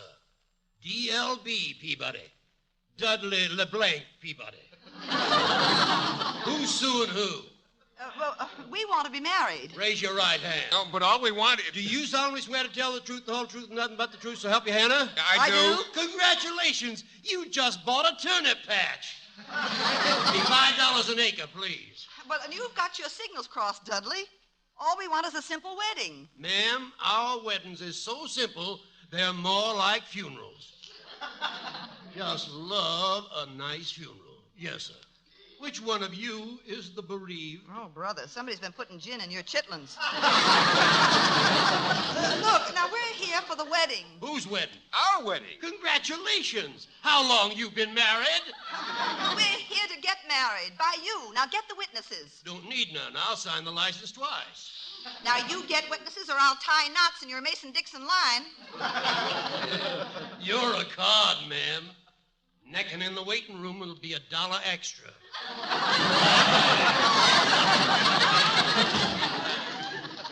And to think this is what I've waited a lifetime for. It's not a very nice way to be married, is it, Kendall? Well, it can't be helped, Stephen. We'll make up for it. You're a pretty fine person. Should have known me when I was a Girl Scout. I won't forget this, Kendall. Neither will I. It'll keep me awake nights. Be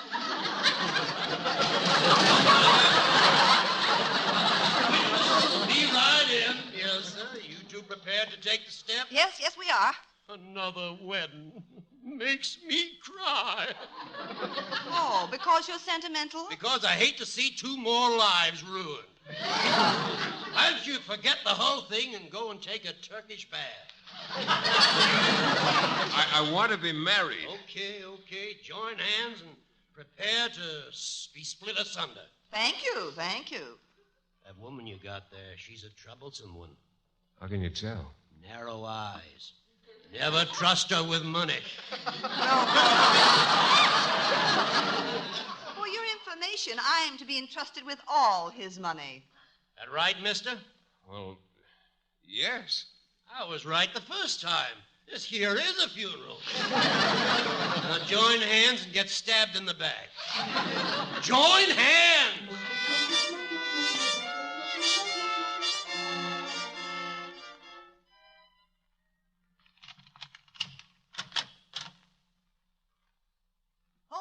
Home home again all the same day. Yeah, we'll just go in and sign a few papers. Oh, aren't you going to carry me across the threshold?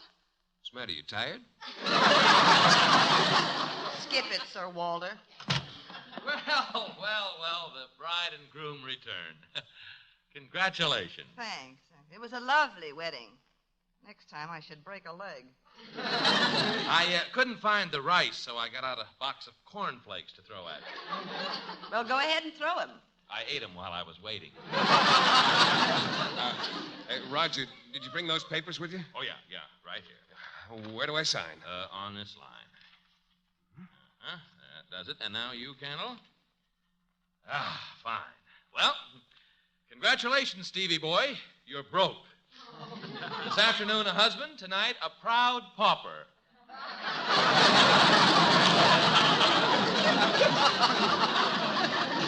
Thanks for your help. Oh, well, don't mention it. And if there's anything you need, Stephen, just ask your wife. Fine friend. He didn't even kiss the kissless bride. Well, you're not really a bride. I know. I'm just a legal maneuver. We'll raise a family of little affidavits. Oh, you're a real friend, Kendall, and well, thank you for marrying me. Sure, any old time. Oh, Stephen, let's not kid about it. I know it's just a business arrangement, but it is marriage. I'm glad I didn't know it was going to be like this. Kendall, Yes, Stephen. right now, suddenly, I'm rather glad I married you. No, don't. Why not? You're my wife. Not because you wanted me. I'm not a wife. I'm a substitute for Phyllis Walden. She'd be here now if I hadn't... Hadn't what? Well, if I hadn't made her refuse your bid. My bid? Yes, the way I put it. I knew she'd turn me down. No one likes to admit she's for sale, even if she is. You mean you treated her in my name as if she were a cheap, desperate... Oh, she isn't cheap. I'll say that for her. Why, you... Stephen, I've got the money. You double-crossing little... No, don't say it or I'll wash your mouth out with $100 bills. Stop trying to act so confounded married. That's me, taking advantage of a technicality like a little old marriage license. Now, go home. Get out of my house. Your house. I suppose you'll hang those legal papers over my head. I'll club you silly with them. All right. If it's a fight you want, you'll get it. Stephen, darling, keep this up and I'll cut your bubble gum money. Are you going? Yes, and in the meantime, don't get any cigarette burns on my rug. Kendall! Yes, Stephen? You're fired. Yes, Stephen. And sleep tight. It'll be the last time for a long while. Oh, it will. And why? Remember, dear, everything you had belongs to me. Mrs. Stephen Dexter, good night.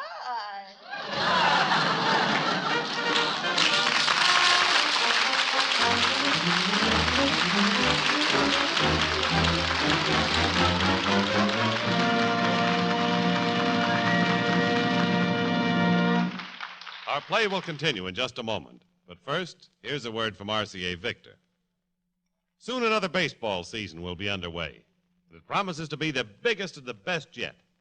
It's the 75th anniversary of the National League and the 50th anniversary of the American circuit. And these milestones attest to the enduring enjoyment we derive from our national pastime. It's the American way, baseball today. So get out to the park as often as you can. And when you can't be at the game in person, do the next best thing. Root for your favorite team on RCA Victor Million-Proof television. Its quality is proven in over 2 million homes. That one word, quality, explains why RCA Victor is America's most owned television. See your RCA Victor dealer soon. And while you're there, order your copy of a truly unusual RCA Victor record, Fran Warren's recording session. Only 25 cents with the purchase of any one of the 27 great records in the RCA Victor's new Singers Single Series.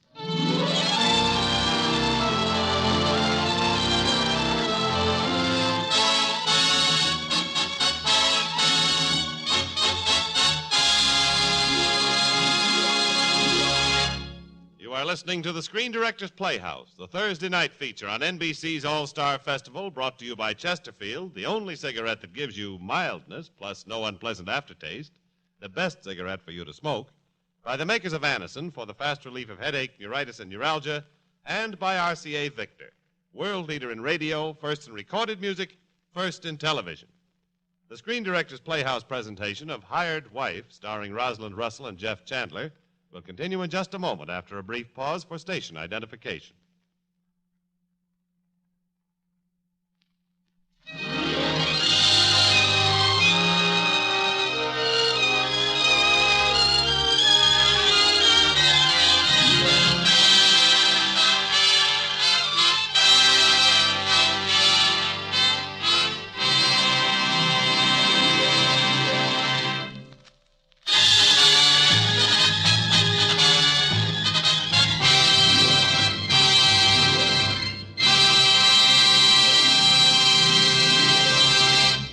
This is the Screen Directors Playhouse. We continue with the third act of Hired Wife, starring Rosalind Russell as Kendall Browning and Jeff Chandler as Stephen Dexter.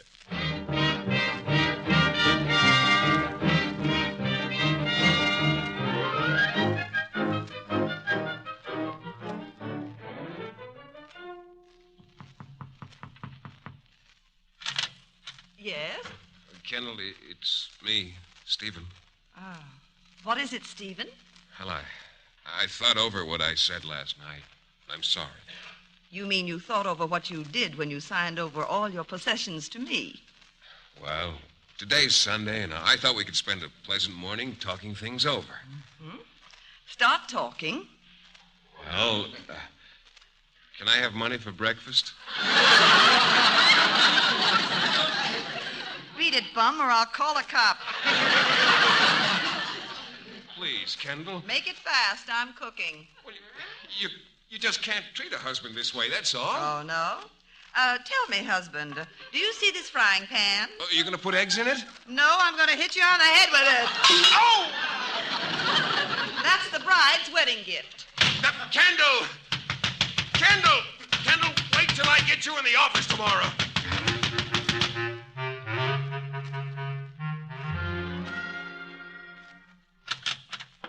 Good morning, William. Morning. Where are you going? To my office. Oh, you can't go in there. The boss is busy. The boss? Mrs. Dexter. She's taken over the business. Oh, well, we'll see about that. She said for me to throw you out. Well, let me see you try.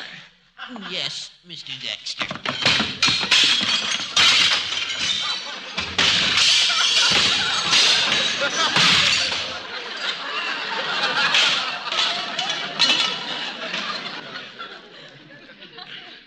Had enough, Mr. Dexter. What happened? You just don't have enough jam in your sandwich.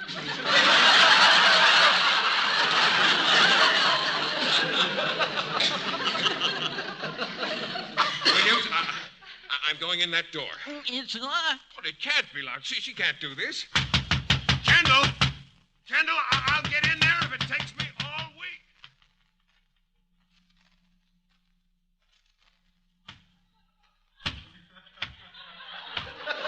Kendall? Well, Mr. Dexter. Back again? Oh, how long can this go on? I've been here every day this week, and she wouldn't see me. But this is Friday. I'm getting in. Mr. Dexter, what are you hiding behind your back? This. Mr. Dexter, put down that axe. Stand aside. All right, but there's something you ought to know. Out of my way.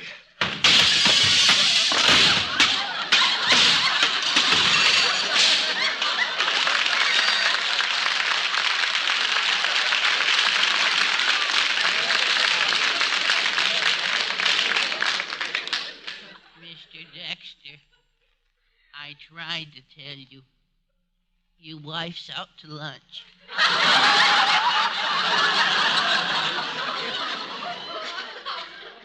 Did she leave any message? Yes.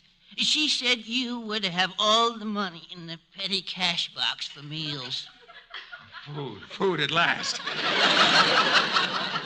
How much is there?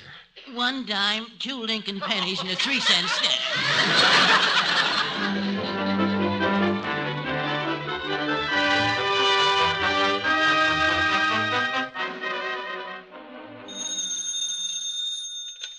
Hello? I hear you've been trying to reach me, lover boy. Roger, a fine lawyer you are. Don't complain. I saved your business, didn't I? Oh, sure. 2 words from you and I'm bankrupt. Something go wrong? It's Kendall. She's thrown me out. Maybe you don't treat her the way a wife ought to be treated. Well, I've tried, but I can't get close enough to kick her. That's not what I mean. Have you tried being affectionate? Affectionate? With that water cooler? Try it. She just wants a little romantic attention. You go in there and I'll be right over. All right. I'll try it. I'll walk in there and say, Kendall, I want to talk to you.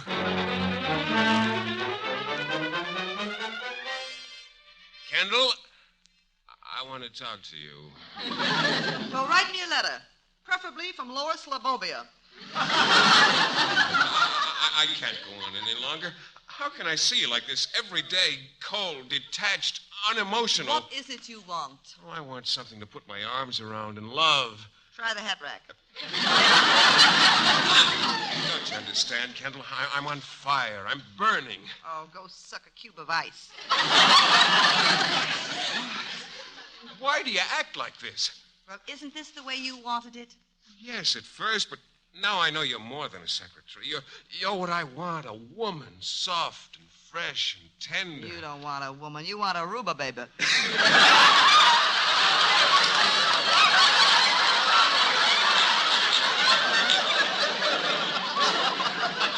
don't want a woman. You want a rutabaga.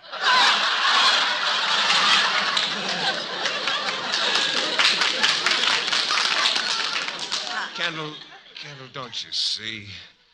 Yes, I think I do. You're desirable. You should be loved and kissed. Stephen, what's happened to you? Kissed like this. Oh. Stephen, I just dropped by to... Oh, how nice. Phyllis. Well, what's new in the woodwork, Walden? A fine thing, kissing your secretary right on her desk. She's not my secretary anymore. Did you fire her? Worse, he married me. Married? Mm-hmm. Is this true, Stephen? Well, I couldn't help it. I had to marry her. Had to? Oh, Browning, you poor girl. Oh, no. As soon as we found out, we went and got hitched. I didn't want to do it, Phyllis, but it's the law. They forced me. You mean you'd leave that girl in her condition? What condition? Stephen, I have to have carrots. I feel just like carrots. Go get me carrots.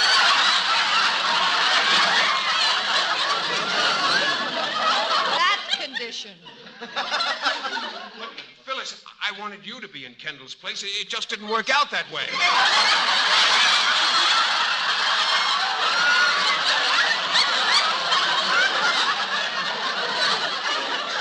Well, thank goodness for that. It's you I love, Phyllis. Phyllis, will you marry me? That's fine talk from a bridegroom. He doesn't even wait for the body to get cold. I swear my wife means nothing to me. She's just a financial arrangement. Well, what about our little dividend? And don't tell me it's a loan from the RFC. It was you I wanted, Phyllis, right from the start. Well, you can start now and take her with you. Ha! I wouldn't have him if you served him on a silver platter with an apple in his mouth. Goodbye. She's gone. Well, what are you waiting for? Here's a nickel for the apple. Now beat it. Oh, hello, kiddies. I think I just passed a jet bomber on the way out. Yeah, and did you notice the tailspin?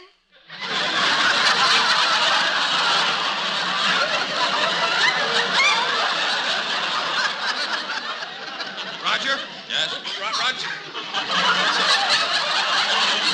I'm not going on with this any longer. Oh, yes, you are. And it's going to get worse. Someone tip Latimer of General Cement that your marriage isn't bona fide. It isn't. It's an optical illusion. Well, if they can prove that, we're sunk. And they're bound to check up on you. So, Candle, you go home and start packing. Good. Ship her away, preferably to Lower Slobovia. Away nothing. Now, we have to make this marriage look good. She's moving to your house. My house? My house? Naturally, your house. Would I move to Roger's house? Well, I won't do it. I refuse to permit it. Think of the position it puts me in, a married woman living in my home. The neighbors will talk. Just nail the marriage license to the door and keep the window shades down. No.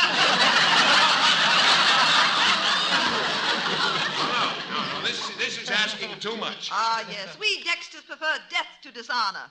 What about me? What'll I tell my husband? Not you, the good one I'm going to marry next. For the last time, I will not take this viper to my bosom. Your bosom. Ha! That looks like the inside of a parentheses.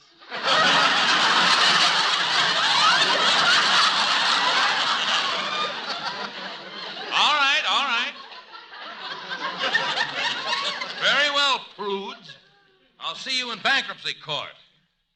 Bankruptcy? Now, look, if you're going to be scaredy cats, invite some respectable relative or friend to stay at your house and referee. Ah, now that's an idea. Roger? No, wait a minute. Oh, no, you don't want me. Oh, yes, we do. I've got long toenails. I'll tear up the sheets. Now, Roger, you're respectable enough. Not since that last lawyers' convention in Chicago. No, please.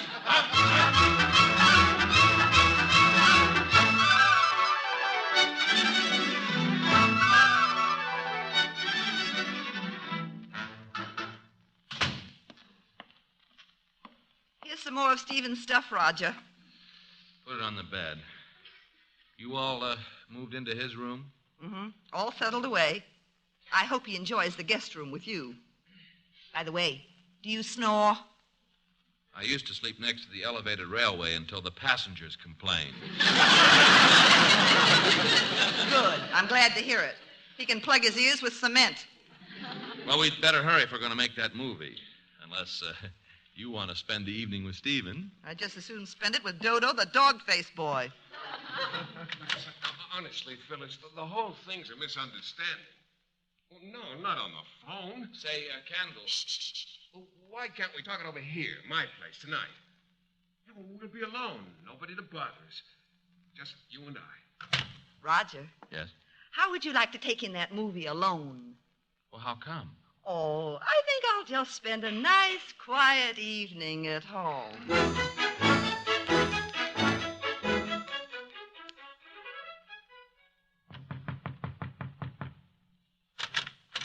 Phyllis, I'm so glad you could come. Well, you've got a lot of explaining to do. Oh, before the evening is over, darling, we'll be just like we used to be. Now, give me your coat. I'll put it up in my bedroom. Thank you, Stephen. Hello, darling.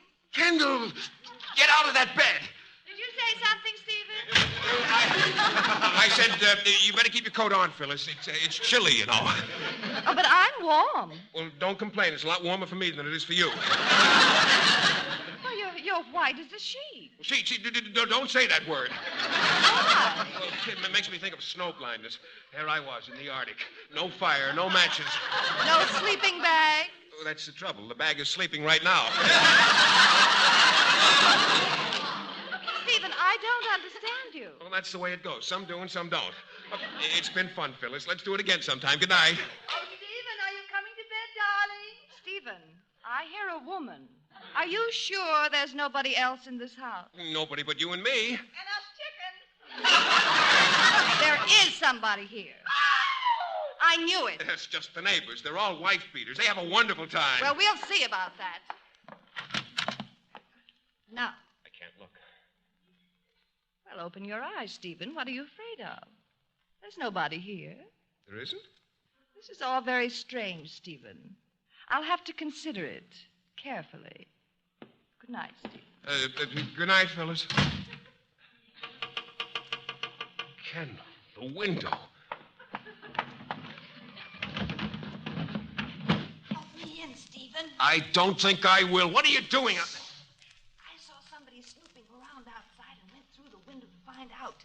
It closed. Well, it's going to close again. I think it's Latimer out here, checking up on us. Well, now listen, you she-monster. What's the idea of a... Latimer? Well, come inside, darling. Imagine you out there catching your death of cold. It should only happen. Now we'll just pull down the blind. Now, what's the idea of lousing me up with Phyllis? One more peep out of you, and I'll yell for Latimer. Very well, but this can last only so long. Surely, another 40 or 50 years, and it'll all be over. Now, you just go off to bed, Stevie boy, because this is only the beginning.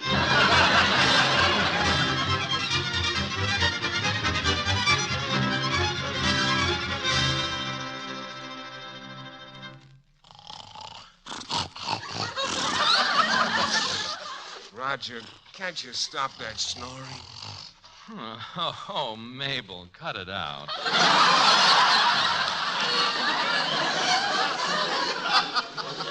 Roger! This ought to wake you up. Roger, old man, how about a drink? Easy on the soda. Look, this is my home. Why do I have to sleep with you? Huh? Oh. Well, because I'm Tilly's chaperone. Well, I'm leaving. I'm checking out. No, wait a minute. No, you don't. You tell me here's a chaperone, and I intend to chop my head off. Now, see here, Roger,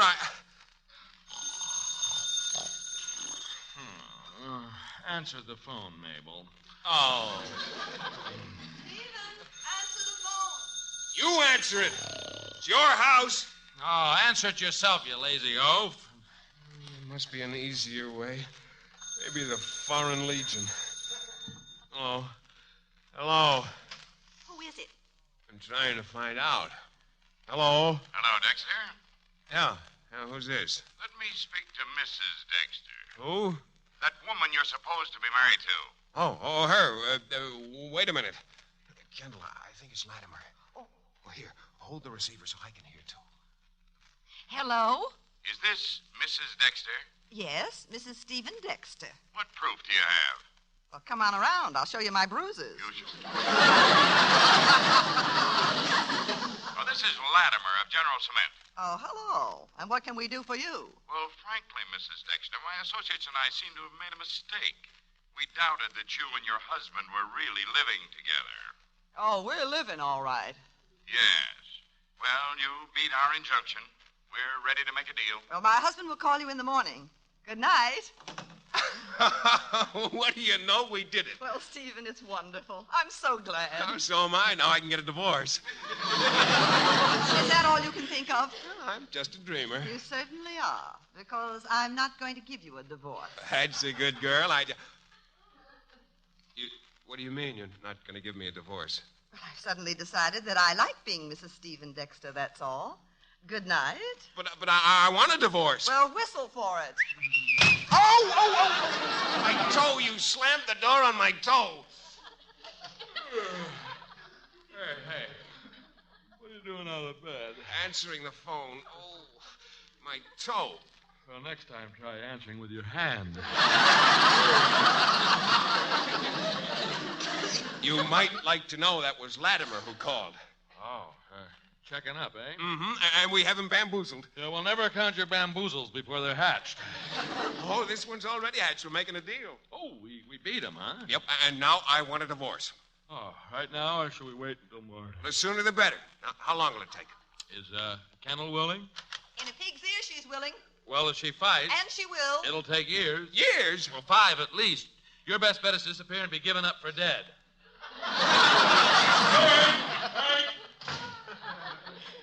See?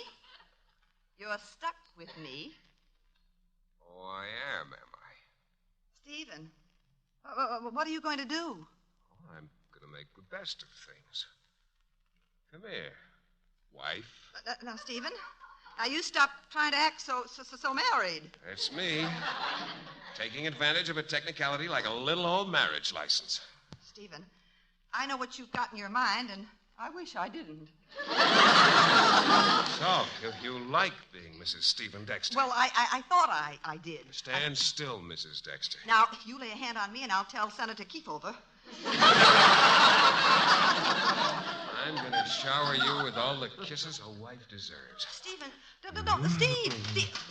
Stephen, I wish you'd make up your mind. Roger, how can I get rid of this woman? Well, not that way, old boy.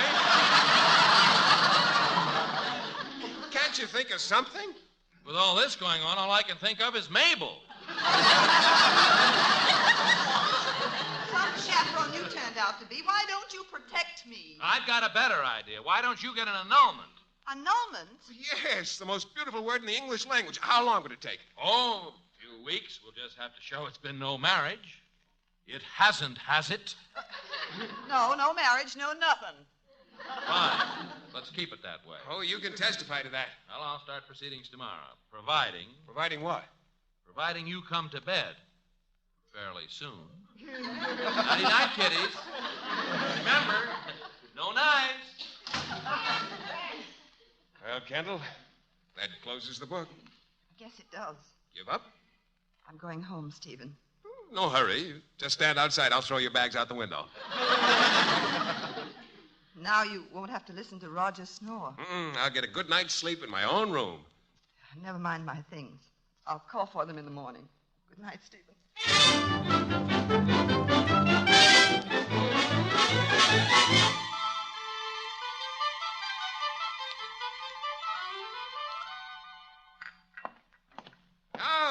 Breakfast. Good morning, Roger. Isn't it a lovely morning for an annulment? Good morning, cad. Oh, you're grumpy. Didn't you sleep well?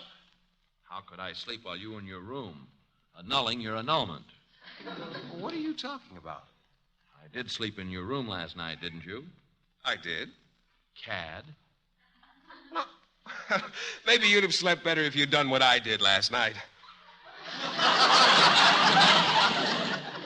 The way you say that makes my blood run cold.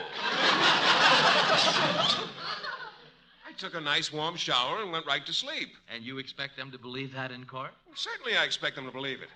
Kendall might tell a different story. Kendall wasn't even here. She went home. She did? She did. I wish I could believe that. Oh, there. That's probably her now. Come to pick up her clothes. Now, I'll prove what I said was the truth. Good morning, Stephen. Come on in, Kendall. Just having breakfast. I was talking to Roger here. Can you beat it? He says our marriage can't be annulled because he thinks you were in my room last night. He does? Oh, he does. Well, isn't that a scream? He still doesn't know for sure, does he? Oh. Kendall, where were you last night? I went home and stayed there. A bold-faced lie if I ever heard one. Oh, he was pretty bold, all right. Tell me, Stephen, did you like my new nightgown? I didn't see any nightgown. That does it. Absolutely. No annulment. Oh, that darn door. Phyllis! Steve, dear, I thought it all over, and I... Well, what's she doing here? Eating breakfast with my husband. Here, have a bagel. Stephen, is this woman living in your house? Kendall wasn't really here last night. Oh, his hair looks so tousled when he wakes up. I call him my little tousled pomaine. Kendall, you stop that. Phyllis, you have to believe me. Oh, you never give up, do you? No, I don't. All right, Stephen. I do. Don't bother explaining. He's all yours, Walden. And for your information, Roger, I did spend the night at home. There goes the best secretary a man ever had. That adding machine? She happens to be my wife. Stevie boy, are you sure you aren't in love with Kendall? Roger, I've been deserted. My wife walked out on me. I can't imagine why. You big dope. You've been crazy about her all along. Good Lord, I am in love with her. Well, go bring her back. What about you?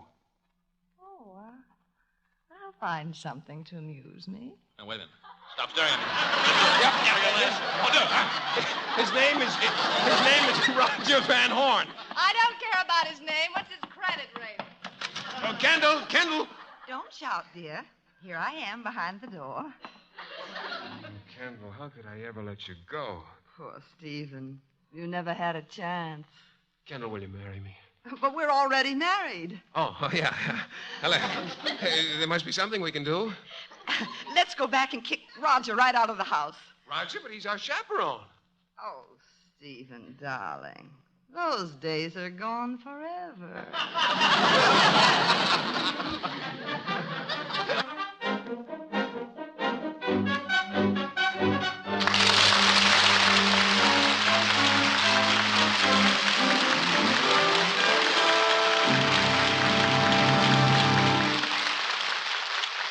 Our stars will return in just a moment. Next week, the Screen Directors Playhouse will present the beautiful screenplay, Humoresque. And our stars will be Tallulah Bankhead and Stephen Cochran. On April 26th, we are pleased to present Jackpot, starring Miss Margaret Truman and Jimmy Stewart. Now, here again are tonight's stars, Rosalind Russell and Jeff Chandler.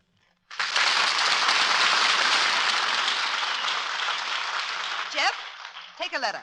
Oh, still a businesswoman, eh, Roz? No, just a grateful actress. So address the letter to the director of Hired Wife and say, Dear Bill, for all you've done in the cause of comedy, in so many pictures, and in this one we made together, my deepest thanks. And if I can express my admiration, too, Roz, I'll take that letter in person. Ladies and gentlemen, may we introduce the director of Hired Wife. And of such grand pictures as Affairs of Susan and One Touch of Venus, Mr. William Seiter.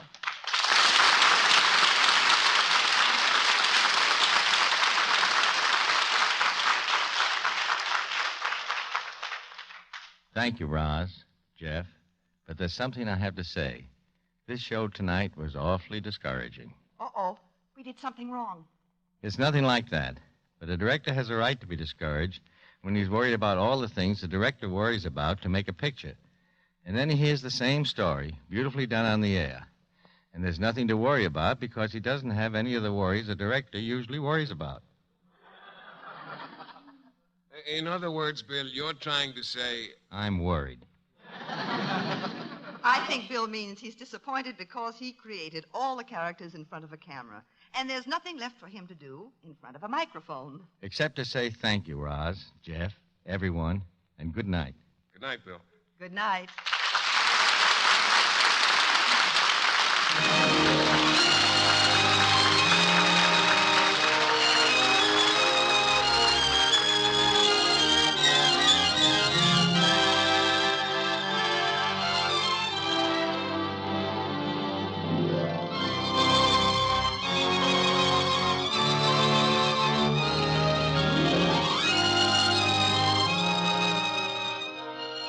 Hired Wife was presented through the courtesy of Universal International Studios. Now releasing Bill Malden's Up Front, starring David Wayne and Tom Ewell. Rosalind Russell's newest picture, the independent production Teach Me to Love, will soon be released. Jeff Chandler can soon be seen in Smuggler's Island, a Universal International Technicolor production co-starring Evelyn Keyes. William Seiter's latest picture is the Paramount production Dear Brat. Included in tonight's cast were Mary Jane Croft, Jim Backus, Robert North, Ken Christie, and Earl Ross. Hired Wife was adapted for radio by Richard Allen Simmons from the screenplay by George Beck. Screen Directors Playhouse is produced by Howard Wiley and directed by Bill Karn. Portions of tonight's broadcast were transcribed. This is Jimmy Wallington speaking and inviting you to listen next week when we present Humoresque, starring Tallulah Bankhead and Stephen Cochran, with screen director Gene Nicolesco.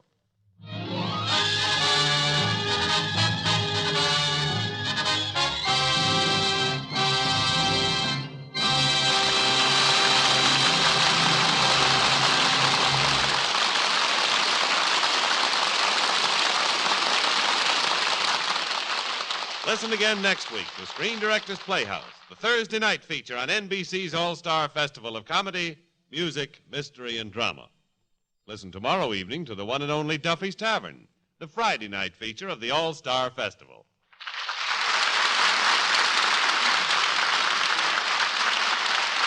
Tomorrow for good fun, it's William Bendix in The Life of Riley on NBC.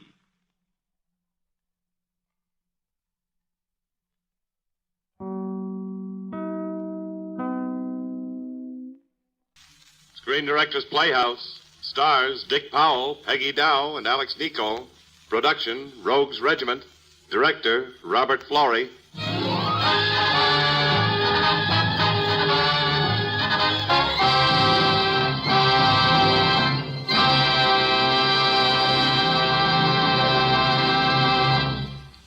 This is the Screen Directors Playhouse, one of the weekly features on NBC's All-Star Festival of Comedy, Music, Mystery, and Drama.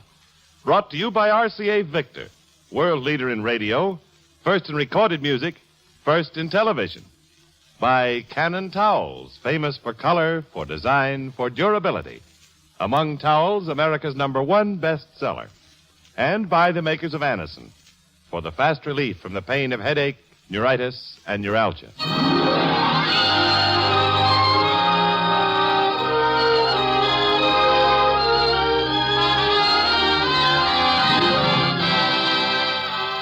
Tonight, the Screen Directors Playhouse is pleased to present transcribed for the first time on the air an exciting story of adventure and intrigue.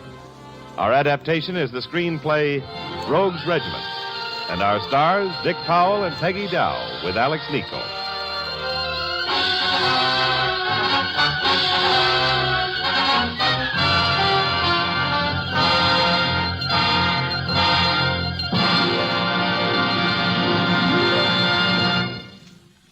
Before we begin the first act of tonight's Screen Directors Playhouse production, here's Dick Powell.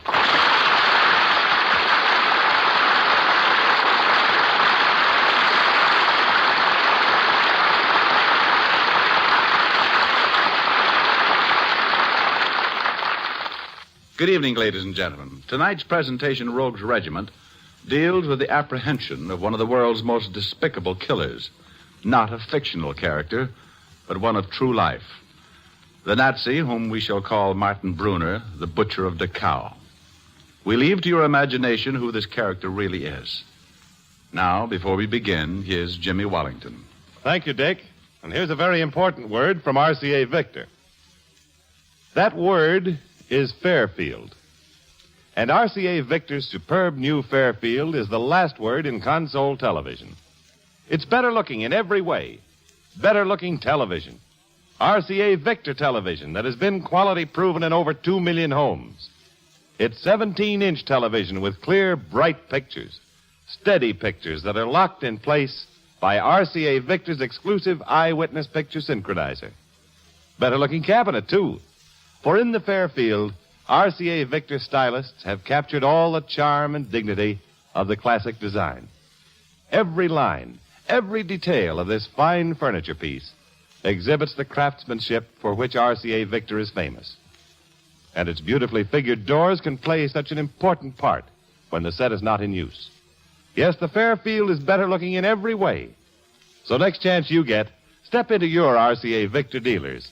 See and hear the exciting new Fairfield. You, too, will discover that the RCA Victor Fairfield is better looking in every way.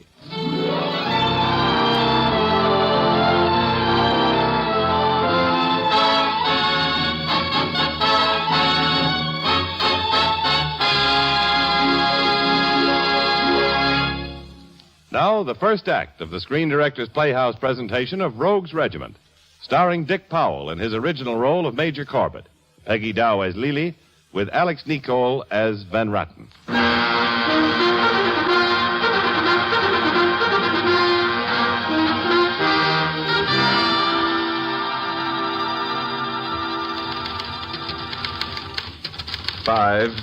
January 1949, to Commanding General, Army of Occupation, from Major Whitfield Corbett, United States Military Intelligence, Headquarters, Frankfurt, Germany. To make this report comprehensible, it is essential to refer to the circumstances which caused the following investigation to be made.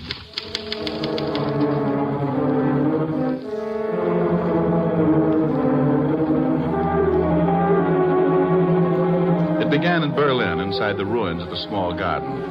Two men wearing the uniforms of the SS Elite Guard, now identified as Colonel Martin Brunner and Lieutenant Heindorf, stood staring down at the ground where two human figures lay side by side, wrapped completely in gasoline-soaked army blankets. Then a lighted match was thrown into the pile. Instantly, a tremendous sheet of flame burst up from the funeral pile. And so it was, on April 30th, 1945, that man's greatest insanity upon this earth, Adolf Hitler, was destroyed, together with the woman, Eva Braun. A few months later, the trials began at Nuremberg. One by one, the Nazi war leaders faced the cold, factual testimony of their crimes and heard their sentences read. Hermann Goering, to be hanged. Joachim von Ribbentrop, to be hanged. Rudolf Hess, life in prison. Julius Streicher, to be hanged.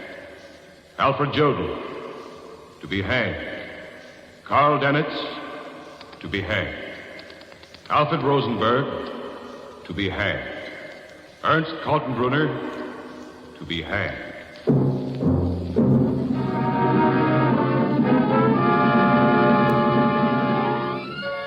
Three years later, only one important name remained unchecked on that infamous list. The only top-ranking Nazi still alive who had not been found, Martin Brunner. Have a seat, Major. Thank you, sir. Ever see a picture of Martin Brunner? No, sir. My information is that the German High Command issued strict orders in 1935 that he was never to be photographed, and for excellent reasons. Next to Hitler and Himmler, he was the most powerful man in Germany. Correct. Here's a picture of him in a group shot with other officers of the SS Elite Guard. Unfortunately, it only shows the back of his head. Pretty rough, isn't it, Major? Well, it's not a party. We have only two vague pieces of evidence to work with. A cigarette case, which was identified as a gift to Martin Brunner, picked up in Athens, and a pair of cufflinks found in Karachi, India, last October. That's about it. Not quite. This star sapphire, Brunner's, was found by a French agent at Hurban, North China, last week. North China? Indochina? Yes. Well, if we knew who disposed of all these things, then at least a pattern of his movements would take form. Yes. Somewhere in Asia, for whatever good that does us, he's Martin Brunner. Perhaps. If only we knew where and what he looks like. Major, prepare to leave for North China. Good luck.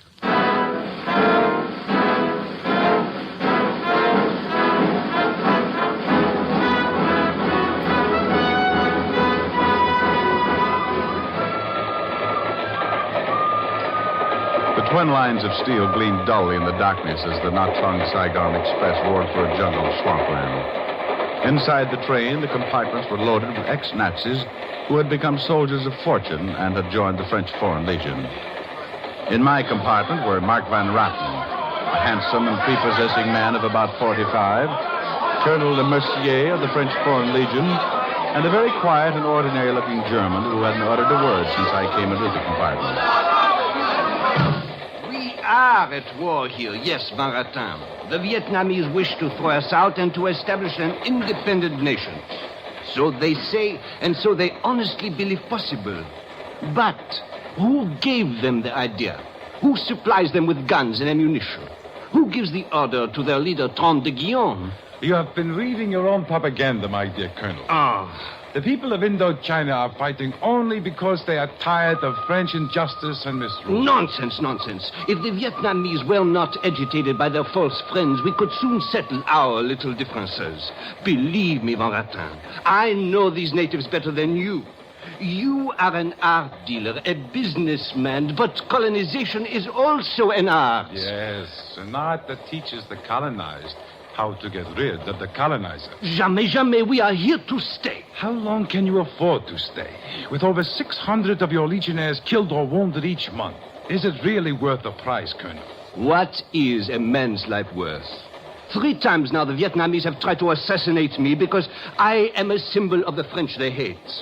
No, Van Ratten, there are but 2 marching songs in the world today. The Internationale, which may be theirs, and La Marseillaise, which will always be ours.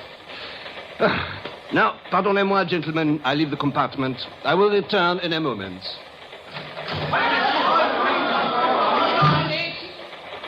You, sir. Me? Yes, I agree with you. There's no one quite as stupid as the professional soldier. No, I don't remember saying it, but you could be right. You came aboard the train at Nha Trang, as I recall. That's right. You must have eyes in the back of your head. Rather interesting town, don't you think? No, it stank.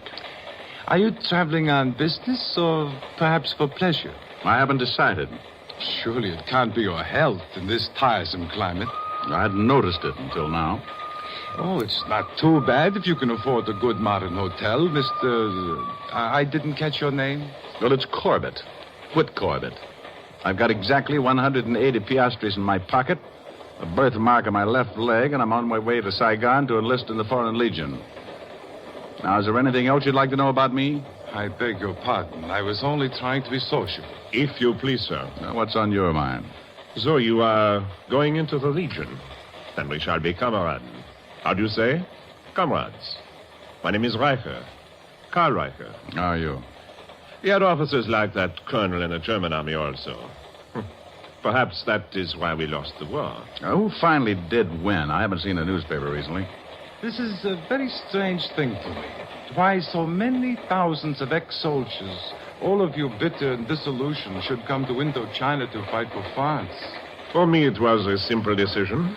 The Legion cannot be worse than the Germany I left. The cold and hunger, the black despair, the terrible fear of Russia. No, I was only a simple private. Ein Dummkopf. But I would rather be a soldier again than a dead citizen of a dead country. And you, Mr. Corbett? Me? Oh, I've got a much better reason than that. I've never been home since the war ended. What's more, I never expect to go back. How odd. An American not to relish home. Of course, it has become quite a joke among us Saigonese about how many former German soldiers enlist in the Foreign Legion. We call it the Sixth Reich, and the French themselves call it Rogues Regiment. I'm afraid they're not very happy about it. Why should they care who the Vietnamese killed if it isn't a Frenchman? They don't care particularly. It's the live ones who worry them the most. The Germans who might have had criminal war records, Gestapo agents, and SS elite guards. Have they found any of those in the Legion? Quite a few. The SS men were betrayed immediately by the tattoo marks on their left arms. Oh? What happened to them? They were sent back to Europe for trial, and afterwards hung. These men were very unfortunate and not very smart. And you are? Smart enough to get into the Legion if I was an SS man. How would you accomplish it? There is a man in Saigon, A. Hazard, a very clever Arab, who can remove any tattoo mark without leaving a trace. Interested? Oh, no, sir. At this point, I left the compartment and walked down the corridor of the train. I didn't walk too far when I saw a French officer's cap at my feet. As I bent to pick it up, on eye level was the body of Colonel Le Mercier. He was dead.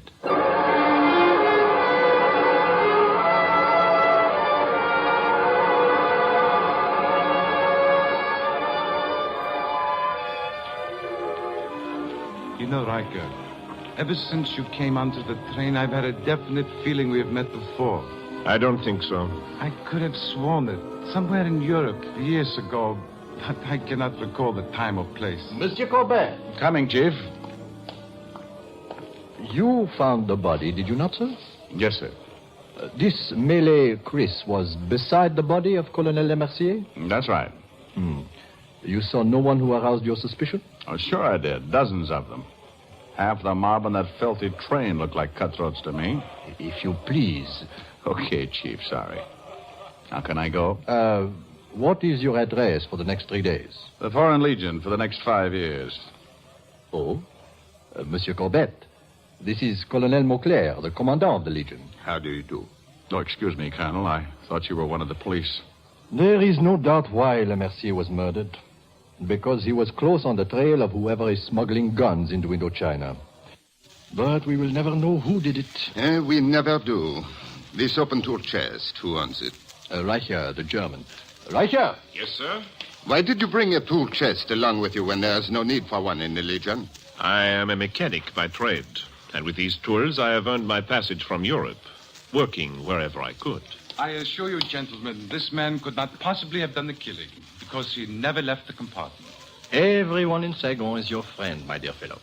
Reicher, Monsieur Van Ratten's word is good enough. Thank you, Herr Van Ratten. And you needn't worry about your tool chest. I'll store it for you in my home.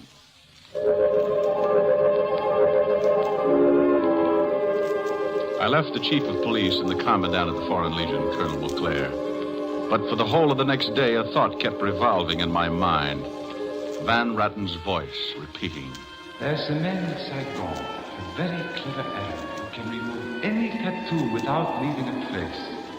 There's a man... Without leaving a trace. It suddenly dawned on me. If the Arab had come in contact with members of the SS elite guard, surely he could identify them. That way, I could narrow the list of suspects. So I visited a Hazarat in his tattoo shop. Tattoo? Yes, removed. Can you do it? For 1,000 piastres is possible. Any special rate for a small one? 1,000 piastres. But it's only 2 letters. SS. SS? Van Ratten sent me. Oh, him a good friend. Yes, so he told me. He also told me how many you've done for him. I bet you can remember every one of them. Hazarat, no fool. A very discreet man. Never talk. Even for 50,000 piastres? 50,000? Here, cash. Hazarat, remember. How far back can you remember? Hazarat never forget.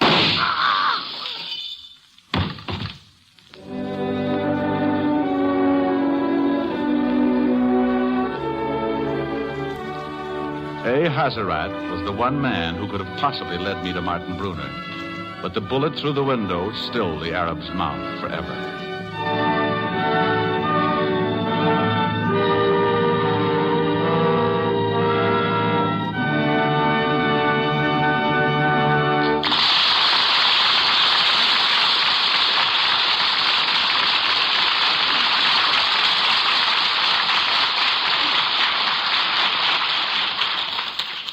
Here's news.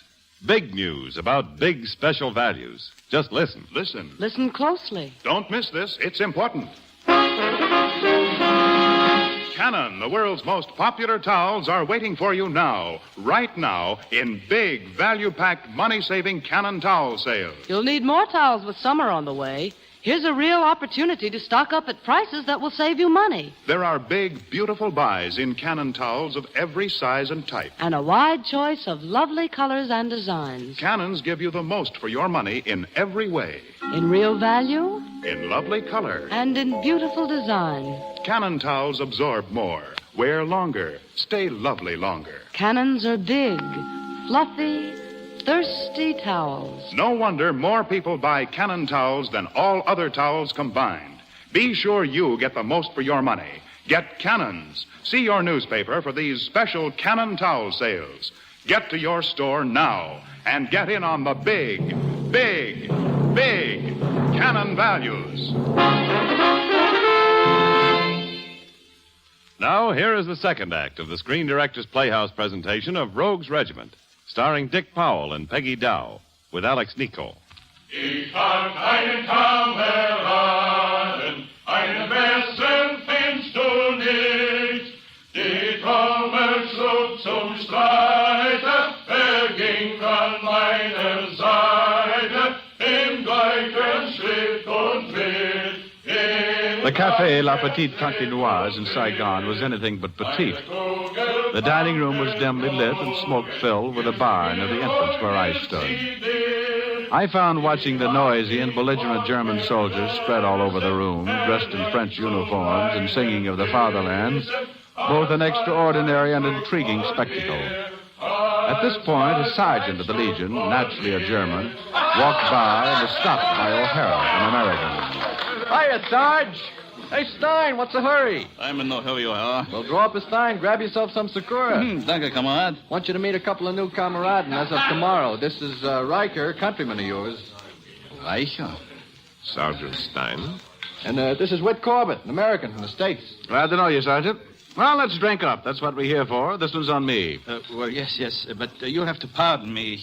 What's the matter with you, Stein? You drunk or sick or what? What do you mean, O'Hara? You're going to walk out on a free drink? Get out of my way, you stupid fool. What? Well, what's eating on that kraut? Could be a kraut.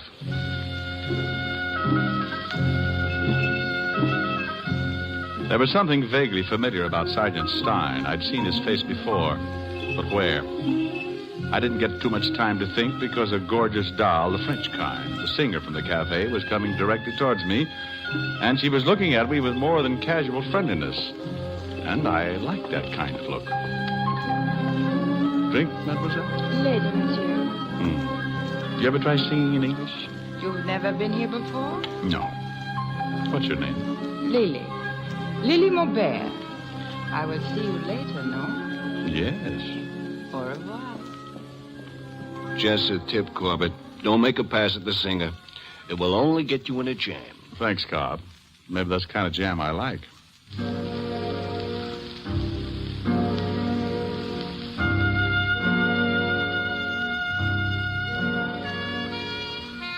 I met Lily late that night in her apartment.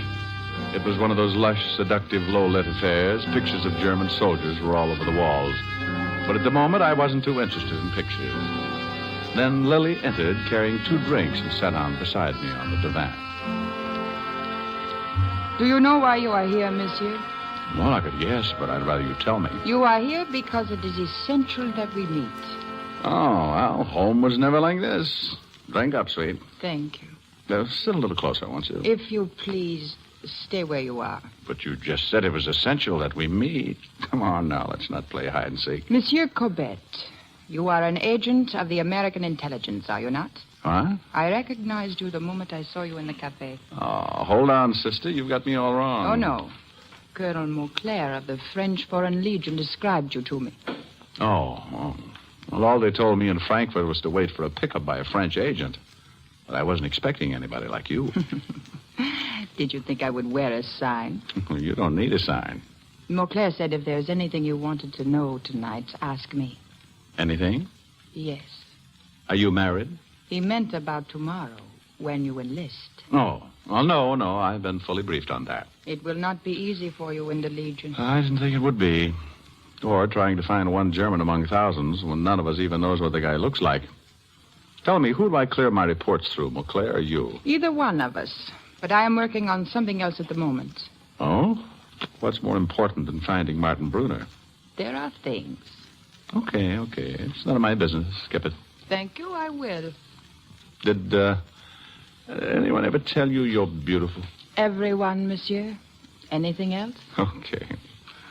Do you have any instructions that we're not to be seen together from now on? No, if you have something important to tell me. I'll find something. We could even talk shop. I'd like to learn how your French work. I can imagine. You know, you're much too smart for a beautiful girl. Don't you have any fun at all? Perhaps. In a quiet way. I can be very quiet. Good. Here's your hat. Don't make any noise on your way out. Sorry. I just hadn't met anybody like you in a long time. Neither have I. You win. I'll be going. Oh, go into the other room. Sure.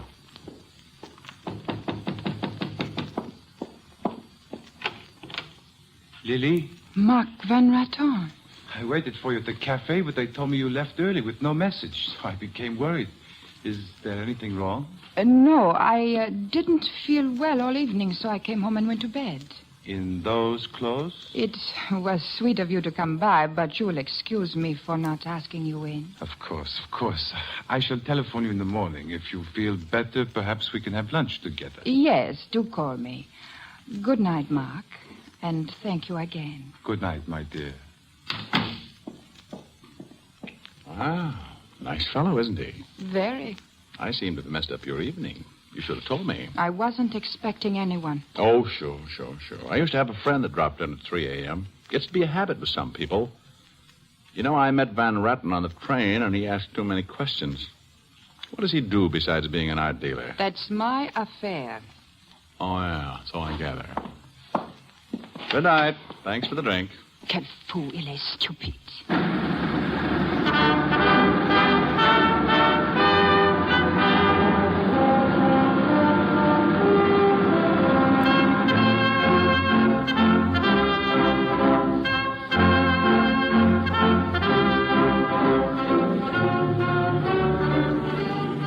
following day, I was inducted into the French Foreign Legion along with Riker and about 50 more recruits. I was put through my paces by Sergeant Stein, the face I was trying to place. Then I made contact with Colonel Mauclair and wound up spending every spare minute of my days and nights going through the dossier militaire files. Thousands of pictures. Major Corbett. Oh, Colonel Mauclair, I found what I've been looking for. Here, take a look at this photograph. Uh-huh. Himmler, Hitler, Goering, S. And I do not know this one. Use this magnifying glass. Oh, impossible. This German lieutenant of the SS Elite Guard is Sergeant Stein. His correct name is Heindorf. You will note, sir, look at the picture again. The officer with only the back of his head showing, that is Martin Brunner. And since we do not know what Brunner looks like, and we're sure Heindorf does... I will put him under arrest at once. Oh, no. No, that wouldn't help, Colonel. He wouldn't talk even if he knew anything. Let me handle this my way.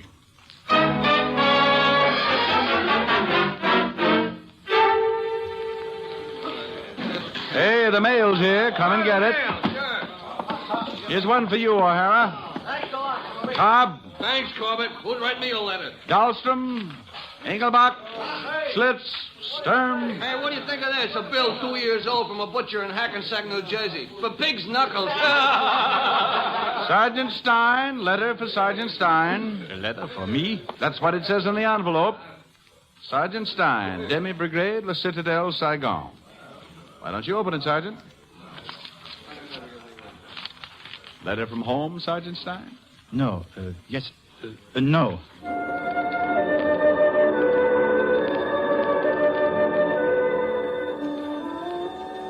The letter to Sergeant Stein, or Heindorf, was postmarked Saigon and was sent to him by yours truly, Wood Corbett. Inside was the copy of the photograph I had shown Colonel Mauclair. I had circled the face of Heindorf with a thick pencil line and also the back of Brunner's head.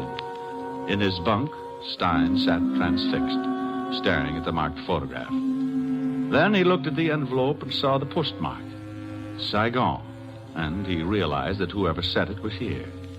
He looked up and our eyes met. And I knew at that moment I was a marked man, that I wasn't long for this world. But I counted on his fear that might lead me to my objective, Martin Brunner. But why would Heindorf be afraid of Brunner? They were close friends in Germany for years. Lily, Brunner didn't have any friends. He was a killer. The official executioner of Rim, Dollfuss, Starnberg, Rommel. How many others we'll never know. They were all afraid of him. That's what I'm still counting on. But you don't even know that Brunner is in Saigon. No, but if he is here, Heindorf will tell him about the picture. We watched Heindorf, and so far he hasn't left the Citadel or made a telephone call. That's why I think Brunner's in the Legion. What does Colonel Mauclair think? Oh, the same thing you do. That I'm fishing for whales with a bent pin. But he'll help me with the bait. I wish I could help you, too. You're doing it now, dear. Just letting me look at you. It hit me the first time I saw you in the cafe. And later that night, I knew it for sure. And then Mauclair told me about you, what you did during the war and what you're doing here. So I know you had courage, too. Mauclair told you of Van Ratten? Yes. That you're luring him into giving himself away as the gun runner who is aiding the Vietnamese in their war against France. I've been worrying about you, Lily. That's always the last stage. Oh, I've got it bad, Lily. Are you making love to me? I was trying to. Why? Does it amuse you? No, it doesn't. I think I like it very much. If you mean it. I mean it. Oh. Does that convince you? A little. Convince me again. Oh, that takes time. We haven't got much of it. We may have. Someday. I hope so. If Heindorf or Brunner doesn't get me first.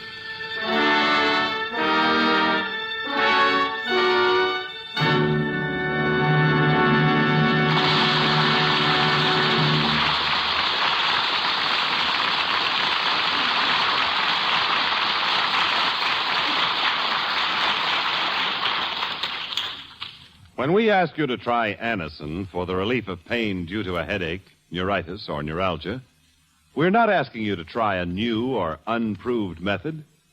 For there are many people listening in now who have been introduced to Anacin tablets by their own dentist or physician. You who have received Anacin this way know the effective, incredibly fast relief these tablets bring. Anacin is like a doctor's prescription. That is, Anacin contains not just one, but a combination of medically proven active ingredients in easy-to-take tablet form. People by the thousands are using modern Anacin today instead of other ways. Doesn't their experience seem worth following? Try Anacin the next time you suffer pains from headache, neuritis, or neuralgia. You will be delighted with the results. Ask your druggist for Anacin today. Anacin is spelled Anacin.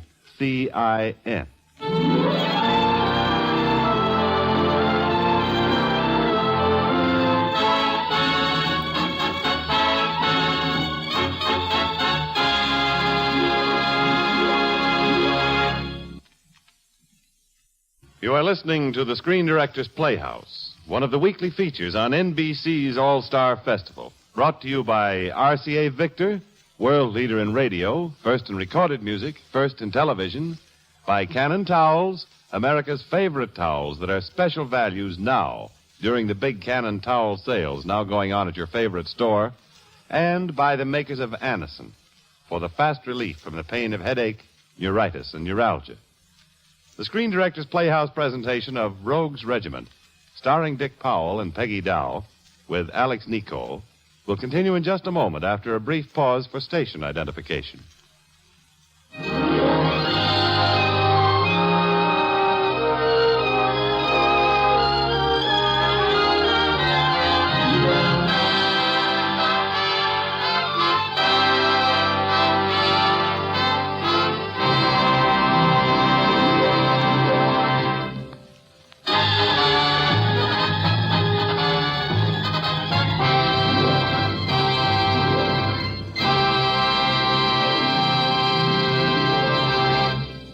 This is the Screen Directors Playhouse.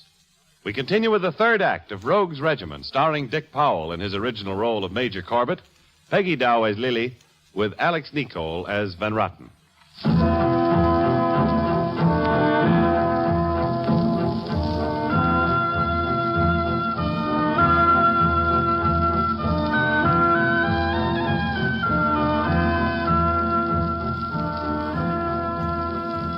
For one solid week after Hindorf received the photograph, he was under constant surveillance. There was no doubt he was frightened, but since the camp was loaded with ex-German soldiers, it was impossible to record all of his conversations with the men. Then, on December 6th, Legion Intelligence reported that Mark Van Ratten was in negotiation with Trond de Guillaume, the Indochina guerrilla leader, and was going to deliver a shipment of guns to him. Yes, Corbett. It is very fortunate for us that Lily has secured a map which tells where the guns will be delivered. Why don't you grab Van Ratten while he still has the guns? And for the same reason, you do not arrest Steindorf. If he can lead you to Martin Brunner, then Van Ratten can lead us to Trond de Guillaume. No, he'd be too smart for that. Van Rat would never leave town. He couldn't. We are watching him. But the guns will leave, and our troops will be there ahead of them. Come in. Colonel, sir, Sergeant Stein to see you. In the other room, Corbett. Very well, sir. Have Stein come in, Cobb. Yes, sir. The Colonel will see you, Sergeant Stein. Thank you, Shane. Colonel, sir? At ease, Sergeant. What is it you want? I wish to apply for transfer to another regiment, sir. Why? Because, well, frankly, sir, if I stay here, there will be trouble, and very soon. What do you mean, trouble? I have an enemy in the 13th Brigade, sir. A man who has twice threatened to kill me. What is his name? I cannot tell you that, sir. He's a good enough soldier, and I have nothing against him.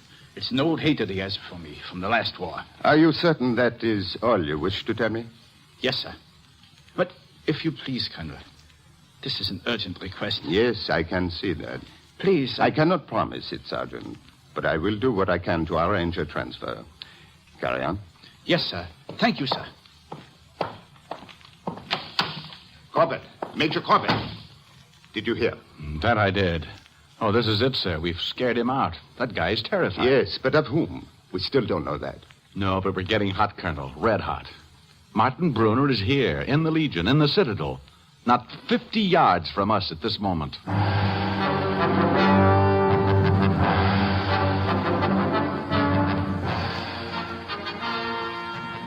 Two pertinent items noteworthy of special mention.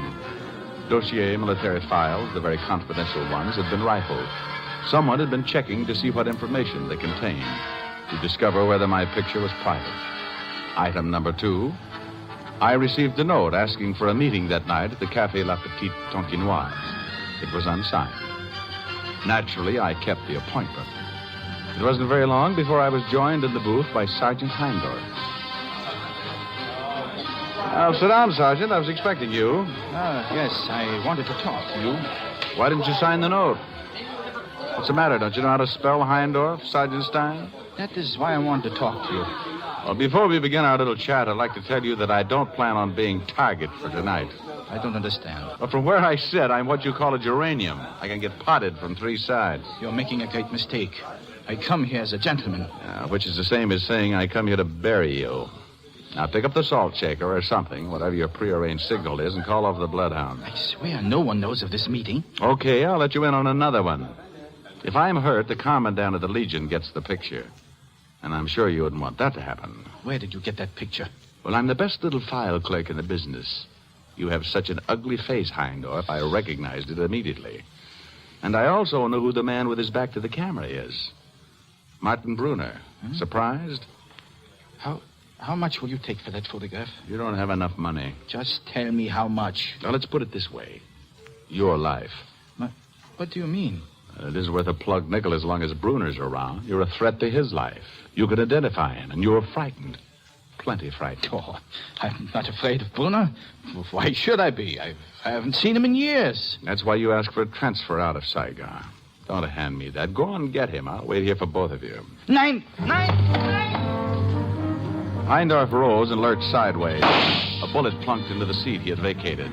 The one with my name on it did likewise, for I had hit the floor and was crawling under a cigarette butt when it came. Brunner had tried for both of us, but he'd tried for Heindorf first, and Heindorf knew it. I decided to let him stew a little. The following morning, acting on Lily's information, the patrol of about 100 of us, including Sergeant Heindorf, left to ambush and capture the guerrilla chief Cran de Guillaume. For hours, I worked over Heindorf. What about Heindorf? Did you go free? No. You've nothing to lose but your life. He's amongst us, isn't he?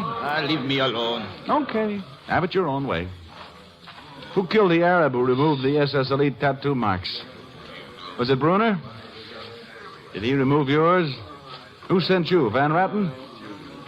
How much do you have to pay him? Leave me alone, I said. You know, the Vietnamese will fight. And in a fight, someone usually gets killed. I'll bet 3 Croix de Guerres against 1 Reichsmedal it'll be you, Heindorf. Nine. Now leave me alone. Holy Missouri mule, that guy's ready to bust out crying. He will before long. Don't worry, Cobb.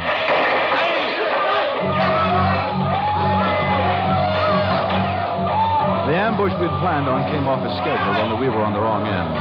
Somehow the guerrillas had gotten the guns and were busy showing us they knew how to use them. Want to make a bet on our chances, Corbett? No reasonable offer refused. Sure, but who'd collect it? Start working the walkie-talkie, O'Hara. Yeah. Cameron to the 6th. Cameron trying to come to the 6th. That fella could be a nuisance. Ammunition. Someone give me ammunition. You've got more than you can handle now, Sergeant. What are you so nervous about, them or Martin Brunner? We'll never get out of this. No. Don't wipe us out. Cameron to sea. Corbett. I'll take over. Cameron. Trying to contact. Clear here. Clear. I'll trade places, Colonel. Where are you? We're at a point 57 north and 48 east. Dig in. We are on our way. I looked around for Heindorf. He was zigzagging at top speed for the jungle. He almost made it. But at the edge of the underbrush, someone, probably Brunner, gave it to him in the back. I had at least 50 Germans about me from which to choose the marksman, and not a very good one. For Heindorf was still fighting and kicking as the guerrillas swarmed over him and carried him away. Where do we plan on, Corbett? Get him back. I'm all for it. Perhaps he deserted under fire, Corbett. So what, Rager? Even if we could rescue him, which we cannot, he would be shot. Why are you in such a sweat about the sergeant, Corbett? He was no good anyway. Yeah, and he was a sergeant. It ain't every day you could lose one of them. This was one sergeant I didn't want to lose.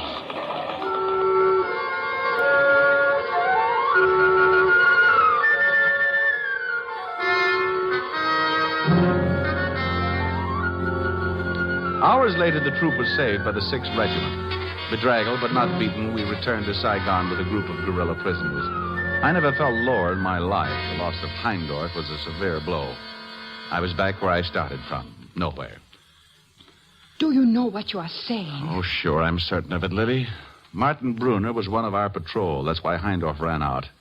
He took the chance of being shot at or captured rather than face it out with Brunner, who he knew would kill him. And they took him prisoner? Yes, which means we'll never lay eyes on him again or learn from him who Brunner is.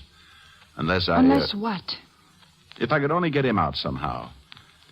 We caught a bunch of Vietnamese in the fight, but McClare tells me they've never agreed to exchange prisoners. Oh, that's the call. The show will start soon. Oh, tell me you've missed me, darling. Oh, listen to my song tonight. I will tell you what I think. Okay. But in the meantime, I'd like something on account. Oh, your account is overdrawn, monsieur. Don't worry, dear. I'll make it good. All right, all right. Ah, so we meet again, Mr. Corbett. So we do. I'll be seeing you, Lily. Good night, Mr. Van Rotten. Lily, has this rude fellow upset you? To the contrary, he's quite charming. Oh? Are you a little jealous, Mark? Yes, intensely. That is why I've come to tell you something, Lily. We've got to leave Indochina as quickly as possible. The French believe they have defeated Trintignant, but they don't know him as I do. I have 2 tickets here to Singapore for tomorrow night. One is for you if you'll come with me. Well, must I give you an answer now, Mark? No, but by tomorrow at the latest.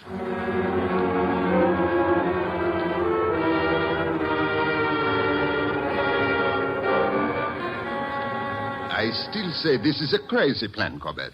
You haven't one chance in 100 to get back here alive, even if you reach Heindorf. I know that, Colonel, but it's the only thing we've got left to try. Suppose you are taken prisoner in Trintignant's camp, and there's little doubt you will be if you proceed with this insane idea. How can you hope to escape?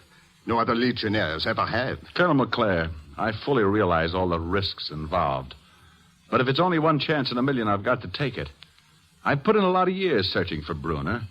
Now, when I know he's practically within my grasp, I'll do anything to get him. Even give up your life, Corbett? Well, every man to his own way of being a hero. As for me... Well, I'm no hero, Colonel McClare. But I've got a job to do, and I've become very stubborn about writing Finney to Martin Brunner's questionable career. Very well, Corbett. There's nothing left to do now but go to the jail and select the Vietnamese prisoner. Now, if we turn this prisoner loose, he's bound to head for Trintignant's camp. I'll follow. I'll wish you good luck now, Corbett. We've agreed on the rendezvous, and I'll send a motorized patrol to pick you up. If you can get away. Wait here. Jailer, open the door. Yes, sir.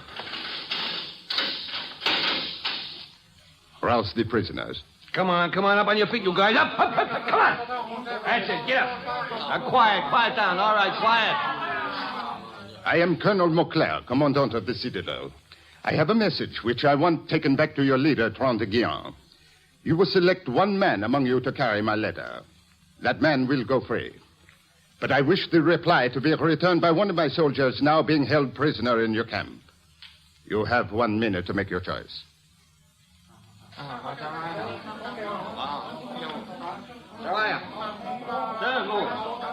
Commandant, I have been selected. Very well, you may come out.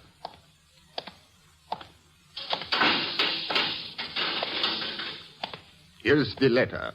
Tell Trintignant I shall expect an answer in 3 days. Cobb, escort this man to the rear gate. Yes, sir.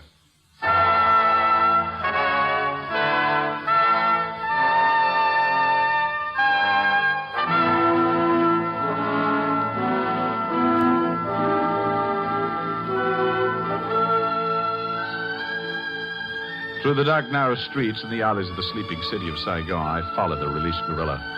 Our paths were separated momentarily when I was interrupted by a drunken legionnaire who wanted to know where I was going and why he couldn't join me.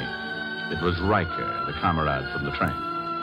I managed to brush him off and again picked up the trail. It led to a small Buddhist temple, which I entered. It was dark with only a few candles burning. A life-size idol faced me from the altar. Cautiously, I moved forward. and then stopped as the idol came to life and the Malay kriss appeared in his hand. It was the gorilla I had been following. I got the idea and stood quietly as they tied my hands. Why did you follow me?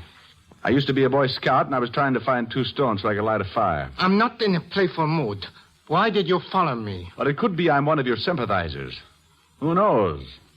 I might be a friend of Mark Van Ratten. That is not true. Well, that one I'll have to admit. Guy'd have to be a sucker to be a friend of Van Ratten. Why did you follow me? Your colonel's letter was a lie, a trap. It said nothing of value to him or me. If I'm not mistaken, wasn't the letter addressed to Tron de Guion? Why don't you let him judge? I am Tron de Guion.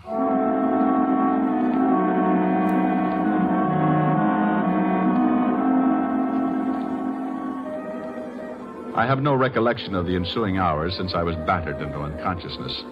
When I came to, I was behind a barbed wire fence in the guerrilla camp. Immediately, I began searching for Heindorf. I found him in a crude bamboo hut, gravely wounded and feverish, with the look of a man who was dying. Corbett. Yes, Heindorf. Deutschland, including getting shot in the back? That wasn't in your contract. Sure, I wanted you to lead me to Martin Brunner, but he got you first. You knew that when he shot you in the back. Which one of us was he?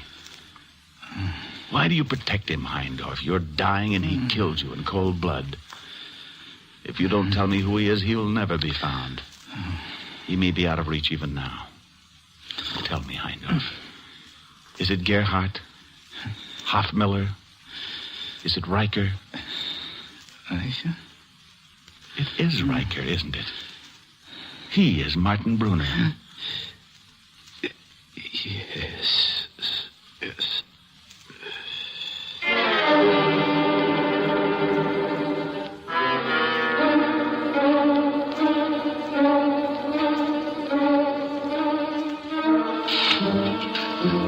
I buried Heindorf that afternoon, guided by a lone Vietnamese guerrilla armed with a rifle. As I tamped the mound with my shovel, the guard mumbled for me to hurry. I hurried, all right. I flung a shovel full of dirt in his face and made a run for the nearby lagoon. I hit the water in a flat racing dive. And by the time he got the sand out of his eyes, I had crossed the lagoon and was safe in the jungle. I headed for Saigon and Martin Brunner. Meanwhile, Lily was with Colonel Mauclair. You said Van Ratten wanted you to leave with him on the plane tonight? Yes. Then go with him. You will let him go? Yes. But only as far as the airport. We have found everything we have to know about Van Ratten, who sent him the guns and how they were sent. He was paid a fortune for the job, and he would take it with him on the plane. We want to find the money on him. Call him. Tell him you will go. Very well.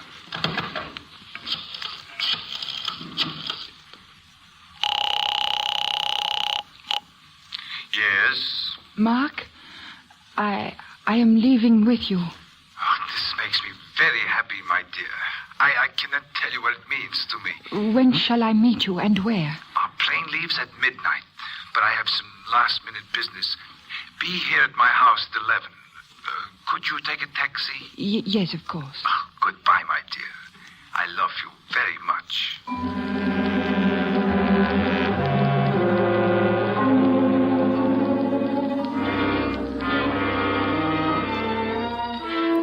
When I reached Saigon, I checked in with Colonel Mauclair and divulged Tron de Guion's identity.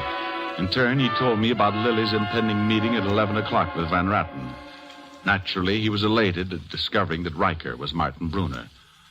I searched the barracks for the Nazi butcher, but he was nowhere around. So I checked into the cafe, La Petite Tonkinoise. Well, dust my britches if it ain't Corbett. Where you been? Snake hunting, Cobb. You look like the snake got you. Say, have you seen anything of Riker here tonight? Riker? What do you want with him? He's my pal. Have you seen him? Yeah, about a half hour ago. He was having a drink with some guy. Who? The guy that's always making eyes at Lily, the rat or something. Oh? What time is it? Almost 11. I'll see you later. Hey, where you going? To bite a snake.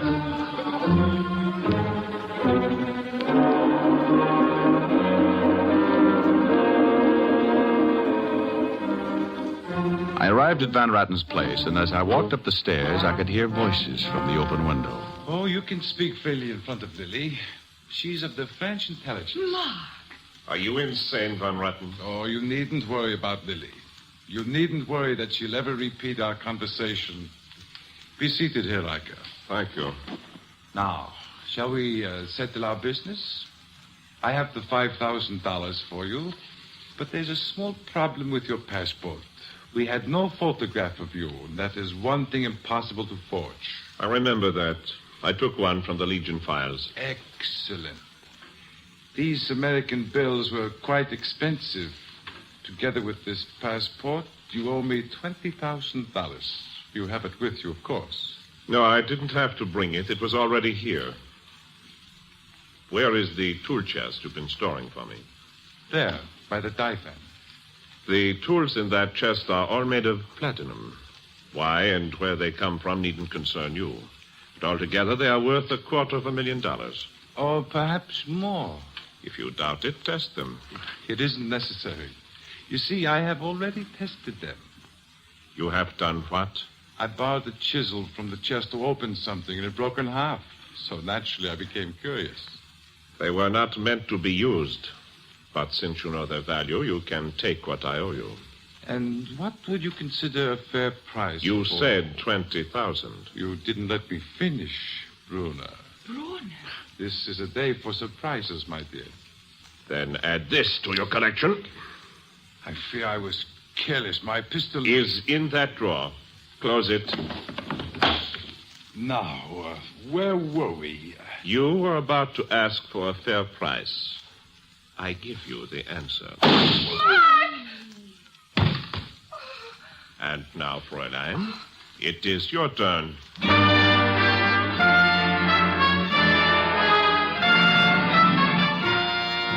There was nothing for me to do at that moment but break in. Then the realization came to me that I was unarmed. But there's an old saying, fools rush in where angels fear to tread. Corbett, welcome. Up with your hands. Sure, Martin Brunner. Brunner? Yes, the butcher of Dakar. Shall I add you two to my list, comrade? Yes, I shall. Turn around, Corbett. Oh, please. Do as I say. Have you ever enjoyed the spectacle of watching a man die, Fräulein? Don't answer him, Lily. Come on, get it over with, Brunner. There's no hurry. The Nazis have plenty of time. We have patience. There will be another Führer. Today we are defeated, but tomorrow the world. Tell me, Herr Corbett, have you confided my identity to anyone? You think I'd be sucker enough to keep such good news to myself? You're as good as hung right now. How do you figure to get out of Saigon? Everyone knows your face. I already have considered a plan. You will save my life. I will? Yes. That is why you are still alive. You will escort me to the plane which will carry me to safety. And supposing I refuse? You won't. I promise you your freedom. You mean you expect me to believe you? You have no other alternative. Oh, yes. Herr Van Ratten had 2 plane tickets. I shall take Lily with me as a hostage to be sure that my trip is not interrupted. You understand? On the nose. Now, we leave. Aren't you forgetting something? I do not think so. After all the work and trouble you went to, aren't you going to take these tools? The tools, yes. Yes, of course. This is another sample of Nazi superiority. I carried this fortune under the very noses of the stupid French and American agents. Oh, so you did. And the least I can do is to help you get started on your journey. Here, cash. Let's use a little of this on that wrist. That's better. Now we're both unarmed. My instructions are to bring you back alive, and that's what I'm going to do. Just barely. Go.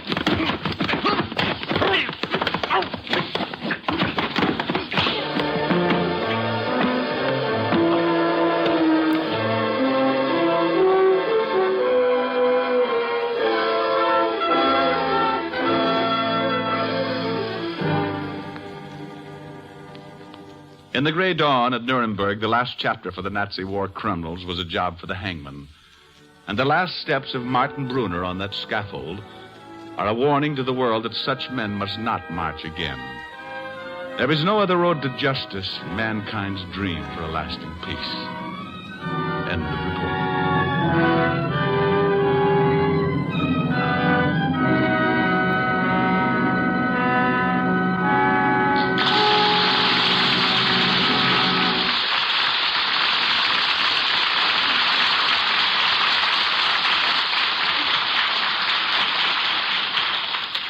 Our thanks to Dick Powell, Peggy Dow, and Alex Nicole for an excellent performance.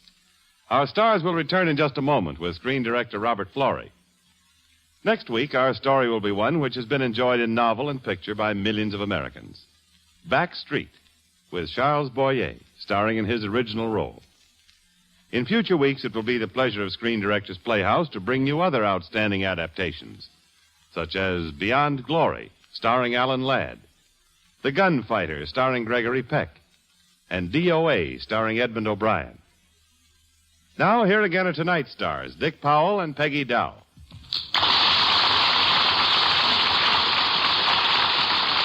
Ladies and gentlemen, the making of a movie involves hundreds of technicians and artists in numerous capacities. And the boss man, the guiding genius of all these talents, is the director of the piece. Under his sure hand, the motion picture is gradually brought to life. I'm very proud to present the director of Rogue's Regiment, my good friend Robert Florey.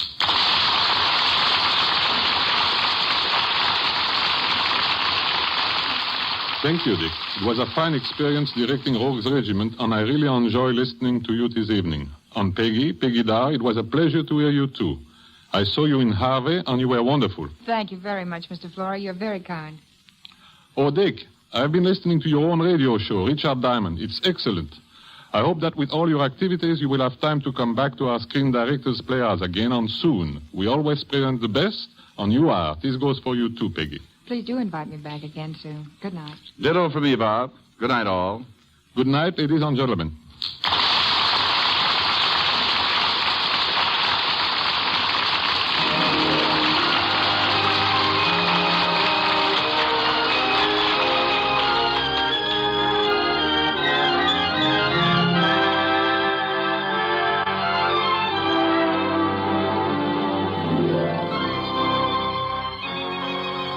Rogue's Regiment was presented through the courtesy of Universal International Pictures, now releasing Hollywood Story, co-starring Richard Conte and Julia Adams. Dick Powell can currently be seen in the RKO production Cry Danger.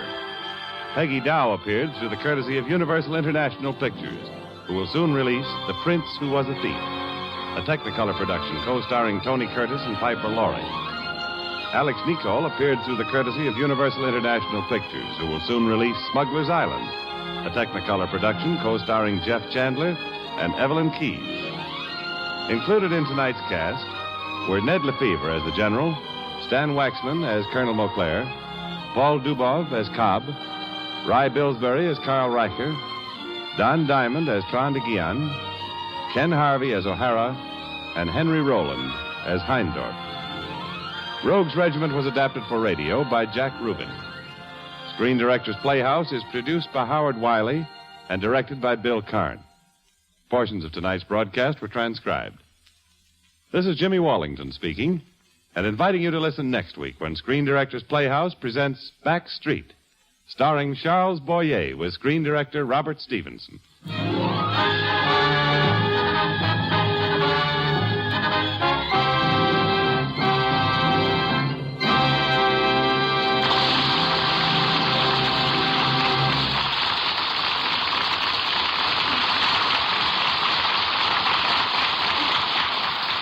Listen again next week to Screen Directors Playhouse, one of the weekly features on NBC's All-Star Festival of Comedy, Music, Mystery, and Drama. Listen tomorrow evening to the one and only Duffy's Tavern, the Friday night feature of the All-Star Festival. This is the story of two persons set in a background of millions of people. The boy was very rich and the girl very poor. It's not a very pleasant story. As a matter of fact, it's the most hated story of the century. It's cancer, the grim reaper, which does not differentiate between rich and poor. It's your obligation to give so that you, whether you are rich or poor, can receive the same benefits from research.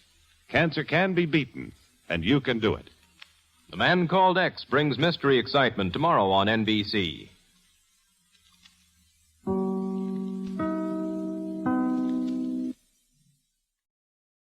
Screen Directors Playhouse stars Tallulah Bankhead, Steve Cochran. Production, Humoresque.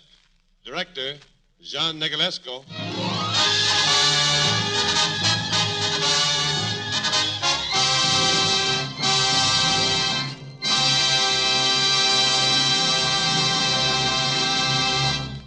This is the Screen Directors Playhouse, one of the weekly features on NBC's All-Star Festival of Comedy, Music, Mystery, and Drama. Brought to you by the makers of Anacin for fast relief from the pain of headache, neuritis, and neuralgia, by RCA Victor, world leader in radio, first in recorded music, first in television, and by Chesterfield, the only cigarette that gives you mildness, plus no unpleasant aftertaste. The cigarette that brings you Bing Crosby and Bob Hope.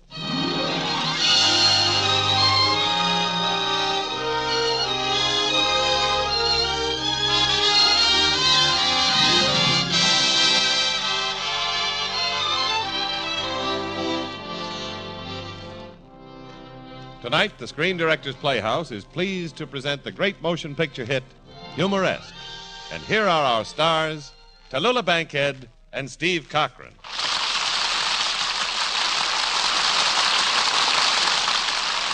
Good evening, ladies and gentlemen. Hello, darlings. Years ago, Fanny Hurst wrote Humoresque, and overnight it was a sensation and a bestseller. Then this tempestuous and dramatic story was translated into one of the great silent motion pictures, Unforgettable. It again was demanded by the public, and Joan Crawford and John Garfield obliged. Now, Steve Cochran and I are privileged to offer the radio version. But before we begin, here is Jimmy Wallington. The next time you suffer from pains of headache, neuritis, or neuralgia, take Anacin. You'll bless the day you heard of this incredibly fast way to relieve these pains. Now, the reason Anacin is so wonderfully fast-acting and effective is this. Anacin is like a doctor's prescription. That is, Anacin contains not just one, but a combination of medically proven active ingredients in easy-to-take tablet form. Thousands of people have received envelopes containing Anacin tablets from their own dentist or physician, and in this way discovered the incredibly fast relief Anacin brings from pains of headache, neuritis, or neuralgia. So the next time a headache strikes, take Anacin for this wonderfully fast relief. Anacin, A-N-A-C-I-N. Anacin comes in handy boxes of 12 and 30, economical family-size bottles of 50 and 100. Get Anacin at any drug counter. Now, the first act of Humoresque, starring Tallulah Bankhead as Helen and Steve Cochran as Paul Boret.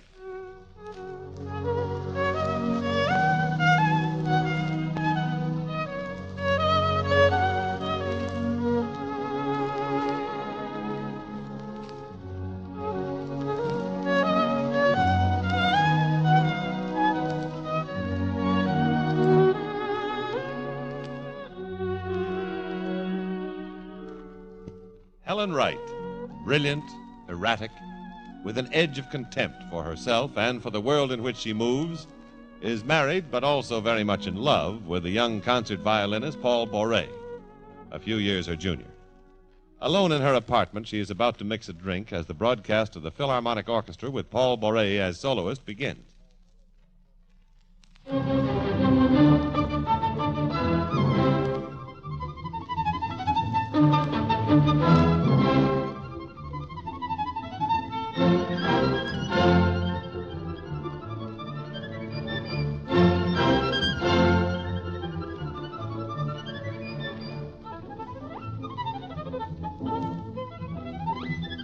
The first drink for myself, the second for my friends, the third for good humor, the fourth for my enemies.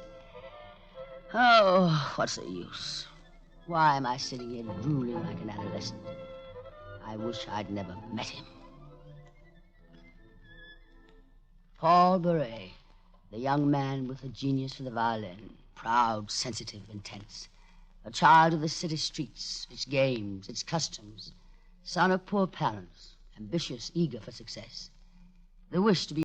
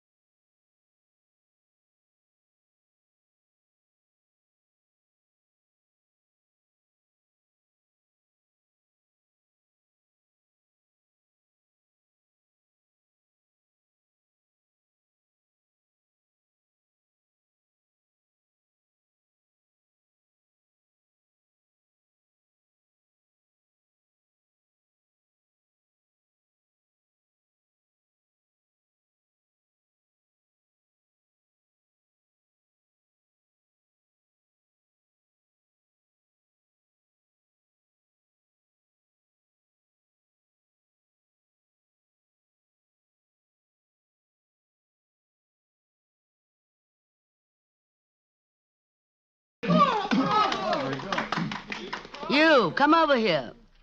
You talking to me? Yes, you, the violin player. Come over here. Well? Victor, the boy genius needs a drink. Gin or scotch? No, thanks. 2 scotches with a dash of heather. You play like a calliope. I beg your pardon. Now there's an original answer. He begs my pardon. Darling, are you by any chance the boy who got up and gave his seat to a lady in the subway? And now tell me, you're from the provinces? I was born in New York. Aha, here is that rare animal. A New Yorker from New York. New York is full of all kinds of animals. Not all of them were born here. Did you mean that as an insult, Mr. You do have a name, don't you? Sure, I'm in the telephone book. Under violin. It's Boré. Paul Boré. Bad manners, Mr. Boré. The infallible sign of talent. Shall I make a prediction? The world will soon divide itself into 2 camps. Pro-Boré and anti-Boré. Which camp would you be in, Mrs. Wright? I'll see you to the door, Mr. Boré.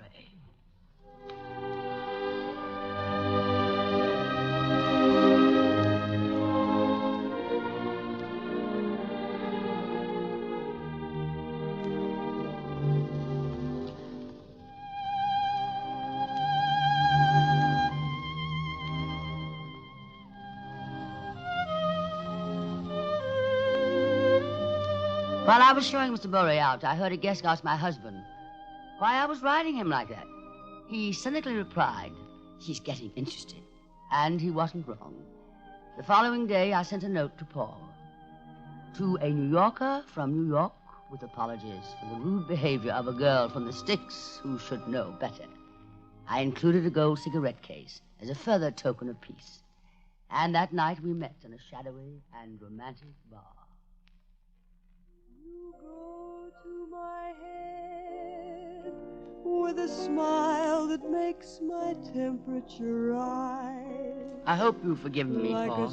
I don't hold grudges. They waste time. But you didn't have to send the cigarette case. I spend my life doing penance for things I should never have done in the first place. You don't like martinis? Not particularly. They're an acquired taste, like Tchaikovsky. I've never had much time for acquired tastes, except Tchaikovsky. You make it all sound a little grim. What do you do for amusement? Play the violin. Is that all you do? Play the violin? Almost. Go to concerts? Not much. If they're good, I'm jealous. If they're bad, I'm bored. No hobbies, no pleasures, no fun? It's all there in the violin for me. Girls? A few. That's all. That's all. You're strange. No stranger than you. Me? There's nothing very strange about me. I was married twice before. Once at 16 and once at 21. The first was a crybaby, and the other was a caveman.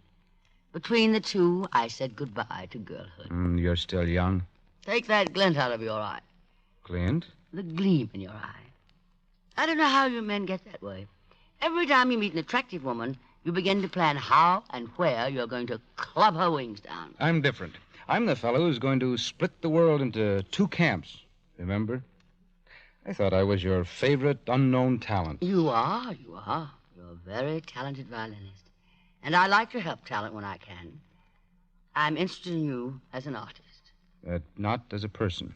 Only as an artist. You sound promising. That's a crushing compliment. Your playing is a little brash, a little over-brilliant. You need restraint. You didn't like it? The whole point to me about an artist is the sound he makes. The personal sound. It's his own sound like no one else in the world. On a piano, a violin, any instrument. That's what's communicated between an audience and an artist. That's what you call personality. If he's got that, nothing else matters very much. If he doesn't, he might as well quit. You've got it. In other words, you think I'm terrific. I'll make up my own adjectives. No, but seriously, am I ready for concerts? I believe so. That's all I wanted to know. What are you going to play? I'll talk to them down at school. They must know the ropes. I'll save you the trouble. You need a hall. Tickets, posters, some ads, publicity. Let's say $750 will do it. Do you happen to have $750 to spare? I thought a manager takes care of all that. For you, Paul Boré? Darling, they've never heard of you. Well, what about my playing? Doesn't that mean anything? Oh, yes. You fill the lull between intermissions. Besides, what are you going to play on? You have a cheap instrument. You need a Stradivarius, a Guarnerius. Do you have a spare $25,000 to buy one? I study 10 years, break my back, practice till my hands feel like wood. For what? Why didn't someone tell me this 10 years ago? You get a kick out of belittling me, don't you? Well, I don't like it. You have all the characteristics of a successful virtuoso. You're self-indulgent, self-dedicated, and the hero of all your dreams. You ought to try dreaming a little yourself. It might make you less cynical. No, you're an artist, all right. All artists are a little offbeat. That's the Helen Wright neurotic theory of genius. Okay. So we're both crazy. Where do we go from here? I'm going to find you a manager, Frederick Bauer, and you shall have your concert.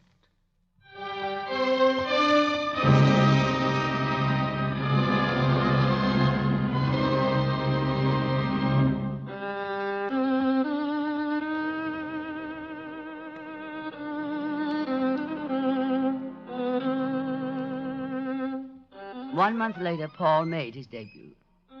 There, for the first time, I saw his mother. She was rather shy and resplendent in her unfamiliar formal gown. It was obvious she was a woman of great determination, with a great capacity for love of her son. And that was both wholehearted and unselfish. Seated beside her was a young girl, Gina, with love in her eyes for Paul. This was his school-day sweetheart. And there was his father, very much a product of New York. The concert ended with a healthy round of applause, but nothing overwhelming. I joined Paul in his dressing room. How did it go? What do you think? Sounded very good to me, but then I didn't pay to get in. I think I was better in the second half. I got warmed up, felt good. Don't you think I was cold in the beginning? You know, I had no control in the first few minutes. Oh, forget it. It was only perceptible to the whole audience. No, on the level, Paul. It was really first rate. You left them in a quiet frenzy. I don't know. I'd give anything to do the whole concert over again. Listen, no matter how many concerts you play, you'll always have the penalty of not satisfying yourself. Preserve that feeling of dissatisfaction, and you'll be fine. I'd like to go somewhere and hide. Oh, you're behaving like a schoolboy. The concert was a complete success. Now, let's talk about something else. What about ancient Greece? What's your opinion of Greek civilization? I have no opinion. All I know is how I feel, and that's low. What a debut. Rows and rows of empty seats staring at me, and then I fluffed that passage in the Brahms. Don't worry. You won't hear from Brahms in the morning. Please, forget the gags. Save your anger for the party in your honor at my apartment. Everyone's waiting for you. Thanks, but I can't go. My family's giving a little party, and... You're going to disappoint all those people? Come in. Paul, Oh, Mom. you were wonderful. Papa, say something. Say something to Paul. Oh, you played so beautiful, Paul, I cried. And I wasn't ashamed. Gina. Oh, Paul, I'm proud of you. I'm so proud of you. Thanks, Gina. See you later, Paul. I don't want to intrude on the family reunion. Oh, wait a minute. Let her go, Paul. Oh, but that's Mrs. Wright. I know. She's very beautiful, isn't she? Yes. She's a married woman. So what? Maybe it's none of my business, Paul. But I have eyes. I can see what's going to happen. Nothing's going to happen. You're a clean boy starting a clean career. You shouldn't get involved. Let me live my own life. I know what I want. Don't let your life get twisted. You pay for what you get in life. Special people have special pains to pay for. Wind me up when I play. I'm not a machine. I've got feelings, too. You hold in your hands a career made only in storybooks. Respected, rewarded. Good night. I'm leaving. Wait, Paul. Where are you going? Where do you think? Oh, be careful. The stakes are big. This isn't a 2-hour trip to Chinatown. Think of the future. Think what will be next year and the year after. Think of your work.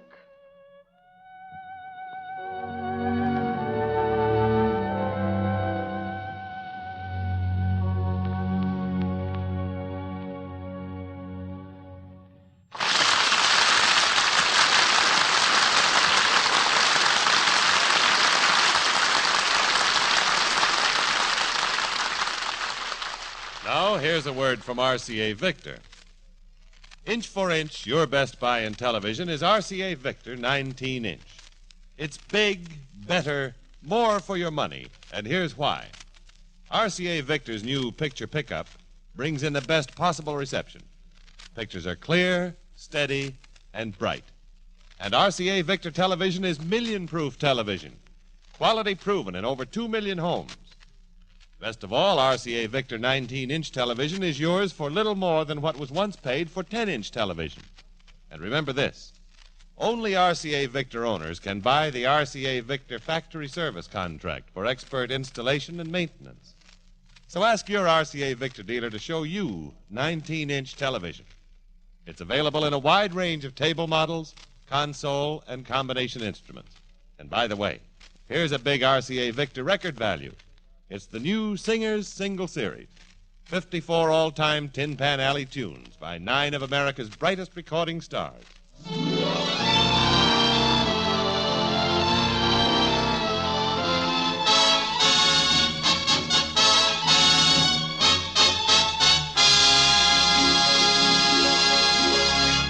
Now, the second act of Humoresque, starring Tallulah Bankhead and Steve Cochran.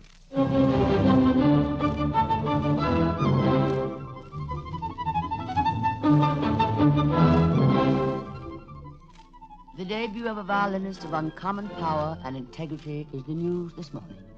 It is difficult to remember a first concert equal to it for virtuosity, musicianship, and the highest type of interpretation. Paul Bourret is a young violinist of great gifts, and there were even reviews that were more complimentary. Strange the feeling one gets from accomplishment, from a job well done. Paul was my accomplishment. I had given him the opportunity to make good. In my anxiety to further his career, I invited Anton Hagestrom, the eminent symphony conductor, to listen to him play. Thank you, Mr. Bourret. What did you think, Anton? Good. That's excellent in many ways. Then you forgive me. Forgiving your Helen is an old and not unpleasant habit. Well, I knew you wouldn't come if I told you you'd have to listen to a recital. I think symphony conductors develop selective ears. They can be very deaf on occasion. Where do you study, Mr. Bourret? The National Institute. With Rose now? Yes. Where can I reach you? Through Bauer. Bauer, you're in good hands. Come by my office. I would like to talk to you. Thank you. Good day, Helen. It was very sweet of you to come, Anton. I'll see you soon, Mr. Bourret. Goodbye. Didn't he know I was going to play? Never look a gift conductor in the baton. I took it for granted you'd want to play for him. Of course I wanted to. I respect Hagestrom. I respect his opinion. But that's not the point. What is the point? You tricked him. You tricked a famous conductor into listening to a young, unknown artist. Is that it? It was for your sake I asked Hagestrom up. I don't play the violin. The patroness of the arts. What am I? A substitute for this year's trip to Sun Valley? The discovery of a new painter? Or redecorating your house? You think it's pleasant to stand here and let a woman patronize you? You have an excess of pride. My father kept a grocery store. He still has it. My father had a bank. He still has it, too. Doesn't it ever occur to you to be grateful for anything? Yes. I'm grateful for the concert. And for Bauer. I'm grateful for the chance to play for Hagestrom. That's about the list so far, isn't it? I'm in your debt. I don't recall mentioning it. You don't have to. It's all assumed.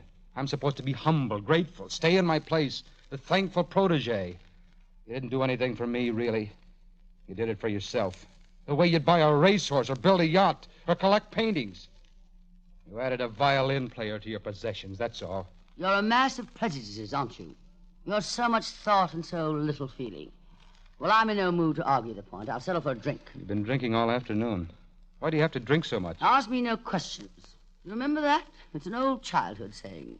Ask me no questions, I'll tell you no lies. What sayings were current in your childhood? Beware of Greeks bearing gifts. Oh, hello, you two. Hello, Mr. Wright. You're just in time, Victor. Paul was upbraiding me for my bad manners. Oh, was he? It seems I don't know the etiquette of gratitude. Bourbon for you, Victor? Oh, please. Won't you have something, Paul? No, thanks. They say people only drink when they're frustrated. Or thirsty. Or unhappy. Do you like Hagestrom, Paul? Your wife was kind enough to introduce me. Soda and yours, Victor? Oh, please. You should really have heard Paul, Victor. He has some very original ideas. He has been expanding on my general uselessness. He thinks I live a wasted life.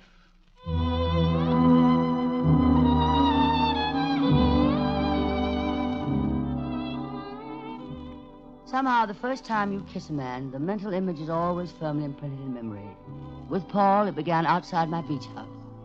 In silence, we stared at each other, his eyes almost coldly angry. But beyond that, now that we were standing closely together, was the almost overwhelming undercurrent attraction we had felt for each other and fought from the very first.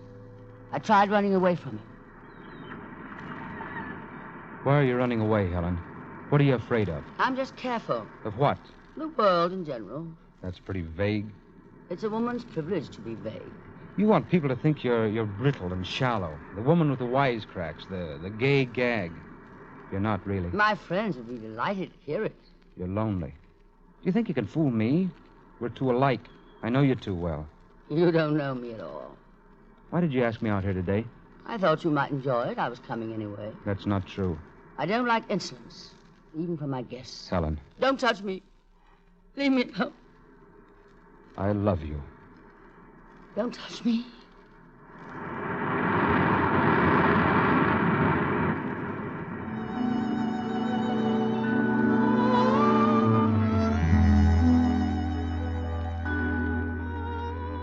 Then deliberately, without haste, we kissed. And the kiss which began in anger and struggle found us stripped of tension and defense. Then the earth and the heavens seemed to swallow us up, and time too fleetingly passed.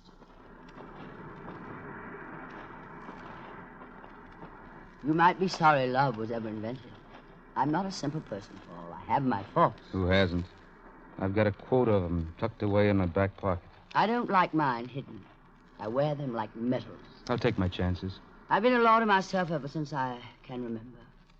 People were stupid enough to put up with it. You never did. And you like that? I hated it.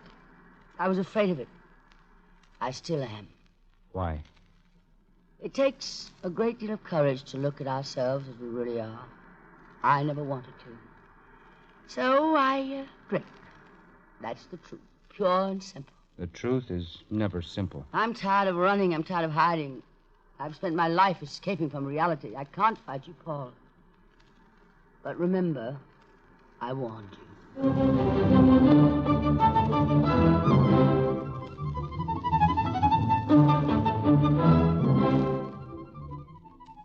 Soon after, Paul began his triumphant concert tour. One night while he was gone, I had a dream.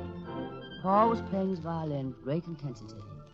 He was trying to forget me, but my image returned insistently, growing larger and larger, until climatically my face covered the whole auditorium, symbolizing his inability to forget me. Then as the rhythm of the concerto mounted to a final crescendo, abruptly at its highest pitch, there was the peculiar, harsh, zinging sound of a string breaking. The music stopped, and my image disappeared. Paul, white with emotion, shaken, stared at the broken string. That dream has never left my memory. And when Paul returned and didn't call me, I sought him out. I found him at a little Italian restaurant with Gina. Why is your father always late, Paul? Well, you know Papa. He has no sense of time. It's a modern invention. Papa has no use for modern inventions. Maybe he's right. No one seems to have time anymore. Well, I've been up to my ears, Gina. The tour and recordings. You know how it is. No, I don't. Ah, come on. You're not really angry at me, are you? You're a blank check in my emotions. Any amount you want to write in. Don't you believe that? No, you've changed. But then I guess we ought to be able to forget old friends. Pack them away in some dim corner like last year's souvenirs. Blot them out of time and mind. That would be the kindest way. What do you expect me to say? Roses are red, violets are blue, and so am I. I'm blue. Hello, Paul. Helen. I'm sorry I can't stay very long. I just wanted to add my congratulations to the general acclaim. Good day. Oh, wait a minute. Excuse me, Gina. Why don't you be reasonable, Helen? I will. I'm going to have a drink. That isn't necessary. Mind your own business. You'll nip yourself to death someday. Bartender, double scotch. Sure, why not? Do I bore you? Somewhat. Very pretty girl, Gina. Yes, we grew up together. You might have found time to call me. Philadelphia isn't the end of the world. I didn't want to. Thanks. That was nice of you. I wanted time to think. How convenient. Men are like that. They want all the conveniences and none of the difficulties. What did you think about the life and times of Peter Ilyich Tchaikovsky? Or did you... thought about us. Oh, you expect me to believe I that? don't care whether you believe it or not. I'd like to slap your face. Why don't you try it? Oh, what's the use? Come on, let's get out of here.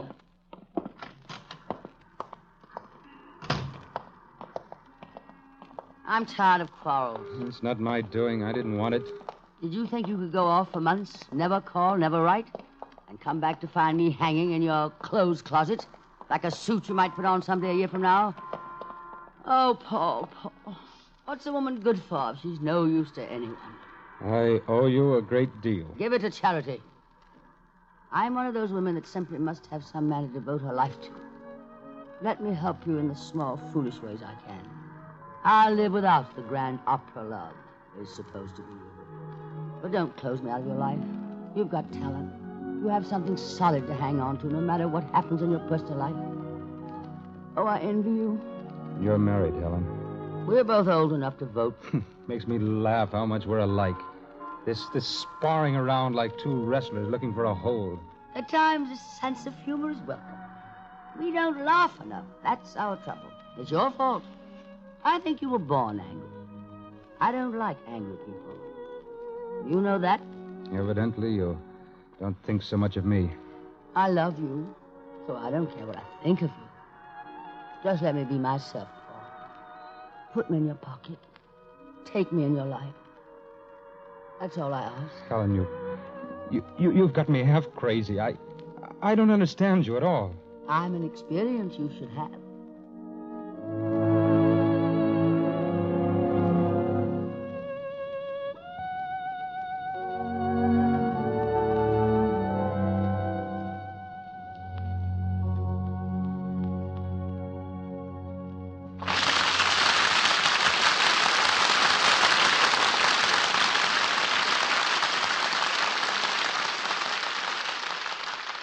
Now let's drop in on Bing and Bob discussing a topic all smokers like to know about. Bob, do you realize we only have one thing in common? Hardly enough for a happy marriage, is it? What's that, Bing? Chesterfields, of course. We both like them, we both sell them. And we'd better get to selling them now. You know, folks, better tasting Chesterfield is the only cigarette that combines for you mildness with no unpleasant aftertaste. How do you know they're mild? Well, you just make our mildness test. You buy them, open them up, and enjoy that milder aroma. Then smoke a Chesterfield.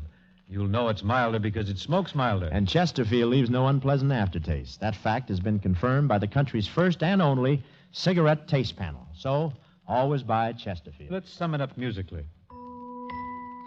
Buy Chesterfield, Chesterfield, the one that proves its case.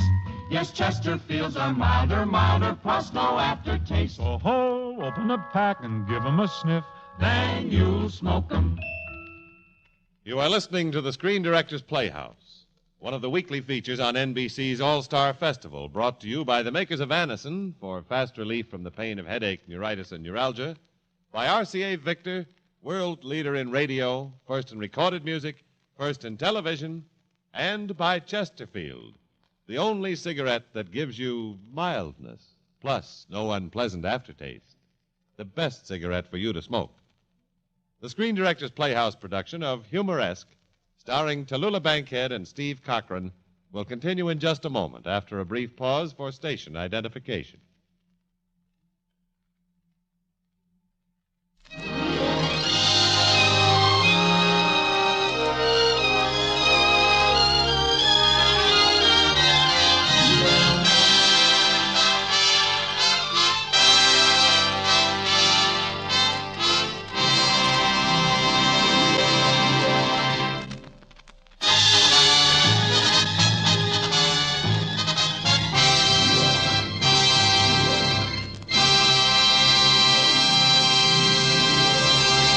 This is the Screen Directors Playhouse.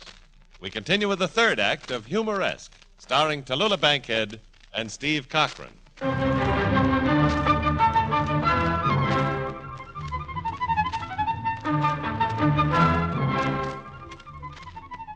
Boré, no longer Paul Boré. Famous enough to be distinguished by a last name. Heifetz, Caruso, Garbo, Gable, Boré. A concert at the Philharmonic, swept by the storm of melody and the vision of Paul.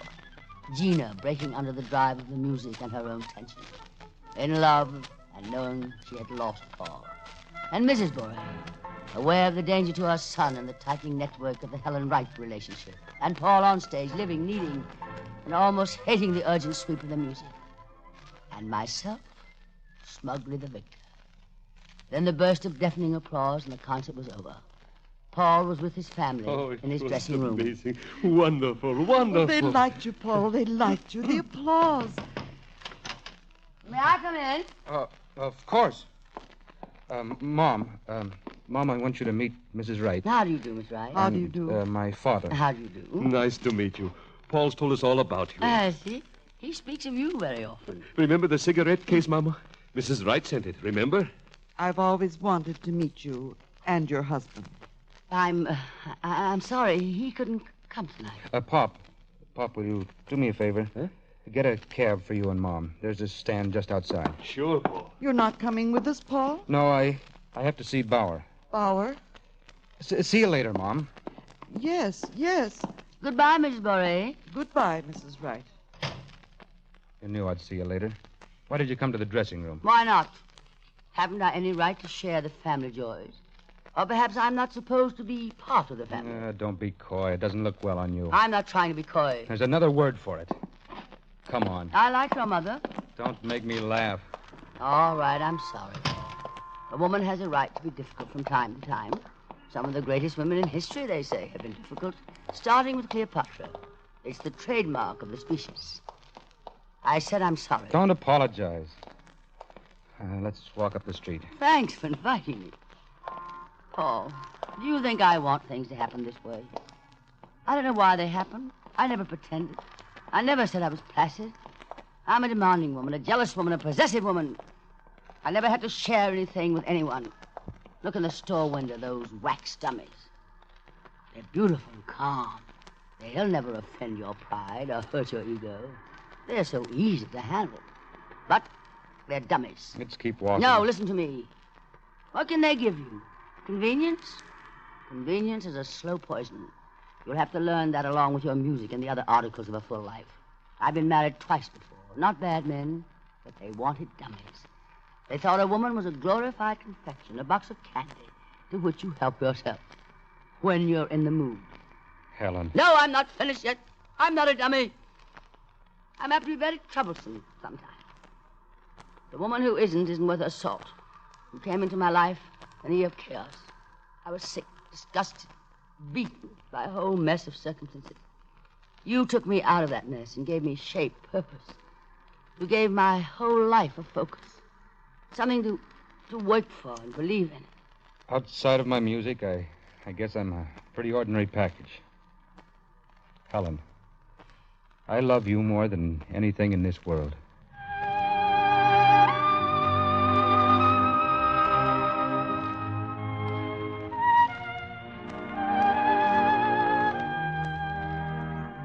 Part of success is where you live and how you live. Paul moved to new quarters, nothing less than a penthouse. He furnished it with the best that money could buy, and he attempted to show me how much he loved me by displaying my photographs in every corner of the apartment. Then his family visited him. Mama. Mom, look at that. See the river? I get the sea breeze up here. An eagle's nest. Well, what do you think, Mom? It's nice. Where did you get the drapes? Mrs. Wright picked them out. You approve? They're nice drapes. A mile high. The people look like ants in the street. Is this silver on the sideboard? No, it's pewter.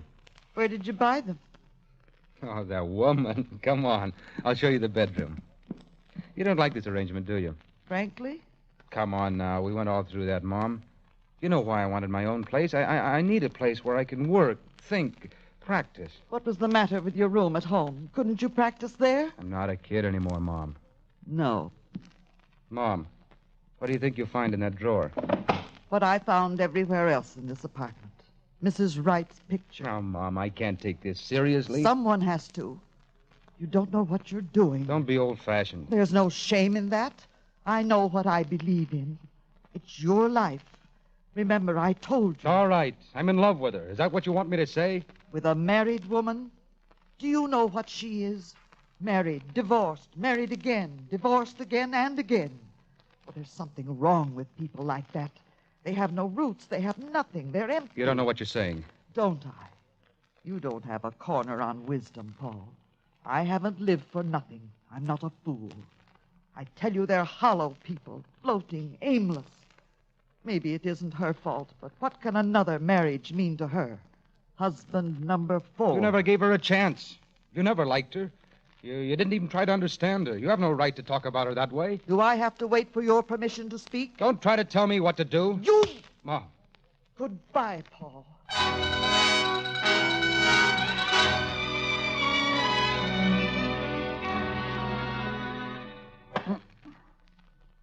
You're doing fine, Victor. You're hitting the board with a dart. Ellen, is it really possible to hit the bullseye with a dart? With practice, Victor. Like everything else, I suppose. Like most things.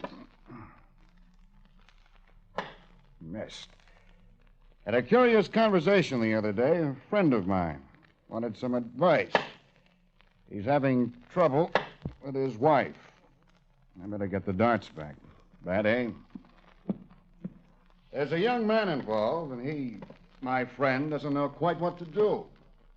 There, I've gathered my ammunition. I can return to the line. Yes? Of course, my friend, he hasn't the right to do anything. No? Why? Well, he's only an excuse for a man, really. He's never done very much, never wanted to. The fates and a few energetic ancestors have allowed him to lead a rather soft and easy life. On the whole, he prefers it that way. Naturally, his wife, quite a personality in her own right, never liked that. Always a bit contemptuous of him. The peculiar thing is that he loves his wife very much. In his own way, of course. But he's never been able to prove it to her. Not man enough, I suppose. Not enough character, as the good book says. Still, he's learned to make less mess in public than any man living. That's only a negative virtue, and it doesn't really fool a wife very long. What do you know? I hit the bullseye. So, all things considered, he's thinking about giving his wife a divorce. Do you think that's a reasonable solution? Victor, stop it. Why don't you stop it? There's nothing to stop. Rumor has it otherwise. Only rumor. No backstairs gossip. No anonymous letters. I'm sorry, Helen. Rumor's a dubious and nasty authority. What can this boy give you? Suppose you do marry him. How long would it last? How long before you'd get tired of him? Or he of you? You know yourself better than anyone else, Helen. Can you change now? And even if you don't, you really believe he'll change? He doesn't know what it means to be soft. Nothing means anything to him but his music. I never said I wanted to marry him. Do you love him?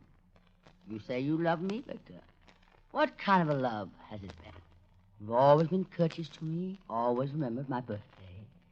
Is that the final sum and substance of our marriage? Courtesy and birthday greetings? I know what I am. I know what I've become. I never had the chance to love. You don't like emotions. They're wearing. They make demands. They interfere with the present life. I learned to hide away love and hate, everything strong in me. I tucked them away where they wouldn't bother us. We hung a sign on our lives. Do not disturb. You can have the divorce, Helen.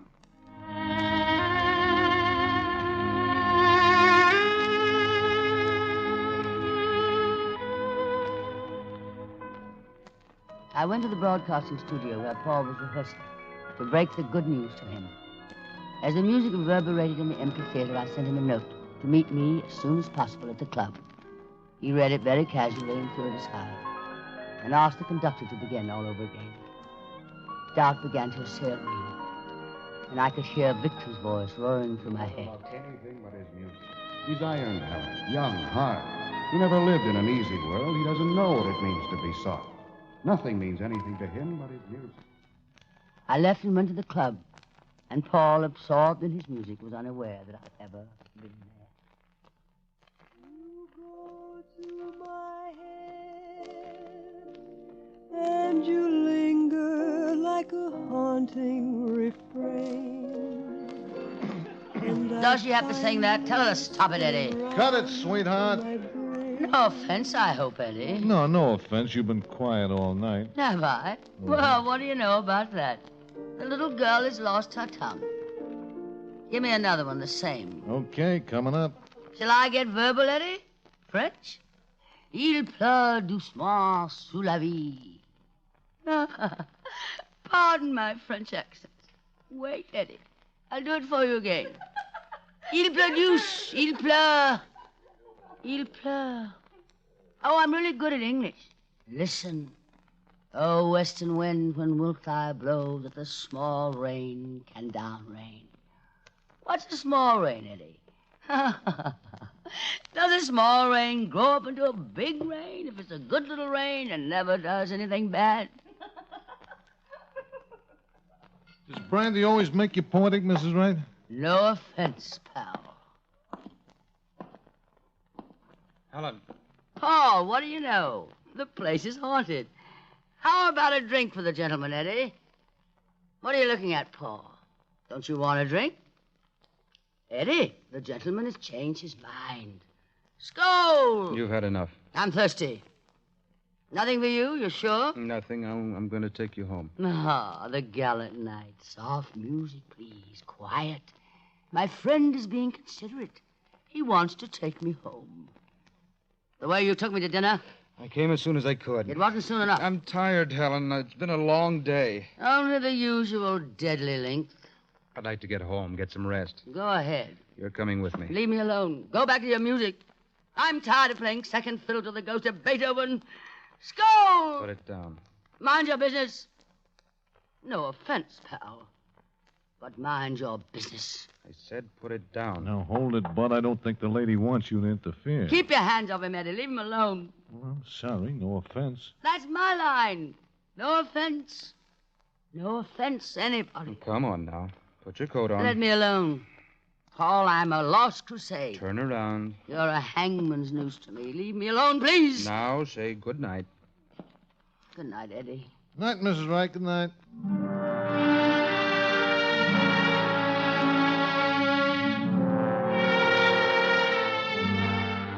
Come on, you need some air. Let's go out on the terrace. Know something, Paul? Autumn's a sad time of year. When I was a kid, it meant the holiday was over. Back to school. It's a pretty sight from up here. A painted city. It's not so pretty close up. Nothing ever is. The Boré point of view, the top of the world. You think they're all asleep? At least a million must have the midnight miseries, wondering where she is or where he is. What are you thinking, Paul? What happened tonight? I spoke to Victor. He'll give me the divorce. Did you hear? Yes, I heard. He was very kind about it. Was he? What else did he say? Nothing. What else did he say, Helen? I tell you, that's all he said. Then why the tears? Why the miseries? Why not? I'm losing a husband. You're hiding something. I know you too well, Helen. What happened? Isn't that enough? Why did you go out and get drunk? I like to drink. It's an escape.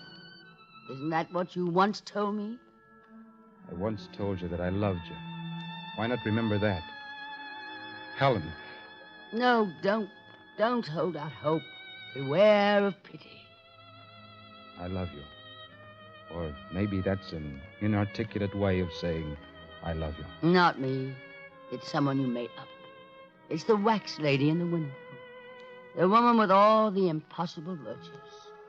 Not me. I want to marry you. Marry? That's an easy word to say, isn't it? It rolls so trippingly off the tongue. The bride wore white. Oh, no, no, no. White's only for the first marriage, isn't it? White for the first, red for the second, black Stop for the it. third. What are you afraid of? Are you afraid of the truth? You don't want me, Paul. Not really. I'm too wearing on the nerve. You need the homemaker type. Boiling babies' buffaloes, putting up preserves. Outside of your music, you cherish all the standard virtues.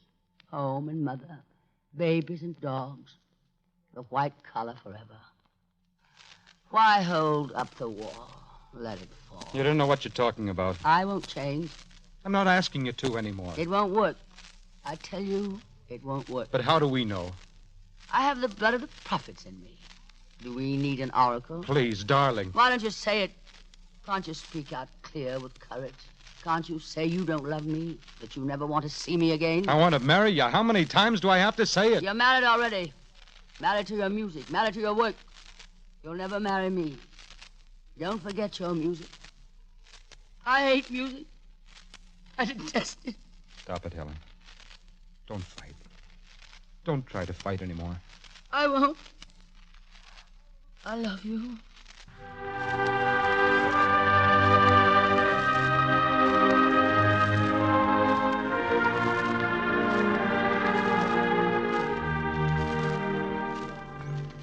The last passages are being played.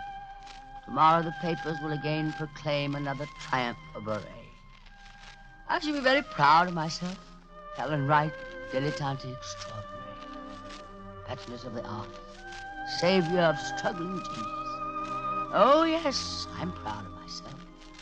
Proud of the only talent I ever possessed. Destruction. Destroying everything I've ever built. Everyone I've ever known. Oh, Paul. If only you were here now beside me, I would say, shut out the world. Just let me belong to you, be with you, live for you. Can I do this to you? Can I marry you and destroy you too?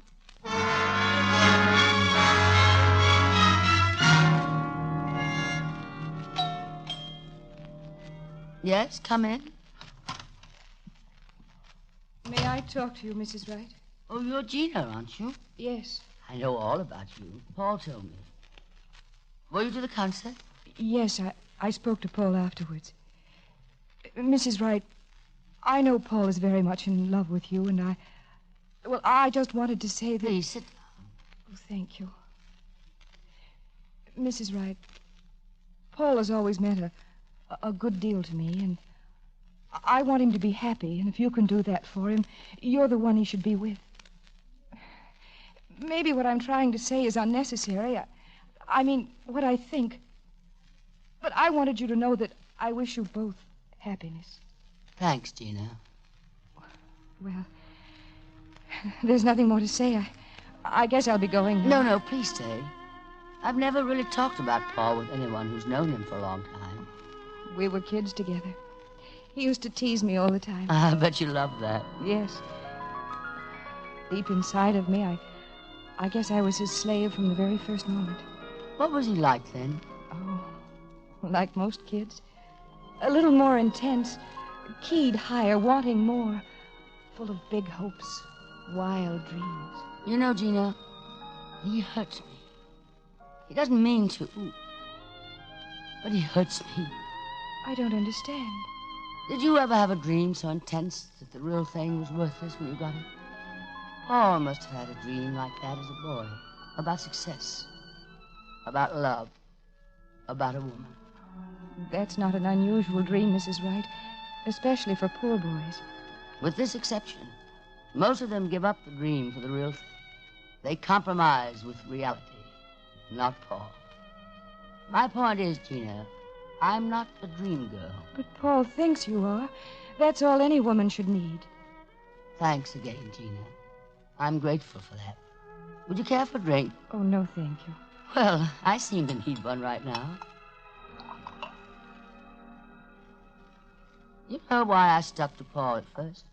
I thought he'd need my money. He didn't. He needs what money can't buy. And I'm not sure I can give him what he needs. You love him, don't you? I love him. If he wanted me to die for him, I'm being rather sloppy, aren't I? Love is that way at times. But it can be very clean if you work at it and cherish it. Yes, cherish it. Well, let me propose a toast to love. Did I say love? I mean love. And another toast to the time when we were little girls and no one asked us to marry. Keep your chin up, Gina.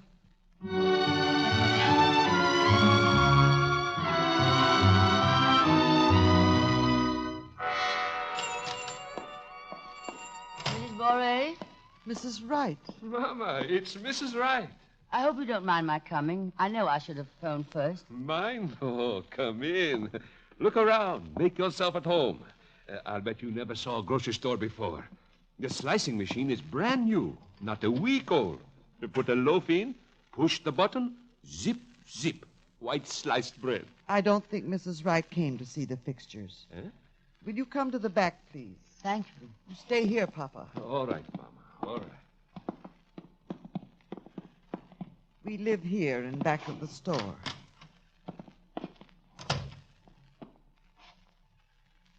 Well? Mrs. Borey, I know. Paul wants to marry you. What did you say? No. Why? You don't approve of me? You're everything a mother might want in her son's wife. Beautiful. A woman in love. You believe that, at least. Makes no difference. Why did you come here? You didn't have to. You won, Mrs. Wright. Paul won't listen to me. Maybe that's why I came. Winning and losing are curious things. They're apt to get mixed up. It depends on what you're trying to win. I have one virtue, Mrs. Borey.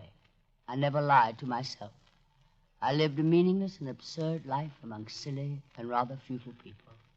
I tried to run away from it. The easiest way? Drinking. It didn't work.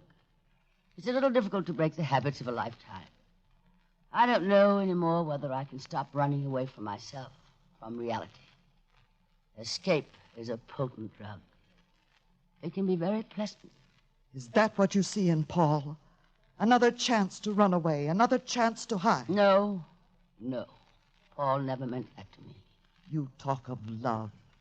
I don't know what it means to you. It's a love that demands everything and gives nothing in return. No. He says he wants to marry you. And maybe you think it might work. But suppose it doesn't. Suppose you fail. You failed before. What happens then? What happens to Paul? Paul? Yes. That picture on the mantel. How old was he then? 11. I believe in fairy tales at 11. And in fairy godmothers.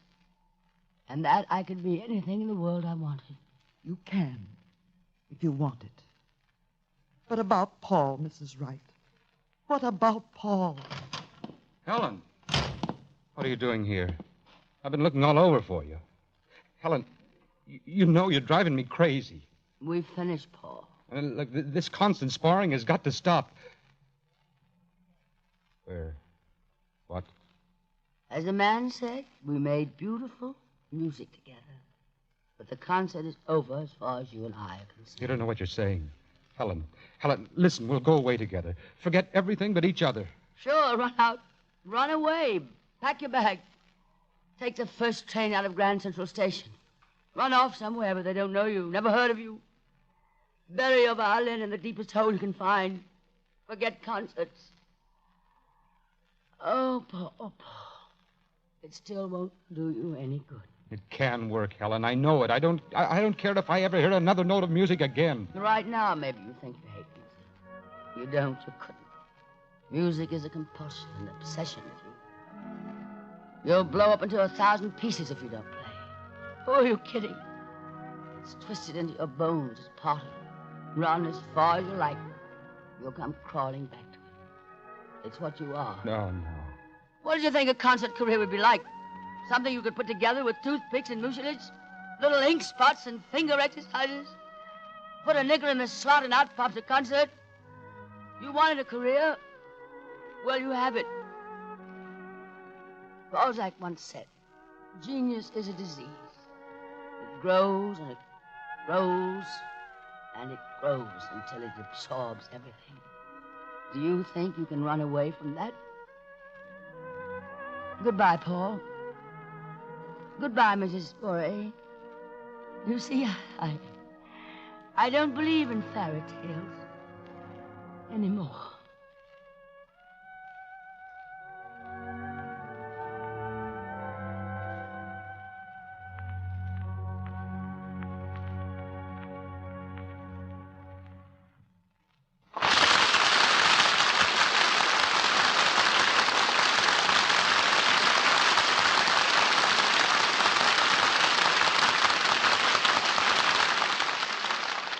So ends the adaptation of Humoresque, starring Tallulah Bankhead and Steve Cochran. Our stars will return in just a moment. Next week, the Screen Directors Playhouse is pleased to present the screen comedy Jackpot. And our stars will be Miss Margaret Truman and Mr. James Stewart. Now, here are tonight's stars, Tallulah Bankhead and Steve Cochran.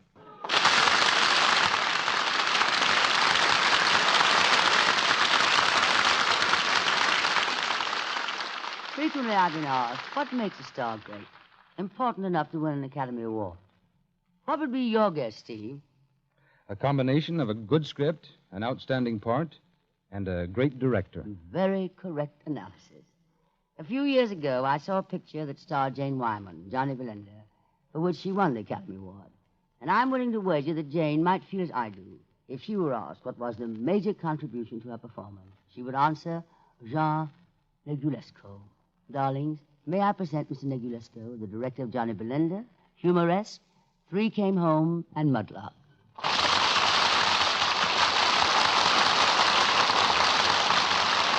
Thanks, Tallulah and Steve. We of the Screen Directors Guild take great pride in our radio show, and we always strive to present the best. As proof of that, Tallulah, you've been in our show 3 times this season. Oh, thank you, Jan. And Steve, I saw Storm Warning. You are just tremendous. I look forward to seeing both you and Tallulah back again in our show real soon. Good night. Good night, John. Good night, darlings. And may the good Lord bless and keep you until we meet again.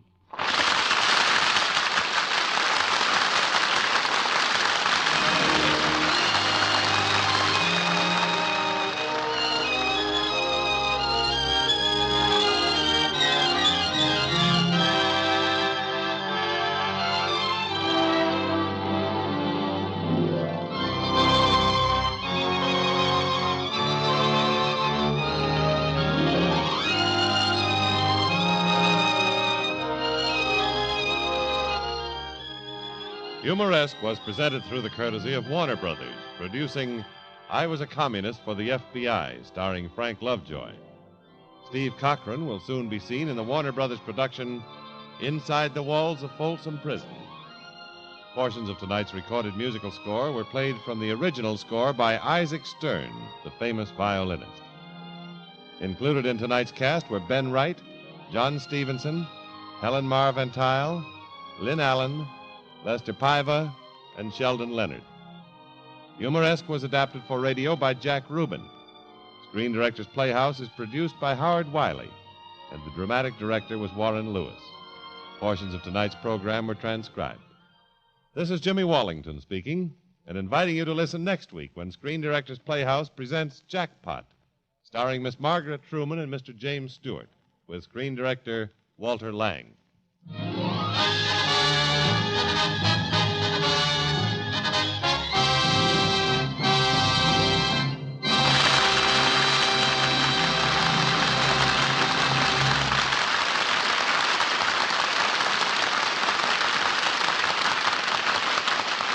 When you give to the Red Cross, you help yourself. Won't you sit down now and mail your check to your local Red Cross chapter? Listen again next week to Screen Directors Playhouse, one of the weekly features on NBC's All-Star Festival of Comedy, Music, Mystery, and Drama. Listen tomorrow evening to the one and only Duffy's Tavern, the Friday night feature of the All-Star Festival. Here's Sam Spade and Nero Wolfe for Mystery tomorrow on NBC.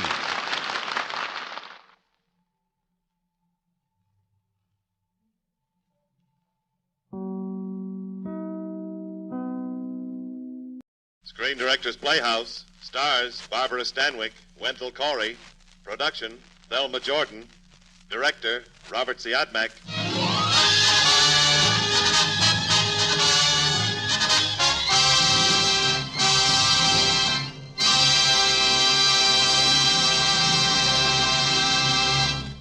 This is the Screen Directors Playhouse, the Thursday night feature on NBC's All-Star Festival of Comedy, Music, Mystery, and Drama.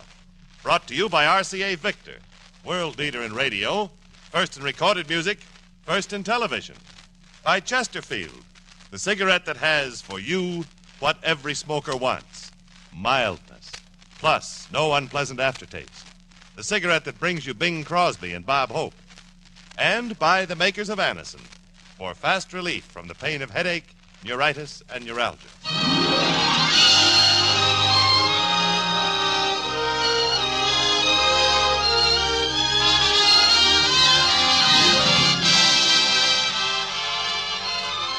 Tonight, the Screen Directors Playhouse is pleased to present a study in dramatic conflicts. You're about to hear our adaptation of the thrilling drama Thelma Jordan.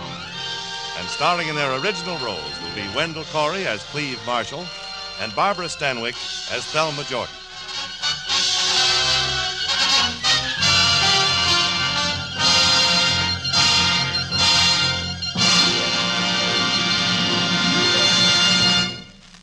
Before we present the first act, here's a message from RCA Victor. Friends, if you study the room you're in right now, you'll realize that you can't buy furnishings piece by piece without the final picture in mind. It's that way when you buy television, too. Now, here's how to get the most out of your television dollar. Consider the complete home entertainment picture, radio and records, as well as TV. Instead of having many instruments scattered about, why not settle for one fine cabinet that costs less and contains your complete home entertainment needs? Such a one-cabinet combination is the RCA Victor Rutland. Open the doors of the Rutland's 18th century cabinet and you'll find 17-inch million-proof television with its clear, steady pictures, AM and FM radio, and the Victrola 45 record changer, as well as a changer for 78 and 33 1/3 speeds. Yes, so many more families are becoming television owners this week. If you're one of them, remember to see and listen to the exciting new Rutland at your RCA Victor dealers.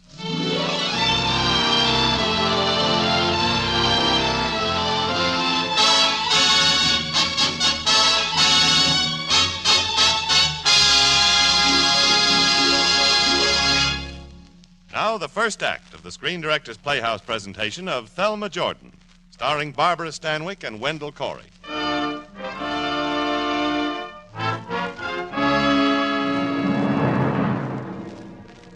Miles Scott, investigator of human beings. That's a laugh. 25 years of trying to understand people and the tragic conclusion that people weren't born to be understood. Take Cleve Marshall, the assistant DA, for instance. It was after office hours, and Cleve was sitting around commiserating with himself, a bottle of scotch and me, on why he wasn't going home to his wife and celebrate his 5th wedding anniversary. I'm fed up. Ever heard that phrase? No, you wouldn't. You're not married. What happened today? Where have you been for the last few hours? I went down to an antique shop for Pam's anniversary present. She told me what she wanted and where I could get it. It was an old whatnot. I don't see why that should aggravate you. But it does. I like doing things for myself. When it's my wife, my kids, my house. For one thing, I can tell my father-in-law not to come there so often. I can tell him to take his big car out of my driveway and his big fat windbag out of my living room. Now, what's that got to do with a whatnot? Well, it sounds sort of picayune. It's the basis of it, really. I drove down and went in. No whatnot. The Honorable Calvin H. Blackwell, retired, bless his retired soul, has just been in this morning and bought it for his daughter Pamela for her anniversary present. Well, she happened to mention to him that she wanted it, too. Does it all the time. If I can't get something for her, father will.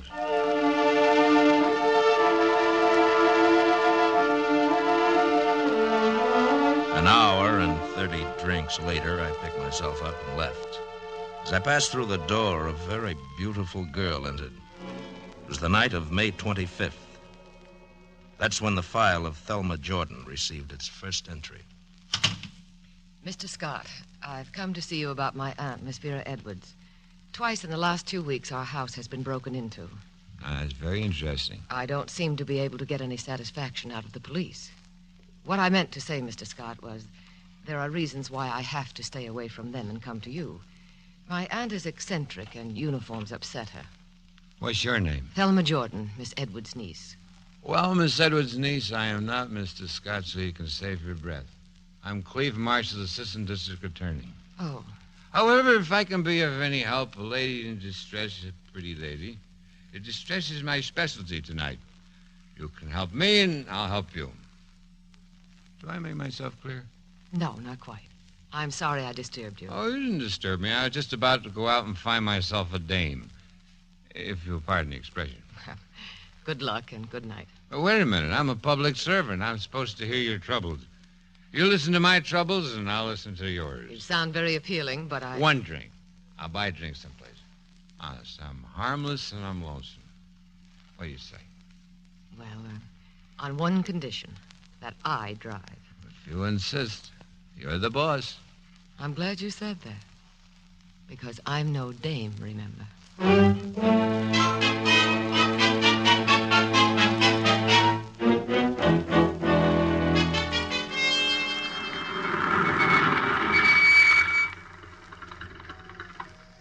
It's our anniversary, Thelma. How long has it been? 3 hours? I'm going to buy you an anniversary present. This is the very rich Edwards estate. This is where the poor relative says good night, Cleve. Don't go, Thelma. Pretty Thelma. Thelma with the light brown hair. The minute you walked into that office... I know, but No buts, ands, ifs, whereases, and heretofores. Party of the first part, I love you. Thelma. Have I said that before? You have. I have to leave. You can't go. I haven't told you my troubles They'll yet. have to wait. Please, Mr. Marshall. You called me Cleve before. One minute I feel like Cleve, and the next, Mr. Marshall. I'm going to kiss you. Yeah. Which way do you feel now? Mr. Marshall or Cleve? I don't know. Maybe I am just a dame and didn't know it. Maybe I like being picked up by a guy on a binge. Can't you believe that things happen when you're in love?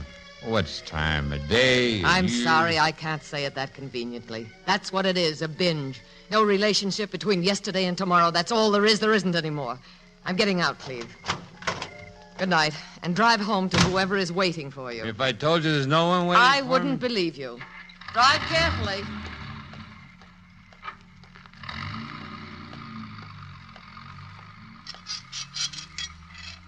Thelma. Tony. Oh, you scared me.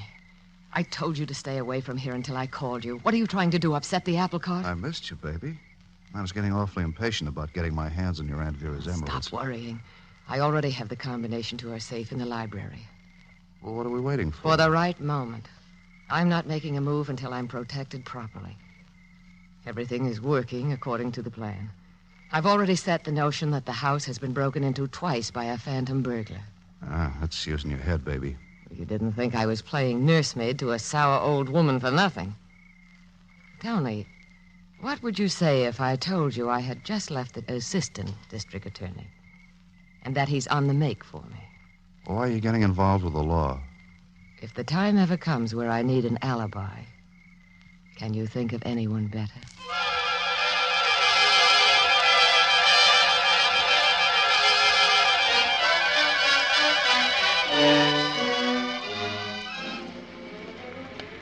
Well, hello, Cleve.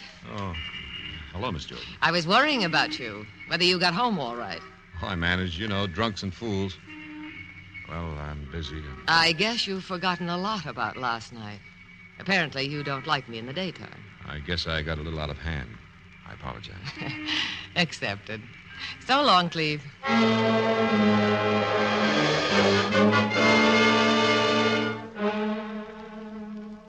Phone call for you, Miss Thelma. Mr. Thompson, that detective. Thank you, Sidney. I'll take it inside the house. Excuse me, Aunt Vera.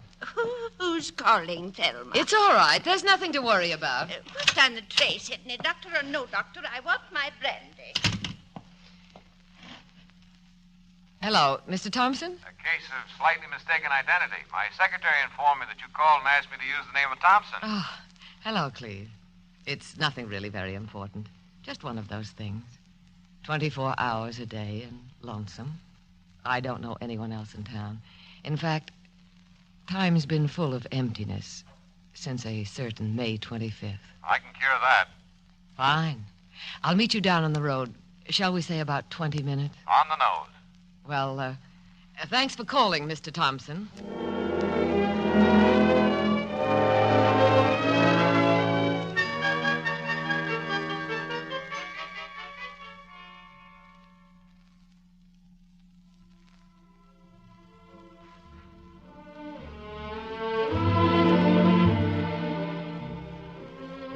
after that?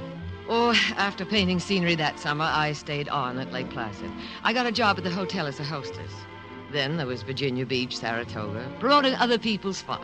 Then I came here and met you. I guess that sums up the history of my life. Well, if you don't mind... Well, let's get out of here. Waiter, here's the money for my check. Let's go, Thelma. Yes, of course. Through the back door, please.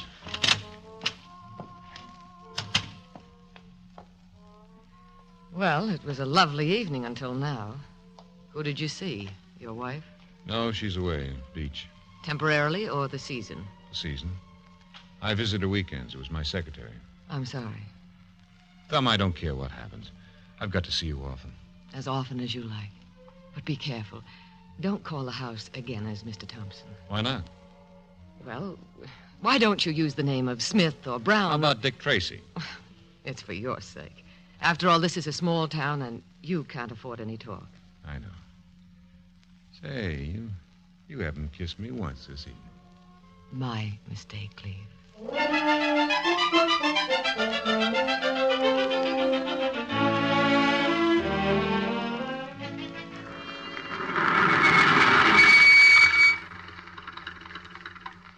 Darling, get something on the radio. Sure. Why is it when you first meet a woman, she's only pretty? After a few weeks, she's beautiful. Sometimes it's the other way around. No, not with you. Well, I've told you the story of life with my wife. What do you think? You feel as though she let you down, but you let her down. You should have told her. Well, you can't just say to your wife, don't leave me alone, I'm falling in love with another woman. If it's true, you should have said it. It's true. So you said that first night. Now, there's a difference. I'm really drunk now. I wasn't then. Somebody will be coming up here on the mountainside in a moment, as usual. Thelma, I'm not going down to the beach to see my wife this weekend. I can't stand those weekends anymore. Don't you think I feel guilty, too? Not daring to say your name to a soul, pretending you're a dozen other people? Oh, Cleve, what horrible luck. Just when everything I hoped was going all right for me at last. So sick and coming out here to my aunt's to recuperate. Oh, some recuperation. Falling head over heels for a man I can't even be seen with. Parking spots like a couple of teenagers. Head over heels? That doesn't say you love me. I only know I think of you all day and all night. What I'll wear so you'll look at me with that look in your eyes, like now. What I'll say to you. That I really mustn't see you anymore. And what I'll do the next time you take me in your arms. Oh, darling. Isn't it up to me to take the chances? Not entirely. I'm married, too. I don't think I heard you right. Just that. I'm married. I'm interested if you feel like telling me. It isn't much of a marriage, not like yours. His name is Tony. What does the last name matter? I met him in Florida a year ago. You still love him? There's so much I want to tell you. Remember I told you once I wanted to be an actress? Well, it was all part of that glamour, I thought. Having a certain kind of attention paid to you, the right table at expensive restaurants, dark blue tuxedo, black fedora hat, gold cigarette case. Oh, that's a good thing to get married for. A gold cigarette case. Oh, I don't expect you to understand. I don't understand myself. It was all shiny until you opened the cigarette case and found somebody else's name inside. To Tony from Dimples or Debbie or someone. And then you ran into him. Out with them someplace. How long did you stay with him? He stayed with me until my money gave out. Where's he now? I don't much care, thanks to you. Wherever he is, there's money, gambling, and beautiful women. Have you seen him lately? No, and I don't want to. I'll be free of him someday, I suppose, but... Oh, there's nothing to be angry about, Cleve. You ought to feel sorry for me. You've got to say it differently. That you don't think of him anymore because of me. I've said that. Again. I don't think of him anymore because of you. Away together somewhere. Oh, could you? Could you manage soon? Friday. I'll say I'm going up north to see the state's attorney. We'll take the evening train. People will see us. Then I'll only say I'm taking the train. We'll go in your car. Oh, yes, Cleve, of course, my car. The two of us together. Oh, it's perfect, darling. Perfect.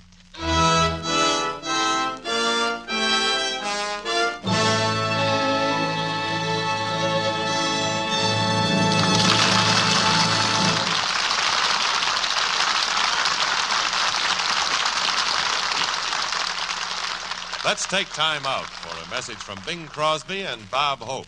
Say, Bing, you got a minute? Oh, sure, Bob. I got all the time in the world. Don't tell me you own that, too. Oh, never mind that stuff. Get to work with it. Okay. Folks, Better Tasting Chesterfield is the only cigarette that combines for you mildness with no unpleasant aftertaste. And you can prove that yourself. Just make our mildness test. Buy Chesterfields, then open them and enjoy that milder, mellow aroma. Now light one up, and you'll know Chesterfield's milder because it smokes milder. And Chesterfield leaves no unpleasant aftertaste. That fact has been confirmed by the country's first and only cigarette taste panel. Yes, mildness and no unpleasant aftertaste are what you and I and every smoker wants. Hurry up, Dad. Here comes the music. Chesterfield, Chesterfield always takes first place. That milder, mild tobacco never leaves an aftertaste. Oh, ho, open the pack and give 'em a smell. Then you'll smoke 'em.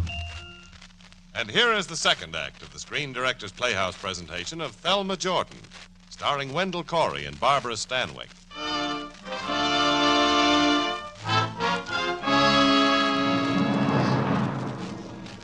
Phase 2 in the file of Thelma Jordan was recorded the night Cleve was to meet Thelma and go north for the weekend. Outside, a heavy storm was in progress. Inside the house, Aunt Vera, believing she'd heard a strange noise in her darkened library, entered with gun in hand. Outlined in the shadows was a figure, rifling her safe. Who is it? Answer me. What are you doing at my safe?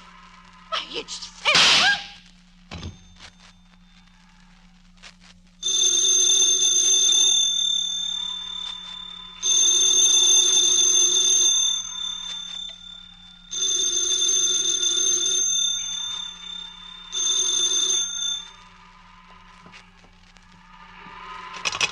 Tell her who's calling?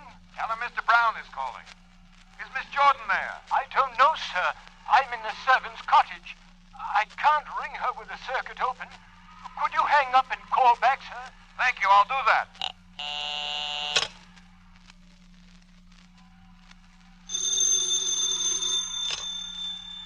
Yes?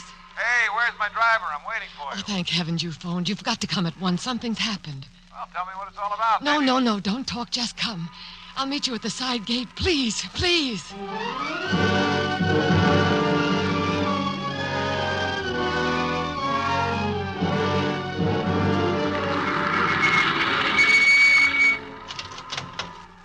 What is it, Thelma? Cleve. Oh, Cleve. I think I know. Tony's shown up. No. Why should you say that? Well, if it isn't Tony, what is it? You thought of him first, too. So did I. No, it's Aunt Vera. Well, come on, talk. What is it? She's dead. What? I was just leaving to get the car out when I heard a shot. She's on the library floor with a gun beside her, the safe open. Another burglary? She had a valuable emerald necklace. I didn't tell you. It's gone. There's some things about Tony, too, you didn't tell me? I don't know. If he were broke or desperate, maybe I don't know. I'm afraid. Come on, let's go to the house. No, don't go there, Cleve. Why not? You don't seem to understand why I'm afraid. There was a letter I wrote to him once, ages ago. I said Aunt Vera might be his type. She had emeralds. If they find that letter...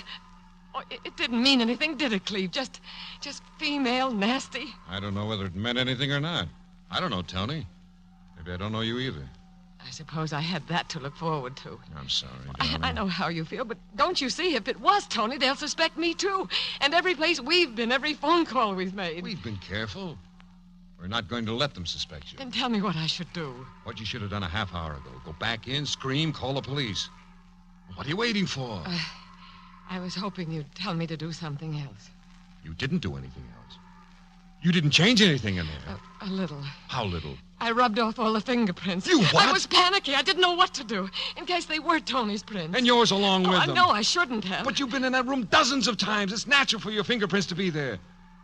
Thelma, where did you remove the prints? The window where he came in, the gun, the safe. Burglars wear gloves on jobs like that. It's standard equipment. That didn't occur to you. No, not until later when I calmed down. So you go around and make it look like a nice inside job. What else? I don't think... I don't know. Did you touch her? No. How was she lying? Face down. You didn't turn her over. How did you know she was dead? I could tell she wasn't breathing. You've got to go back there and do it over. I couldn't. Your fingerprints on the safe where you looked, found the jewels were gone on the body. Cleve, I can't. Maybe I wasn't close to her, but I liked her. And that room, it smelt of death. I'm going with you. No, I won't let you take that chance. I'll do it. And make more mistakes? No. You wait for me by the side door in case someone comes up. I'll go douse the car lights.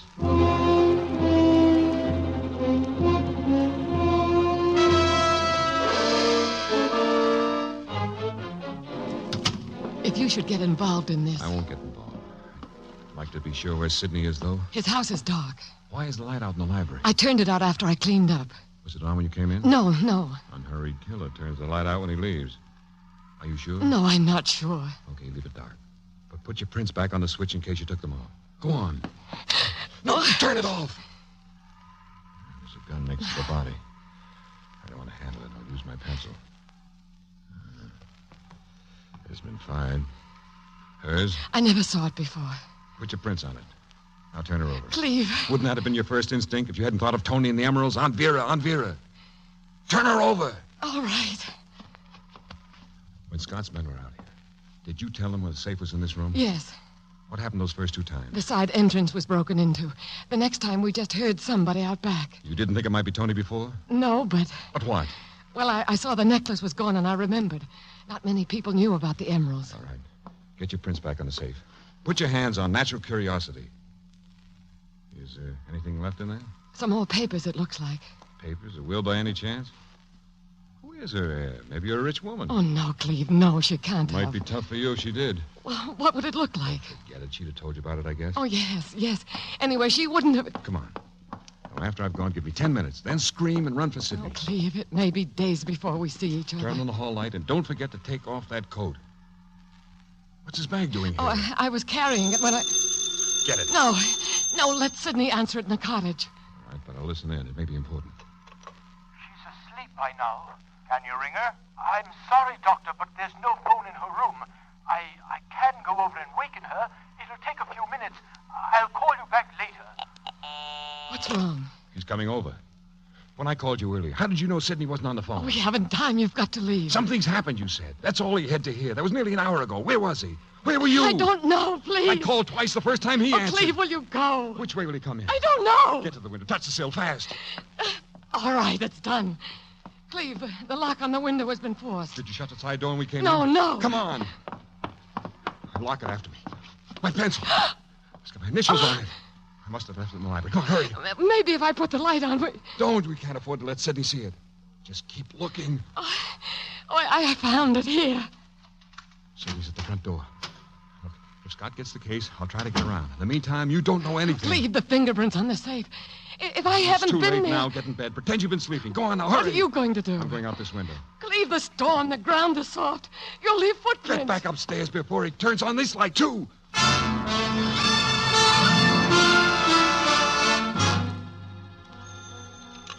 Hello? Pamela? Yes? Miles Scott.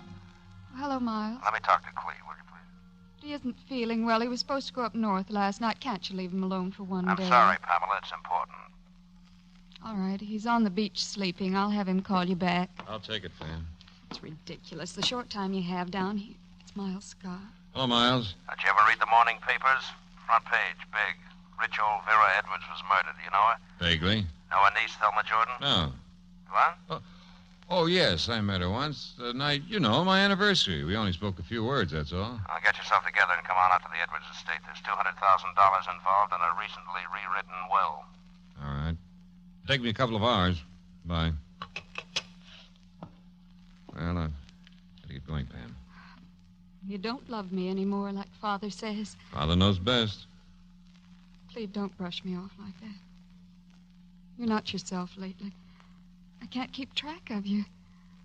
For once, I have you down here for the weekend. Business before pleasure. Got the car keys? They're in the car. You could have said you were sick. You are. I'm feeling better now. I'll call you from town. I think you were just lying around waiting for an excuse. You won't be lonesome. Your father will be here soon. Oh, Cleve, I'm sorry. I asked him for the weekend because I thought you weren't going to be here. When I woke up and you were... Oh, what's the use? It's all right. It works out perfectly. I have work and you have Father to complain to. I don't anymore, Cleve. I'll bet not. What do you talk about then? It's past talking now. He already knows how distant you are, preoccupied, how little I see of you. If I didn't know you so well and love you so much, What? I'd think as he does. that you're playing around. You have no courage, have you? Father says, Father thinks. All right, I'll say it. There is someone, isn't there? Yes. You known her long?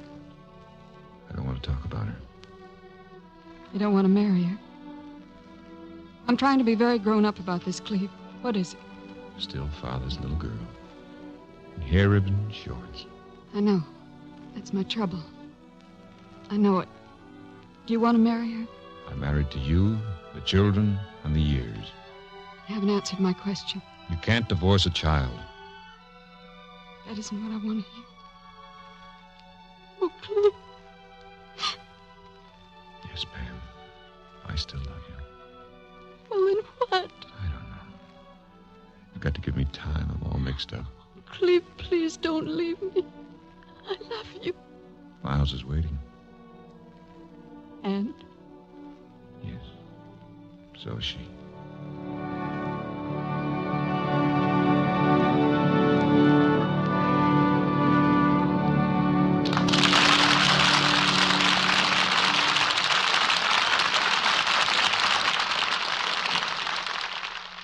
If you would like to know a quick, easy way to ease the pain of a headache, neuritis, or neuralgia, then by all means try Anacin. Your own dentist or physician may at one time or another have handed you an envelope containing Anacin tablets. Then you already know how incredibly fast and effectively Anacin brings relief. Anacin is like a doctor's prescription. That is, Anacin contains not just one, but a combination of medically proven active ingredients. For your own sake, try Anacin. Anacin is sold to you on this guarantee.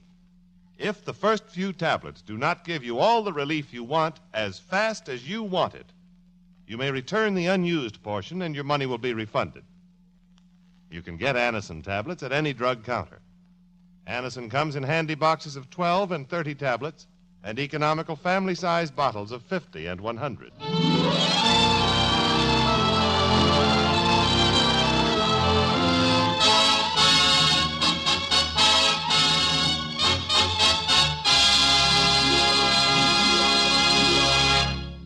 You are listening to the Screen Directors Playhouse, the Thursday night feature on NBC's All-Star Festival, brought to you by RCA Victor, world leader in radio, first in recorded music, first in television, by Chesterfield, the cigarette that has for you what every smoker wants, mildness plus no unpleasant aftertaste, and by the makers of Anacin for the fast relief of headache, neuritis, and neuralgia.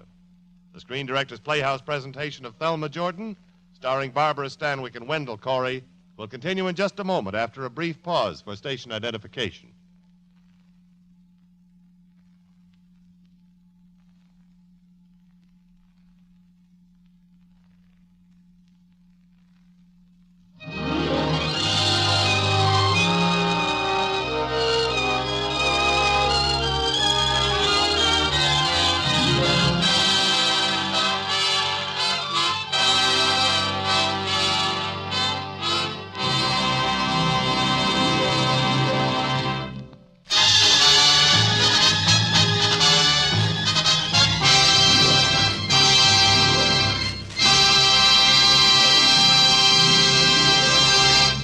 This is the Screen Directors Playhouse. We continue with the third act of Thelma Jordan, starring Wendell Corey as Cleve Marshall and Barbara Stanwyck as Thelma Jordan.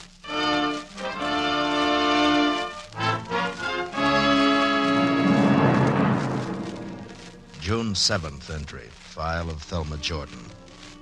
The Edwards estate was overflowing with reporters, police, and the usual thrill-seeking spectators. Beneath the library window in a rain-soaked flower bed, a lab man was digging out a footprint. Obviously, whoever left it was in too much of a hurry to use a regular exit.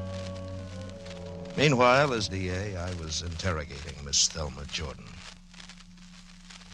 I've told you all I can think of, Mr. Scott. When I was in trouble, I naturally thought of Aunt Vera, my mother's sister. I had nowhere else to go. I was in ill health without funds. Mm-hmm. I think after a while she was glad. I did little things for her, fixed her hair in new ways, and read to her.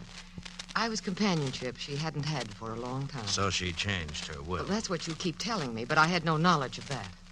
Do you know to whom the money was bequeathed in the original will? I didn't even know there was a will. To the county. There was to be a park in her honor. I'm sorry about that. It's not my fault. Well, don't be sorry. There may still be that park. Mr. Scott, in your dealings with me, you're questioning your suspicions. Don't be sarcastic. I'm not a criminal. Don't treat me so. You almost have me apologizing, but I'll control myself. Cleve, may I speak to you a minute? Surely. You wait for me in the sunroom, Miss Jordan. Very well. Well, what do you think, Cleve? It's too early. Now, what about those footprints under the library window? I don't think they were the burglars.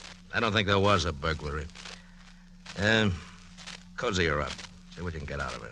Sunroom over there. Do my best, Scott.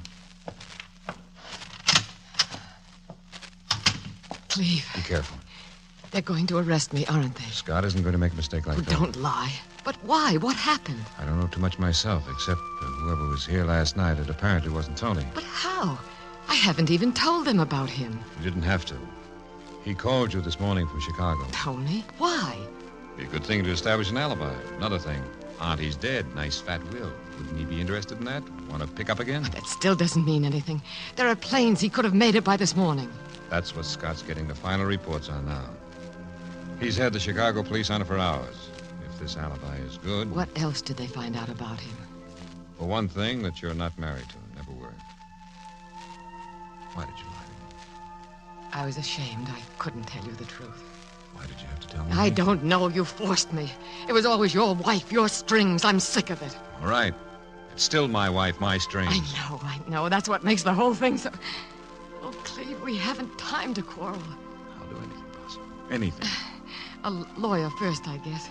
But I haven't any money. I'll take care of it. There's a man in San Francisco, Kingsley Willis. He's the best. You have to do more than that. What more? You know how my hands are tied. Things are too close now for comfort. Cleve, suppose the district attorney turns it over to you. He won't. He's not going to let a thing like this get away from him. That's what I mean. He'll be after me. You won't. Take the case myself against you. How better could you protect me? Hold it up. Demand more evidence. In the meantime, they'll find out who did it. In the meantime, anything can happen. Be careful, Scott's at the door. Follow me, Sidney. Well, no signed confession. I'm surprised. Mr. Marshall has been very kind to me. Well, that's because he doesn't know everything about you that I do, Miss Jordan. I've just been talking to an old friend of yours in Chicago, a Mr. Tony Laredo. He says he'd like to help you out, but he's fresh out of money right now. Help me? In what? Well, I told him we were arresting you for murder. There was a burglary last night. Jewels are missing. Oh, we'll find them around. There was a phone call last night. I've been sort of saving it. Tell her, Sidney. I'm sorry, Miss Jordan. That man who's been calling you up lately, who you pretend is a lot of different names. A number of my friends call me. That man you meet down at the gate or on the road. Let's just call him Mr. X. Well, he phoned first a few minutes after 9, and I hung up. When he phoned back, I waited, and you answered his ring, Miss Jordan. Something's happened, you said. Come at once.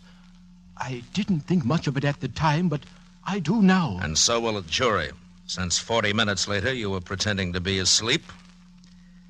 Why, Miss Jordan? I won't say anything until I see my lawyer. Uh-huh. Well, shall we go? May I get my purse and a coat? You may get nothing.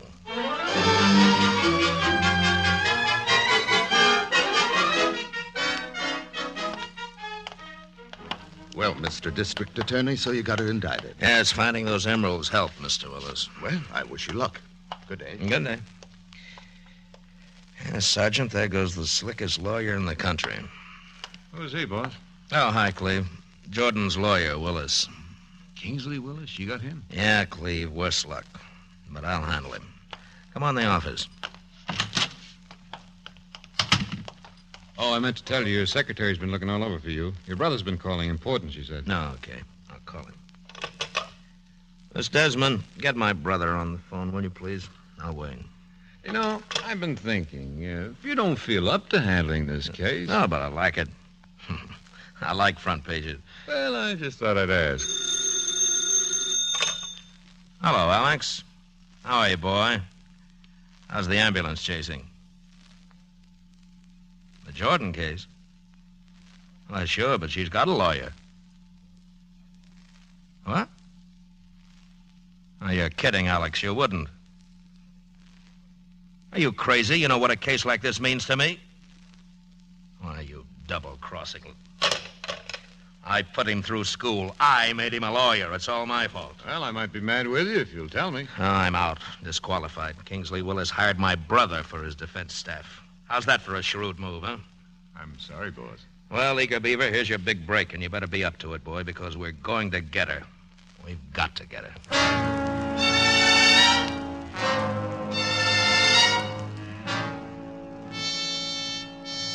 It's a break for us, Miss. 5 more minutes, Mr. Willis. Thanks, Matron. The DA is too popular in this town. Carries too much weight with jurors. This Cleve Marshall, on the other hand, we haven't so much to worry about with him. You thought this all up yourself? No, to be honest. I give credit where credit is due. Your Aunt Vera's friend, Anonymous. The one that sent me $5,000 on account to defend you. Here's the letter. Dear Mr. Willis, a smart move would be to disqualify the district attorney by hiring his brother for your defense staff. Friend Anonymous has quite a grasp of things, wouldn't you say? You did take the idea. I like it. It enables me to kill 2 birds with 1 stone. It gives me local assistance, which I need. Small-town jurors hate outsiders, you know. And a pinch-hit prosecutor. And Marshall's not so sure that you're guilty, I could tell. You haven't asked me once if I'm guilty. Why should I? I don't want to know. But aren't there certain things you should know to protect me? Miss Jordan, there are 2 types of criminals, the conscious and the unconscious. The latter we sometimes call the split personality, schizophrenia. That's when the left hand never lets the right hand know what it's doing. Yes, go on. I don't mean that you're schizophrenic, but that we are together. I'm the right hand, and I must never know what the left hand has done or is doing. If I should know, I might start feeling guilty and acting guilty. Now are you satisfied? I suppose. And especially in a case like this when we have so many lawyers on our side. Well, haven't we? Only a lawyer would have thought of that trick. If you're finished with me now, Mr. Willis... Thelma, there's just one thing I'd like to know. Who is he? Is he Mr. X, the one they're looking for? The footprints, the telephone call? Split personality, remember? The left hand never lets the right hand know. Mm-hmm. Okay. I just wanted to know how we stand, that's all. Just how much we can count on him.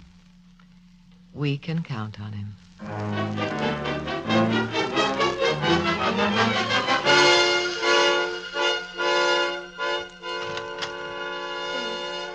Why did you come here to the office, Pam? I've got to see you, Cleve. I haven't been seeing her lately, if that's what worries you. I haven't been home lately because I've been busy. Getting a jury for this trial hasn't been easy. Cleve, I went to the bank this morning to have the teller record my balance in my new book.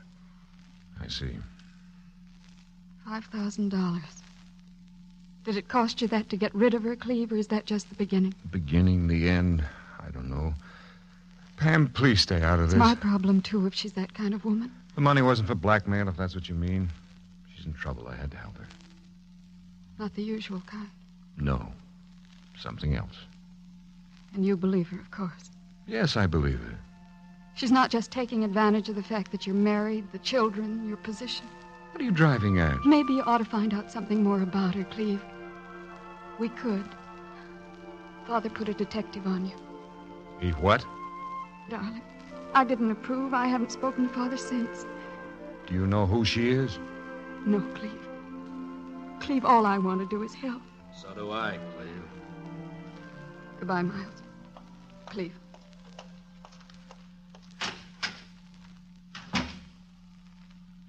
What's on your mind, Scott? Cleve, you don't seem to have your mind on this Jordan case, and honest, the biggest chance you've ever had. I have my mind on it. You wanted more evidence, and we gave it to you, the emerald necklace.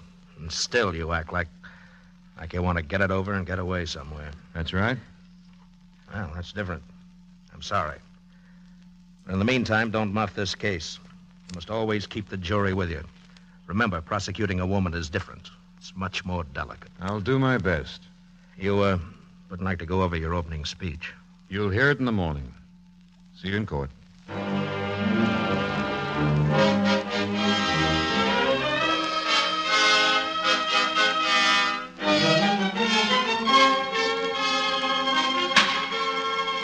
I'll remind you, ladies and gentlemen, of the long and arduous procedure of jury selection we have just been through. During that time, to each prospective juror, I put the same question. Do you believe in capital punishment? You particular 12 said that you did. Otherwise, you wouldn't be here. But perhaps you had mental reservations. Perhaps you were not completely honest and said to yourself, she isn't guilty, and I won't have to recommend death. But you will, Mrs. Asher, and you'll have no qualms, religious, humane, or otherwise, about this death penalty. Watch Mrs. Asher, Thelma. Yes, Mr. Willis. He's antagonized her. He couldn't have picked out our juror better if he tried. Mrs. Asher, she hates him, uncharitable, unchristian. You ought to thank Mr. Marshall in your prayers sometimes. I will.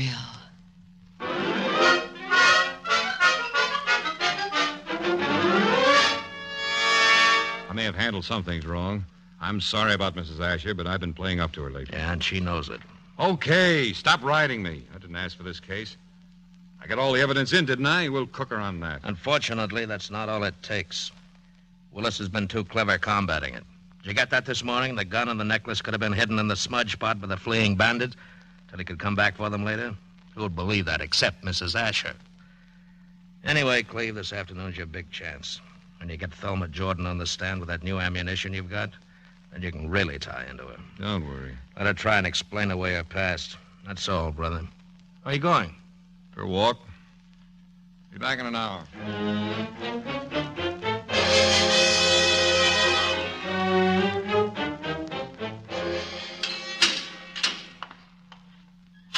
Miss Jordan and I want to talk to you. My lawyer said not to talk to anyone unless he was here, Mr. Marshall. Legally, she doesn't have to, Mr. Marshall, but I'd advise you to, dearie. He may offer you leniency to confess. Oh, Cleve. Cleve, I've waited for this. In court, when you look at me with such hate or don't look at me. I have to do that. Sometimes I think that hate is real and I can't bear it. Why do you think it might be real? The evidence. It has piled up, hasn't it? So do. But I don't believe anything I don't see. I thought maybe that was why you were here, losing confidence in me. No, in myself. There's no guarantee that this is going to turn out all right. Not to, after all you've done. I know the chances you're taking. I'm frightened, too. Of anything special? Being on the stand. The way you're going to have to go after me. If you tell the truth, there's nothing to worry about. I can't tell all of it. What can you tell? About you, me, Sidney coming in. You're having to get out so fast. That I'm going to handle in another way. What other truth can't you tell me? I don't know. There are things I'm going to have to ask about your past. Oh, that's no mystery. I already told you. The prim, repressed hostess in a hotel. Yes, that's right. Then these pictures must be of another Thelma Jordan. Gambling raid photos. Scott got them from the Florida police. That blonde in the corner gave a phony name. Is it you? No. That's not very convincing. It's not me, Cleve. As I was once, maybe, but not now. Oh, come. You're quibbling. In the days of Tony, I told you, but not now. The past is prelude to the future. Did you ever hear that, Miss Jordan? For whose benefit have you changed? Aunt Vera's? So she'd leave you her money? That's not true. Perhaps we should call you Sarah Bernhardt Jordan. You told me once you wanted to be an actress. Stop it, Cleve! You can't tell me stop it, Cleve, in court. That's why I'm petrified with fear at going on the stand. I've just begun. What else? No more fears. Facts. Coincidental, but still facts. Your shiny life with Tony Laredo. Odd that wherever it's shown, there were whiffs of blackmail, minor thefts, barroom brawls, quarrels. Rumors only, you said. You can't hold that against me. The jury will. Oh, Cleve, look at me. I'm not like that. I'm not. Unfortunately, a jury doesn't look at you like I do. Oh, darling, I can't take the witness stand. What are we going to do? You sit tight. I'll arrange a fast call from Mr. X to Mr. Willis.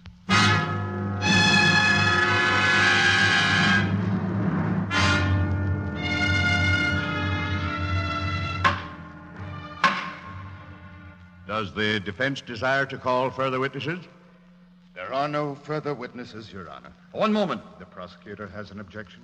I should like to argue for our right to cross-examine Thelma Jordan. Right? What right? What law book did you study from? I said to argue the right. How can you argue the right of something that doesn't exist? The defendant takes the stand to be examined by me, then you'll have the right to cross-examine, not otherwise. Believe me, there's nothing I would like better than to put my client on the stand. but to subject her to this prosecutor, whose vitriolic attack on this woman is The personalities of the prosecution and the defense should be kept out of this, Your Honor. Will you please tell him once and for all? Mr. Marshal, as I'm sure you know, there is no law which requires a defendant to take the stand. She does not have to prove her innocent. Guilt must be proved against her.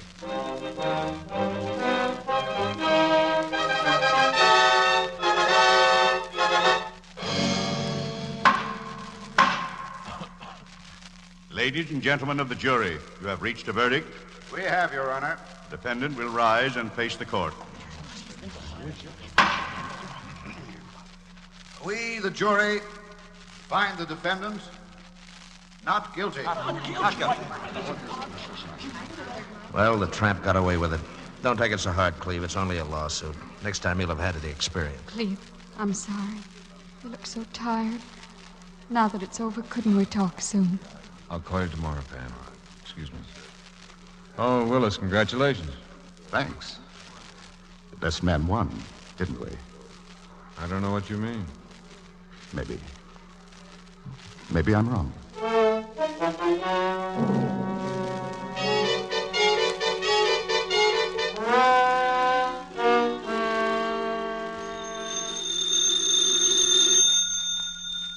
Why don't you answer it, Thelma? Why, Tony?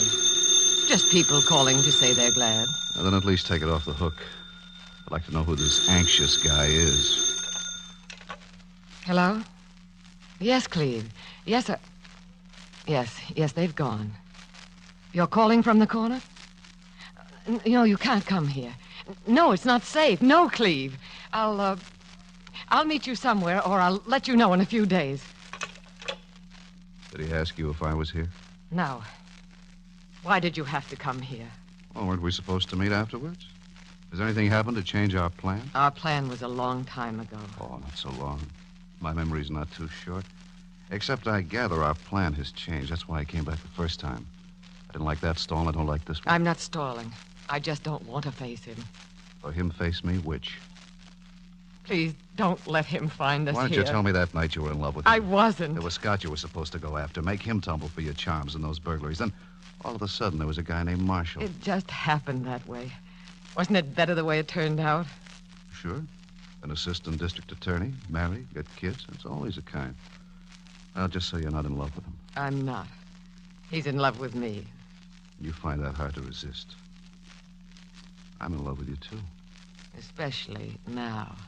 Now that you're rich? Yeah, I suppose that does make a difference. But you brought that on yourself. I only asked for emeralds. Instead, I wind up with a lifelong annuity. You think I'm going to let that get away from me? I'll sign it over to you. Everything. Any deal you want, but we're finished. I'm not going away with you. No, that might look like complicity. Later, if you're so anxious to get away from me. But you'll change your mind. Come here a minute. I'll help you change it now. Oh, don't, Tony. Don't. Go on. Get rid of him. Yes. Yes, you stay here. I'll take him into the library. I don't care how. Just get rid of him. Then we're leaving. You and me. Keep in mind the district attorney would still like to know about those footprints. Who is Mr. X?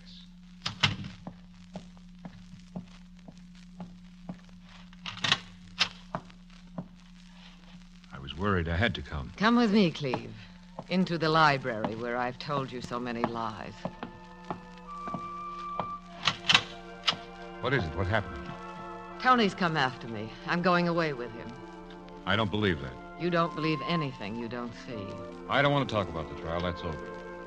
Why's Tony here? He's part of it. He's all of it. I've always loved him. That's not true. You're lying. No, listen to me.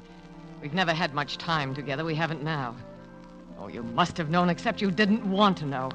That's why you called Willis and told him not to put me on the stand. You knew I'd break down. Okay. I killed her. Right from that corner. I didn't know about the will. I was getting the jewels for Tony. I came out here with that plan. Go on, don't let me interrupt. Well, you could help, Tony. It isn't easy. She had a gun when she found me at the safe. I'd like to say I didn't intend to kill her. But when you have a gun, you always intend if you have to. But you were the fall guy, Cleve. Right from the beginning. Yes, you're right. I suppose, as you said, I must have known you killed her all along. Though I did think it was Tony. From Chicago, I killed Aunt Vera? Whatever the angle, get out of her life and stay out of it. You don't seem to understand. We started this together. We finished together. You've got your chance, Laredo. Take it. Otherwise, what? Thelma's been acquitted and can't be tried again. But you can for complicity. And you? Why would that put you, Mr. X? Let it go, Cleve. Don't you see? He sees. That's a convenient part about a fall guy. Once you've got him hooked, you've always got him hooked. Why, I'll Don't, break Cleve, he has a gun. Tough luck. It was supposed to be Scott who could destroy evidence, but you were so anxious. Is that true, Thelma? Of course it's true, you pigeon! Break my skull, will you? Get your things, Thelma.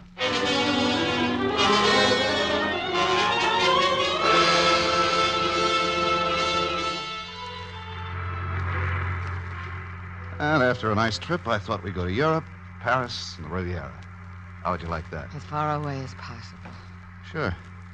Give me a light. I don't have any matches, and I'll use this dashboard lighter. You were right. It was hard, but it's better this way. Go a little faster. What's your hurry, baby? We're doing 70 now. Faster. Okay. He's lucky to get off like he did. Yes. He only lost his wife and home.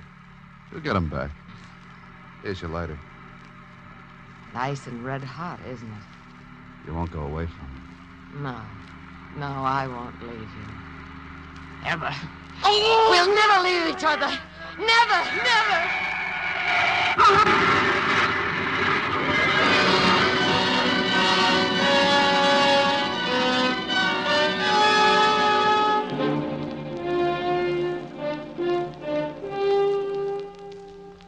Laredo's dead, but she's still alive. For how long, I don't know. Thanks, Doctor. There's no more to say. What about this, Tony? How many confessions do you want? It was no accident? No accident, Mr. Scott. Now you've got 2 confessions. Hello, Thelma. He's confessed everything, Cleve, except who Mr. X is. Why don't you tell him? I love him. That's why. Back in a few minutes. I couldn't go on with him, Cleve. You did that for me. I'm glad it's over. All my life, struggling. The good and the bad. Save your strength, darling. Willis said I was 2 people. He was right. You don't suppose they could just let half of me die? Doctor! That's over, Cleve. All over. Let's go. Okay.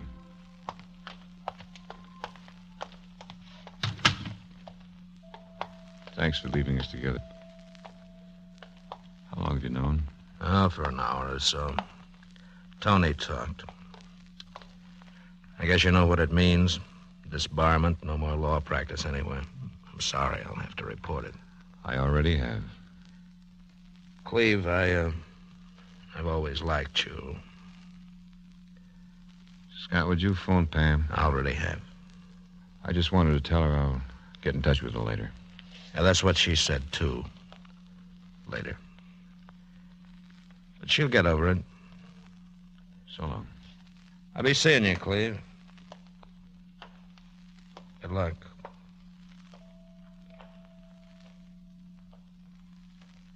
Miles Scott, investigator of human beings. Maybe if I get to live to 100, I'll understand one of them. I don't know.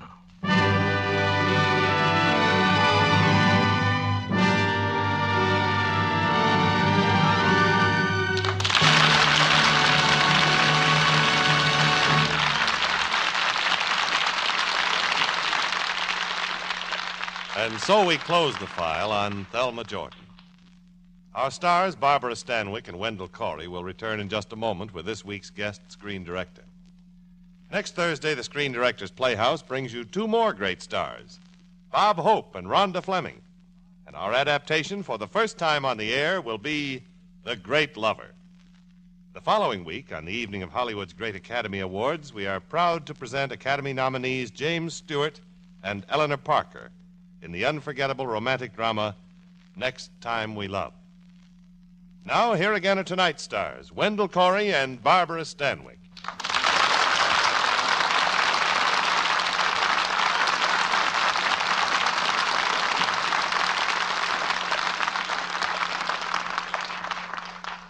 The motion picture set is the director's canvas.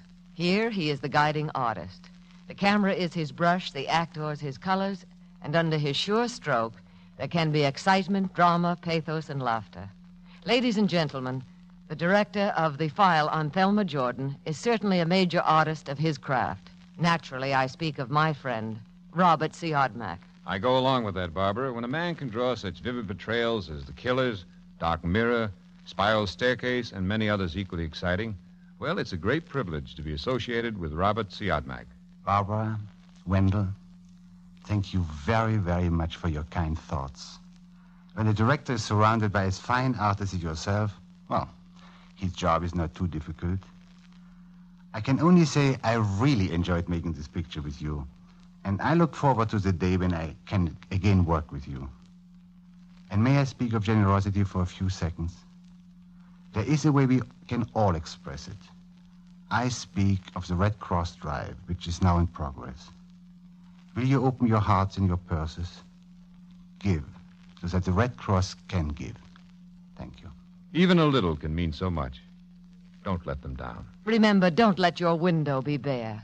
Dress it with a Red Cross seal. Good night, everyone.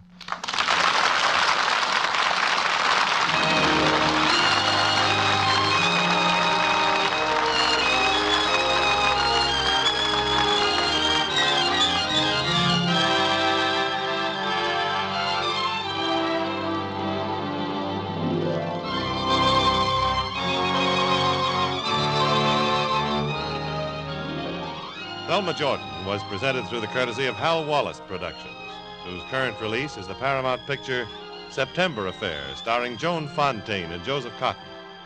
Wendell Corey may currently be seen in the Nat Holt production for Paramount, The Great Missouri Raid. Robert Siodmak has just finished The Whistle at Caton Falls for Columbia Pictures. Included in tonight's cast were Bill Conrad, Hy Averback, Ralph Moody, Stan Waxman, Peggy Weber, Ruth Parrott, and Jack Carroll. Thelma Jordan was adapted for radio by Jack Rubin from an original story by Marty Holland. Screen Directors Playhouse is produced by Howard Wiley and directed by Bill Karn. Portions of tonight's broadcast were transcribed. This is Jimmy Wallington speaking, and inviting you to listen next week when we present for the first time on the air The Great Lover, starring Bob Hope and Rhonda Fleming.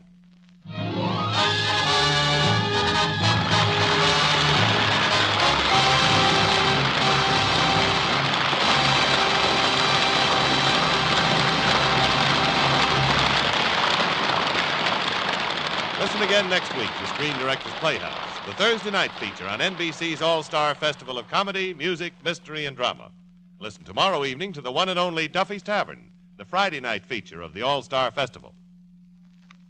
Saturday, enjoy yourself with Dennis Day and Judy Canova. They're on NBC.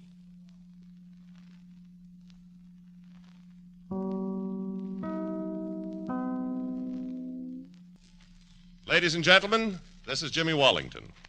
Due to the illness of Miss Joan Crawford, our adaptation of The Damned Don't Cry, scheduled for this evening, has been postponed. Screen Directors Playhouse. Stars, Marlene Dietrich, John Lund, Lucille Ball. Production, A Foreign Affair. Director, Billy Wilder.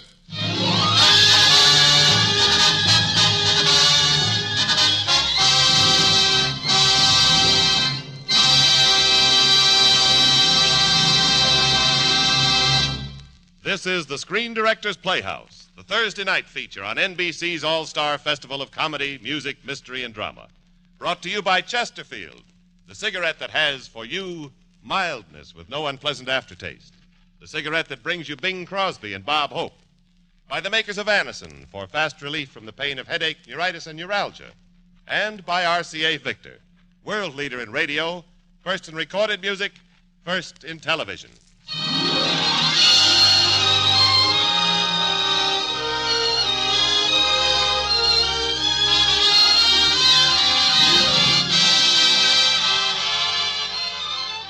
Tonight, the Screen Directors Playhouse is pleased to present the sound of love and laughter. Here are Lucille Ball, Marlene Dietrich, and John Lund, starring in our adaptation of an adventure and comedy named A Foreign Affair. And now, Mr. Crosby, if you please. Now here's Chesterfield's answer to Cyrano de Bergerac. Bob Hope. I'd top you easy, Dad, but we only have a minute here to sell Chesterfield. Okay, well, let's get to it. Better tasting Chesterfield is the only cigarette that combines for you mildness with no unpleasant aftertaste. The mildness is a cinch to prove. You just make the Chesterfield mildness test. You know, open a pack and enjoy that milder aroma. Then smoke them, and you'll know that Chesterfields are mild. And Chesterfield leaves no unpleasant aftertaste. That fact has been confirmed by the country's first and only cigarette taste panel. So make our cigarette your cigarette. The reasons go together like this. Chesterfield, Chesterfield always takes first place. That milder, mild tobacco never leaves an aftertaste. Oh ho, open a pack and give 'em a smell. Then you'll smoke 'em. Now, the first act of A Foreign Affair, starring John Lund and Marlene Dietrich in their original roles of Captain John Pringle and Erika von Schlutow, and Lucille Ball as Phoebe Frost.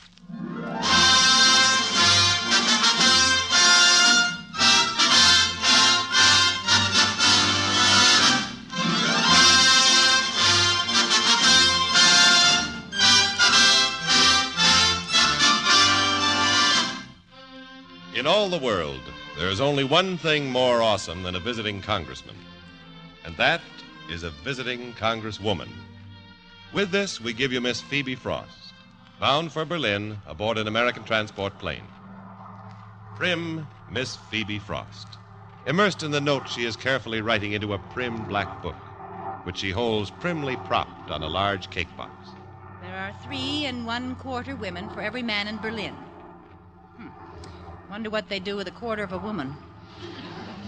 Probably save her for the quartermaster sergeant.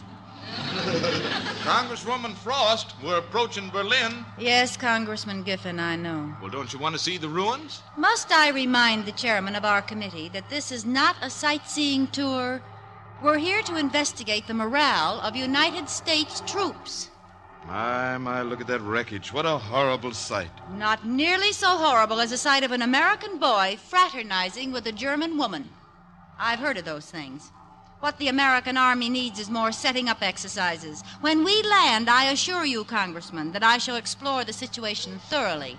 Phoebe Frost is a relentless foe of fraternization.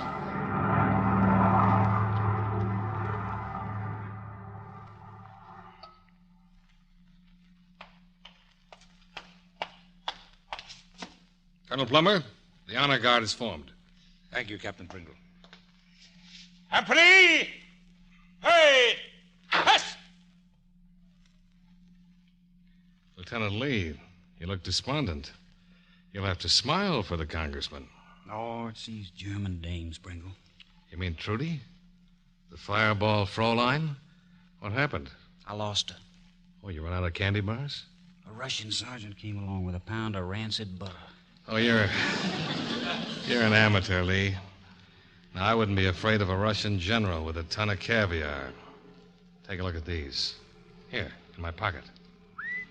Nylons. Where'd you get them? Black market. For Erika. Yeah? Well, you're going to get into trouble messing around with that high-voltage nightclub singer. Erika von Schlutow wouldn't harm a baby. Not till it put pants on. They say she used to run around with a lot of those big-shot Nazis. Rumors, jealous rumors. Oh, there's Plummer on his toes. Colonel's going to make with a speech. Once more, gentlemen, it is our honor and privilege to turn out at this airfield with a brass band and welcome a visiting committee. This time it's to investigate our morale. It seems back home they've got an idea that this is one great big picnic, that all we do is swing in hammocks with beautiful blonde Frauleins and swap cigarettes for castles on the Rhine. Now, this committee's going to be here for 5 days. I'm counting on you men to behave, period. Now I see our guests have arrived. Company! Hey!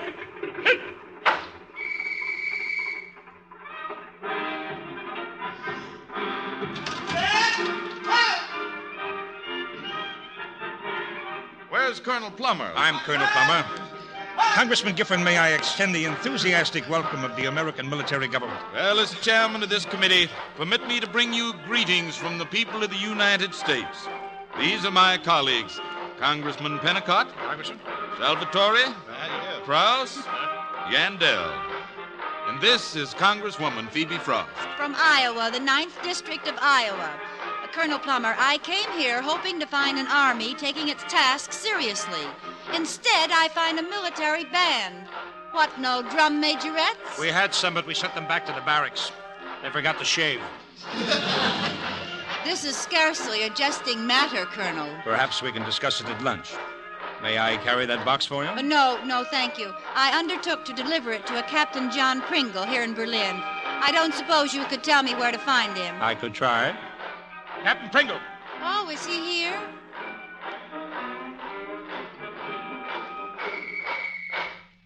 Captain Pringle reporting, sir. Congresswoman Frost, this is Captain Pringle. This is for you, Captain. Happy birthday. Birthday? Yes, it's a cake. Oh, my birthday. Oh, I'd forgotten. It came all the way from Murdoch, Iowa. Well. My old home state. How is good old Iowa? 67% Republican, thank you. I was entrusted with this cake by the daughter of one of my constituents. Open it. Huh? Oh, yeah, sure. Well, what do you know? Isn't that sweet? Love from Dusty. In pink and white icing. Isn't that nice, Colonel? Icky goo. Oh, great kid, Dusty. I sure miss her. Don't you ever get any leave? Oh, I don't want any leave. What? Oh, well, that is, personal feelings don't matter. Winning the peace, you know. Well, that's fine, but... Captain Pringle. Yes, ma'am? That thing hanging out of your pocket. It looks like... It is. It's nylon. A woman's stocking. Captain Pringle. Oh, I guess my garter snapped. Colonel Plummer, do your officers usually go about looking like the hosiery counter at Macy's? Oh, well, my mother sent me these. Just got them today. And that burnt brown color just matches your personality. Yes. I mean, no. They're a present for Dusty. Why, Captain Pringle, how thoughtful. And now here you are with a birthday cake all alone. Oh, they'll be my buddies. Oh. We'll open a case of root beer and light the candles, sing some old songs. Mm-hmm. It'll be just like good old Iowa. Almost. May I say that if you're a sample of the Army spirit, I feel better already. Oh, I'm a sample, all right. Goodbye, Miss Frost. Bye. Man, Captain, look at that cake. When are we going to eat it? Eat it? Lee, are you crazy?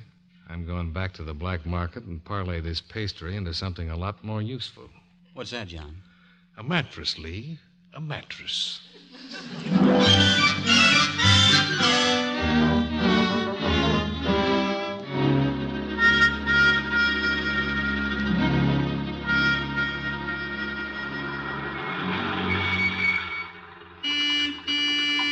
Hey, you up there.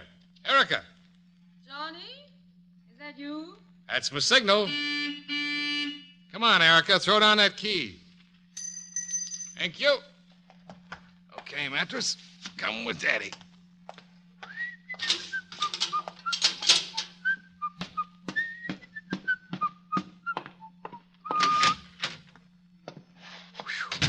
That thing's heavy. Hey, woman. Erica. Here I am, Johnny. Yes, you great big gorgeous blonde doll. Feel my forehead.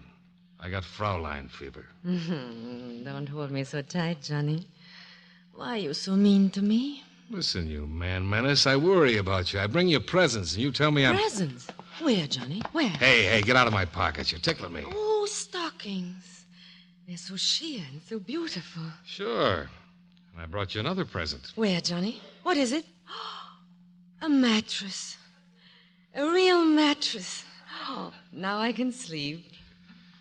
No mattress will help you sleep. What you Germans need is a new conscience. Oh, I have a very good conscience. I have a new Führer now. I have you. Heil, Johnny. You heil me once more, sweetheart, and I'll knock your teeth in. How, Johnny? With a kiss? Like this?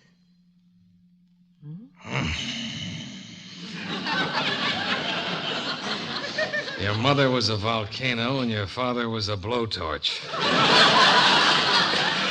Captain Pringle. My new mattress. What good will it be for me if they put me in a labor camp?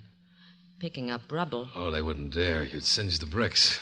I wasn't really a Nazi. Yeah, I know.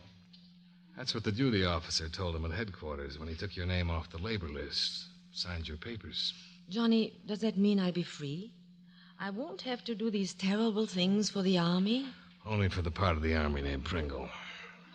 The duty officer cleared you. But who was he, this duty officer? Me? Johnny, you could get into trouble. Doll, I got into trouble the day I met you. Now, let's see you turn on that flamethrower again.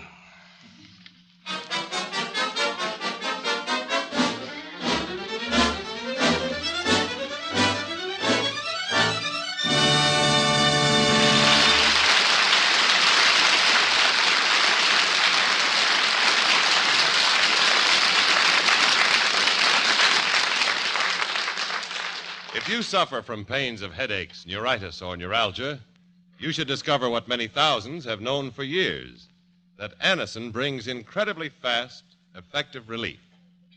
Anacin is like a doctor's prescription. That is, Anacin contains not just one, but a combination of medically proven active ingredients in easy-to-take tablet form. Probably at some time you have received an envelope containing Anacin tablets from your physician or dentist. Thousands of people have been introduced to Anacin this way. Try Anacin yourself the next time you suffer from the pains of a headache, neuritis, or neuralgia. You'll be delighted at how quickly relief can come. Anacin is spelled Anacin. Your druggist has Anacin in handy boxes of 12 and 30 tablets, and economical family-sized bottles of 50 and 100 for your medicine cabinet. Ask for Anacin today.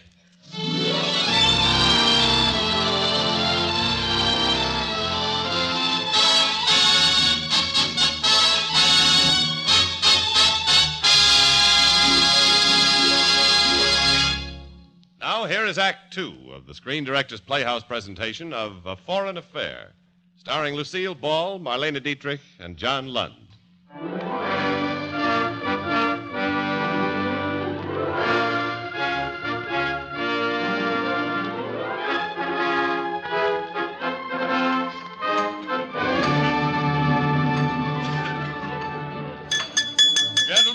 Gentlemen, as chairman of this congressional committee, I wish to thank Colonel Plummer and his staff for this pleasant and educational luncheon. Now, duty calls. If you gentlemen and Miss Frost will just go along with Lieutenant Lee here, he has arranged a tour of the area for you. Well, thank you very much.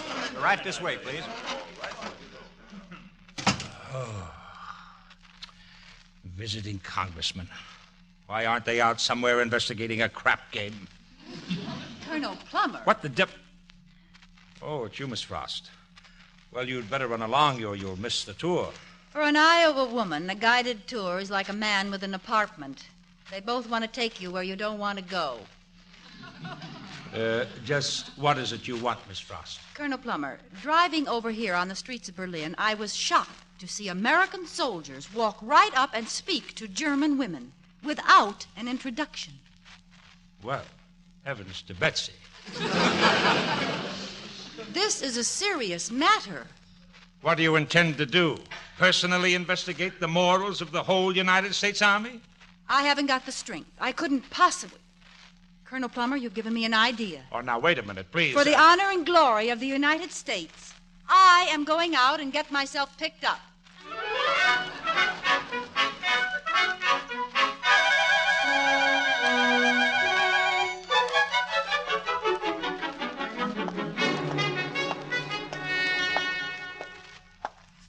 den of vice this city is. Girl walks her feet off and she can't even get into trouble. Hey, Fraulein. Eine Moment, Fraulein. Oh, golly, two of them. What do I do now? Nix so schnell, Fraulein. Hold on a minute, will you? Hey, look her over, Joe. A very tasty dish. Guten afternoon, Fraulein. Oh, Hiya, Strudel. Hey, she won't talk, Mike. Maybe she don't like GIs. What do you mean, maybe she don't like GI? Show her a candy bar. jaw. Get that jaw. Hey, Fraulein, you like a little Tanzenmachen? A Lorelei cabaret, huh? Jaw. What's the matter with her? Jaw. Oh, this kid kills me. All she can say is ja. That's bad. Fraulein, what is your name? Jaw. No. Your name? Gretchen. Gretchen what? Gretchen Gesundheit. How do you like that? We're fraternizing with a sneeze.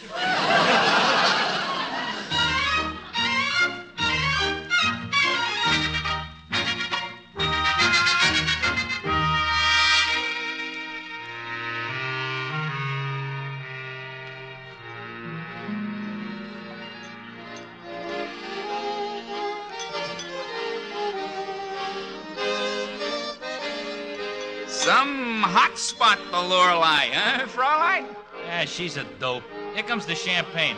Put it right here, waiter. How do you like these bandits? Cost us 5 packs of cigarettes for a lousy bottle of wine. Das ist eine kleine Clip-Joint. Hey, you know what Germany needs? More cigarettes for you and me. Maybe we ought to write them donut heads in Congress. Why, you... What did you say, Strudel? Jaw. At a girl with a vocabulary like that, you could run for Congress yourself back home.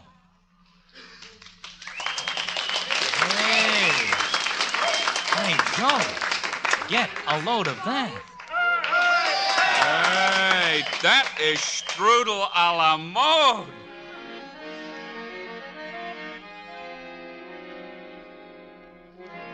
Want to buy some illusions, slightly used, second-hand. They were lovely illusions, reaching high, built on sand. They had a touch of paradise, a spell you can't explain. For in this crazy paradise, you are in love with pain. Want to buy some illusions, slightly used, just like new. Such romantic illusions, and they're all about you. I'll sell them all for a penny. They make pretty souvenirs. Take my lovely illusions, some for laughs, some for tears.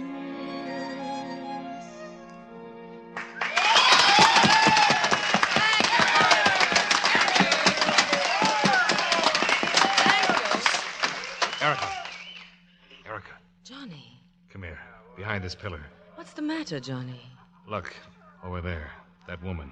Oh, yes, she looks very sad. So does a bloodhound, but it bites. Now, let's stay out of sight. I don't want her to see me. Hey, Mike, that's the kind of pastry makes you drool on your bib. You know, they say she was right up there with them major league Nazis, Goebbels girl or Goering's, one of them anyways. How does she get away with it? She hooked herself up with some big army brass. Hey, you suppose the Sphinx here can dance? Come on, Gretchen. How's mit the kleine Tanzmachen, huh? Come on, Gretchen, loosen up. Don't you know how to dance? That cake. What'd you say? That's the cake I brought from Iowa, the cake on the table. Gretchen, what are you saying? Let go of me, you big ape. I happen to be a congresswoman of the United States. Oh, brother, let me out of here. This cake, where did this cake come from? Well, there it is. My birthday present. This cake is confiscated. Oh, Captain Pringle. So, this is what happened to my cake. What do you know about this? Well, it was stolen from my Jeep in the Brandenburg Gate area, Miss Frost. Oh. You know, the black market. Yes. I traced the cake here, but don't you trouble yourself, Miss Frost. You just... Oh, no. Where is my notebook? There, now. What exactly is the name of this rat trap? Why, the Lorelei. The Lorelei. And what is the name of that woman? Woman? What woman? The singer here. Oh, that woman. Well, let me see now if I can place her. I think it's, Erica. Something like that. Erica what? Erica, von Schluto. How do you spell it? With an umlaut. I thought so. Even her name is subversive.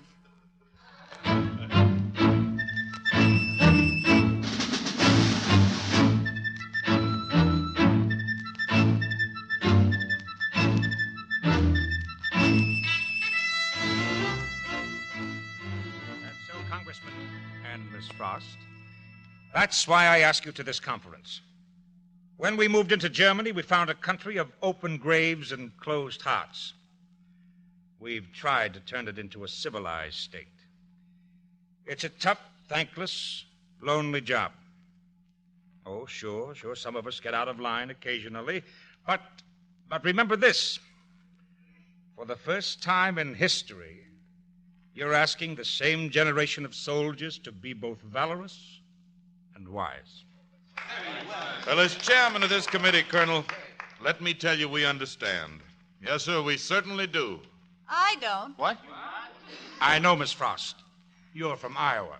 What about the GIs consorting with Fräuleins in wide-open, shameless black market nightclubs, dives where they serve bootleg birthday cake? What about a strudel named Erica von Schluto who works, if that is the word for it, at a dive called the Lorelei? How can Pardon me, please. Did you say Erica von Schluto? I did. I'm sorry, but I must ask you to drop this particular matter. You're hiding something, Colonel Plummer. There are some things which must be left to the discretion of the military. The last time someone tried to gag me, Colonel, he tried it with a mink coat in the middle of winter. I'd just like you to know he got 5 years and I got pneumonia.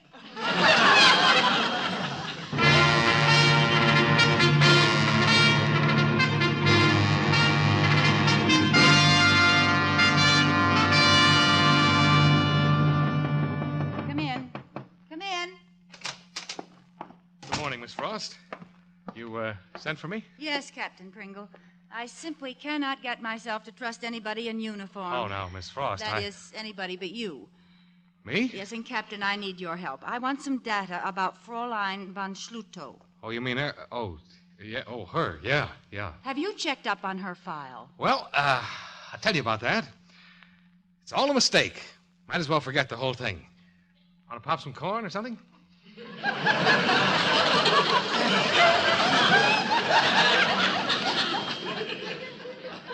We will not forget it, Captain Pringle. I have procured these 2 photographs from the Signal Corps file. Oh, well, let's see. Well, this one is just a picture of Hans Otto Birgel, big man in the Gestapo. Has a girl on his arm, Erica von Schluto. Well, that's nothing. Erica! You say he was an important party member? What? Oh, well, so-so. Look at the way she's holding on to him. Well, maybe she doesn't know him. Maybe she had a dizzy spell, and the first thing she could catch was his elbow. Where is Hans Otto Bergel now? Oh, he's dead. He killed himself. I see. And this other picture. Just look at who's kissing her hand. Well, he's got a little mustache. He looks like Hitler. Hitler himself. This woman who entertains our boys was a major Nazi. Yes. Well, I'll see that she discontinues her appearances as an entertainer. Will that be satisfactory? It will not. Oh, it won't, huh? It's common talk that some American army officer is protecting that woman. It's him that I want. Do you think you'll find him? Of course. The only way he can see her is by visiting her. She can't come to him. Oh, you're so right. Therefore, to catch him, we've got to watch her place. Oh, that's a smart idea. I'll watch it myself, personally, night and day. No, we'll watch it together, the two of us. We will? I want to face that man and expose him. If necessary, I'll go to the general. Oh, no, not the general. I will. And to the War Department. Oh, no. And to the president. And if he doesn't do it, yes, I'll see Margaret.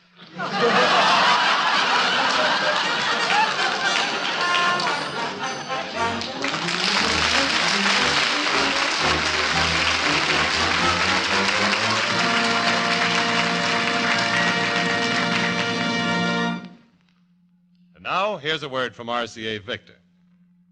Inch for inch, your best buy in television is RCA Victor 19-inch. Yes, a great many families have taken this advice to heart and bought the thrilling RCA Victor 19-inch, truly the most exciting buy in television. When you buy television, remember that the set you choose will be the very hub of your home for years to come. So select the screen size you'll really want most. The bigger and better RCA Victor 19-inch pictures are the just right size for family viewing. Big enough to watch from across the room, and yet so clear and sharp you can sit up close. That's RCA Victor's million-proof quality for you. Quality proven in over 2 million homes. Your dealer can show you RCA Victor 19-inch television in a table model, a console floor model, or a combination television radio phonograph. See them. Learn why, inch for inch, your best buy in television is RCA Victor 19-inch.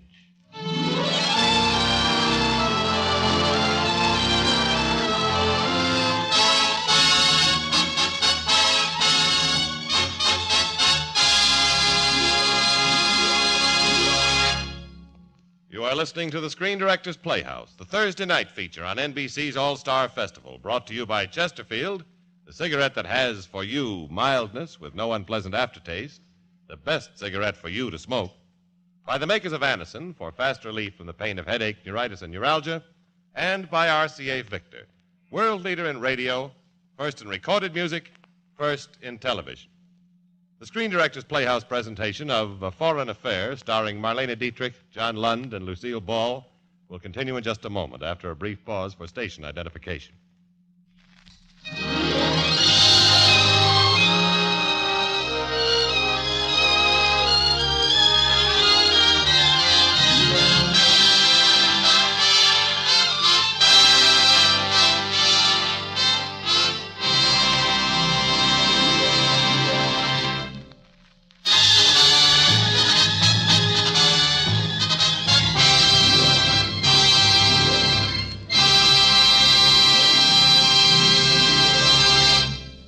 This is the Screen Directors Playhouse.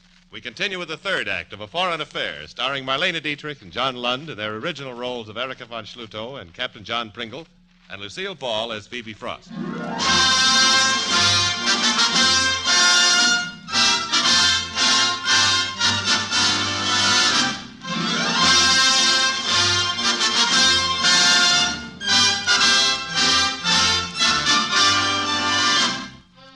Captain John Pringle is suffering. Captain John Pringle has been carrying on with Erika von Schlutow. Captain John Pringle has been trapped by Congresswoman Phoebe Frost into tracking himself down. And so, far into the Berlin night, Pringle and Phoebe sit in a jeep outside of Erika's bomb-shattered apartment. And Pringle suffers. Oh, well, it's after curfew. It's a cinch you won't be coming tonight. I see that you've had very little experience in affairs of this type. They work on a 24-hour basis. Okay, let's come back in 24 hours. Please, Captain. You're sure there are no back stairs to the apartment? Lady, there isn't even a back wall. Well, she is waiting for somebody, or she wouldn't leave the lights on. Maybe she's putting up pickled peaches. Not her. Oh, pickled peaches. Golly, but I bet you sure miss Iowa. What? Oh, sure. Great little state. No morale problems there. We had the lowest juvenile delinquency rate in the country until 2 months ago. What happened? A little boy in Des Moines took a blowtorch to his mother. We fell clear back to 16th place. Well, those things do happen. Oh, golly, I'm sleepy. Look out for that horn. Oh, shh. Oh, I'm sorry. Oh. That did it.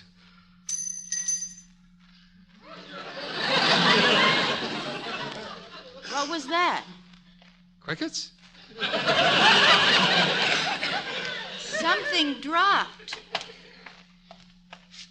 It's a key. Key? Whatever for? Apparently, the man honks the horn. That's the signal. Johnny. Come on, hide into the shadows. Johnny? Where are you, Johnny? Did she say Tommy? No, Johnny. His name is Johnny. Oh, well, there's lots of Johnnies in the Army. But this eliminates all the Jims, Bobs, and Georges. Somebody here? Oh, there you are. Here she comes. Is that her perfume I smell? No, that's my goose cooking. Hello, Johnny. Don't. Captain. I don't know who you're referring to, but I am Captain Pringle of the United States Army. And this lady with me is Congresswoman Frost of the Congress of the United States. You are Erica von Schluto? I am. We have reason to believe you are consorting with some member of our armed forces. What gives you that idea? The key you dropped. That was for the milkman.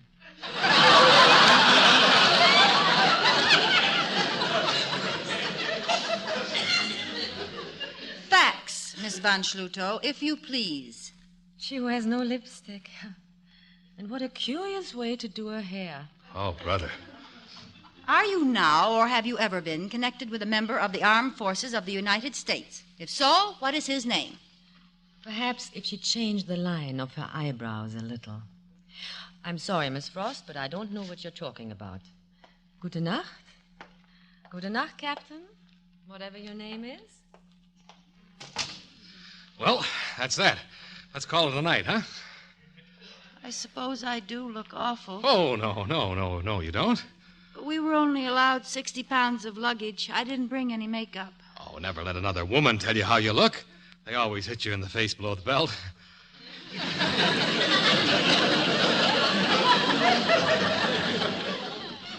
No lipstick. Ask a man. No mascara either. Well, I think you look charming in a windblown sort of way. You're just saying that to be nice. Oh, no, really. Oh, you're very sweet. Captain, now getting back to that woman. The man behind her must be really important. Important enough to cover up for her. Oh, I don't know. You read stories like this every day in the papers. That's it, papers. The man must have signed her papers. Oh, no. Find the file. Find the signature on her papers, and we found our man.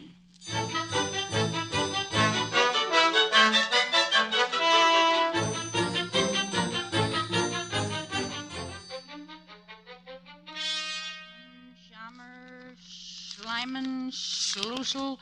Here's the Schlutows.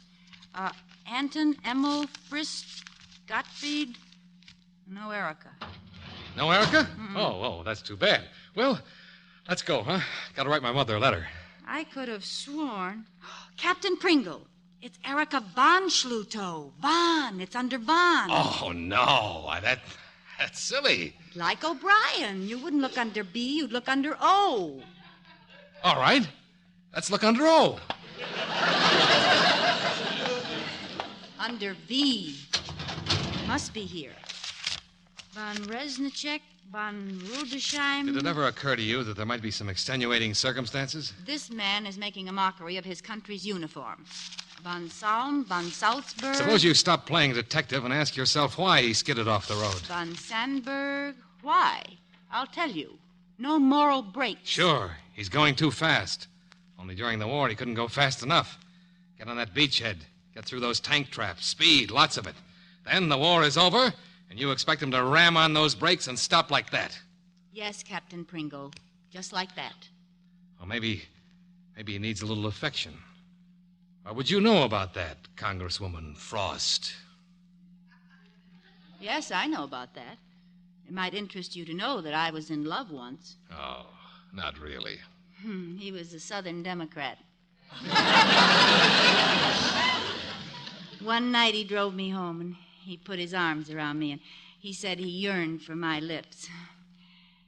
And then he did a terrible thing. What? He tried to sway my vote. What did you do? I did what any decent American girl would do. I filibustered. Filibustered? I just kept talking. Poems and things. You know, The Midnight Ride of Paul Revere.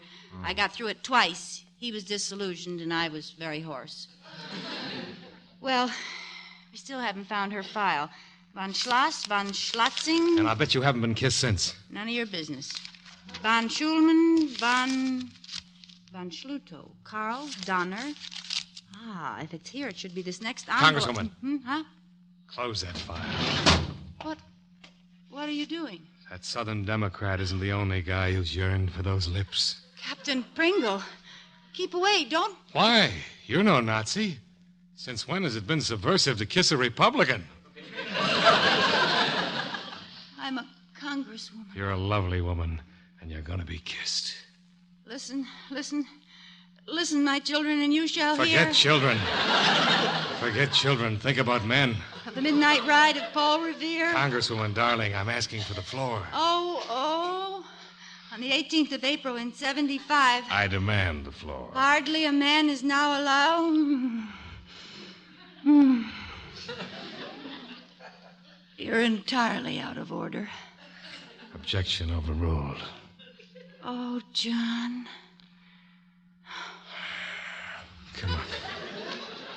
Come on. Let's get out of here. I know where there's a beam of moonlight with your name on it. But the file. Bright moonlight or dusty old files? Which shall it be? Oh, moonlight, John, moonlight. Oh, hurry, darling.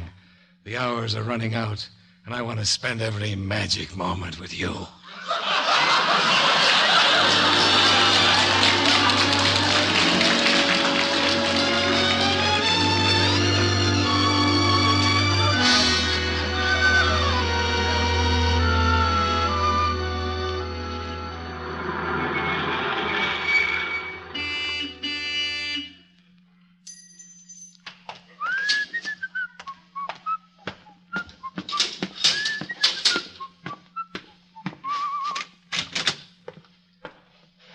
Johnny, hurry, darling. It's been so long. Hi. What has mein kleiner Liebling been doing?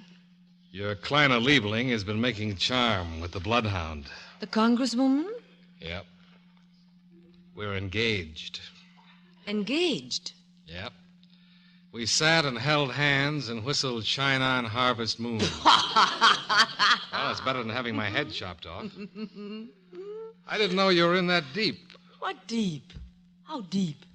Why didn't you tell me about you and Hans Otto Birgel? He's dead.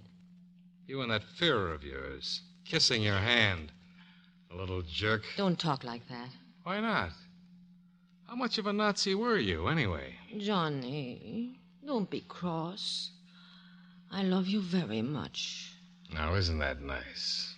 I want to go to America with you. I want to climb the Statue of Liberty.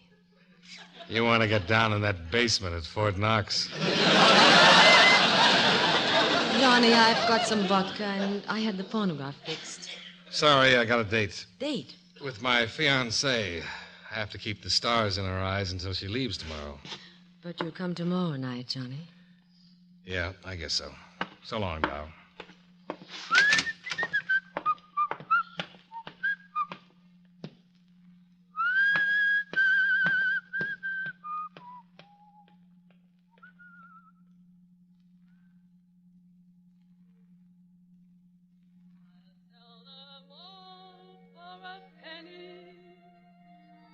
They make pretty souvenirs.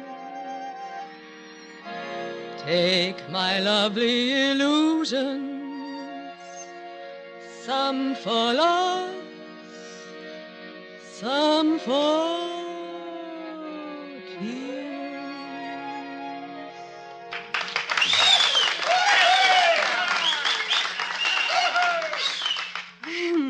I never knew champagne could taste so good.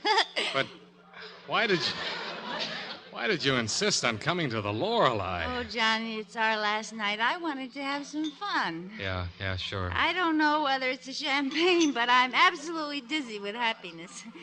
Before, I was just drifting on the gray sea all alone. And then out of nowhere comes a boat. So unexpected, all white sails on the horizon. To you, my beautiful boat. Oh, cut it out. Someday you might find out I'm not so beautiful. Oh, look, it's Miss Van Schluto. May I join you? No! Oh, now, don't be rude, Johnny. Thank you. Have you made any progress tracking down that man? What man? My man. Oh, a little progress, but I don't care very much about your man because of my man. Isn't he beautiful? More champagne, darling. Oh, Phoebe, please. When are you leaving Berlin, Miss Frost? Tomorrow night. This is our last night together. What a shame. He'll be so lonely without you. No, he won't. He'll think about me. About his little Phoebe, won't you? Oh, sure I will. Poor boy. Hey, Pringle. Johnny. Lee, what are you doing here? Colonel Plummer's yelling for you. Oh, John, I don't want you to go. What does he want? I don't know, but you better get to his office before he pops his buttons. Oh, of all the times. Come on, Phoebe. I shall be very pleased to take care of Miss Frost. Oh, I'd better take her home. Go on, get going. She'll be all right. Oh, thanks, Lee.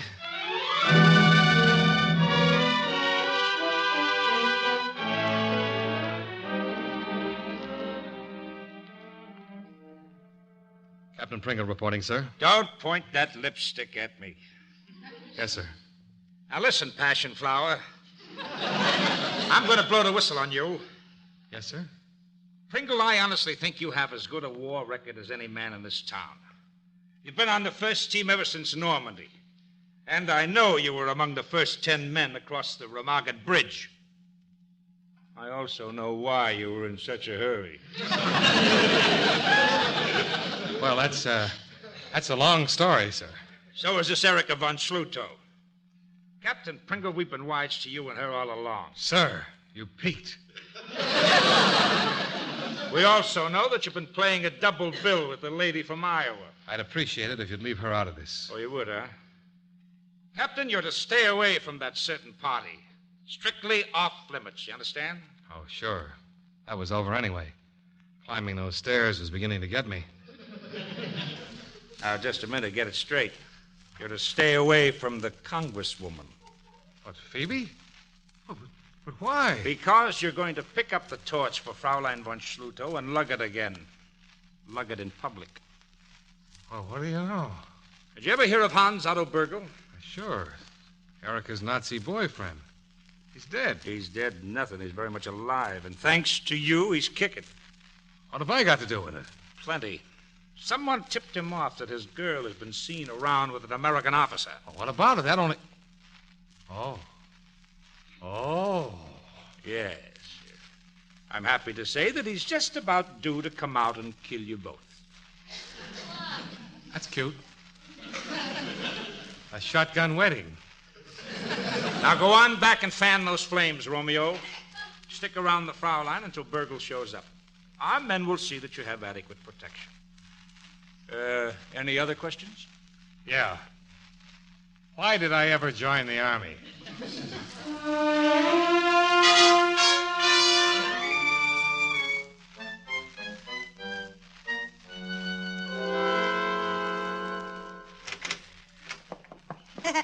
Oh, I feel so wonderful. Sit down, Miss Frost. But you still haven't told me why you asked me to your apartment. It's very simple. I want my man. The American officer? You're still a little drunk, and maybe that's good. Because this is a beastly thing I'm going to do. You must understand what has happened to us here. We've all become animals with exactly one instinct left. Self-preservation. Has been a life of misery. But now I've found a man, and through him a roof and a job and food. And I'm not going to lose him. Why tell all this to me? Because you want the same man. What? What did you say?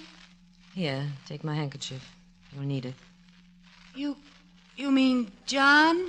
He's such a nice boy, really. He's hated what he's done to you, you know. He comes here so miserable and so sorry for you. It couldn't be. Not John. But it is. One moment, darling.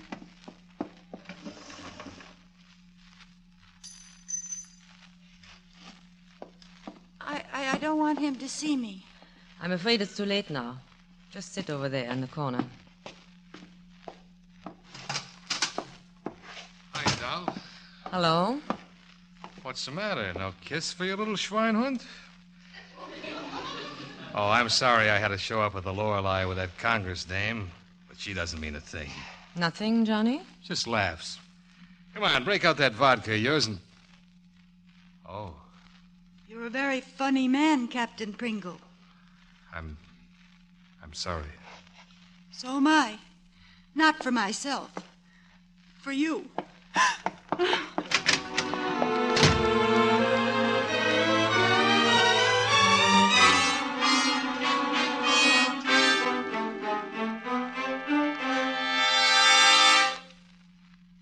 Colonel Plummer, I can't go through with this.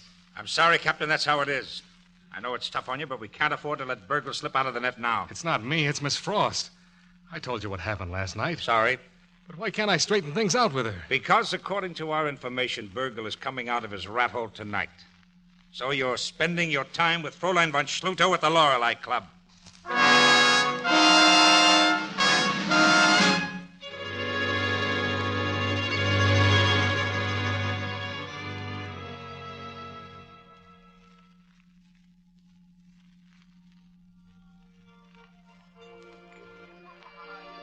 You all right, Captain? What? Oh. Hello, Sergeant. You all right? Sure. Like a clay pigeon. We think we've spotted Burgle. Well, then arrest him. We aren't positive it's Burgle. When will you know? When he tries to shoot you. Oh, thank you, Sergeant. You've been very helpful. Don't worry, Captain Pringle. We'll be covering you when Burgle shows. Yeah, with a sheet. See you later. But will I see you? Johnny, I didn't expect to see you at the Lorelei tonight. That makes two of us. Tonight I have a surprise for you. Yeah? What is it? All evening my number's coming up. I've got a surprise for you. So is mine. Tonight I'll try a new way of doing it. I will sing in the dark. No lights. Hey, you can't do that. But it's so effective, Johnny. There. See? The lights are out. Oh, brother. Nice and dark, Johnny. Here. Give me your hand while I sing. Oh, make it fast, baby. Get those lights on again. Want to buy some illusions, slightly used, second-hand. They were lovely illusions, reaching high. Don't move, Captain, and don't turn around. What? Who? What, Captain? A gun. Who, Captain? Allow me to introduce myself, Hans Otto Burgle. How do you do? She sings beautifully, doesn't she?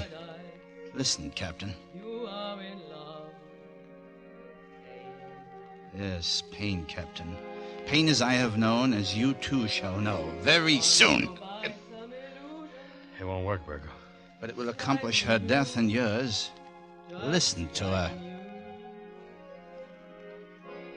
If she finishes her song, Captain, the lights will go on, and we can't have that.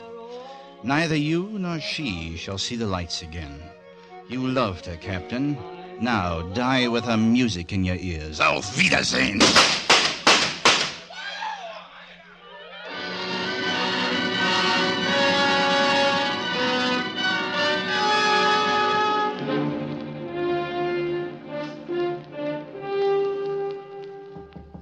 Come in.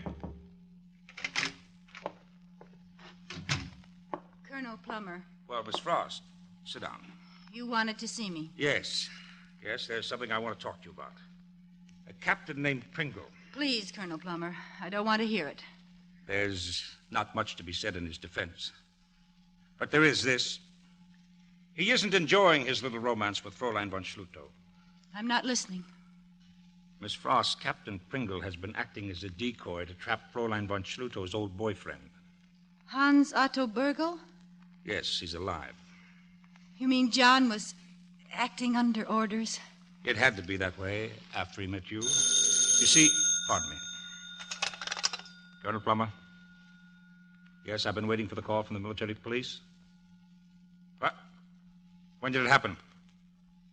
Any particulars? Right, I'm leaving now. Miss Frost, you'd better come along with me. There's been a shooting at the Lorelei Club. John? I don't know. Let's find out.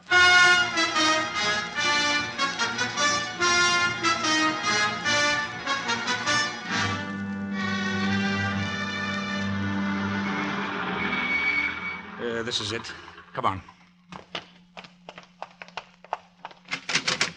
Lieutenant, where is he? Under that sheet, sir. Dead. You wait here, Miss Frost. I'll have a look.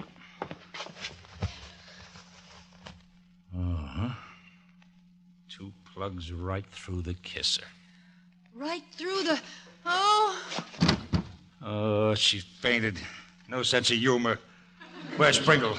Pringle! Right here, sir. You all right? Fine, thanks to the sergeant here. He dropped Burgel with his first shot. Shucks, Captain. Don't give me all the credit.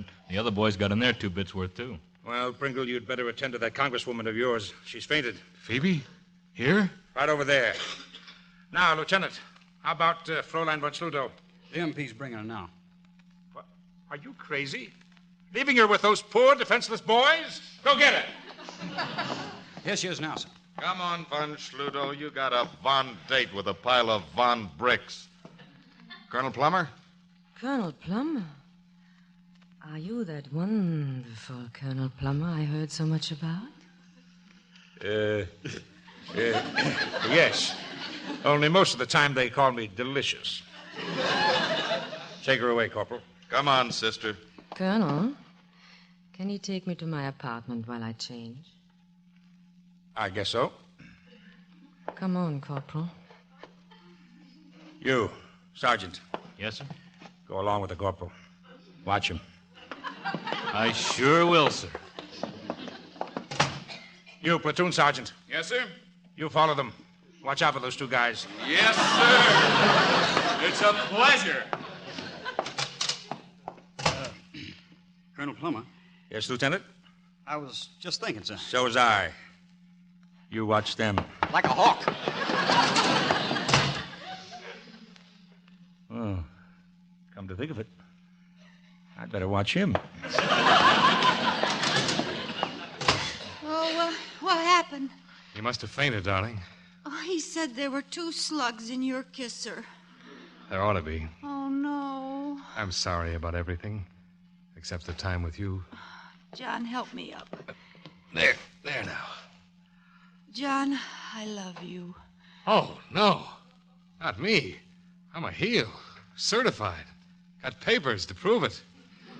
John, come here, John. Oh, now, listen, Phoebe. Listen, my children, and you shall hear Forget children. Think about women. of the midnight ride of Paul Revere. Captain Pringle, dear, may I have the floor? You're out of order. Everything's out of order. Overruled. I object. To what? Paul Revere's horse just stumbled. Oh, Phoebe, I don't think... Oh, Congresswoman, you're elected.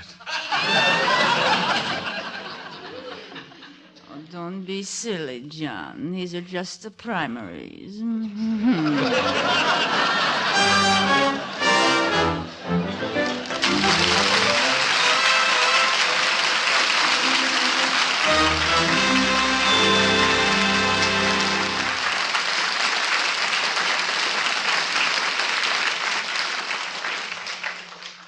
And so we've reached the end of our presentation of A Foreign Affair. Our stars will be back in just a moment with this week's guest director. Next Thursday, the Screen Directors Playhouse promises